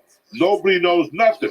This Thanksgiving, when your relatives are like, oh my goodness, you're looking healthy and full. They don't know. They don't know about your hair that you're not a turkey and that what's dangling between your legs, it's a fucking nightstick from the police department. You understand me? Go to beforehim.com right now. Listen, the church family right now gets complete hair kit loss. A complete hair kit for $5. What are you talking about? $5 right now while supplies last, and subject to doctor's approval. Stop losing hair. Stop being the Momo in bed. Stop, cutting yourself short when you got help. Listen, right now, go to the website for full details and safety information. Beforehim.com. It costs you hundreds, if not thousands, if you went to a doctor or a pharmacy somewhere else. I'm going to get you started for $5 today. Go to beforehim.com/Joey. Again, go to beforehim.com/Joey. Why walk around looking like a mook, like a clown with no hair, and your dick don't work when you got 4 Hims?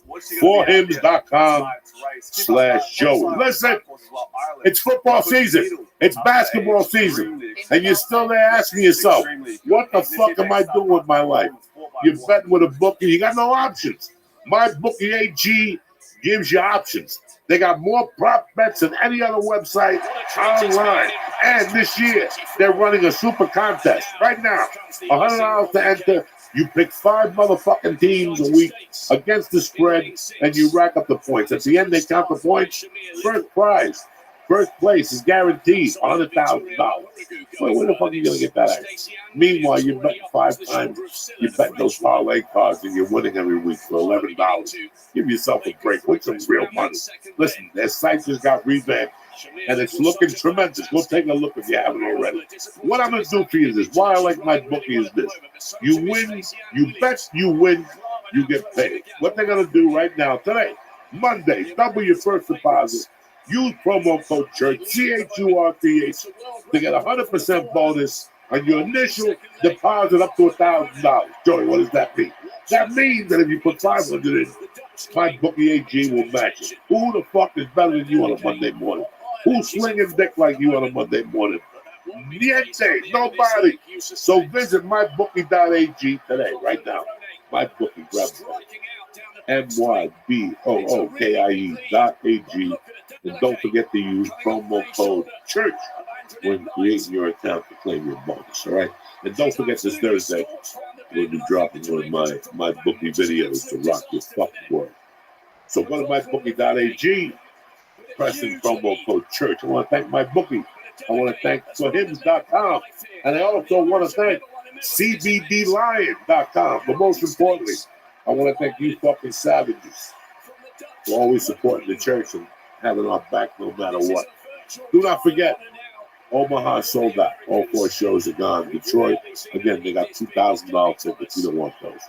Wait till I go to Buffalo, Canada. And you make a nice weekend, you get your tickets early, and nobody gets their feelings hurt. I don't want nobody paying over fucking $40 fucking dollars. $35, $32 plus a ticket charge. I'm not so fucking weekend. They change. Anthony fucking Robbins. Anyway, Miami, December 6th at Town Hall, The Late Show, 10:30. Besides that, I love you motherfuckers with all my heart, all right? The Christ still loves you. Thank you for supporting us. Thank you for having us back. I want to thank our sponsors again, my booking for him and CBD Lion. And that's it. That's it. Have a great week. Have a great day. And we'll see you motherfuckers Wednesday. Tick tock motherfucking Magoo. Kick this mule lead.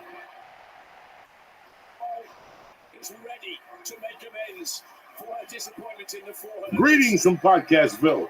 It's November 12th. The Church of What's Happened Now is brought to you by Stance Socks. Listen, let me ask you something. Remember Christmas morning, the socks were one of the worst things you could get? Times have changed. That 4-pack of white gym socks from your Aunt Susan, that ain't happening anymore. Stance Socks are here to rock your Christmas morning. Incredible design and comfort. Listen, you guys know I'm on my feet a lot. And whenever I fly, I use Stance Socks Like I had to go to Detroit this weekend. You know you're gonna be doing some fucking walking. So if you're gonna be some walking, you might have some comfortable shoes and even better, some comfortable socks. Stant socks are incredibly comfortable. Now here it is. Right now, just for the church family, Stance has a great offer. Go to stant.com/church and you'll get a free pair of socks with any purchase. That's Stance. Grab a pen. STANCE.com/church to get your free pair of socks. Because if they're not Stance, they're not socks. The Church of What's Happening Now is also brought to you by MyBookie.ag. We're in the middle of football season. New England had the weekend off. This is your fucking chance to make some money, right? Thanksgiving's coming. You don't want to show up with a fucking duck, do you? You want to show up with a fucking turkey. You like winning money? You like betting sports? I'll tell you where to put your money down. MyBookie.ag. Why? Because you play, you win, you get motherfucking paid. Now, what they're doing is they're going to double your first deposit today. It's Tuesday. Get ready. Thursday night, the party starts. You got NBA Wednesday. Promo code CHURCH. Get 100% bonus on your initial deposit up to $1,000. Where are you going to get that type of action on Tuesday morning? Nowhere. So visit mybookie.ag today and use promo code CHURCH when creating your account to claim your bonus. You play, you win, you get paid. Kick this motherfucking Neil Lee. What's going on, man? Thanks for having me. It's great to just see, like I told you when you walked in, it's like watching somebody grow up in front of your eyes. Now you're this man. You know, when I booked the movie, I went back and revisited the series from the beginning. And last time we were talking on the phone, it was like I was watching, just being. I remember the episode when you locked the fucking window and she couldn't get back in. That's like episode maybe 3 or something. I don't even remember it. He took out the machine gun. You locked the fucking laundry room so she couldn't back in. That might be the pilot. That could be the pilot. That might be the pilot. Little young kid. I was 12 years old. How long were you acting before that? So I was 6 years old, walking down the street with my dad, and some guy came up to my dad and said, "Hey, your son should do auditions," or they didn't know I was gonna be fucking short and look the way I did, but they were like, "You should be a little model, or do whatever." So my dad and my mom, mainly started taking me on auditions for commercials and shit like that, and I booked like Pizza Hut, AT&T. Like a whole IBM, like I booked all these commercials, and then my grandmother passed away. I broke my arm. All this weird stuff kind of happened in my life. My mom, she decided, I guess, for me to stop for a few years. And my manager, who's still my manager today, which is almost 30 years later, this guy Jeff Mitchell, he's fucking amazing. He would call every couple of weeks, couple months, or whatever, and say, "Hey, he should get back in. He should get back in." And we'd be like, "No." And finally, when we said yes, I went auditioned and got Soprano. When you got the call, it was like 5 out of 10 people who had become regulars and went on to go on the show. The first time you got the call, I was in New York. I got a call one day and they go, "Hey, you're dropping off tapes." I had this mediocre agent at the Mad Bank at the time. She goes, "You got to drop the tape off at Global Entertainment somewhere else, and there's this show, The fucking Soprano." And I'm like, again, I'm not allowed to say. Yeah. Like, that's the first thing I thought of. Yeah. So guess what? I dropped 2 tapes off, but I didn't drop the Soprano tape off. Really? The pilot. I was in New York like in April or March, and they were looking. And I didn't drop it off. And when I see different characters in the show getting interviewed, especially that pilot, they were like, Soprano, we're not saints. I think Jamie had the same reaction. Exactly, yeah. A couple of people. How was when you went in, did you even know you were walking in? No, well, I mean, nobody knew, it wasn't a thing yet. It was just a show on HBO, which at the time was not a good thing. You wanted to be fucking CBS or NBC or one of these things. And but what's funny is everybody who's on the show thought it was a thing about singers and everything, and then when they told them, no, it's not singers, it's about Italian, like mafia shit, they were relieved, or with me, I was like, oh, that's even worse. You know, I probably got a better chance of being a fucking singer because I'm a little Irish kid. I got freckles on my face, and every kid in the audition was like, you know, slick back hair with the fucking leather jacket, and they were all trying to play up the Italian thing. And I remember my mom was even saying, like, why did you even send him on this? You know, he didn't look like everyone else at the fucking audition. And every time I cursed in the audition, David Chase laughs. Every time. In the auditions, and the callbacks, then in the next one, he just kept laughing. And I guess that's how I got the job. I got David to laugh over and over. So you were 12? I was 12 years old. When you're that old, like, or that young, that exactly, like, is it like a dream, or are you just there and is it fun? Like, what is it like? Because when you're an adult, you're like, oh, this is my dream. You're 12 years old. You're in 6th grade or something. It's you're just kind of doing it. You're just kind of like, I remember doing the pilot and being upset, and James coming over and like, what's your fucking, why are you pouting? And I was like, oh, all my friends are at camp. You know, like it was summer camp time. I was like, I want to be with my friends at camp and not here with a bunch of fucking 30-year-olds, you know, sitting around drinking cappuccino or, you know, whatever they're doing. Like, I had a great time, but in my head, I'm like, man, I want to be with other 12-year-olds and 13-year-olds, and I want to be, you know, getting my dick wet for the first time and seeing fucking what's going on instead of sitting around here. But it was, you know, thank God, obviously, you know, because it was the greatest thing that ever happened. How many days were you on the pilot? I don't know. I would, if I had to guess, I would say 3 weeks. It could be 2 weeks, could be a month. Honestly, I have no idea. I know towards the end, they started doing some episodes that would take like 6 weeks because it just got so, like, if we did an episode where the whole family was there and we're all sitting around the table and, like, you know, the cousin or this, it would take a full day for a 1.5-minute scene because there's 8 people. You got the wide shots, you got the close-ups, you got you got to match the food. No, you didn't eat with that hand, you ate with the other hand. You didn't eat fucking, you weren't eating pasta at that point, you were eating fucking salad. You were doing, and you got to match. And then when they finally get your take, they go, all right, everybody go away for 45 minutes, and we'd all go outside smoking cigarettes, bullshitting, laughing, and they would be setting up the lights and the cameras and everything, getting ready for the next person's close-up. And then the next person, they had to go around and do 8 of those, and they do a wide shot, then they do 2 shots, so 2 people in each thing.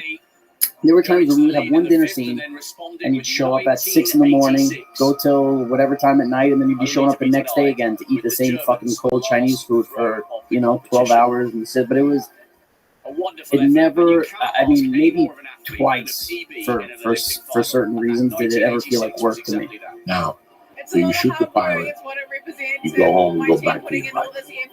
Yeah, totally. Don't think about it. You're 12, looking to get your little balls licked. Well, yeah, well, how long do you get the call? Well, what actually happened was, it didn't happen like that. What happened was, I got the pilot, and everybody in my family goes, he's going to be famous. You're going to be on a fucking TV show, and you're going to be famous. This is it. This is the beginning. And then we went to shoot the pilot, and people like Tony Sirico would be like, yeah, we fucking, you know, we do, 5 of these every year. You know, we'll never see each other again. And he just fucking shot all my dreams down. I went back, fucking 12 years old, back to my family, who we were broke, and telling them, yeah, you know, what we thought this was, it's not. He's like, they do these all the time. It's a show for HBO. People were talking about, this is a fucking show for HBO. What do you think it's going to be, a fucking, you know, a big deal? So I remember going back and telling my family, breaking the news to them, no, this isn't the big thing, you know. And then they called and said, we're going to do a season. And we did the season, and then I remember it never really hit me, honestly, until I got a phone call and they said, there's a billboard with you on it in Times Square. And my family got in the car and we drove into fucking Times Square. We're driving through the traffic and we're looking around and somebody's like, there it is. And you look up and my face was on the fucking billboard in Times Square. And I was like, oh shit. I heard the premiere party was at a pizza place in the village. I think so. It might have been a John's. Like a small, like HBO didn't even think. Yeah. It was really going to do anything, you know, like they had it in a pizza hall or something. Yeah. But by the way, for then, it was like, this is like, I was fucking broken. I thought it was the great, I'm like, fucking free pizza? Everybody's fucking, I mean, it was amazing. You know, I thought it was incredible. But HBO, I think about the shit, you know, but it's just crazy. Like, I think when I was 16, because we were talking about where I grew up on 92nd Street and 2nd Avenue in New York, and I would be on a Thursday, I'd be in the park with my friends on a 16 years old, like drinking 40s, smoking blunts, getting into fucking trouble and shit, and then on Friday I'd be flying first class on fucking HBO's dime to LA to stay in the nicest hotel in fucking LA on Saturday, Sunday, whatever. I'd be on the red carpet of the fucking awards. There'd be fucking, Tom Hanks and this one and people talking to me and by Monday I'd be back in the fucking park drinking a 40, smoking a blunt, and the crazy thing is now I look at it and I go, this sounds insane. Where at the time I was like, yeah, no, I was in LA this weekend, yeah, fucking I met Tom Hanks, fucking I met all the cast of Friends, I met we're all sitting together and having a drink, and yeah, they were great, I fucking, like, there used to be this homeless guy who we paid to buy us fucking alcohol, like we could get beer, but it was hard to get like hard alcohol, and I remember like I'd be fucking telling the homeless guy about how I was hanging out with like Ray Romano the night before, and it's just fucking, I think about it now and I go, that's the craziest shit ever, but at the time it was totally normal, I'd send HBO back the fucking tuxedo that they rented from wherever for me, and then I'd leave my apartment and I'd go to the park and be drinking, smoking, 3 hours later, just where my buddies hanging out. It wasn't odd to me at all. Like I just thought, yeah, this is life. This is what's going on. I thought, how many episodes before this fucking thing, just because I had no idea. I'm a cop. I'm on the fucking road, and people are asking me, have you watched the show The Sopranos? And I'm like, no. But fuck, I was supposed to read to that show. Right, you didn't drop the table. The first time I ever seen it was I was in Cleveland. And I went back to the room with like his grandma bro, and it was on the midnight show, because they would always have like a 6 o'clock in California, 9 o'clock in New York.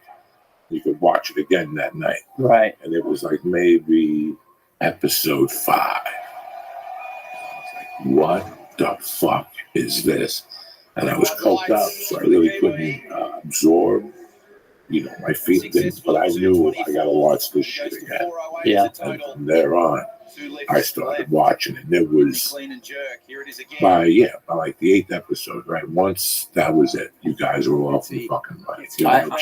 Honestly, I don't remember it ever not being huge from the day I saw that billboard until, and now if I go to a mall in Jersey, it's fucking go nuts, it's still crazy. But when I'm living my normal life, I think there's something about when I do with my fucking facial hair or the way I shave or don't shave sometimes, or my hair, that there's some days where it's like, I see people staring at me and pointing at me and coming up to me and asking me, and then there's some days where nobody fucking, you go a full day and nobody even looks at you and nobody, it's great. But there was, because you think about it, right? 8 episodes in would be 2 months. So to look back and try and remember like a 2-month period where it wasn't big, but from what I remember, as soon as the fucking pilot went, it was fireworks. It was crazy. Everybody loved it.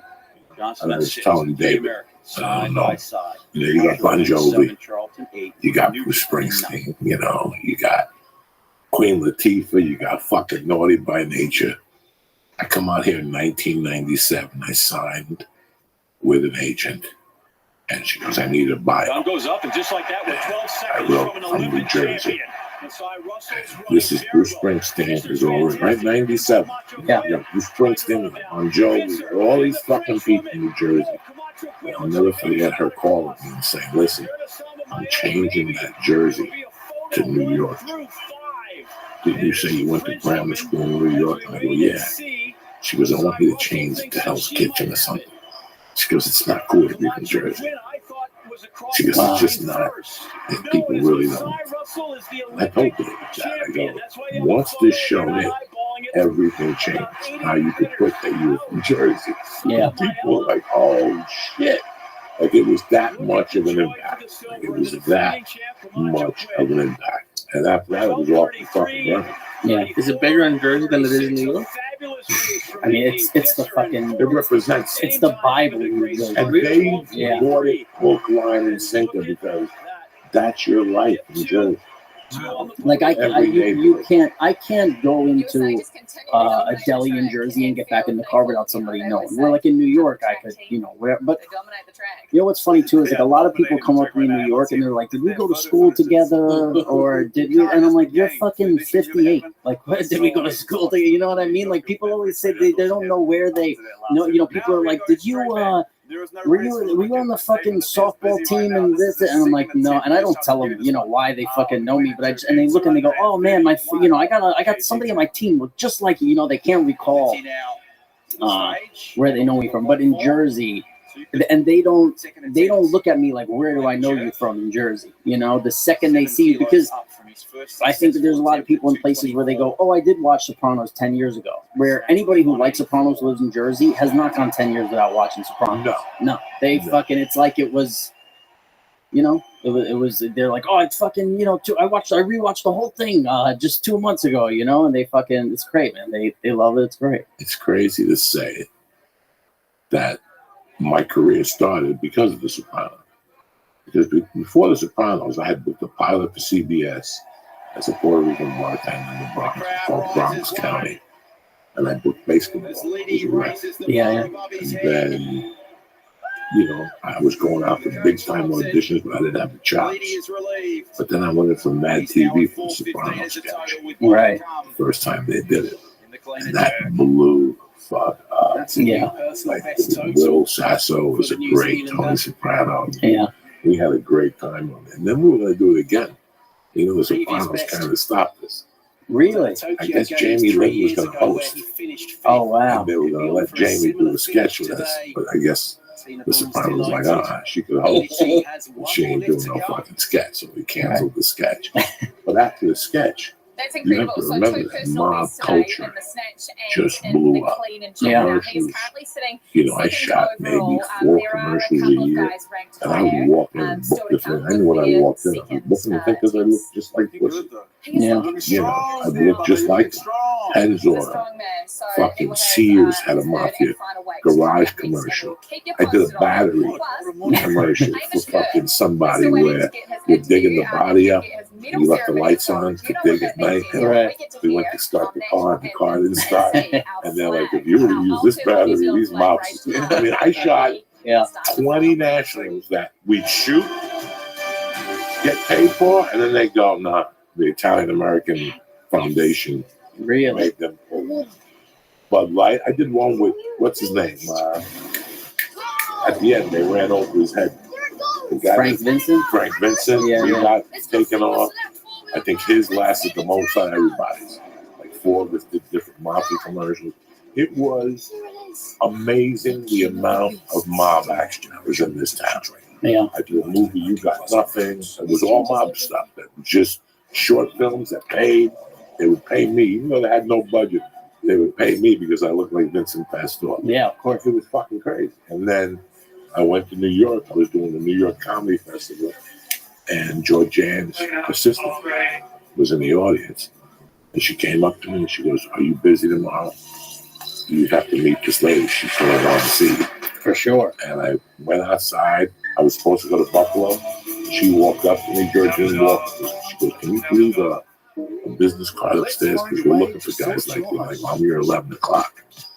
And we started talking. I read for Gigi. I read for Sharif's part. I read for the cop who's opening up a pizza place now. The federal cop that used to him. I just bumped into him. He's opening up a pizza place. Out here? In Brooklyn. Oh, wow, yeah. Back to Brooklyn. I read for that role. And David Chase's note was, keep sending me everything that you do. So then, of course, got killed off The Sopranos. He was in a show called The Mezzos about 2 gay mobsters. Really? ABC was developing it. ABC got cold feet and got rid of the project. They resold it to Fox. I did the short film, and I sent that to Georgie, and she called me in for Pussy's Brother. It was supposed to have 4 episodes. Right. But they sent the sides to the Comedy Store. I was doing Spider-Man too. I was at Sony, so in those days you had to be home between fucking taxes. Yeah. So I went to the store, got the sides, and the girl spoke to Sharifah. And I think Sharifah, by mistake, said my friends are auditioning for this thing to Dom Herrera, and they called it like a confidentiality agreement. Really? So we got fucking snapped. Get out of here. Yeah. But you know what's funny is like I hear. First of all, I think a reason why, like, I don't have social media. I don't do any of the fucking Twitter, Instagram, Facebook. I got nothing. And like, I think about it now, and I think about how I think like I see these shows like Stranger Things on Netflix or whatever show, and it's like, hey, we're here now. Look, we're eating a fucking. This is what we're eating. This is what we're doing. Here's where we're standing. Oh, look, here's the. And I think the reason, one of the reasons, one of the many why Sopranos was so good is there was none of that. You never saw us sitting around fucking smoking cigarettes, laughing in our pajamas, because that's what we would do. You know, they would say you got a fucking hour, or when we would do read-through, we would sit around it. There were no pictures of us anyway.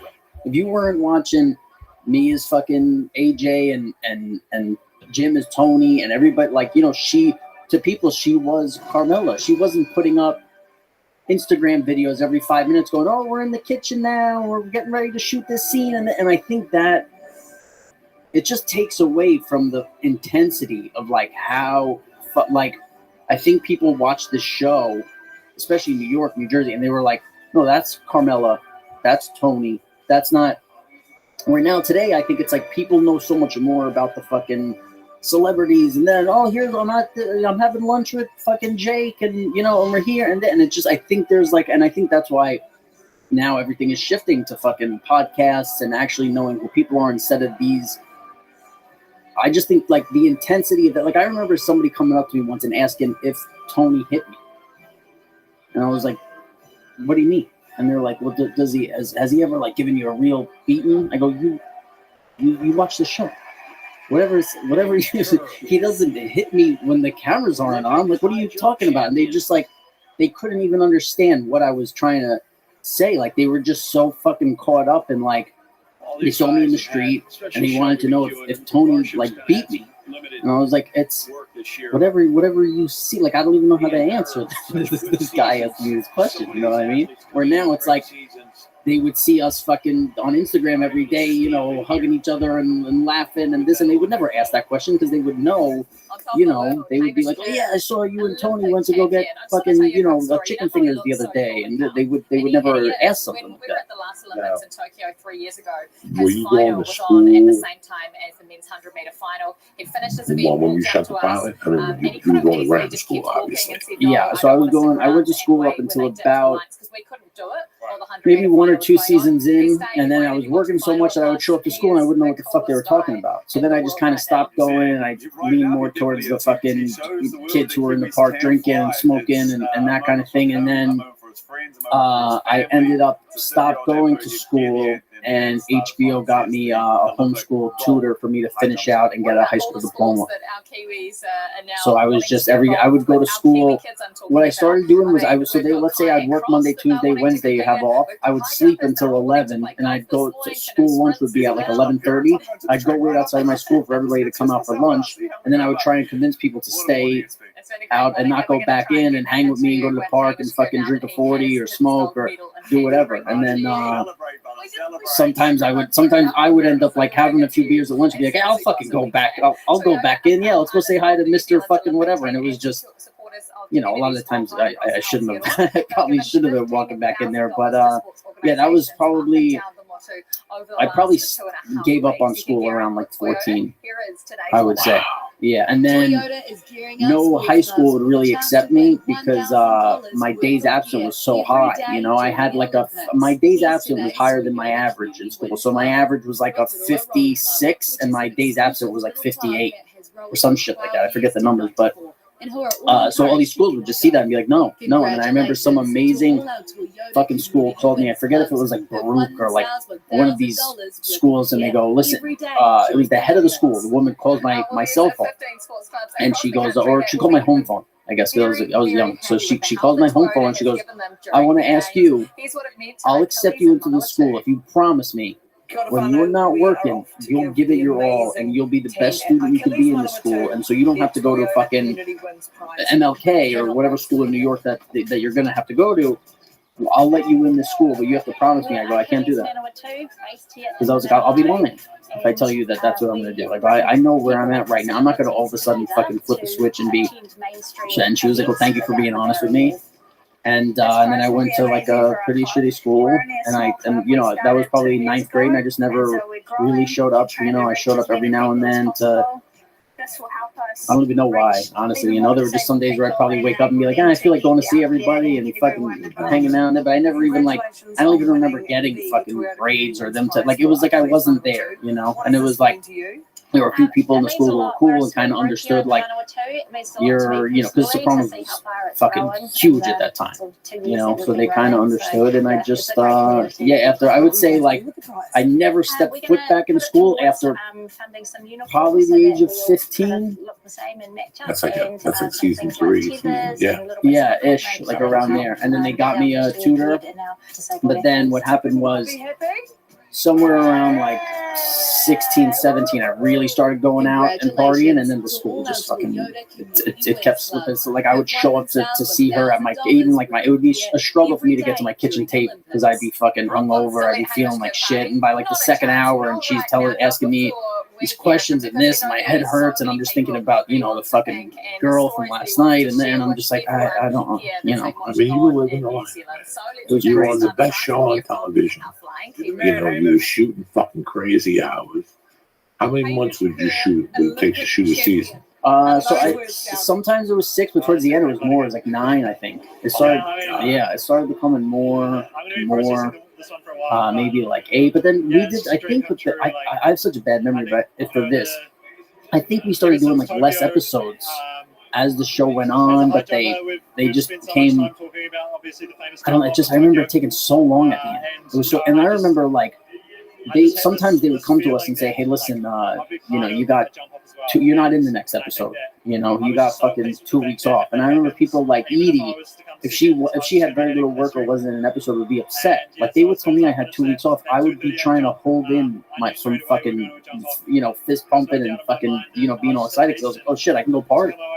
I could just go fucking hang out with my friends for 2 weeks, and I know I got this fucking the greatest show in the fucking. I have the greatest show to come back to, and then I'd be like, all right, you know, I'll see you guys on. Call me when you need me, and then I would just go and fucking hang out with my friends, and I'd get the call like, all right, the script for episode 4 is out, you're in it, and I would just fucking go and. But like, it never felt like work. Just working with James and Edie and Jamie, they were so fucking good, and like, you sit and you watch Edie Falco do a scene. And then you're like, I'm getting paid to be here.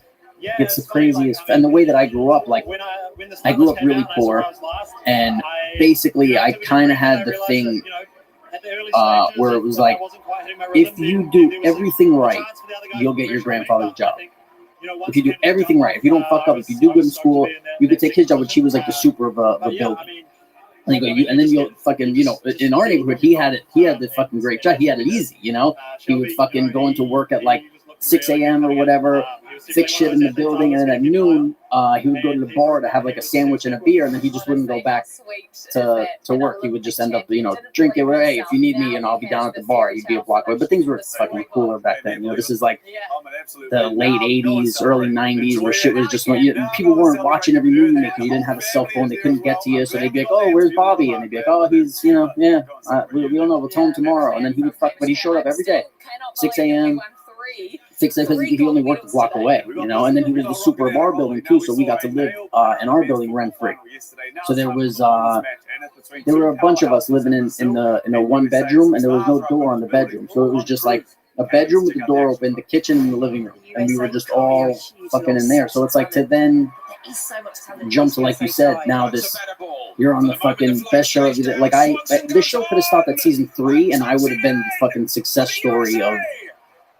You know, like it still would have been like, oh my god, you know, he did the greatest thing. And the fact that it went on 7 seasons and people argue it's the best show ever and all this shit, it's crazy to think of how it all turned out. When you were shooting this, while you were shooting these, She just loves the Olympic what Games. did you think of David?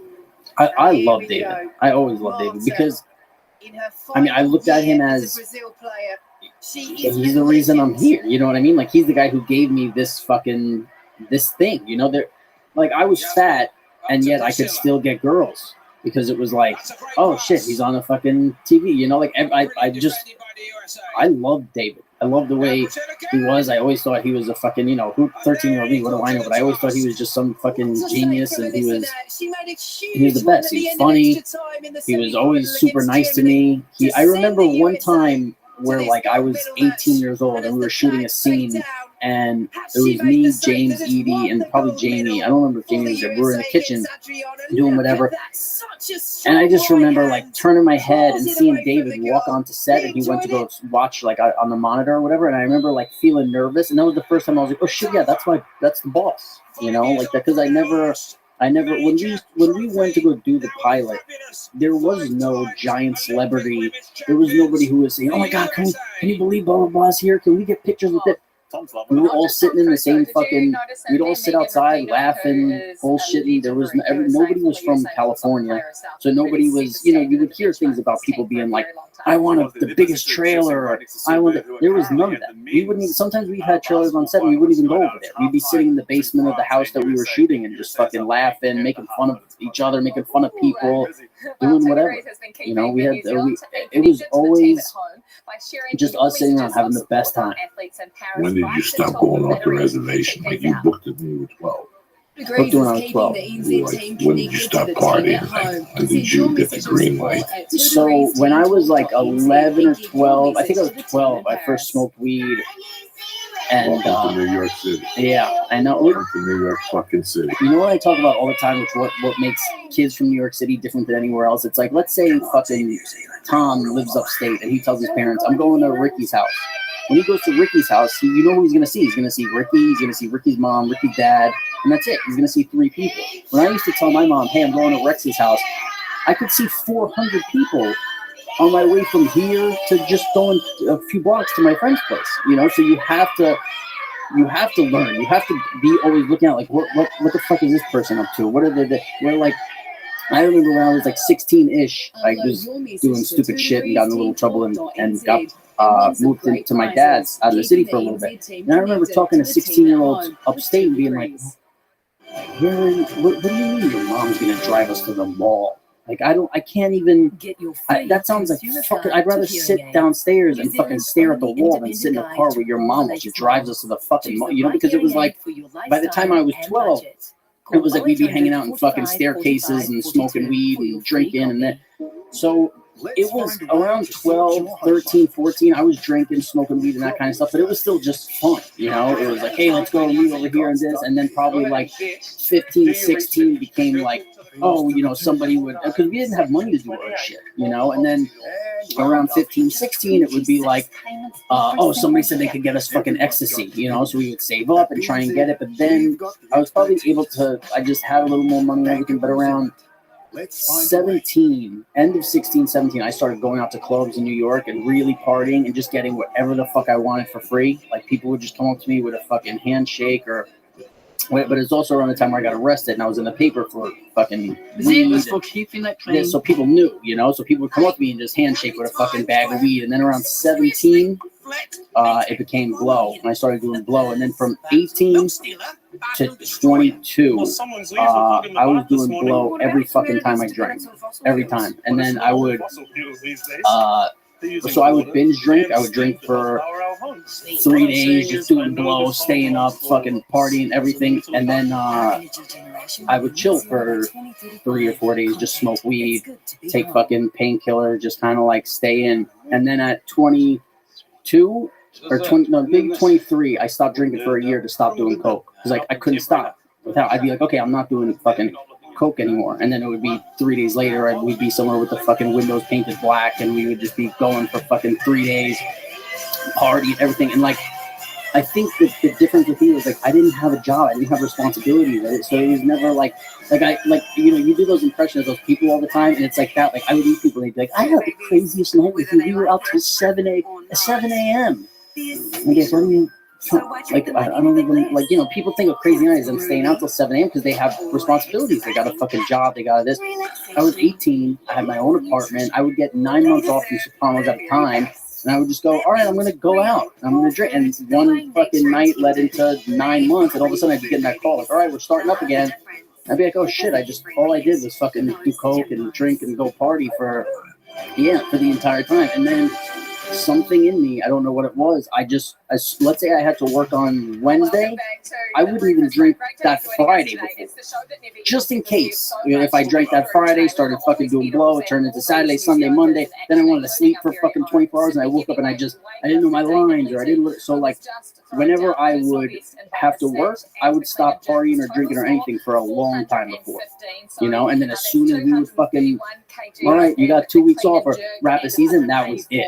And it was just like you were saying, we never know it's bad, we never know we have a problem. So it's like I went from taking 3 Percocets a day to all of a sudden taking 15, and it's like you don't go, oh shit, on Tuesday I took 4, and now I'm taking 5, and then it became to the point where I would have a fucking Percocet on my nightstand because I would wake up and I would just fucking feel like shit, and I would take the Percocet and I didn't even drink water with them. I would just put them in the back of my teeth and chew them, and I would just fucking lay there, and then 15 minutes later I'd be like, all right, I could fucking get out of bed now and function. And then I would stay home for 3 or 4 days, smoking weed, taking Percocets, taking Xanax, watching TV, playing online poker, doing whatever, and then I would get the call like, hey, we're going out tonight. It's blah, blah, blah's birthday, and that would be a Friday, Saturday, Sunday, just drinking, partying. But like, I'm so grateful. I look back now that it all happened, because it's the reason why if I meet some chick today and I get married and everything, I could tell her, like, listen, I'm not going anywhere. I'm not gonna be one of these assholes who all of a sudden took a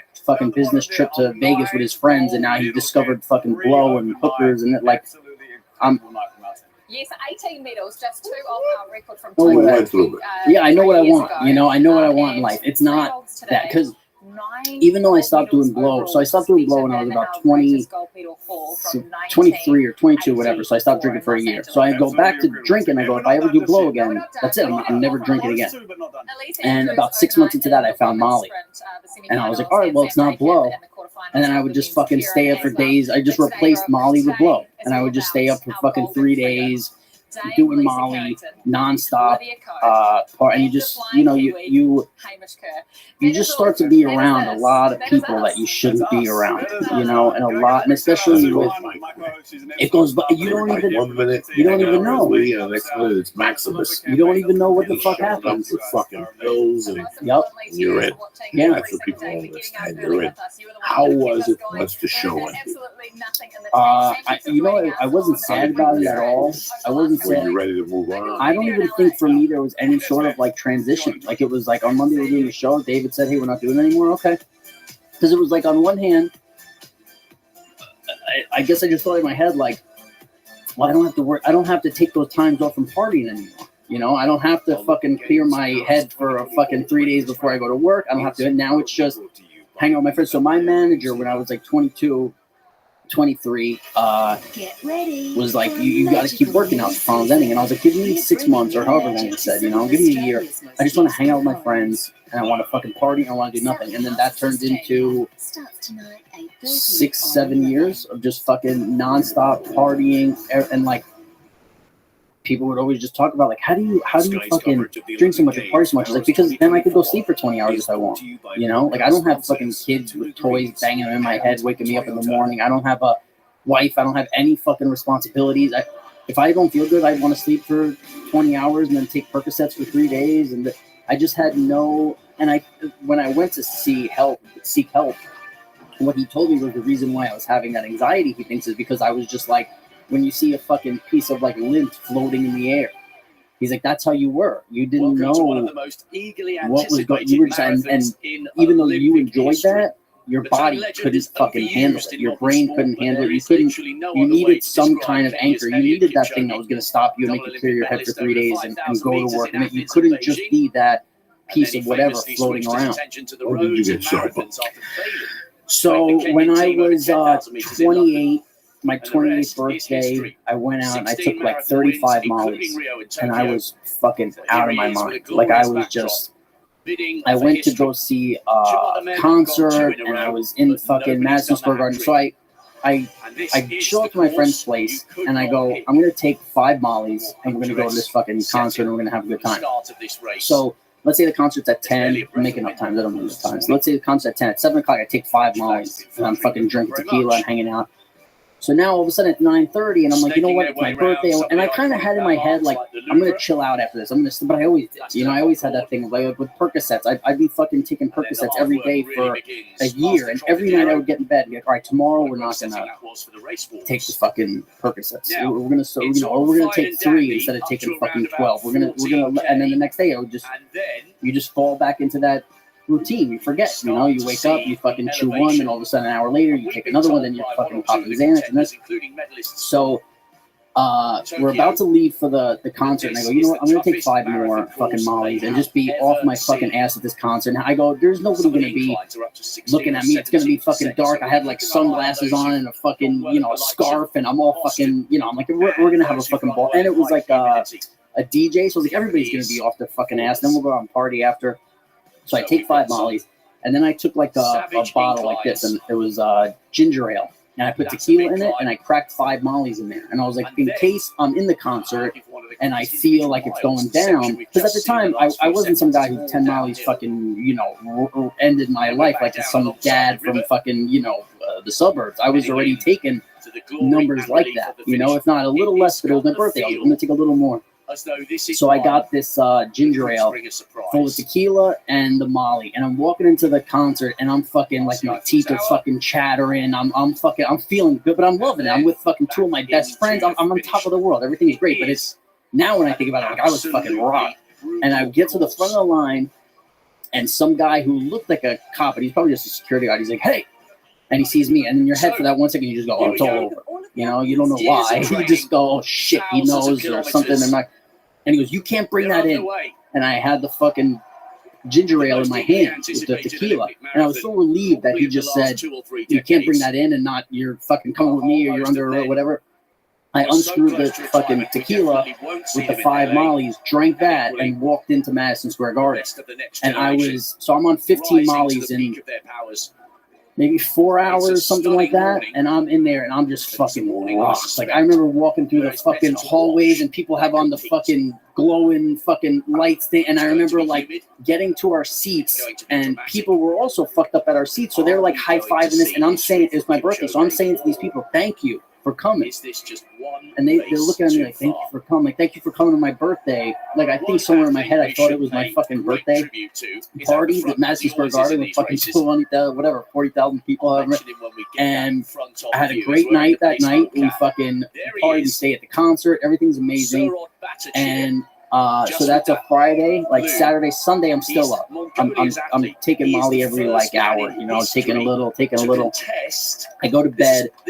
I wake up, and I remember like it was probably 4 days after that. I was supposed to go to a birthday dinner, and I remember being like, I can't get out of bed. Like I remember being like just feeling cold, feeling like shit and awful. And I was like, I think I might have done it this time. Like there might be no coming back from where I am. Like I would fucking hear something in my hallway and get sketched out. Like I was just I was fucked up. And I remember saying I got to go to the doctor because I couldn't eat anything. I would eat, I would throw up. I'd eat, I'd throw up. It was just over and over. So I go to the doctor, and he's like, when's the last time you ate a fucking vegetable? And I'm like, I don't know. You got chicken fried rice. They got peas and the fucking chicken fried rice. I eat it. He goes, you got to stop what you're doing right now. He goes, you got to stop drinking for a while. He goes, you got to eat some fucking vegetables. You got to try doing some fucking kind of exercise. I hadn't done exercise in, I don't know, 6-7 years, like any sort of, and like even like a walking on a tread, you know, like I actually had a treadmill in my living room because sometimes I would get fat, like I would gain fucking 20 pounds, and I'd get on the treadmill on incline and watch a fucking TV show or whatever. But like besides walking, I had done nothing for so long. He's like, you gotta do this, you gotta do that. So that week, I remember I left his office and I went to a place that made fucking vegetable juices, and he goes, go get just all vegetable juice. Like, all right. I drank that and I felt hot. Like I felt because my body had no fucking nutrients for 7 days, but also like I felt good. Like I was like, holy shit! Like I could keep this down. My body. I haven't had vegetables in who knows how long. I feel real good. Beautiful. I went to like the park the next day. I meet up with my friends. He's like, yeah, we're gonna start fucking doing yoga. You just start. So I start doing the fucking yoga and that, and I'm still taking the Percocets and the Xanax and everything. But I was like, I made the decision then that I was gonna stop doing Molly and stop drinking, and that was 7 years ago. I haven't been drunk since then. But I was at a dinner like 4 years ago, and somebody gave me a vodka soda by mistake, and I thought it was a soda. I just said club soda, and the guy thought it was vodka club soda because everybody I was with partying. And when I took a sip of it, I realized it was vodka. And I remember people like freaking out, and it was this whole big thing.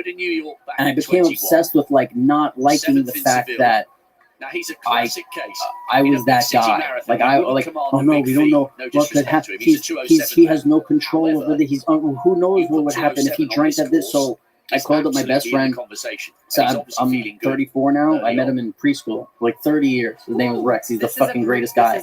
And I go, I need you to come with me to dinner, and we're gonna open a bottle of wine, and I'm gonna have 4 or 5 sips of a glass of wine. I just need to know what's gonna happen. If I have to live my life differently. I just felt this way. Like if I drink these 5 sips of wine and it leads to a fucking crazy night of partying and this, then I know I'm never going to drink again, whatever. But I need for myself to know, because I was laying in bed at night, like, what if that sip that I took was too big? What if there was more vodka in that fucking glass than there was? What if there was straight vodka and I took a sip? Would I have fucking fallen off? So I wanted to know for me, and I went to meet my boy, and we had a fucking couple sips of wine, and that was it. It was over. I was like, okay, now I know. I'm not so weak, or and I'm not trying to say that somebody can't do that, that they're weak. I just wanted to know, am I this weak for around alcohol? If I have 4 sips, is it going to take over my fucking mind and make me do things? Just make me fall back into that same person I was. I couldn't shake that not knowing thing. And so it's been 7 years, and there would probably have been 3 instances where at dinner I took a couple sips of wine. Otherwise, I haven't had a single drink. I haven't been drunk. I haven't touched Molly or Coke has been around the same. Like Coke was like 23 and I'm 34, so 11, 12 years, something like that. And then Percocets is less. Percocets is like 4 or 5 years, maybe 5 years. Xanax took me a long time to get off. Xanax is a fucking bitch. For me, everything was easy compared to like. People talk about opiates, and I guess obviously the withdrawal from something like heroin is a lot rougher than Percocets. But what I had to deal with the benzos is like a fucking. It's just the worst night because. How long was the process? Years. It was a really long time because I was taking something like roughly 3 milligrams. I would take like a bar and a half every day, maybe like a little bit more. But it just became, which is not that in my head. I don't think anything is a lot, but I feel like that's not a lot. But it became 6 years of doing that every day, or 7 years or something. And so I had to go see a specialist because I couldn't shake it. I'm like the Percocets I figured out on my own. The drinking, I was like, I'm just done everything. When with the benzos, I couldn't figure out how to even lessen my dose. And I'm going to tell you what the guy told me. Obviously, anybody out there, don't take my fucking advice. I'm no doctor. I'm just telling you what he told me, which was the first thing you have to do is get yourself on a schedule. Because your brain, when you're not on Xanax, then you take your Xanax and it's here. And sometimes you don't take it for 3 hours. So it gets that. He's like, you have to get on a regular thing. So if you say 2 hours after I wake up, I take my first Xanax. Then I take one every 3 hours, and I take the exact same amount. So I was like, so that was my first step. That was my first meeting. He goes, just start doing that. I go, okay, no problem. Next time I came to see him, he's like, all right, once you get comfortable with that, he's like, you're going to go less and less, super slow, over and over. So you're going to go from taking 0.5 6 times a day to taking, half a 0.2, or however you want to do it. So he gave me, for the first time in my life, I had a prescription for fucking Xanax, which is crazy. Like, it took me quitting to finally get a prescription. I was just getting them on the street, And so he goes, because I'm taking the bar, so he goes, well, I'll give you milligrams so that it's easier for you to quit. Because if you have a bar, it's hard to make 0.25 out of a bar, or 0.37, whatever you want to do. So he gives me these 0.25. So I start taking like 1.5 0.25s every 3 hours or whatever it is. And then once I got really low on the milligrams, he goes, all right, now start spacing it into every 4 hours instead of every 3 hours you're taking it. And then you're going to only do it 3 times a day. So I mean, this was years of a process. How did it affect your sleep? It wasn't too bad because I always kept that one at night, like right before bed. The problem became, what really took me a long time too, was the idea of having none, right? Like the idea of lessening it was something I really wanted to do. So it was it wasn't too hard. It was like, okay, trying to quit on my own is fucking insane. Like I said it to you earlier, the feeling, the only way I can describe it is like, if you're trying to quit Xanax, for me, it's like if your biggest fear is heights and somebody takes you skydiving, and right when they open the fucking door to that plane and they turn to you and go, are you ready? And the way that you feel right there looking out however many thousands of feet up, that's how I felt sitting on my couch watching TV. Like it was just all day that fucking rattling fear of, it was a fucking bitch to open my front door, it was a bitch to get into the fucking elevator, like everything was just, it was torture trying to quit on my own. Well, what he told me to do made it a lot easier, and then my sleep didn't really get affected until it was time to not do any at all. So what happened was, this guy told me, you're going to have to eventually not do any, and I couldn't do it. Like I was like, I can't not take that one in the middle of the day and that one at night. Like I feel like I'm holding on too tight to it. I don't know what to do. So he's like, all right, when you're ready, the same way you did this, when you're ready. So I had to come out to LA for a little bit.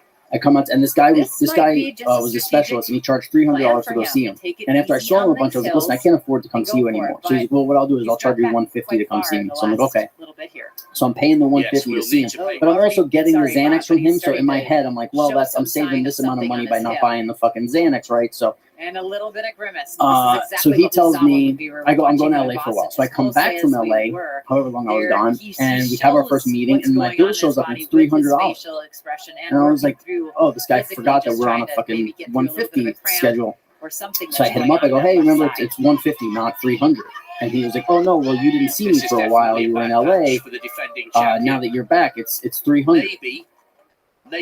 And I was like, what do you mean? We agreed on 150. When were you going to tell me this? And I don't know if it's the fucking Irish in me, if it's the addict in me, what the fuck it is, but I was like, fuck this. I was like, I'm not taking that Xanax tonight. I don't care if I fucking feel like I'm falling out of a plane. I don't care if I feel like I can't sleep for fucking 3 days.